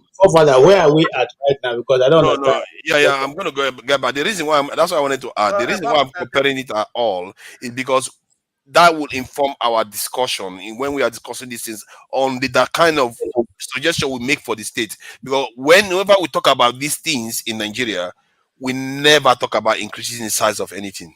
We never do. We always talk about downsizing all the time. So this is my question. Well, apart from corruption, actually. I just posted it to you. Please. The New York Fire Service, if I'm correct, maybe KJ will be able to put me right. He lives there and is a journalist. I learned that the fire service budget in New York is more than the budget of Nigeria, isn't it? I can't confirm that. I don't have I cannot intellectually discuss that. I don't know. How many fire outbreak? How many fire outbreak happened in New York in a year? well, why would it be bigger? They're not only doing fire service. I am quoting the former president of Nigeria, Chief Olusegun Obasanjo, when they interviewed him. Okay, fathers, I put out a video, please. I wanted to discuss this. Righteous man. What I know about that is that fire department, listen, the fire department is under city, not under the state. The fire department, the schools, they are all under the city. Which one is under the city? The police is under the city. They're not under the state, and they're not under federal. So whatever the budget, let's say the city of New York or the city of Chicago or the city of Plainfield, whatever city, they would have their own police. They will run their own schools. They will run their own fire department. While the county will run the prison, some prison. The state also run prison. So each one has what they do: local, state, federal, and things like that. So Ferrari, let me show you. Let me show you something. Let me show you something that we need to be seeing. You see the question I asked there: how much is lost to waste in the U.S. healthcare? Look at the numbers they are giving. These numbers are multiple times more than that of the Nigerian entire economy. And my concern is that when we lose sight of what it takes to maintain an average nation out there, we miss the fact that even from the get-go, we are not big enough. And I feel like we need to be thinking from that point of view whenever we confront our politicians. Because when we confront our politicians, we tend to confront them from a low point, where we start from the petty stuff we have. In other words, they could respond to you and the country doesn't change much. So you need to know that this stuff, like the Nigerian economy now, if I'm dealing with the Nigerian politician, I won't be saying that we should be going to 1 trillion. I'm saying that we should be going to 2 to 3 or 4 trillion. That excludes that of the US, UK, because impunity. You can't do that now. You have to clean up the impunity aspect. But there is impunity here now. This is almost 1 trillion lost. The Ferrari, there is impunity here. All these discussions, it will not work. We are not ripe enough. It will not work. I don't know. It's like you are speaking as if you don't know Nigeria. Wait, is it the woman that says, is it the woman that says pepper and Titus fish that is after knowing how many billions or trillions that America or Germany or China, is having as their budget? Or the poor woman on the street that is hawking pure water? We confront Nigerian politicians who wants to crush them with their sirens. I see. I hear what you are saying, but I don't understand where this. Hold on now. You want us to be discussing Trump? Let me just finish. This point is important. I'm saying the direction we want to. If you are asking me the direction, I'm saying that we need to understand what we are seeing in Nigeria shouldn't be surprising. I'm saying that when we are dealing with our leaders, we should have a direction. Because how are you supposed to have a direction if you don't know the direction, how far you need to travel? You don't know where the destination is. This destination, look at how much people are wasting on healthcare budget. That's about $1 trillion sometimes. They are wasting you're reading that on healthcare alone. Let me explain. Anytime you read an article talking about it, it's talking about the type of request doctors make for this test, for that test. They're doing that some tests are not necessary before a diagnosis can be reached, and therefore it's making the hospital system lose money that somebody is just throwing money away. They're saying that some doctors just conduct any test, they just run tests. But clearly, I'm not in the medical profession, so I can't speak for them. They just run these tests that limited amount of tests could be done to get to the diagnosis so that the cost of medicine would be reduced. Are you with me? It's a very simple thing. It's a very simple thing. You know the word wasteful spending. You can't spin your way out of it. The point is that they are wasting money that shouldn't have to be wasted. I'm telling you how the healthcare. Ask anybody in healthcare in the United States to tell you that's what wasteful spending in healthcare is. But the same thing is happening within our healthcare system. See, this goes back to the question that I was asking before. When I asked that question, I said most of the vices we have in our country is present in all other nations. But the difference is that they are, hold on. Oh my God! You're reading that actually in error. It's an error. It's not error. It's wastage. Wastage is wastage. They call it wastage. But the wastage in Nigeria is stealing. That's different from the wastage I just explained. How do you see what? See, you are missing the point what I'm making. What I'm saying here is that however way you look at it, you want to call it theft, you want to call it waste, you want to sanitize it here, you want to blow the other this and use a different language to describe it here. Point is that they all have the same problems. Hold on now. Dealing with it, they will arrest wasted or theft. Hold on. Wasted or theft makes no difference. Hold on now. It means that it's not needed. Let me finish my point now. I let you talk. Let me finish my point. You are not letting me talk, Ferrari. Let me respond so we don't start shouting over each other. People are viewing. You argue too much. I'm not arguing. He's the one making it an argument. I'm just trying to do to and fro. Everybody disagree with you on this point. Okay, you can disagree with me now. Let me hear my say now. The Blackstone, you have to extend courtesy to other people. So my point is that if they are describing it as wastage, it means the money shouldn't have been spent on that. Whether they stole it or not, it doesn't matter. It's still waste. And there's also theft. You've heard of the drug epidemic stuff that happened in US, where they are literally giving people heroin to take as health. These are actual drugs until they found out that was addicting their people and killing their people. They stopped it. My point is that they have vices in their nations that waste a lot of resources.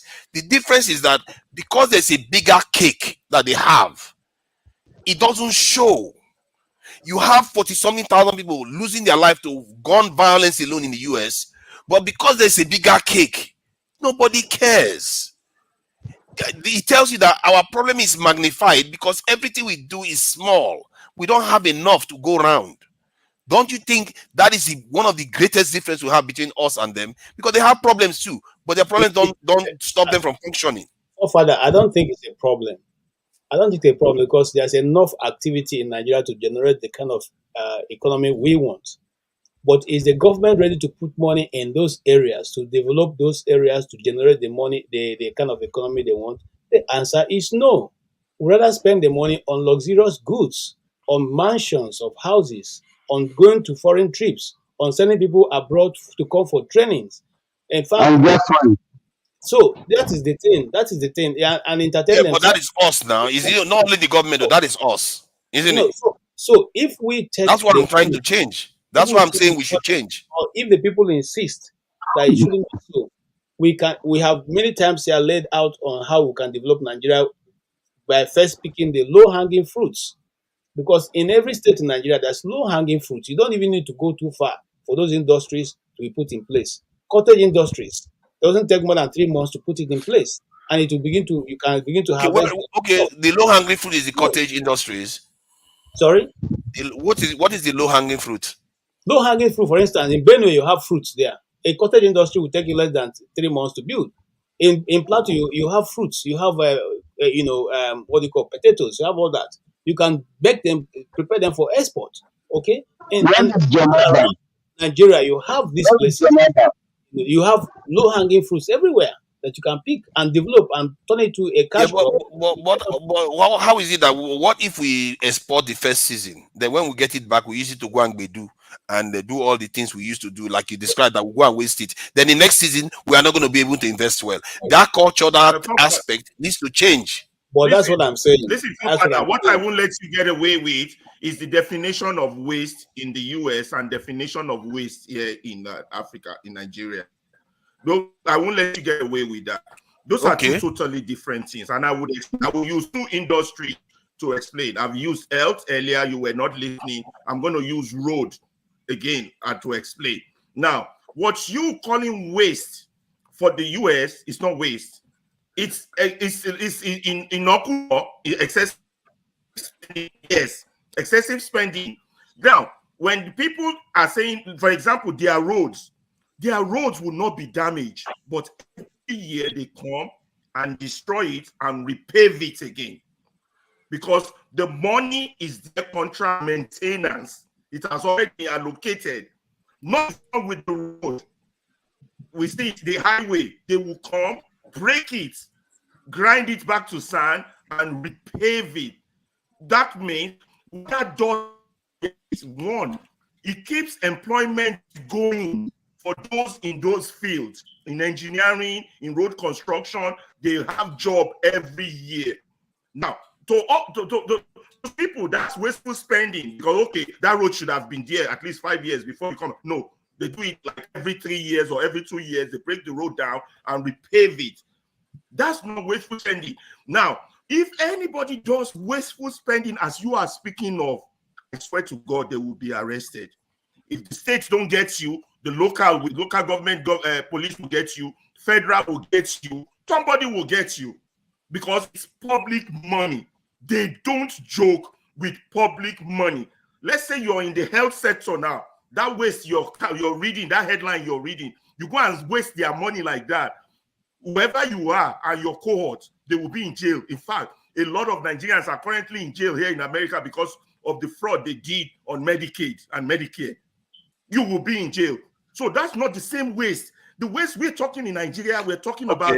Now, hold on. Apart from that waste that you're talking about in terms of the spending waste that they do, in terms of fraud, they are losing about $100 billion too. And they are persecuted. Which is almost. Hold on now. If it's increasing, they're not clearly they're not catching enough. All of them.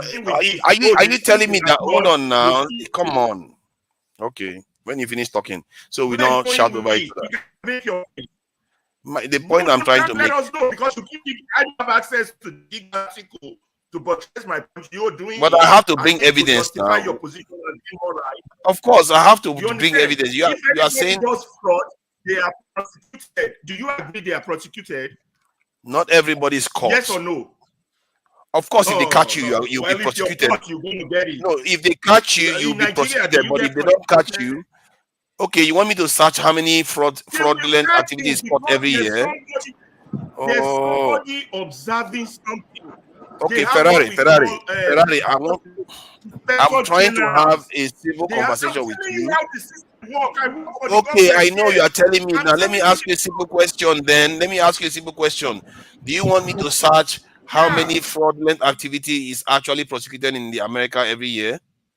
That way you know how many. We doesn't educate our people that are but you have to speak. See, hold on now. See, I'm trying to let you understand something, but you seem to want to dogmatically hold on to it. Because if I search the how many fraud cases, how many of the people get away with fraud per annum, if you get the numbers, that what that would tell you is that this is how much America is losing to criminal activity. Just like in Nigeria, Nigeria is losing money to criminal activity, which still makes my point stand that it's not because criminal activity is not present somewhere else. It's because the criminal activity that they have so much big cake that it doesn't affect them that badly. That is the point I am making here. Because if they are losing $100 billion, which is 4 times our national budget, to fraud alone in healthcare only. That should tell you something that is why they are able to. No, look at it now. Medicaid is right on the screen there. It's in CNBC. This is not a Nigerian channel. They are the ones telling you how much they are losing per annum to fraud. $100 billion. How many people have gone to jail on Medicaid? Google how many people have been arrested and prosecuted on Medicaid fraud. You can put arguments out like that. It doesn't make sense. The Nigerian situation is that somebody take the entire budget of the Department of Health. That's different from what you're talking about.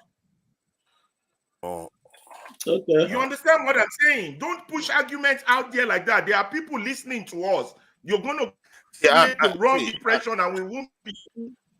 Majority of healthcare fraud offenders were sentenced to imprisonment. We cannot even deal with the low fruit. We have to deal with the low fruit first. Which is whoever director general that steals the money, we need to put them in jail. Okay, yeah, I get your point. I'm not saying they should not put them in jail. I'm not saying, don't make the mistake of thinking that I'm not saying they should put them in jail. Everybody that breaks the law deserves to answer for justice, go to jail, executed, whatever needs to happen, as long as it's by the law, they should face it. The point I'm making is that we have too little a cake. We need bigger ones, and we need to start thinking that way when we confront our leaders. Because if you allow them to bamboozle you and say, let me do something, and they don't increase that cake, you are still in the same position. Nothing will change. That's the point I'm just making. How much healthcare fraud is caught? It's caught. Fraud, but investigators say it's likely much even higher. Oh my God. They're even saying that it's more even higher. Let me see whether they catch them. That it may even be a convicted fraudster, a convicted what is it now? Where is he gone? Okay, yeah, a convicted fraudster tells CNBC it's easy to steal from healthcare programs because there aren't enough agents to keep up with the various schemes. This is a country with 3 million civil servants, and Nigeria has 700 and something thousand. Now, this is kind of problem that is highlighting what I'm trying to say here. Every direction we look in Nigeria, I tell you what I see in Nigeria shouldn't be surprising to anybody. We have to start knowing what to ask from our leaders, because if you don't ask those things, you are not getting to the end of the solution. We have to be more ambitious and demand more from these leaders. What do we ask from our leaders? Number one thing you have to demand from your leaders. Number one thing you have to demand from your leaders is security. That is what other nations have, because if you don't have that, all of us here will not go home and feel safe at home.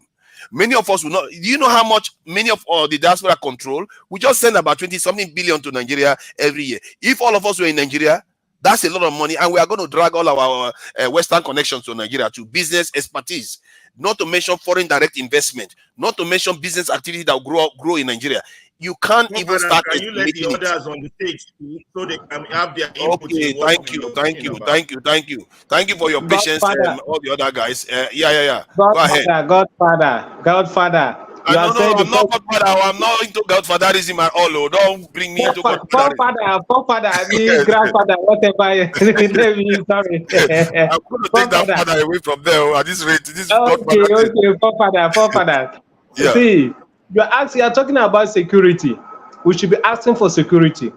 The people that came out at the NSAS at the Lekki toll gate, what are they asking for? Is it not for security? They did get it to an extent. They didn't get it. Actually, what they are demanding is to remove a security apparatus, which was SARS. Listen, forefather, that is a starting point, because when if they come out and said they need security, they'll ask the government will be like, are you out of your sense? You have the police, you have the military, you have the air force, have everything. They are doing their best, they are working hard, they are doing their best. You should tell them. Just like recently, the chief of army staff come out to the national television, say that most of the military, they are doing their best, they're working hard, and they lost their life. Instead of Nigerians to appreciate them, they talk down on them. You look that kind of a thing. And now you are talking about, let's ask for security. Listen, forefather, the question, the argument you brought this night is something like, you are just bringing an argument that we shouldn't be discussing. I don't even see anything we should talk about. When you talk about the civil service and the Nigerian complaining about the government is employing more. Nobody has ever complained in Nigeria. I've never seen it. The only complaint that people give in Nigeria is one: the appointees. Listen, the appointees, that is the political appointees, that when people get to political office, they appoint people into political offices, all these ministers and others. And when they appoint them, they over appoint them, and they spend more money on few individuals. Do you know how much federal civil servants are earning? Do you know the salary of a PAMSEC in Nigeria? How much is the salary of a PAMSEC, which is the highest, almost the highest cadre and the civil service commission, how much do they earn as a salary, monthly salary? Then if Nigerian government increase their civil servant, nobody service system, nobody will complain, because there are a lot of unemployed people. People are crying for employment. They need employment and they are not getting it. So the only thing they are against is when the government, a particular government, come to an office, they call their friends, everybody just give them a portfolio under the political appointment, paying them millions spent. Can I ask a question? Have there been any time when Nigerians have said, government, you need to recruit more people into our security service so they can protect us? Has there been any time? Why would they say that when government has not even given them food? How would they?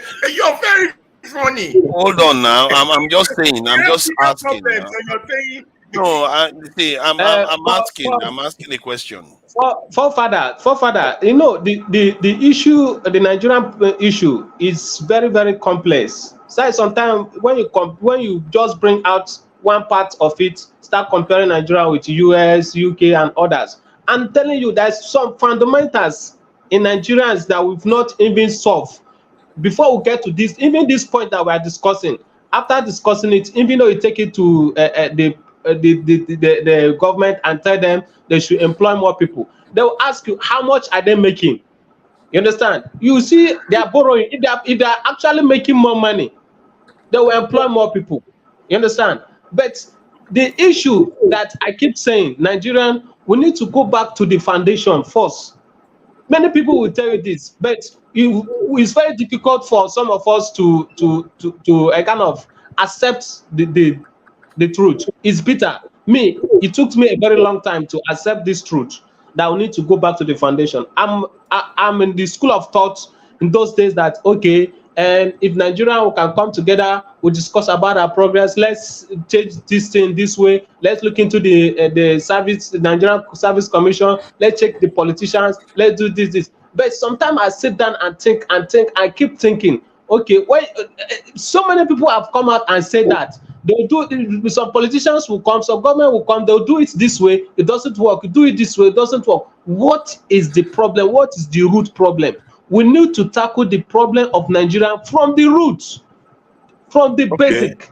So my thing is, if until it doesn't have to be the masses that demand these things, but the elites that understand nationhood, you would think there will be a time they will all gather and say, you know what, we need to change our position here, because they should know better. Like if I post this quote here that was said for about 500 years ago. It says, where there are good arms or security, good laws inevitably follow. This is a statement by Machiavelli. See, it's okay. I don't know, man. I don't. It's okay. It's okay. It's going to Machiavelli. Father, just become this your own agenda. You're trying to win convert and call it a day. This is a waste of time. No time for this rubbish. You want to win an argument. I want to present my own argument. It's argument versus argument. If you want to surrender, you surrender. It's not. I accept your surrender. It's all right. Okay. You're free to surrender, Ferrari. Okay. Even me too, I'm wondering now. Those in the comment section, I want to address a bit of them. If you think you have something to say, you are free to hook on to the platform and make your point known. Calling someone in names and all kinds of stuff that you are calling there doesn't make you a better person. That simply means that you have no ability to be able to absorb, just like those of us sitting here can absorb all the nonsense you are talking about. And if you think I don't, maybe what I discussed, I don't know about it, you are free to search for my name. I can give my real name, so you search for it. And I still stand by what I say here. If you want, I can give you more information. I've already dropped some, but if you want, I can drop more. So it's not a question of when you come here because you're back there, you insult people and write all kinds of nonsense.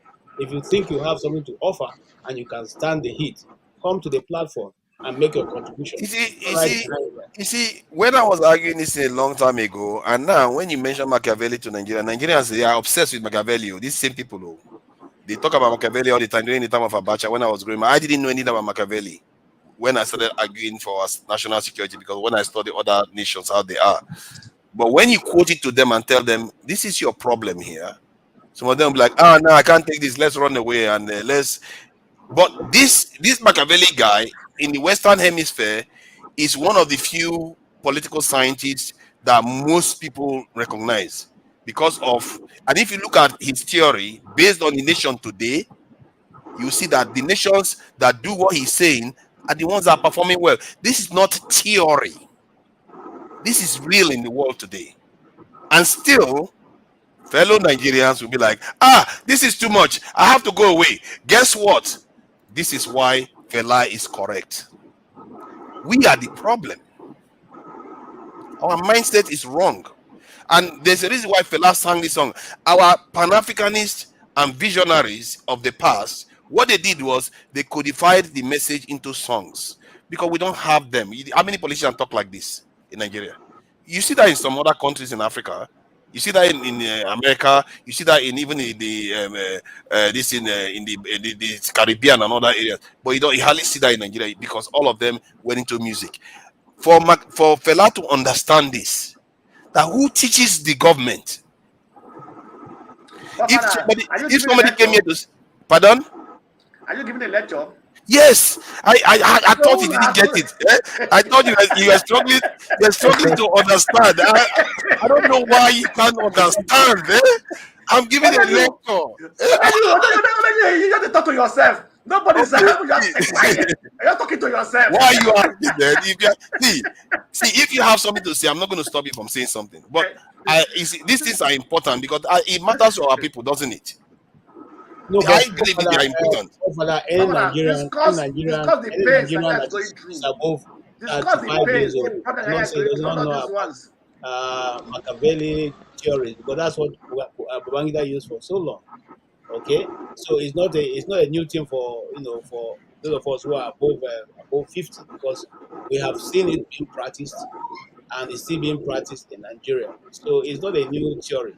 Okay, see, KJ, the one we practice, we always tend to learn the wrong lessons from things. We know that nobody mentioned. If there had been somebody mentioned this part of Machiavelli to me, I would have said, okay. All they tell me about Machiavelli is about being cunning and being brutal to your enemies, and that's all they talk about. Nobody actually talks about the fundamentals. Machiavelli is actually technically arguing for the people, but the way it comes across is like he's arguing for the elites and he's arguing for them to oppress the people. That's not what he's doing. But people misunderstand it. Here, Al-Mustafa was here about 7 or 8 months ago, and he was talking about how they went to Libya to go and learn how Gaddafi survived the sanctions. And I said, but why did you go and learn how they survived the sanctions in terms of sanctions, economic stuff, when you are supposed to be learning how he survived? Because they required bombing of Libya to get rid of Gaddafi. But in the case of Abacha, they penetrated and he lost. He is the one in charge. He lost Abacha and went on to lose Abiola. I said, but you didn't learn how Gaddafi survived. So in other words, he went and learned the wrong lesson. He's busy worrying about sanctions when he should be worrying about how did Gaddafi organize his security to survive the Western pressure and all the rest. I feel like that is what we tend to do. I can read the same book with you. I will understand something totally different from that same book. It tells you that just reading a book doesn't give you knowledge. You have to have a way of viewing that book. But are you not making a mistake, Father? We are all looking for different things. You are reading a book with a that's true. The next one is reading with a particular mindset, depending on where the person is, what the person's aim is. So we cannot all get the same knowledge from the same book. You get what is your But which one is the objective truth? Is it not the one that is tied to the real world? All of them are objective truth, depending on your circumstance. No, but no, actually, there has to be one that is more real than the others, because the one that is real to the others is tied to the real world. That is how you know. The point you just made of Mustafa going to study how Gaddafi survived the sanctions. I think if you look at it very closely, Mustafa learned everything because Mustafa survived also. How Mustafa survived. So they are saying he did not learn how Gaddafi survived. He learned. Because Al Mustafa is still alive today. His commander-in-chief, so he lost his commander-in-chief. In other words, he didn't protect Was it the one guiding him? No, the was head it the one commander-in-chief. Wait, forefathers, was it the one guiding him? I will come back when we finish this. You see the question the Blackstone just asked now? What kind of question is that? Is he not in charge? He's the CSO. Was it the one guiding him? What kind of question is that? He is the CSO. He's supposed to organize the security, even national security. He's supposed to organize it. How did Abacha die? No, how did Abacha die? They poisoned him now. He said they poisoned him. He said it here himself. Eh? He didn't mention. I think he didn't mention the exact name, but he said he said it's Abiola they poisoned. He said no. He actually said both of them were killed here. He said both of them were killed here. So in the end, what I told him was that under your watch, we lost 2 significant Nigerians. It tells you that he didn't learn the right lesson when he went to that place. And if the same thing happened to Murtala Mohammed, when he came into office, he reduced the Nigerian military size by 100,000, which almost like slashing it by half. And ironically, which is a tragic event, when he was assassinated, only one person was with him to protect him. I don't understand some of these. If you are a good leader, you are supposed to keep yourself alive, because in the end, good leaders don't come around very often. And he might be the only leader, like Mao Zedong now. If Mao Zedong was very careless with his life, China would not be where they are today. You see what I mean? So security is very, very fundamental for a nation's this progress, and the leaders have to also be protected. Their lives are not this is forfeit, because if your leaders are protected, chances are that they're going to protect the nation too. No. My point is that some truths are better than others, are actually more real than others. You know, because they are tied to the real world. If it is tied to the real world, it's more true than the one that is not. Help me answer, forefather. Don't mind the Blackstone. Excuse me. No, quite seriously. No, quite seriously. Your postulations are a little bit flawed. No, so excuse me. Then flaw them. Flaw my postulations. I would like you to take them down. I'm not hogging it. Quite seriously, forefathers, I listen to you sometimes. I'm amazed at you. I just wonder. I mean, and people are sitting here listening to you. I don't know why you find it funny. You think you're making an argument, you're making a point. Nobody's listening to him. Nobody's listening to him. I don't understand it. You're just starting to preach. Excuse me, I've said it before. You really have to get the basics. Okay. You know, because there's no point postulating and pontificating when simple things, you don't get it. And you don't learn, you come here, you don't listen to people, you don't learn anything, you think you're making an argument, you're making research. It's all nonsense. I'm serious about it. What are you trying to, what do you think you are doing? And, you know, now, for example, this comparison you're trying to draw, the situation in Nigeria, maybe corruption and wasting resources. You want to make a comparison? You don't understand what's going on in Nigeria? Somehow you want to not necessarily defend it, but to make a comparison. How do you begin to compare? I mean, the inefficiency of government, that we have a structure. What is okay? Look, excuse me. Can I just keep quiet? Just keep quiet for a moment. I've kept quiet, but you're just being quite disruptive. If you want to be disruptive, there's no point. No, not disruptive. I just make a point, and then allow you to look. We live in the real world. Okay, if America and Nigeria, we're kind of we're on the same playing field, playing by the same rules, because that is in the end, that is the essence of the argument. That Nigeria, we are playing the same, playing by the same rules. So why do we have Nigerians running out of the country? If you think we don't have a basic problem, you have to understand that basic problem. So what argument are we making? This is adults. We can't come here and then waste our time. And they think it's an argument? For what purpose? People are what do you think is our basic problem then? People steal money. I mean, it's unimaginable. It doesn't happen anywhere else. There's no way you can defend it. Which people steal money? Nigerian politicians. Nigerian politicians. Okay. And then okay. Do you think Fela is wrong? Are you looking at the quote on this this? That is nonsense. Do you think Fela is wrong? Do you think Fela is wrong? I want to hear you say Fela is wrong. Anybody can be wrong. And you too. Anybody But can be wrong. I just wanted to. I know I'm nobody, but I just wanted to hear you so that the leaders will hear you say Fela is talking nonsense. Please tell Fela is nonsense. Come on, be brave. Forefathers. The quotes, the Fela quotes that you brought out here, goes back to the fundamentals that I've been telling you, which is the problem of Nigeria. Now, Fela is telling you that the culture and the tradition is the teacher to the government. Now, when you know the diversity of Nigeria, we don't have the same culture, we don't have the same tradition.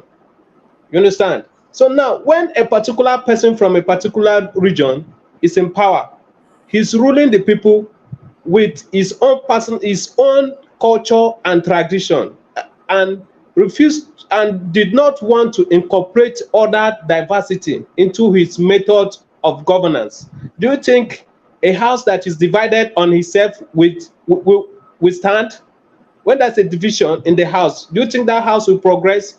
That division, you see, the division in Nigeria has been the main problem until the day we come out and accept our diversity. That Nigeria, the north is different from the south. Any day we come out, the government deliberately, the ruling class deliberately come out and tell you that there is difference, and that difference has to go into our constitution. And let every diversity be accepted and acknowledged in our constitution deliberately. I'm coming, please. I'm coming. Just a moment. And when that is done, then everybody will be able to do what? Accept that, yes, we have a country. I'll be a patriotic citizen. But still, there will still be bad eggs amongst us, no matter what you do. But it will go a little way to cushion the pressures, the tempo, do you know the way the Nigerian works? When somebody from the north is in power, the rest of this side of the country, some of them will be finding fault whatever he does, either good or bad. They will criticize. Even some will not even come out with a constructive criticism. They'll just criticize because he's not from their side. When the power shifts to another side, you see people from the other side that has not been talking. They'll start talking, making criticism, not even a constructive one. So that's actually tell you the ethnic division. And when a house is divided, there's not going to be progress in that house. So we need to go back to the basic. If we really want a country, we should go back to the basic before we start discussing about all this issue, comparing us with America, UK, what have you that I want to talk about. Please, Nigeria has never been Nigeria is just a contraction to me because it's not working. Let's go back to the basic. Sorry, Coco. Okay. Well, I mean, I may not disagree with going back to basics, but look, that is, of course, people can interpret that, understand it in different ways. No, but what you said, and I will kind of to follow up on that. I will recall what Dexter said earlier. Okay, he's still here. He talked about honesty, okay, and fairness and the equity, right? So, and when I talk about the basics, these are the basics of any kind of human relationship, be it, I mean, any association, any organization, including a state, people, diverse origins, diverse outlooks on life, diverse, religious and all these things. And that honesty has to be there. I mean, which also what they're talking about going back to the basics. So people have to, but we are not there yet. Or at least when we started, we kind of missed our road. We kind of, with the coup, okay? That is, let's just name the problem. When it started, right? It's not that there weren't problems, but at least the march, the direction the country was heading was, there was an interruption, military interregnum. Something happened, and then from that point, since the country, on the foundation on which it was built, on which it was developing, was kind of, it was put away. So somehow we have to really go back to that foundation that was people invested thought into it before they came up to a formula that could work. Which is, you talk about diversity. It's the same thing. I mean, people know this. It's a kind of recognition of that diversity, right? And maybe regionalism or whatever you want to call it. But again, or more autonomy to the regions or to the various diverse ethnic groups. That is the only way it can work. There's no other way. This is not. It's not something mysterious. But the only thing is this: the people that have power currently, these people is there essentially for their own selfish motives, self-aggrandizing. They are stealing money. They are not thinking about developing the country. I mean, somebody who stole an election can't come to tell you that pretend that he is there to develop the country. That is not true. That can be true.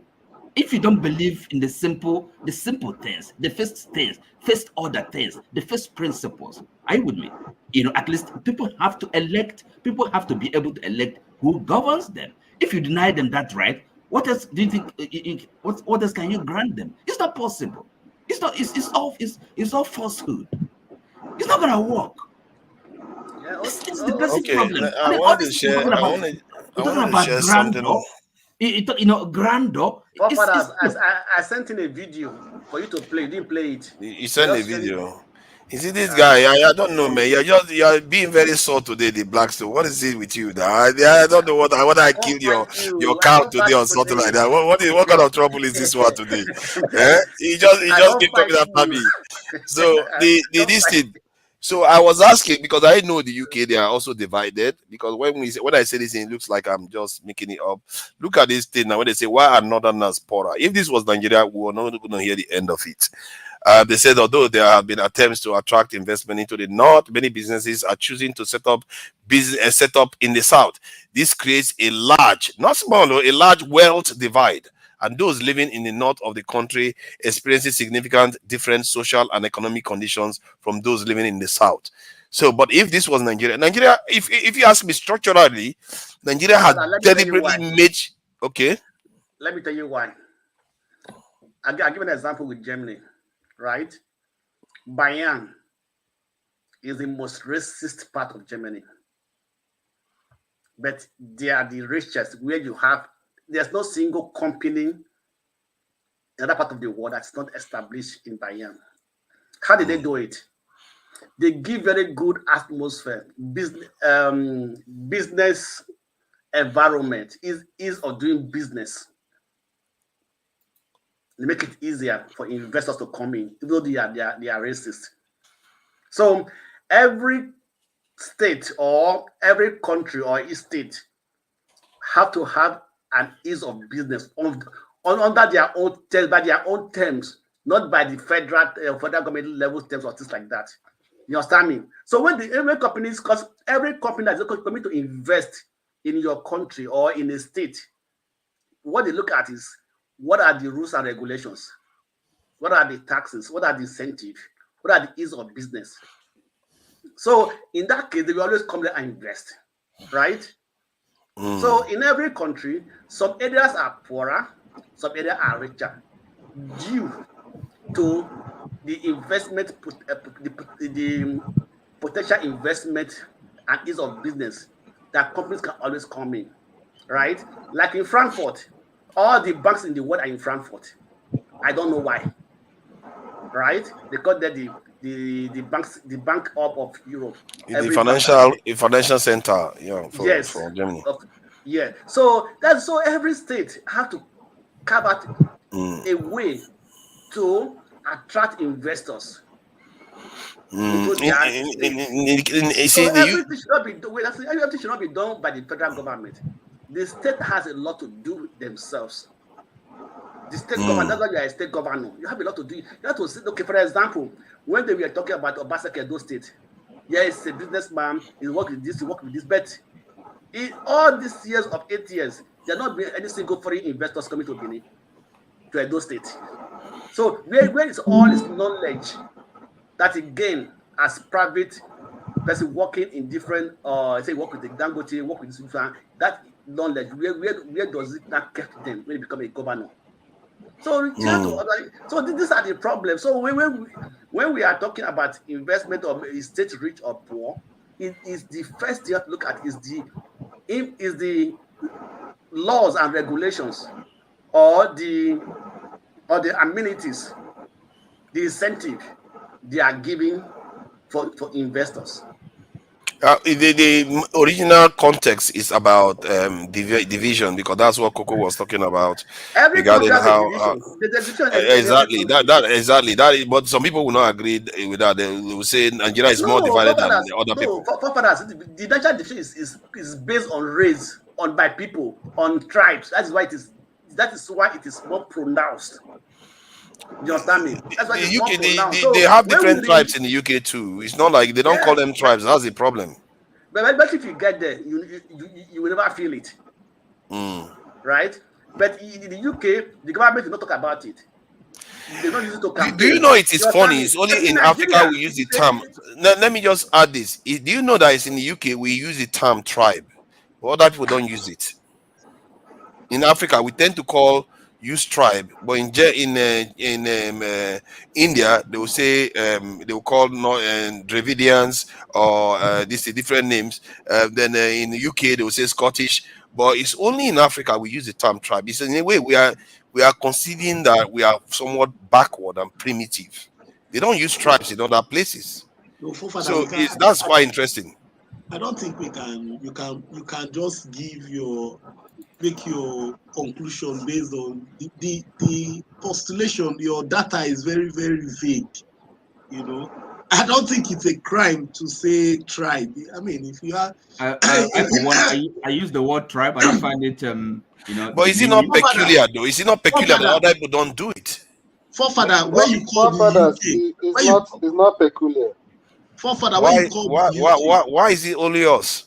Forefather, when you call it's not only us. Okay, which people use it again? Which other people do you know? Okay, let me explain it to you. Maybe I can explain to you why. Because in America, I'm coming. Here in America, they have the Indian American, the Native Americans. Among those Native Americans, they have tribes like the Navajo tribe and stuff like that. So it's not really about what you say.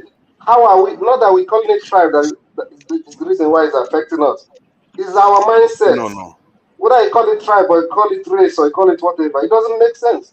It's just what is in our mind. That's the problem.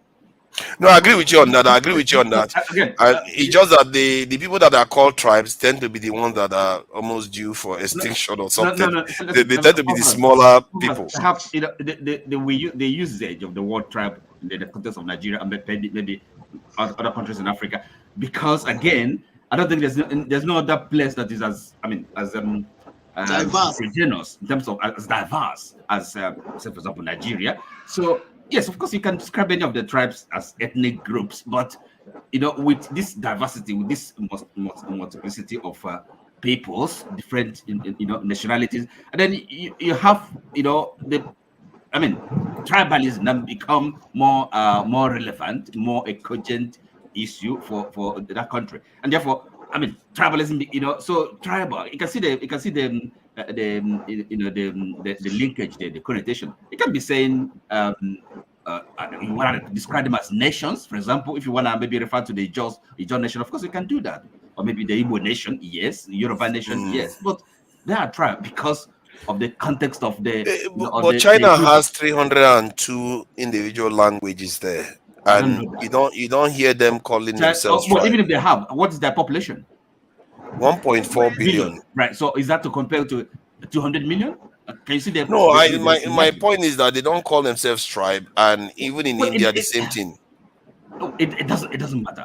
China does not speak English. What is really wrong about tribe? China does not speak English language for the start. So tribe is an English word, is it not? Yeah. The reason why I'm just raising it, it's not, to be fair, it's not the main argument. The reason why I'm raising it is because sometimes when you look at when we use these terms and they hear it, like in the West, when they hear it, they have a kind of way they code it. It's like an encoded language. When you use those terms, they'll say, okay, those are one of those backward people, because it's associated with the backward people. what is more important is the way we present ourselves, in our self-confidence, what we can do for ourselves. Doing the right things, developing our countries. It doesn't matter how. Look, the moment we begin to look. Remember when Nigeria was, had money, in okay, the 80s, doing well. in the 80s, in the 70s, 80s. What are you talking about? So that we call ourselves tribes. People, Indians were coming here to work, or Europeans were coming to teach our universities. Do you think it mattered that we describe ourselves as tribes? No, I don't think the tribe is to be fair, I don't think it's very significant. Like I said, that's not the key point. At the top of it for me is the fact that we, like what Coco is saying, that we are so divided. I don't think our division is the problem. I don't think that's it. Listen to me. The tribes, the diversity is not a problem by itself. It's just the way it is mismanaged. Okay, and of course, it requires skillful politicians, statesmen that actually want to develop their country, their peoples, to bring the diversity together. So it's a failure of politics. That's what it is. It's the diversity. So Oti, if you get there now, you're not gonna start dancing the dance these politicians dance. If they put you there, and your start telling you where is my share? What are you gonna do? It's about the situation. I mean the system. The reason why I'm putting it like that, I'm trying to bring the individuals in, because when do the politicians turn to those politicians that we call those corrupt politicians? They were once individuals like us. Hold on, is that an argument? What you're saying? It's not an argument. I'm asking, when do they transform? How is it advancing the discussion? No, I'm asking a question. When do they transform to becoming the corrupt politicians from being people like us? Because some of all those politicians were once complaining like us too. So when did they transform? And look, I don't know that. Excuse me. Look, excuse me. Good. You see, the way you approach a problem is this, okay? You start from where you are, right? Now, somebody is the president of Nigeria today, okay? Okay, so what does he do?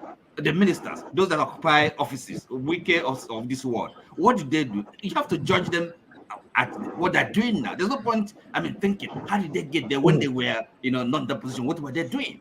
No, but some people are there now, responsible. What did they do?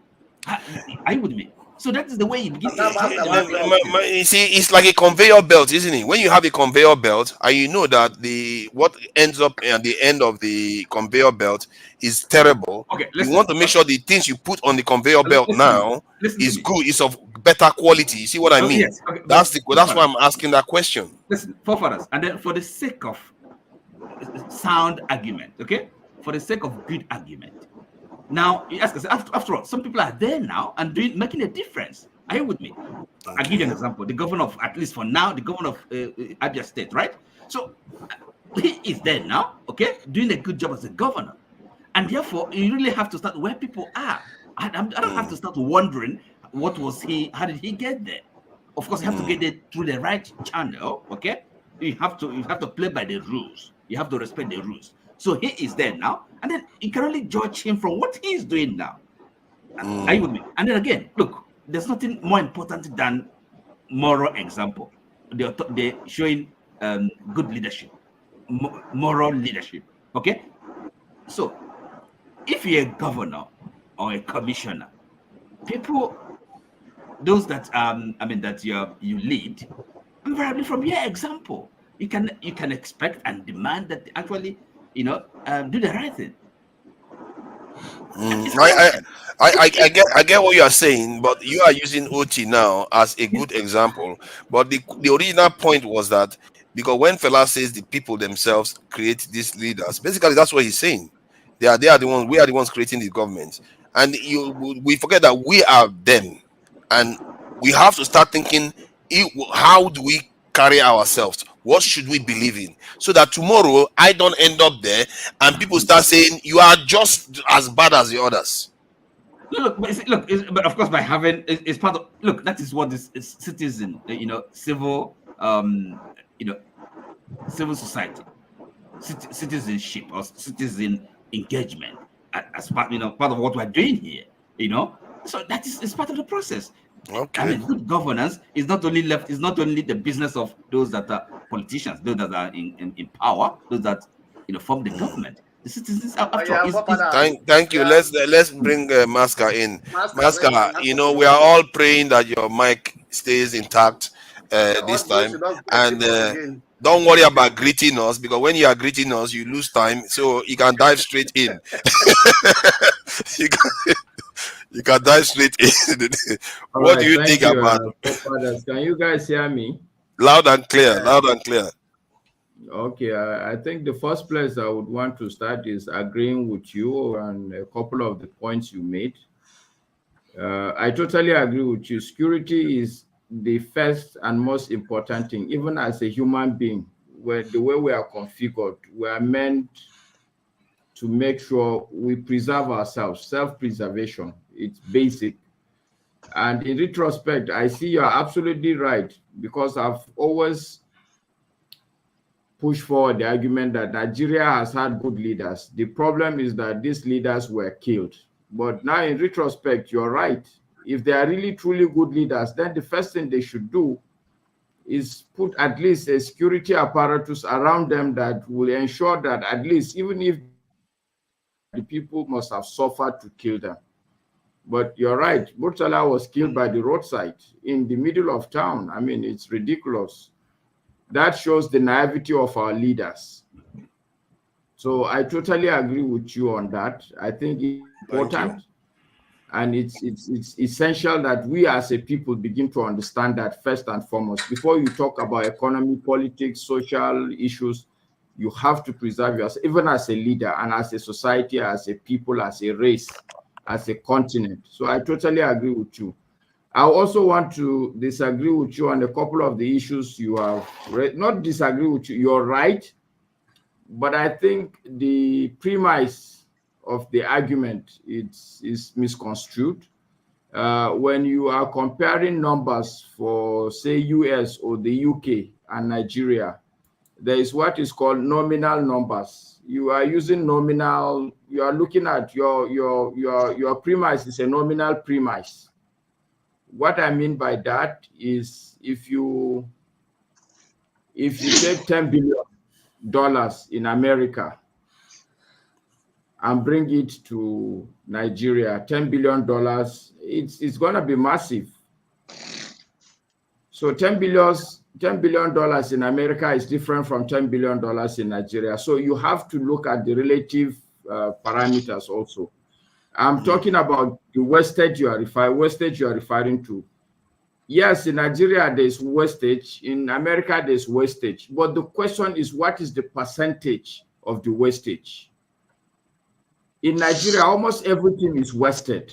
So what you need to look at is what is the percentage of the budget, of American budget, that is wasted? What is the percentage of Nigerian budget that is wasted? And that will make you understand what the other people are trying to say, that you can't compare apple to an orange. In fact, what you're trying to compare is an apple to a banana. In fact, not just an apple to a banana, to an American apple. I mean, it's I don't know if you know that the percentage argument, I'm supporting that argument you just made, is because they have such a large cake that the percentage, the amount doesn't make any difference. You are following, see, forefathers, what you are now a victim of what is called a tunnel vision. I think you've entered a tunnel. Okay, don't worry, I'm traveling through the tunnel. Don't carry on. You're not seeing anything outside that tunnel. So what I'm trying to say, I agree with you that the problems in America are the same problems in Nigeria, true. But you cannot look at nominal numbers to make an analysis. You have to look at the relative time.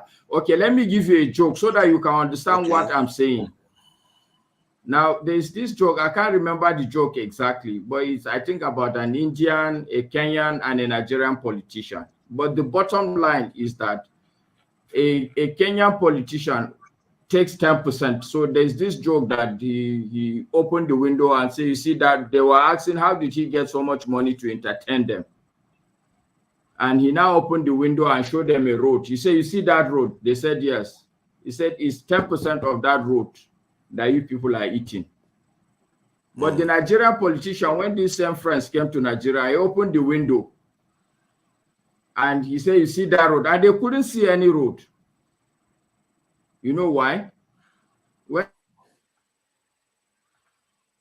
Your audio is gone. I think the heavens did not help. They kept you on for a long time. I'm sure you caught the gist of it. The Nigerian politician used all the money from the road to entertain his guests. About the nominal value he was mentioning, I think that they have this purchase power parity that they have that you can use to measure how it's basically the purchasing power of individual countries versus other countries, and it's still similar. I think what it's nominal value means we can hear you now. Yeah, can hear you. All right, fantastic. So you see, it's not what I mean. It's not purchasing power parity refers to exchange rate issues. I'm saying that the point I'm making is not about the value of currency or anything. I'm saying that the Nigerian politician will collect the whole money. The Nigerian politicians spend 100% of the budget. Yeah, but if that is the case, we wouldn't have roads at all.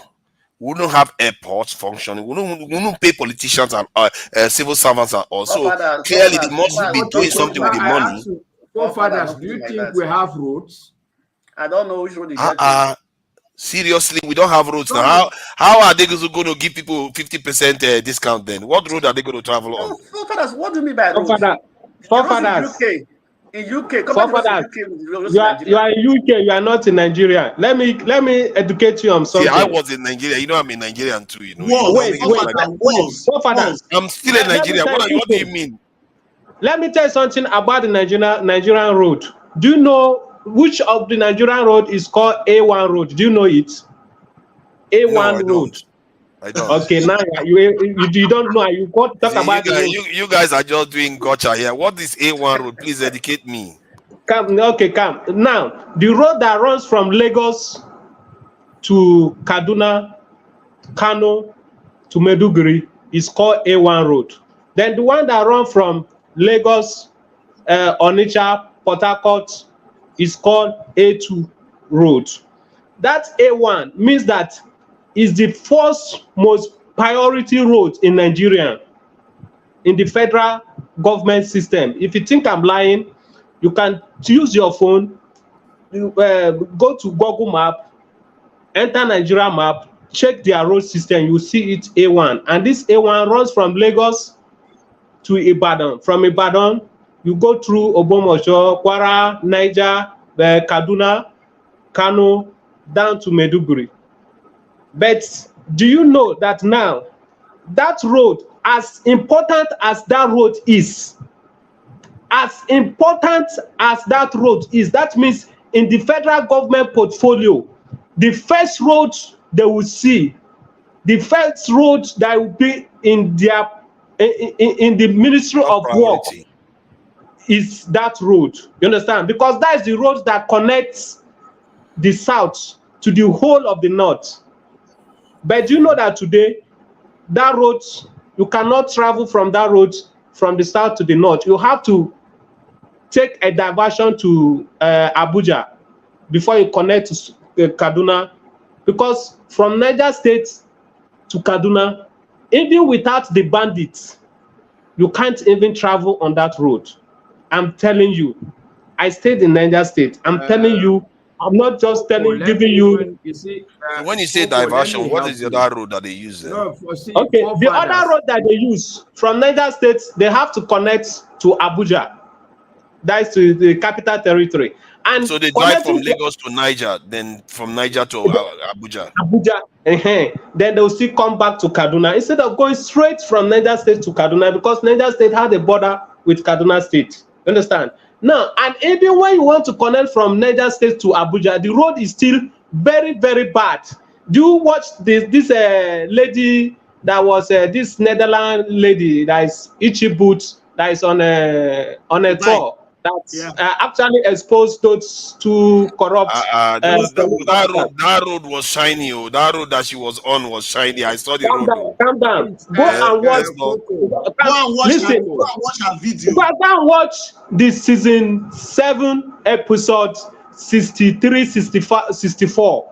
You see when she ply the road between Niger State to Abuja, she opens her mouth and says, this is the worst road she has ever applied on. That is the road that is bad for a very long stretch. Not that it's the worst. Understand? But if you apply a bad road, maybe about 10 kilometer or 15 kilometer. But when you apply a bad road for about 100 kilometer at a stretch, you imagine that kind of. Okay, but for what you are describing, it appears that the southwest is where most of the problem is, isn't it? No. Because what he said you drive from Lagos to Niger, then from Niger you get to Abuja, then everything seems to be okay from there. It doesn't matter. It's still the federal road. I mean, I agree with that, but I think you're taking things like a simple turn. Actually, I'm not taking that. Don't reduce this. Why do people like to insult me now? Jesus Christ, I don't insult anybody here. You are saying I'm a simple. You are being tribal. You are being tribal now. I'm not being. Stop being tribal. Don't reduce the argument to tribe. Doctor says Southwest is not tribe. Father, let me come in. The road that she plied, why coming? She didn't actually ply the normal A1 road from the southwest. She was taking other routes. To be honest with you, but when she get to Niger State, she have to ply the federal road, because if you want to ply the federal road from the west, from Lagos to Ibadan is still okay, and from Ibadan to all the way to Niger State, that is between Kwara and Niger, is very okay, to be honest with you. Then from that Jeba Bridge to a town called Mokwa to Bida is very okay. But when you lift Bida, as if you are going to Lambata before connecting to Abuja, the road is very, very bad. You understand me? So, and that distance is about 80 kilometers. If you apply the forefather, this point that he's making came from the father that I said it's not like all the money is being eaten, that the government is spending some money. Please go ahead. Forefathers, can you hear me? Yeah. Can you hear me? Yes, loud and clear. Can you hear me? Loud and clear. So, all right. So, of course, you should understand that when I say 100%, obviously it's not 100%, like complete 100% I'm referring to. But people will take more than 70% of the money and work it. Go and Google how much OBJ Obasanjo said he spent on NEPA. Go and Google it. What do we see on ground for NEPA? So yes, I use road as an example. Maybe it's a bad example, but even the road, what you need to understand that if you see the road, you need to go and dig. How many years have they been budgeting the same road? Probably you see a road will be in the budget for 10 consecutive years, and it still is going to be.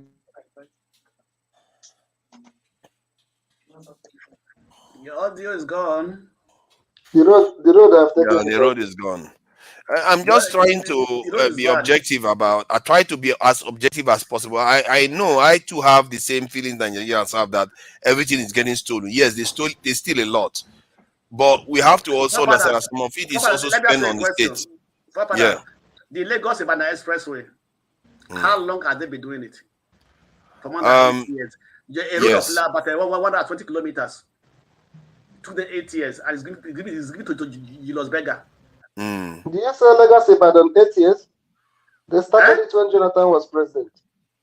Yeah, I've been going on for a very long time now. Yes, now almost 8 years. It's more than 8 years. They started during the time of Jonathan. So a road about 120 kilometers, and it's given to a well-known construction company, Julius Berger. And every year they budget money for it. Billions.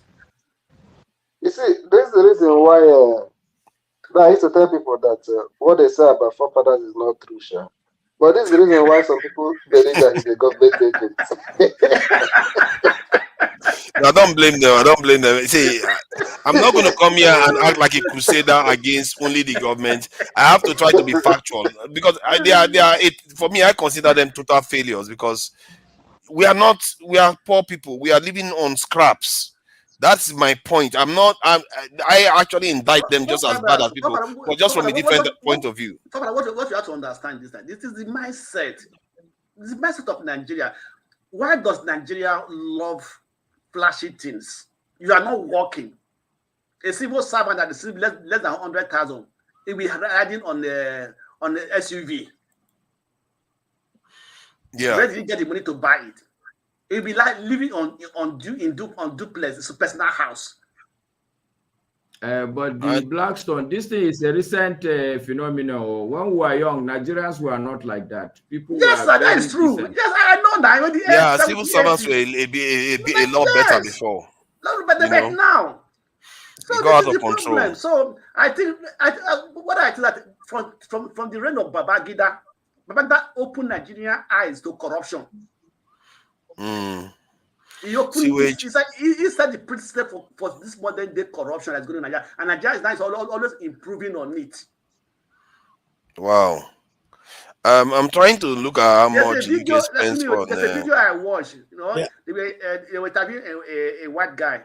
The guy said that Nigeria is so smart. Nigerians are so smart that if they can spend 30% of their time, they spend a crime and use it for something good for the country. Nigeria will be better than any other country in Africa. Just 30% of their time. But do we need to blame the Nigerian people? We don't need to blame the Nigerian people. And I'm back because of my friend Masker. KJ, go back. You need to blame the Nigerian people.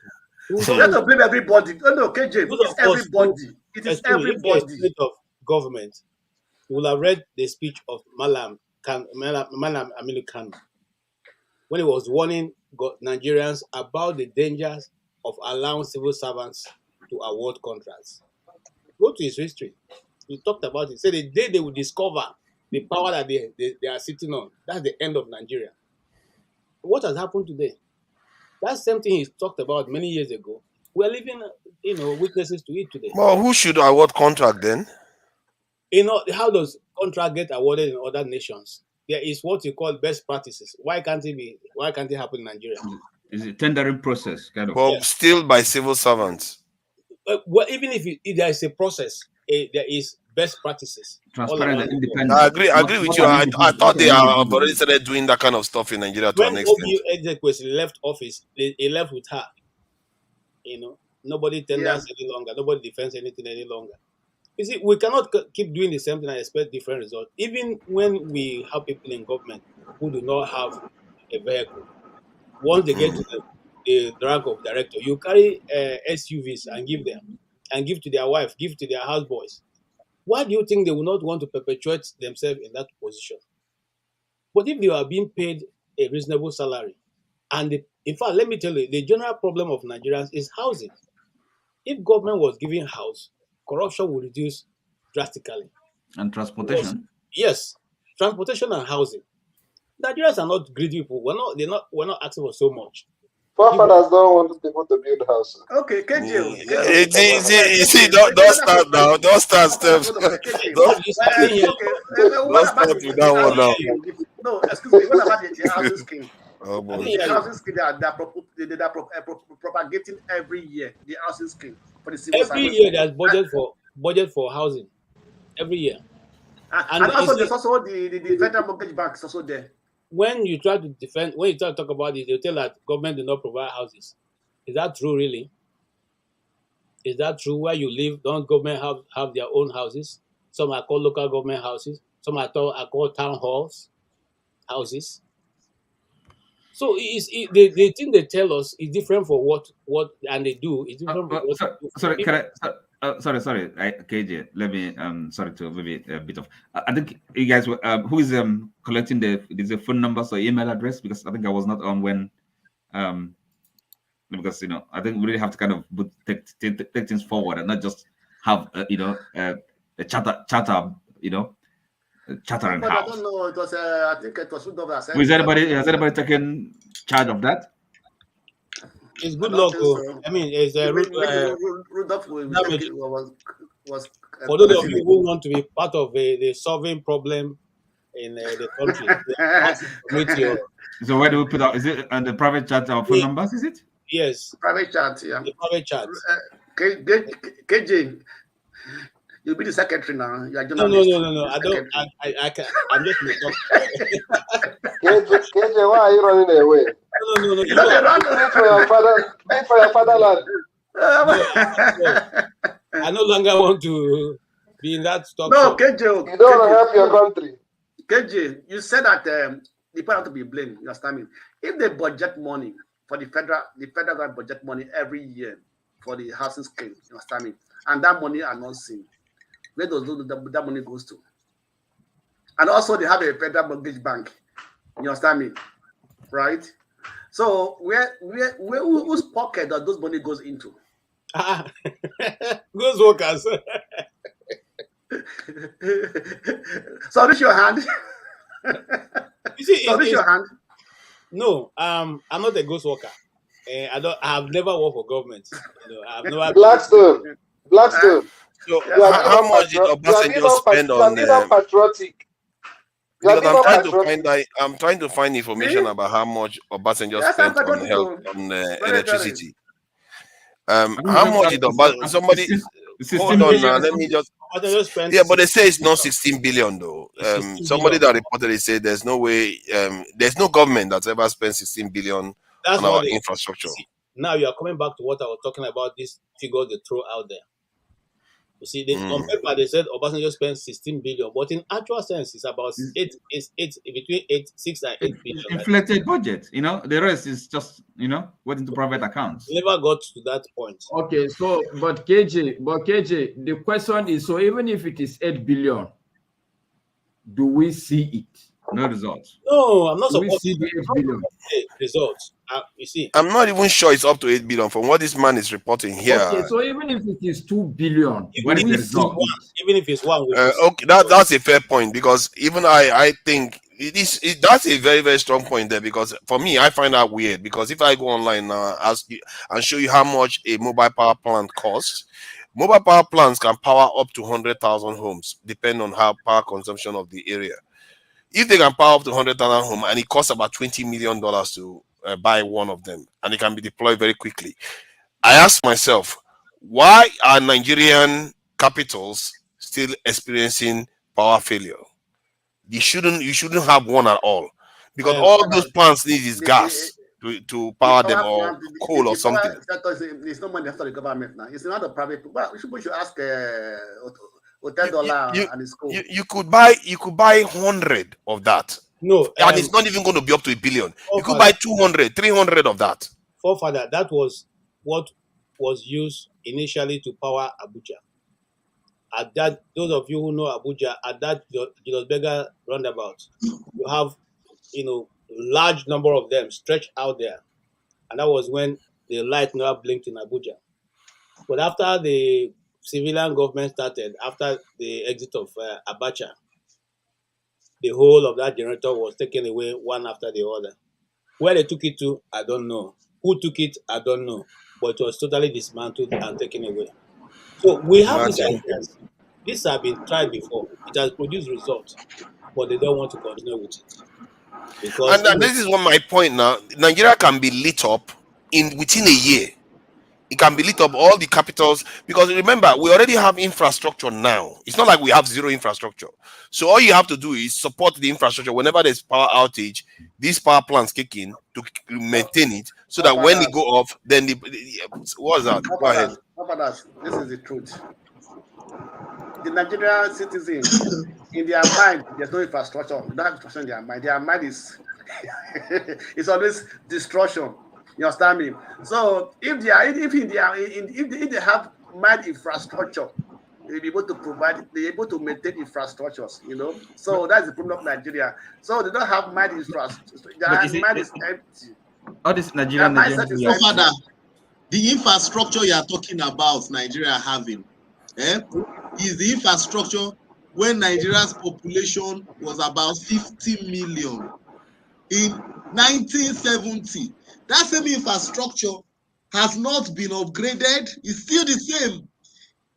50 years on, it's still the same infrastructure. I mean, that infrastructure is gone, depleted, degraded. And then Nigerian people that live under these conditions, and then we want to blame them. See, it's just like The Port Harcourt refinery, they told you but that they are opening. Now, Port Harcourt have 2 refineries, 60,000 barrels, which is the old one, 250,000 barrels, which is the new one. Now, how can Nigeria now go back to the old one? That's even the processing. They went to fix the old one. It's not fixing the new one. Yeah, it's crazy. Old. Some crazy stuff. You don't go and revamp. It's just like somebody having a Ford, maybe a Ford 18. Dexter, I want to also use this refinery as to buttress the point I was making to Fofa. Do you know how many times in this country the government has budget to repair refineries? Have we seen the repair of the refinery? And where's the money? So when you say that there is wastage in Nigeria, it's a different thing altogether. In fact, to use the word wastage is not to understand the issue we are dealing with. It's not wastage.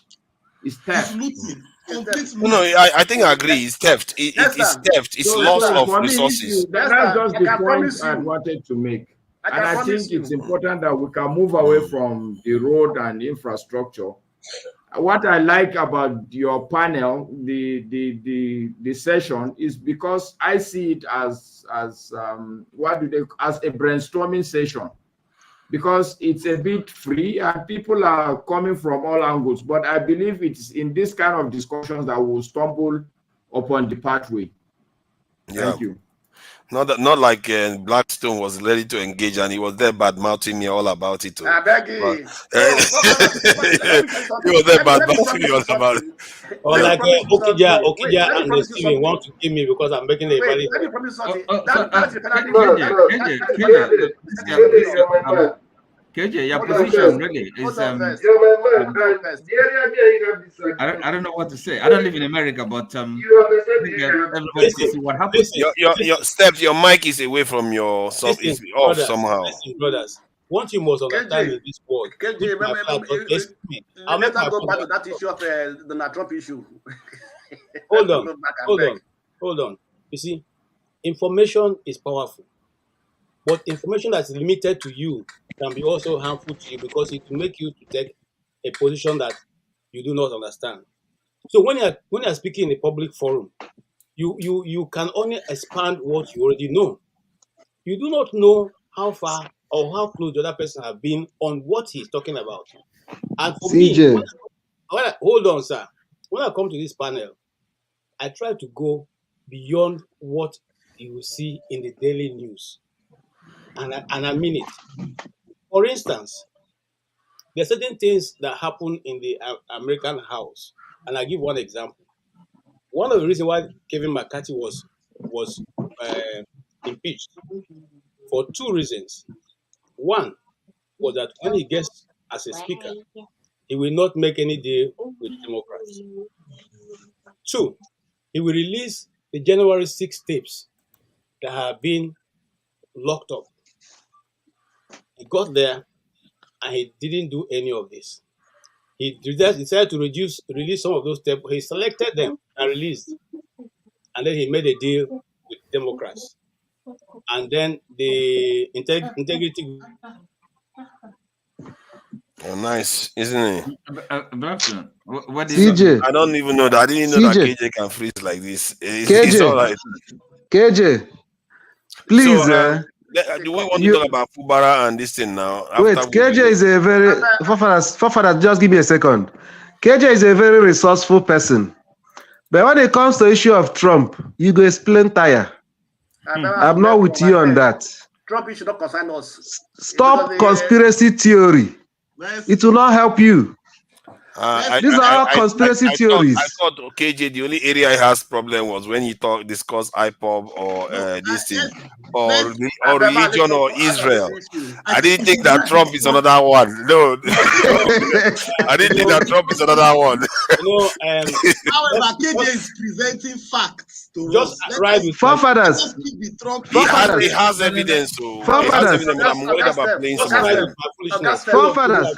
Yeah. The man he's defending is the man, his vice president, rejected, said that he has something to answer for what the role he played.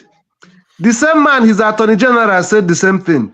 The same man, the one they elected speaker, on that day, he was in the house. He said the same thing. So many of them. What are you defending? Hold on first. All these things you are saying. Hold on first. One at a time, so that the viewers can hear what you are saying. Let me say one thing. Donald Trump is a man that's not afraid of anybody. He's a man that's not afraid of anybody in America. And so what? No, let me finish. That's why true, though. He has the boldness to talk, no matter the consequence. To talk nonsense, right? You may say he talk nonsense, but he's saying what is on his mind. Excuse me now. Excuse me. So what is the value? Wait. Hold on. After I finish, we talk. You understand me? He knows he talks nonsense, but he talks to some people who believe in him. Just as you are talking now, to some people it's nonsense. To those that believe you, is the fact. That's the basic principles of life. Blackstone. No, let me finish, sir. What I'm trying to say is this, right? Even with all the court cases, even with all the gag against him, it's the talk, because he's a bold man. He doesn't compromise. But that's not the argument. That's not the point. No, that's not the argument. Blackstone, that's not the issue. That's not the issue. Being bold and arrogant. Excuse me. You made a statement. You said it's only the vice president said if you allow me to conclude. If you allow me to answer. You know everything, but I'm not. I'm just a human being. You guys are speaking. You know everything. You're on no ground. Funny enough, I think KJ has some ground because I followed the story. I also follow the story. Unfortunately, the truth is that the media was biased. The media was biased. I followed the story. The media was biased. CNN especially. If you were watching CNN that time, I'm sorry, they brainwashed you. The media was biased about what happened at Capitol Hill. Even this lady, the former speaker, she was complicit in it. I follow the story. There's a lot of cover up. Sorry, I don't support in anybody. In the first place, who opened the barrier? Who opened the gate for them? Who opened the barrier for them? Was not one of the security men? And I know that the barrier, people felt that it was on the video and abated the whole thing. So the questions Steph asked, okay, about the VP and all these people. You know, these are kind of Trump's own men, people, because they have, right? Because so they also conspired against them. They have no liver. They are afraid. Are you conversant with politics? Are you conversant with politics? They are afraid. What do you mean? Am I conversant with politics? They are afraid. Mike Pence could not even answer questions with Carlson Tucker. Mike Pence could not answer questions with Carlson. What are we talking about? Mike Pence pulled out of the presidential race. Those guys, let them sit down with Carlson Tucker. All these people you are talking about, they can't answer questions. Thank you. It's unfortunate. It's unfortunate that the same people that complain about the excesses of our politician are the same person defending what Donald Trump did on January 6th. It's unfortunate. I'm not defending What are you doing there? You're not defending. What are you doing? Dexter, that's what KJ is saying. That's the issue. I'm not talking about whether Trump is a good person or not good person. It's a different issue altogether. Or maybe whether the media is biased or not. Steven, you like to put words into my mouth. I'm not one of those who put words in my mouth. You cannot put words into my mouth. I am still alive. You don't bob a man's head in his presence. I am here. Don't put words in my mouth, please. Don't put words in my mouth. The media's responsibility as the fourth essence of the realm, what they call it, is to present the truth as it is. Simple. What happened during Capitol Hill was that CNN and all the NBC, they presented a one-side story. No. Anyway, so that one side story is that is Antifa and her group, right? Okay, let me ask you people simple questions, please. You indulge me. Okay, now, ask questions. The same people who reported that all these things happened, isn't it not the same media who reported that 51 intel leaders, intel officers signed that Hunter Biden's laptop was fake? It was Russia disinformation. Today, what is it? Is it still Russian disinformation? Or it is true now? No, okay, I thought you were asking the question based on this particular subject. You know, Hold on for a second. Brank here. How are you? And I'm not fine, sure. Thanks. Is there anything you came to add to the discussion? Yeah, I'm just enjoying. So I want to hear something to you know. Just to hear something. To appreciate. Where are you from? I'm from Italy. You know Italy. What is? Yeah. We know of Italy. And do you have any connections to Nigeria? Because it's quite odd that you are here. Yeah. I know a lot of connection with Nigeria. I see. Friends. Yeah. Okay. All right. As long as you're not trying to spam the channel or anything, then you're fine to remain there. No. All right, it's all good. All right then. Thank you for coming in and joining us. If you want to say something, just let me know. Since you are underrepresented. Yes, it's a pleasure to me. It's a pleasure to me. All right then. Thank you. All right then. So you can go ahead with whoever was saying something. See, I was reviewing the video and KJ that you sent. I don't see any evidence to your argument. You see, that's the thing. You will not see evidence by this thing. I like the discussion. I like discussion at all. You know. You like the discussion. Every kind of discussion. Okay. Are you like a musician or something? You have some music instruments behind you. Yeah. I really like music. I think music is magic on the world. Okay, good. I think music is magic. Okay, thank you. See, I think we're having some a kind of heated discussion. So, if you want to contribute to the discussion, you can go ahead, or if you want to say something, you can go ahead, and you can let us know when you want to say something, so you don't just interrupt people when they are talking. I don't interrupt. I wanted to hear the discussion because I'm really curious of the point. Okay, then you go ahead and listen. Go ahead, KJ. Okay, on this issue now, I want to rest my case. I don't think I want to push it forward. Everybody has the right to believe and know what they want. I mean, the information is out there in the public. It's not hidden.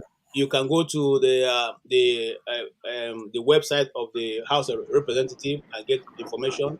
You can browse the public media and you can get the information. You can listen to Newsmax and get the information. You can listen to little. There's a small site called Redacted. That's their name. All these are conspiracy theories. My brother keeps saying conspiracy theories. Mr. Ted and Oti, please, can you people bring Mr. Keji?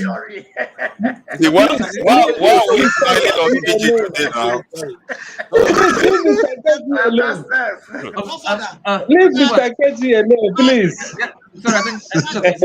Why are we piling on KJ today? KJ, you have to be careful about bringing such information. No, it's okay. It's okay. I like it. No. I'm not really. I don't have a dog in this fight. It's just the only thing is he's so adamant. It's almost like not because you say as insistent as forefathers, in his own, kind of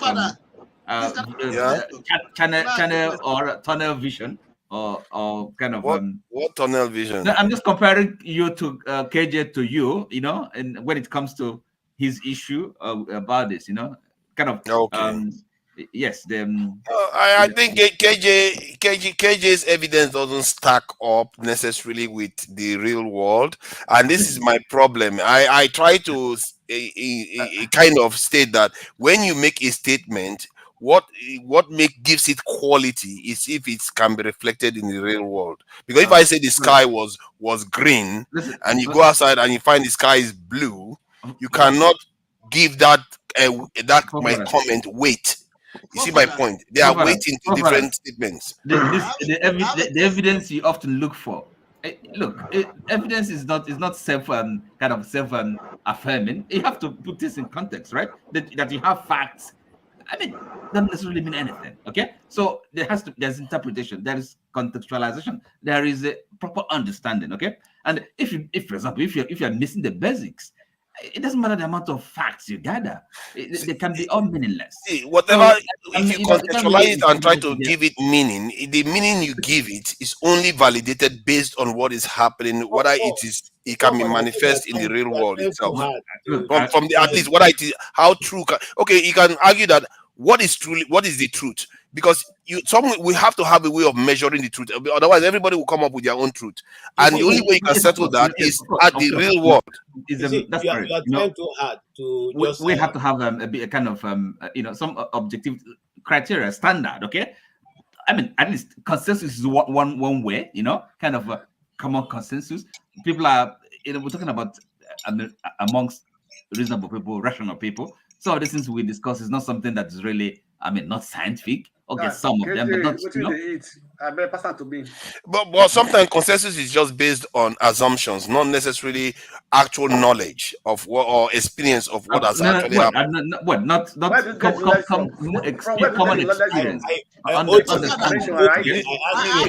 not been able to answer it. I have a question. The 51 Intel leaders that signed that Hunter Biden's laptop was fake. It's a Russian disinformation. Is it true or false now?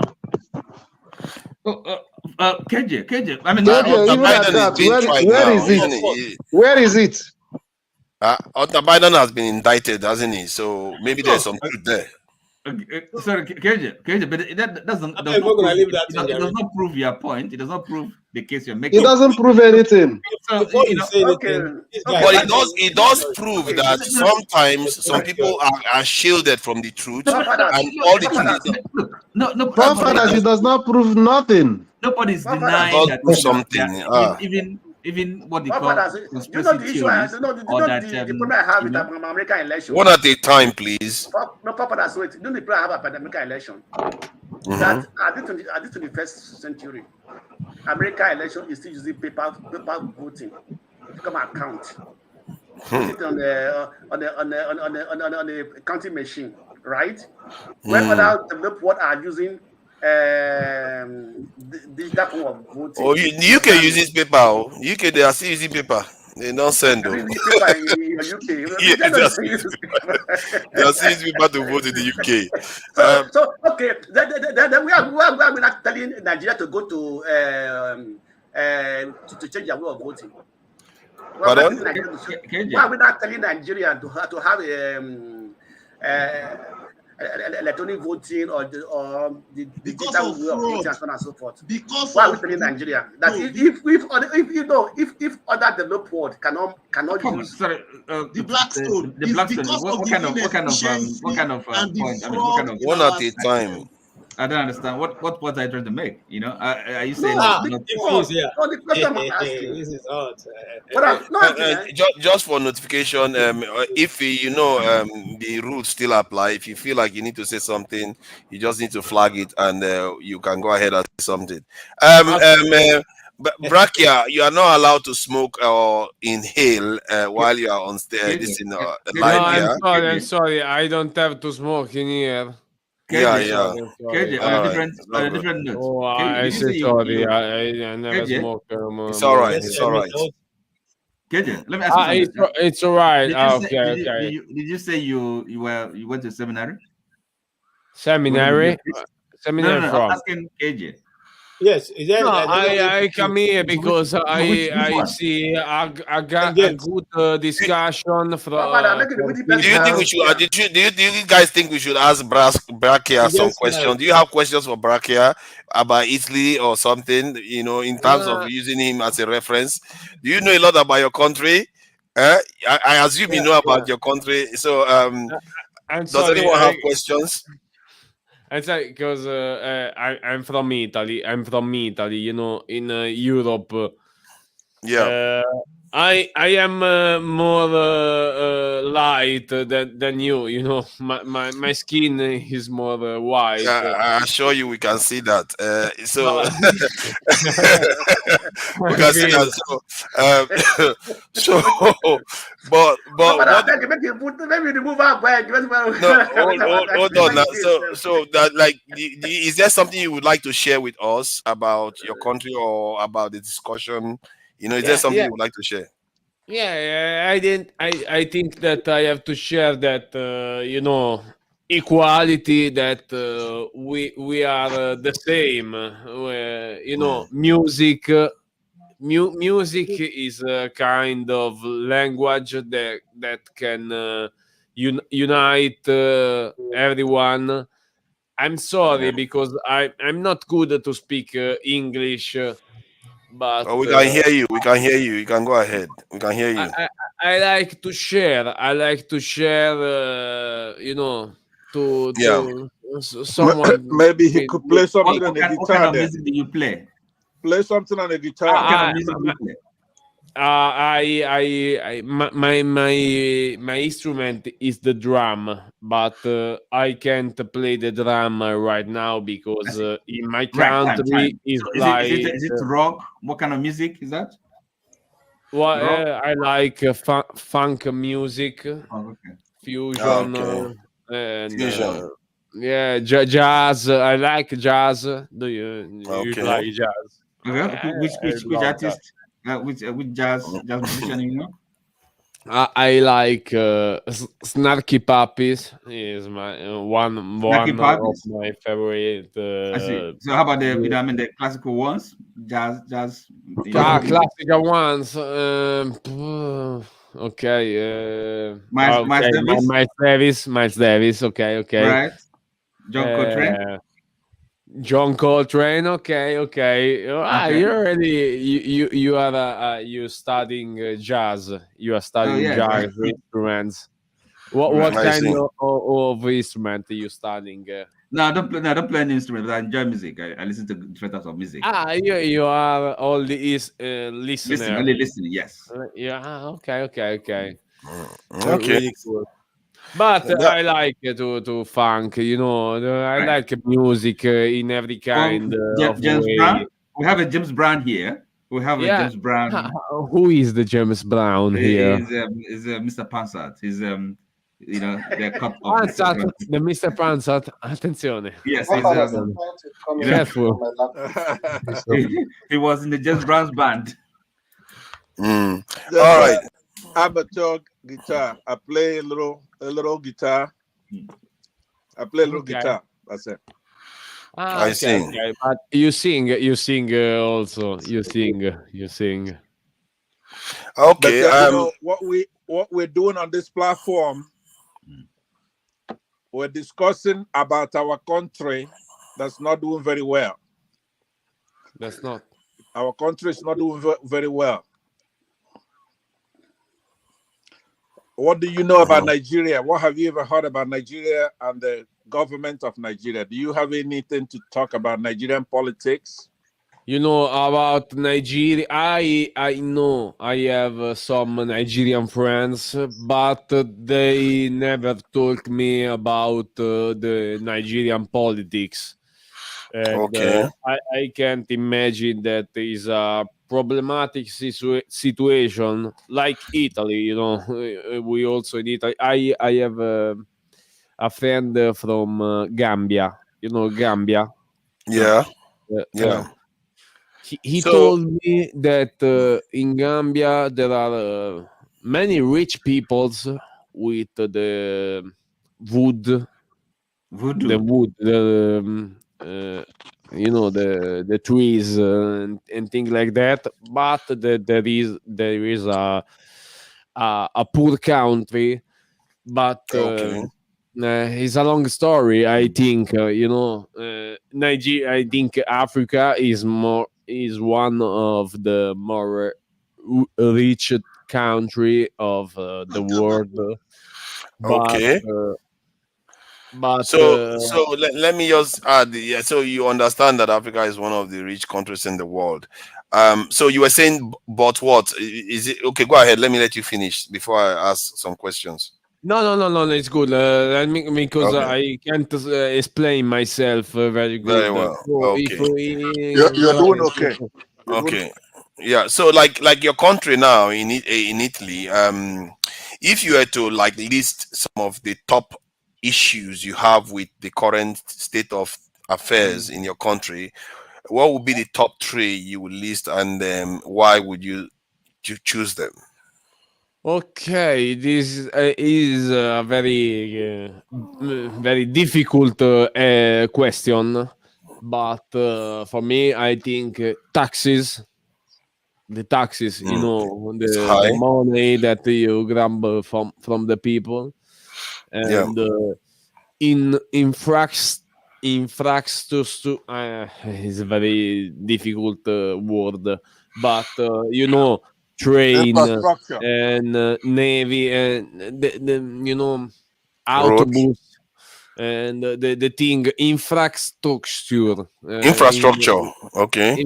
infrastructure and I don't know culture. Culture. Okay. So what is the issue you have with the culture now? We got a lot of issues with the culture and Italian people, can't understand maybe the we are in a good place, and sometimes maybe my grandpa can't understand how rich we are in I see. in our situation. Maybe you are in Nigeria and you are rich like us, but it's different. I don't know how to explain that, but Okay. You we said in something Italy. about your grandfather, your grandpa doesn't know how rich you are. I don't know. Yeah, my grandpa, I'm sorry about that, but is live he is live in the past, Okay. He lives in the is past. not live in the future. We have to live. Yeah. You are here on the internet. Yeah. We living in the future, but my grandpa living in the past. Yeah. But Okay. we living in the future. We have to build a different world. I don't know Okay. how to Yeah, explain Branca. That's that. interesting. Branca. Hold Let on. me Hold ask on. him a question. Let me ask you a question. One last question before you go. So Yeah. that I can sum it up about his granddad. So Okay. your granddad living in the past. Is there some aspect of living in the past that you don't like? What is it in the past that you think is not compatible with what is happening? How you want us to live now? I think that I don't like everything that he like. I don't like. He like in a past situation. In Italy we have fascism. I don't know Fascism, how to say fascist. Yeah, we know that. fascism. Yeah, yeah, It's not Nazism. It's not the same thing. yeah, Is another thing. yeah. But my grandpa is like a little bit of fascism, because He likes his I fascism, eh? no, it's a very Mussolini, eh? because I'm sorry for that, because he is a good one. Hmm. But when he was a child, he born with this situation, so he learn about this, and I'm sorry for this, because the situation, and he learn It's about this, but he, You not right. you shouldn't be sorry. Necessary to others for what your forefathers did. I think it's what you do that matters. I get where you're coming from. You seem to sound like somebody that I like to consider as the people that should inherit the earth, that just believes in people being good and not necessarily judging people based on where they are from or tribe or all that kind of stuff. That is fine, and probably your dad is your grandfather is a little bit different, so it's all good. Family is family. We have different ways of looking at the world, and I like to think that that's how it is. We have different ways. Your generation sees the world differently. I can assure you, I see the world maybe a little bit nuanced, a little bit different from you, but I like the way you think. And I really do hope your people with your kind of heart are the ones we make way for in the future. Let's put it that way. Please go ahead and Pansad. You wanted to ask a question. Yeah, well, I think two of you summarized it beautifully, the spirit. Obviously, we don't know much more, but I was going to say, when you were asked the question about Italy, you did not mention anything about security or Machiavelli. I don't know if you know what Machiavelli is. Yeah. But, I just wanted to know if you had any thoughts as to the role security played in Italy to make Italy develop and be civilized. Yeah, go ahead and smoothing out that question for him if he I take it you understand what he's saying. Okay, go ahead. If you don't understand, just let me know. No, I understand the Machiavellian thing about that, but also in the fascism, Mussolini was a dictator in Italy, and he go to Ethiopia, is a region of Africa, and is colonization. So it's a very bad thing. And I'm sorry, wait.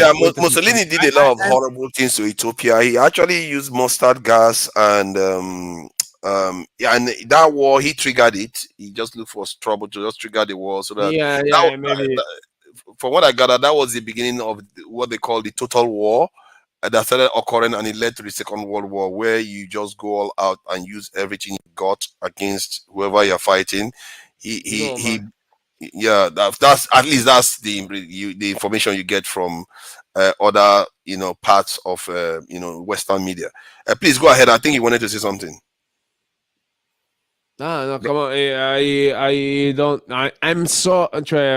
I don't want to be sorry for something that my ancestors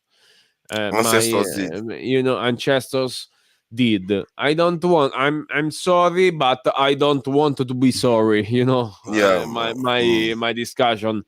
I don't want to be so sorry for some other people doing. I'm living my life. I'm born on this world, and I'm living my life on respectful, and I understand. don't have, okay, thank you, because I understand. it's difficult to me to explain myself because we have different languages. Italian is very difficult, very different about English, but this is my concept thing. I don't want to be sorry for the thing that my grandpa did. I think I see that you see what you said just now is very interesting, because you see, when you apologize, sometimes it comes across as if, okay, you shouldn't have to apologize because you were not there. I say good night, everybody. Yeah, the Blackstone. Thank you for coming in and giving me trouble Sunday, as usual. Sunday, your location. If not yet Yeah, Sunday, have a wonderful causing me evening. trouble. And yeah, you came here to cause me trouble today, the Blackstone. Don't worry, I'll prepare for you. Ferrari, I can report you. I'll prepare for you now. Don't worry, I'll prepare for you next time. You started Right, giving me trouble today. everybody, good. Have a wonderful evening. Good. Yeah. You see, yeah, I was just thinking about this apology point you were making about you don't want to apologize for what your forefathers did or your granddad. See, the thing is, it's not necessarily about you. It's not you that is apologizing. It's strange because when people look at you, even if you are not the one that did it, it's still your bloodline that did it. And hence, by saying you are sorry, you are just basically indicating that this is not something we are looking to repeat again. You see what I mean? That is the whole essence of being sorry. You see what I mean? It's not like you are trying to grovel because of your ancestors. It's just showing that you are in a different place now. And so don't feel bad or feel awkward about saying that necessarily. So, but I think you have good comprehension, and it's not like your English is quite reasonable. So we do understand what you are saying, and more or less. Okay. Yeah. Does anyone have questions for him? You have more questions? Are anybody curious about people in Italy? I have a lot of things to discuss about Italy. I know quite some stuff about Italy, about the demographic changes that are happening in the south versus the north, and how the birth rate is quite low now, and the population is aging, and they are, how to meet up with all those stuff. So some other time maybe we'll get you in. If you are a regular here, we'll bring you in for an interview. you go and prepare, and we'll ask you questions about your country so that some people get a better idea of Italy. This is cultural exchange now, and you are representing you are representing your country here. No. I don't want to. I don't want to, my friend. I don't want to because my country have issues with the different kind of the skin color. Yeah, and I hate that thing. I'm here to say the thing that I don't care about my grandpa. I don't care about my color skin. About you, I think that we are people. We are together. We can collaborate to. I sing. I play drums and I play with different color people, with Chinese people, with Brazilian one. And now. Brankia, you have to pay money for what your grandfather did. No. Don't start now, Prasa. I'm sorry. I'm sorry. Not you think that I'm rich because I am one guitar, one acoustic guitar, and one bass, and one drum. But no, I'm not rich. I think he's just kidding. He's just kidding. He's just joking around. Yeah. But I like the joke. Yeah, that's good. That's good.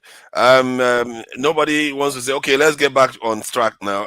Where do we go with our Fubara and Tinubu and Wike Wele business, where they went and made a governor sign on, an agreement that is actually against the constitution, So does anyone want to comment on it, or should we move on to some more philosophical? We can, you know what? Maybe we could actually do a discussion of how do we weigh the truth, because sometimes we argue about stuff here.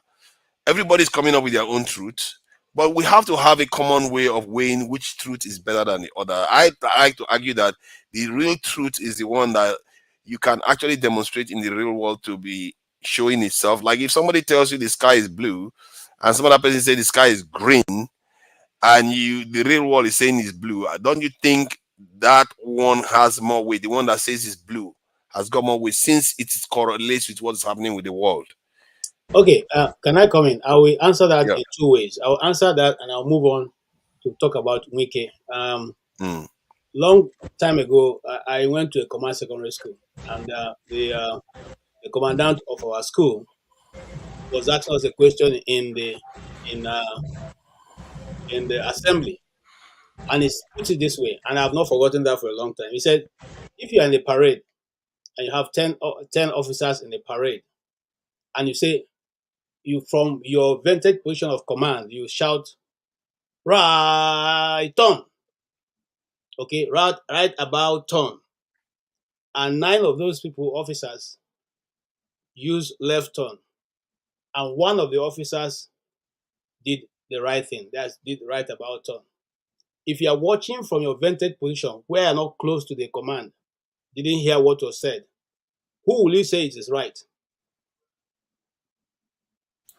I'm not exactly sure the scenario you painted here is not very vivid in my mind. The I don't imagery understand is how not it's clear. not vivid. 10 persons are in the parade. You, as a commander, you give right turn, and 9 persons did left turn, and 1 person did right turn. You are looking from afar. You didn't hear the command. Who is right from your own vantage position while you are saying it? Okay, because of your Then, point of view, you will not know which one is right now because you didn't hear the command. You see, no, forefather. no, listen. Now. If you didn't hear KJ, the command, how can From you your know which command? observation of what 9 persons have done and what 1 person have done, what will be your Okay, you are going to assume that the one person that went the other direction made a mistake while the 7 is that's actually simple correct. about life? yes, you're right. Yeah, but what you just did was also indicate that it's what you can see in the real world. This is not based on what you heard. So it still goes back to my argument, what you can see in the real Oh, world. Father, you are a very difficult person. No, I'm not difficult. I'm just agreeing with you, but you are No, coming from a You're a different very point of difficult view. person because even KJ with is no KJ. What he's saying now is actually backing you up systematically. Exactly. If you observe it now, what what is actually portraying now is that most of the things you see in the real world are not actually what you think they are. simple. If you investigate further, you have to. Well, and that is what is I trying agree to with let you. you know. Look, and there's a term for it. It's called But let's social. not bring the issue of Donald Trump because I know that No, OT would never agree to you. Sorry, I'm I'm not not. even going there. I'm I'm not nothing going to there. do with And Donald I've that Trump. gone away. issue. Sorry, Let's allow OT. Let's I've allow gone to OT say River State. something I'm first. just. Let's I'm allow OT saying. say no. This is what I'm I saying. think about the River No, State. hold on. Let KJ don't go to River KJ, State first because KJ, I think this is fascinating. KJ, Then because you this can go is. to River State later. I'm saying this is what you just described is called what the analysis is because it's a kind of we have different theories of truth. Okay, this is one is a social construction of reality. Okay, social construction, and then most things actually, but of course there are also objective truth that I mean, for example, there's scientific truth. Okay, so it all depends on the context, what we're dealing with. I mean, when it comes to, say, for example, a theology or philosophy, and then you have different kind of standards or criteria. I would mean. So it all depends. Maybe if it is politics, and then different tests become applicable. So really can't look again. I think the last time I was talking about absolute truth, and that is where we maybe call for those who believe in Christ is the God absolute truth. So that is quite different from from functional truths. Okay, some of the principles we work with, we deal with, they are truths of a different, of their own kind. Say, for example, when we talk about human rights, can you believe human beings have right? What does that mean? I mean, how do you know that? What is right? So, but we've come to accept it. So again, it's reality. Social construction is by if like common consensus. Understand this some principle we work with. It's just the way we understand the world. We deal with the world. So it depends on what we discuss and talking about. So you can't really say this is the truth, or you grasp it and then for all once and for all, So You see, this is why for me, anyway. Did you understand what I'm trying to say? Yeah, I get what you are trying to say. I think for me, truth has to be contextualized because if you without context, then that's what I said. it's open to interpretation. That's so the context. And I agree with what Coco said about sometimes what you see with your own eyes, the interpretation may be faulty, and that interpretation comes with the human mind. We are the ones that lend interpretation to it. However, you can't just use just your mental this to arrive at a truth, because there's no feed. You didn't get it from outside. You didn't measure it to outside, because like sometimes somebody will just come and say so and so and so, but there is no real evidence to anything that they are saying. There's no correlation with the world too. If there's no correlation with the world and there's no evidence for it, then you can't just that means you're not using empirical evidence to back your statement. Again, when you talk about evidence, there are things. It depends on what you mean by evidence, right? There and everything is not. You can't prove everything. Okay, life is larger than logic. So even if you think by the power of your reason of mind, you can't arrive at every truth by your logical mind. So, say for example, people that believe in God, what evidence do you have? Okay, it depends on what you define as God. This is why I keep talking about point of view. There's evidence. It's a matter of context, right?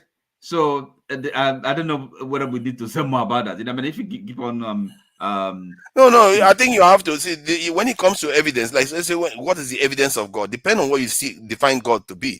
If you say God is like Shango that throws lightning and all the rest of it, then maybe you find it hard to justify.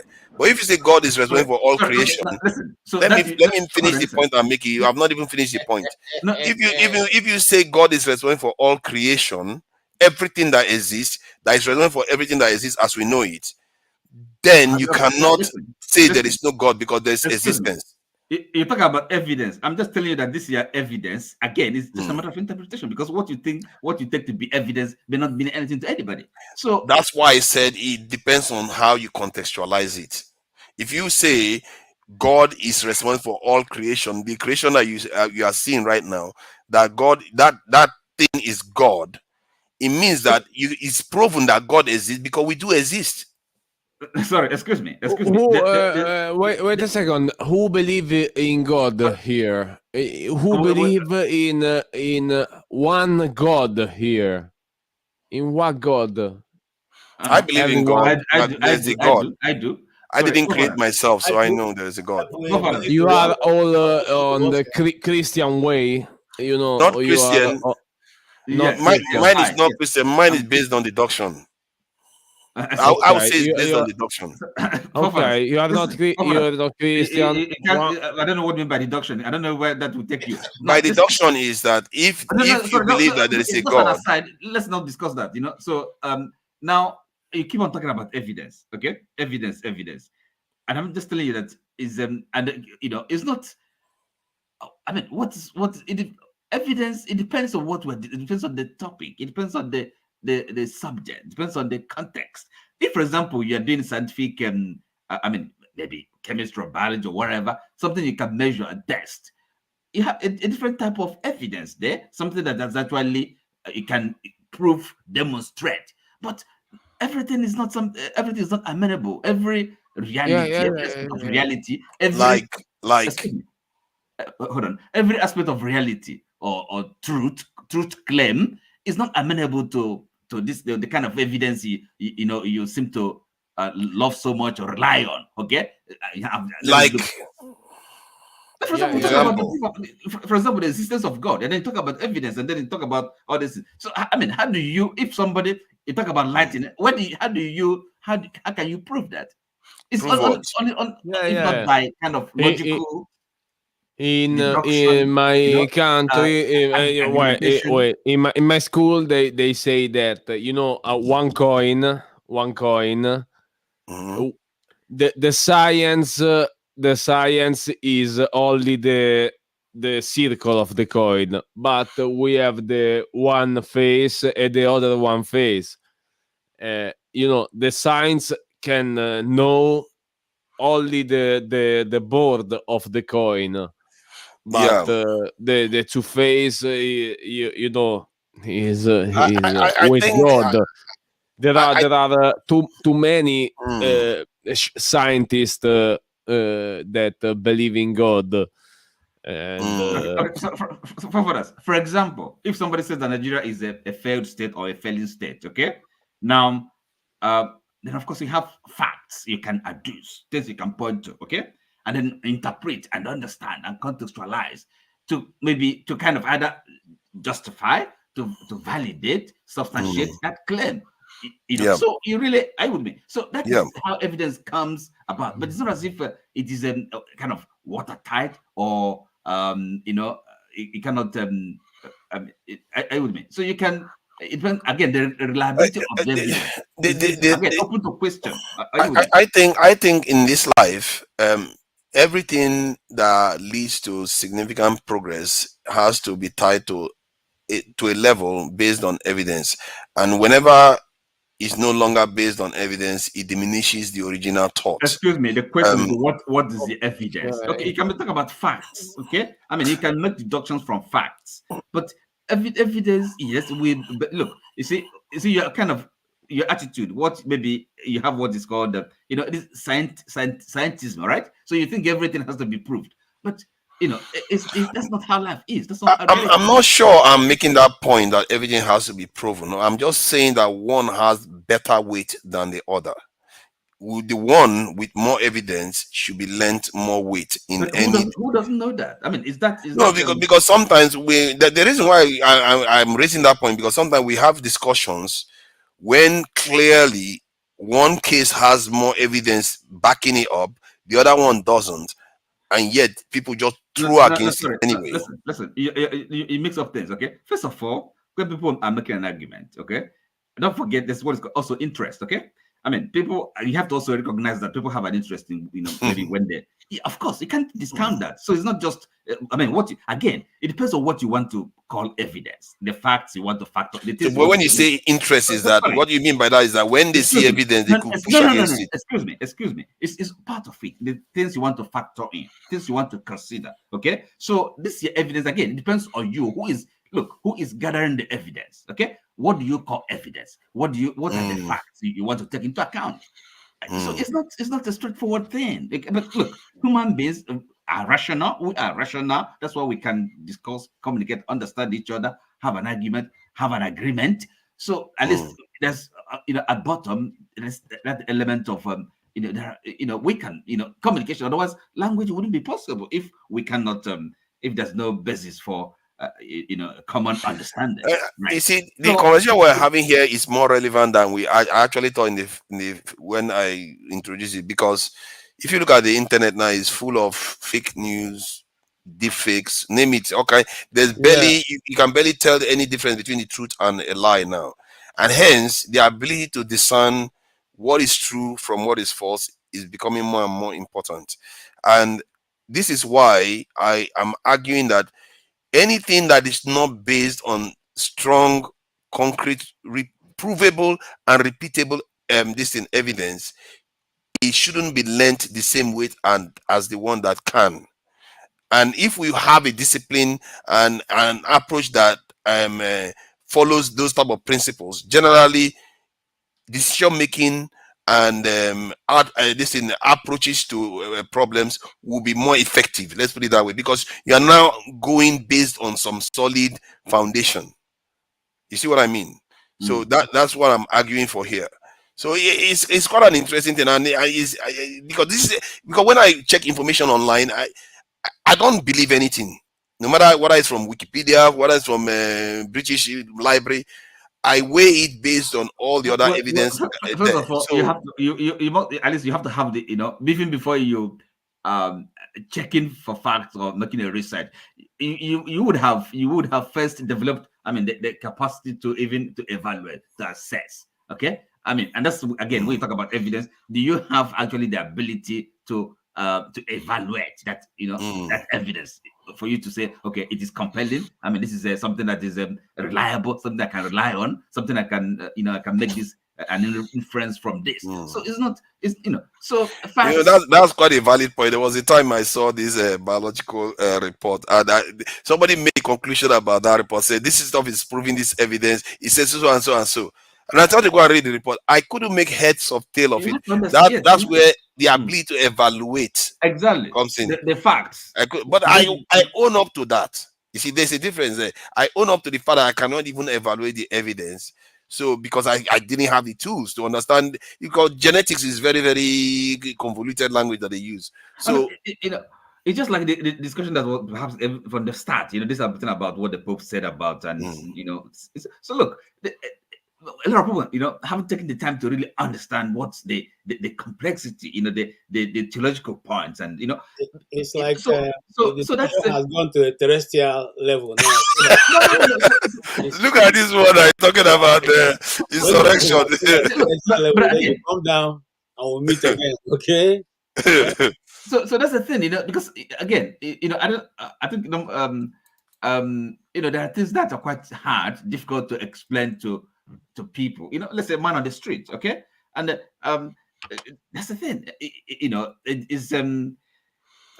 Yes, life is complex, and there are things that you can't really run away or remove the complexity that surround them.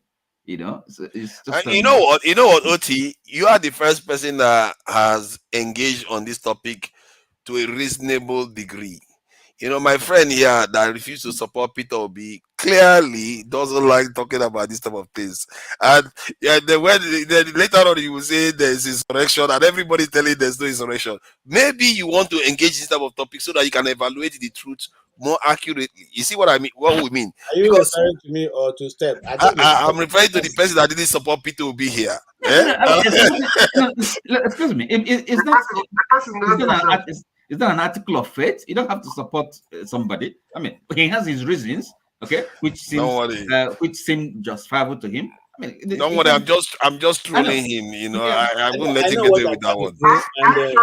Actually, truth be told, is forefathers. Forefathers is the one who did not support Peter. Don't even start. And he's expecting from Tinubu, his candidate, what Peter will be promised. So how do you get that? It's not going to work. What am I going to do now? I like what Peter will be promised. So whoever I possibly can deliver it, I will demand it from them. On this platform, I said I gave my reasons for not supporting Peter Obi. I know Peter Obi personally. Sorry? Oh, now you are beginning to see what I'm seeing now. I never. He did not.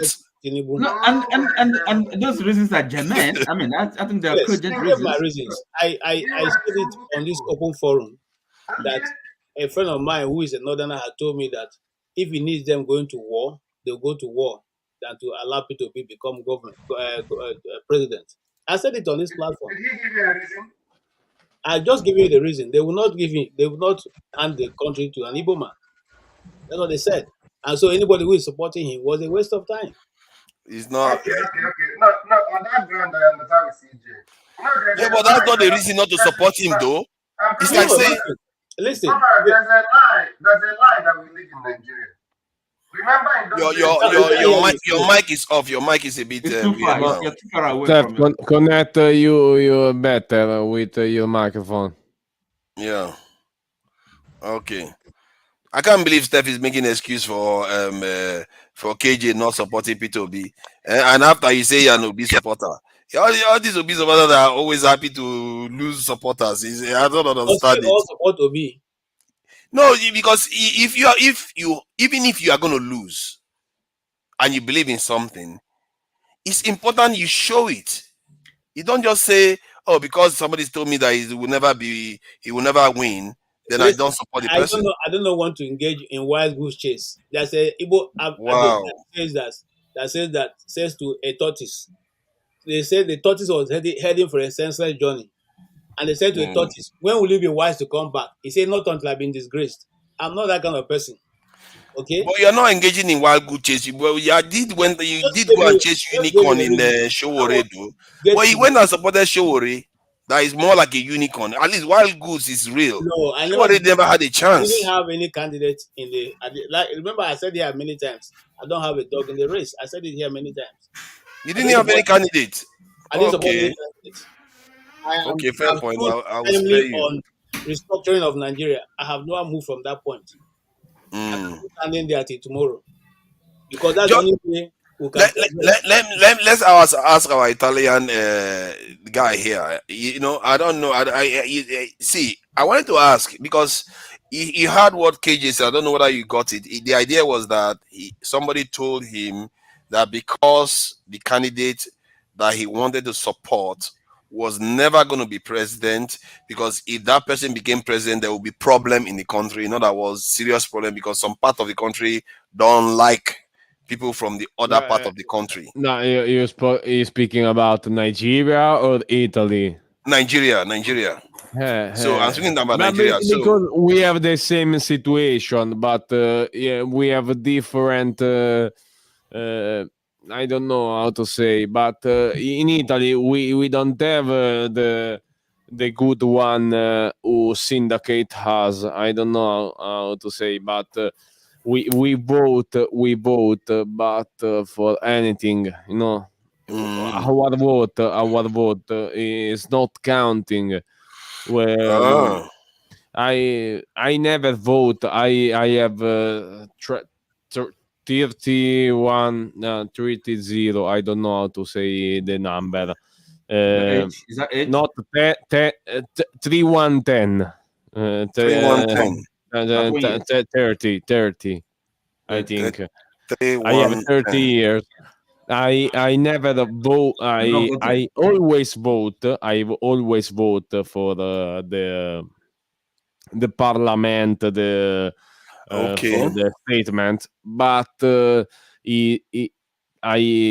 is a false vote. You know, my vote don't count anything. But why do you think it doesn't count?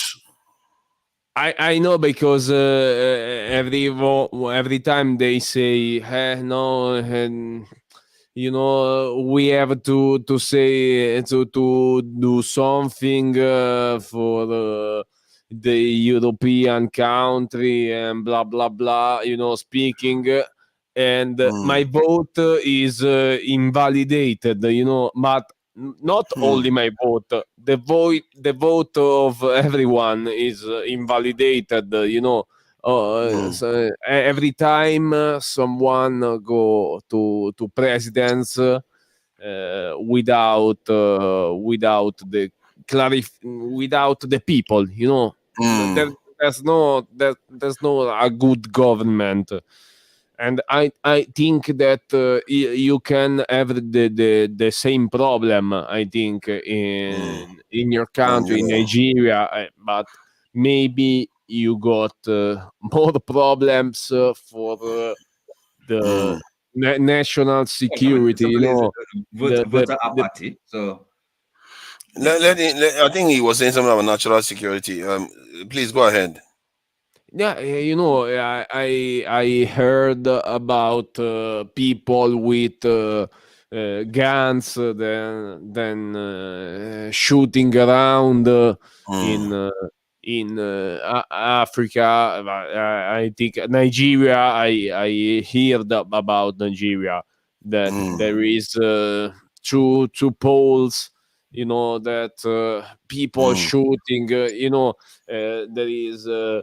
In Italy we say the internal war, you know. This is the baddest thing. I hate this thing. My fate, I want to be you know, everyone be friend. I hate what, you know. This is, you can say this is a simple thing, and this is simple. No, I want to everyone be friend, so we can have a better world. You know, this is a simple thing to say. Is simple to say. In my singularity, when I live in my life, I try to be kind with everyone. I don't care about the nationality. If one is Chinese, Nigerian, or I don't know. I don't care about who you are. I be kind with everyone, and I swear that everyone be like this, because this is the problem of the world. You know, there is a battle from east to west, north to south. It's not good. It's not good. It's not. We have to collaborate, everyone together. Yeah, I think like I said earlier on, there are the people dividing the groups show up in every group, and they tend to be minorities. They create division between the various groups, and then you get the world that we see today. And the challenge for your generation and a little bit of my generation is to. link. Who is Also asking for your link? generation. Also your generation. Yeah. Some of our generation is to create a situation whereby the people that want to live in peace with each other inherit the world and sideline the ones that want to be fighting each other. And that is going to be the challenge. And right now, the ones that are running the systems, they tend to prefer people remaining divided for some strange reason. I'm not sure exactly why. But it's a struggle, and this struggle, that is a bigger struggle globally. But however, to get to that point, you need to break out of your own, because we still, like in the context of Africans and black people around the world, we have, I'm sorry to say, we have some serious issues that we need to address. Because our own community, we have a security problem that we haven't fixed. If we fix that, then we can engage the world at least I would like to believe that we can be able to engage the world in a way that we also join people that believe in the kind of Martin Luther King, principle of judge people according to the content of their character, not based on their race, religion, and all the rest of it. So I understand your point, and it's very interesting that you talked about the divisions in Italy, and the feeling you get that your vote doesn't count,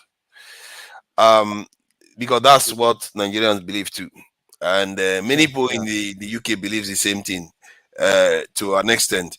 And I think that that feeling you get comes from the fact that capitalism on it by itself favors the elites. Hence, they have an advantage. They get their way. That is what capitalism is all about. If you have more money, generally you can afford more lawyers, you can afford more analysts, you can afford more and more everything to get your way. And hence, they always, that's why they say the establishment always wins. I don't know whether that is an inbuilt flaw. I don't know whether we should be concerned there is about like a dog that bite how to say the coda, when you dog have the tail. Is it the tail? The dog that bite the tail.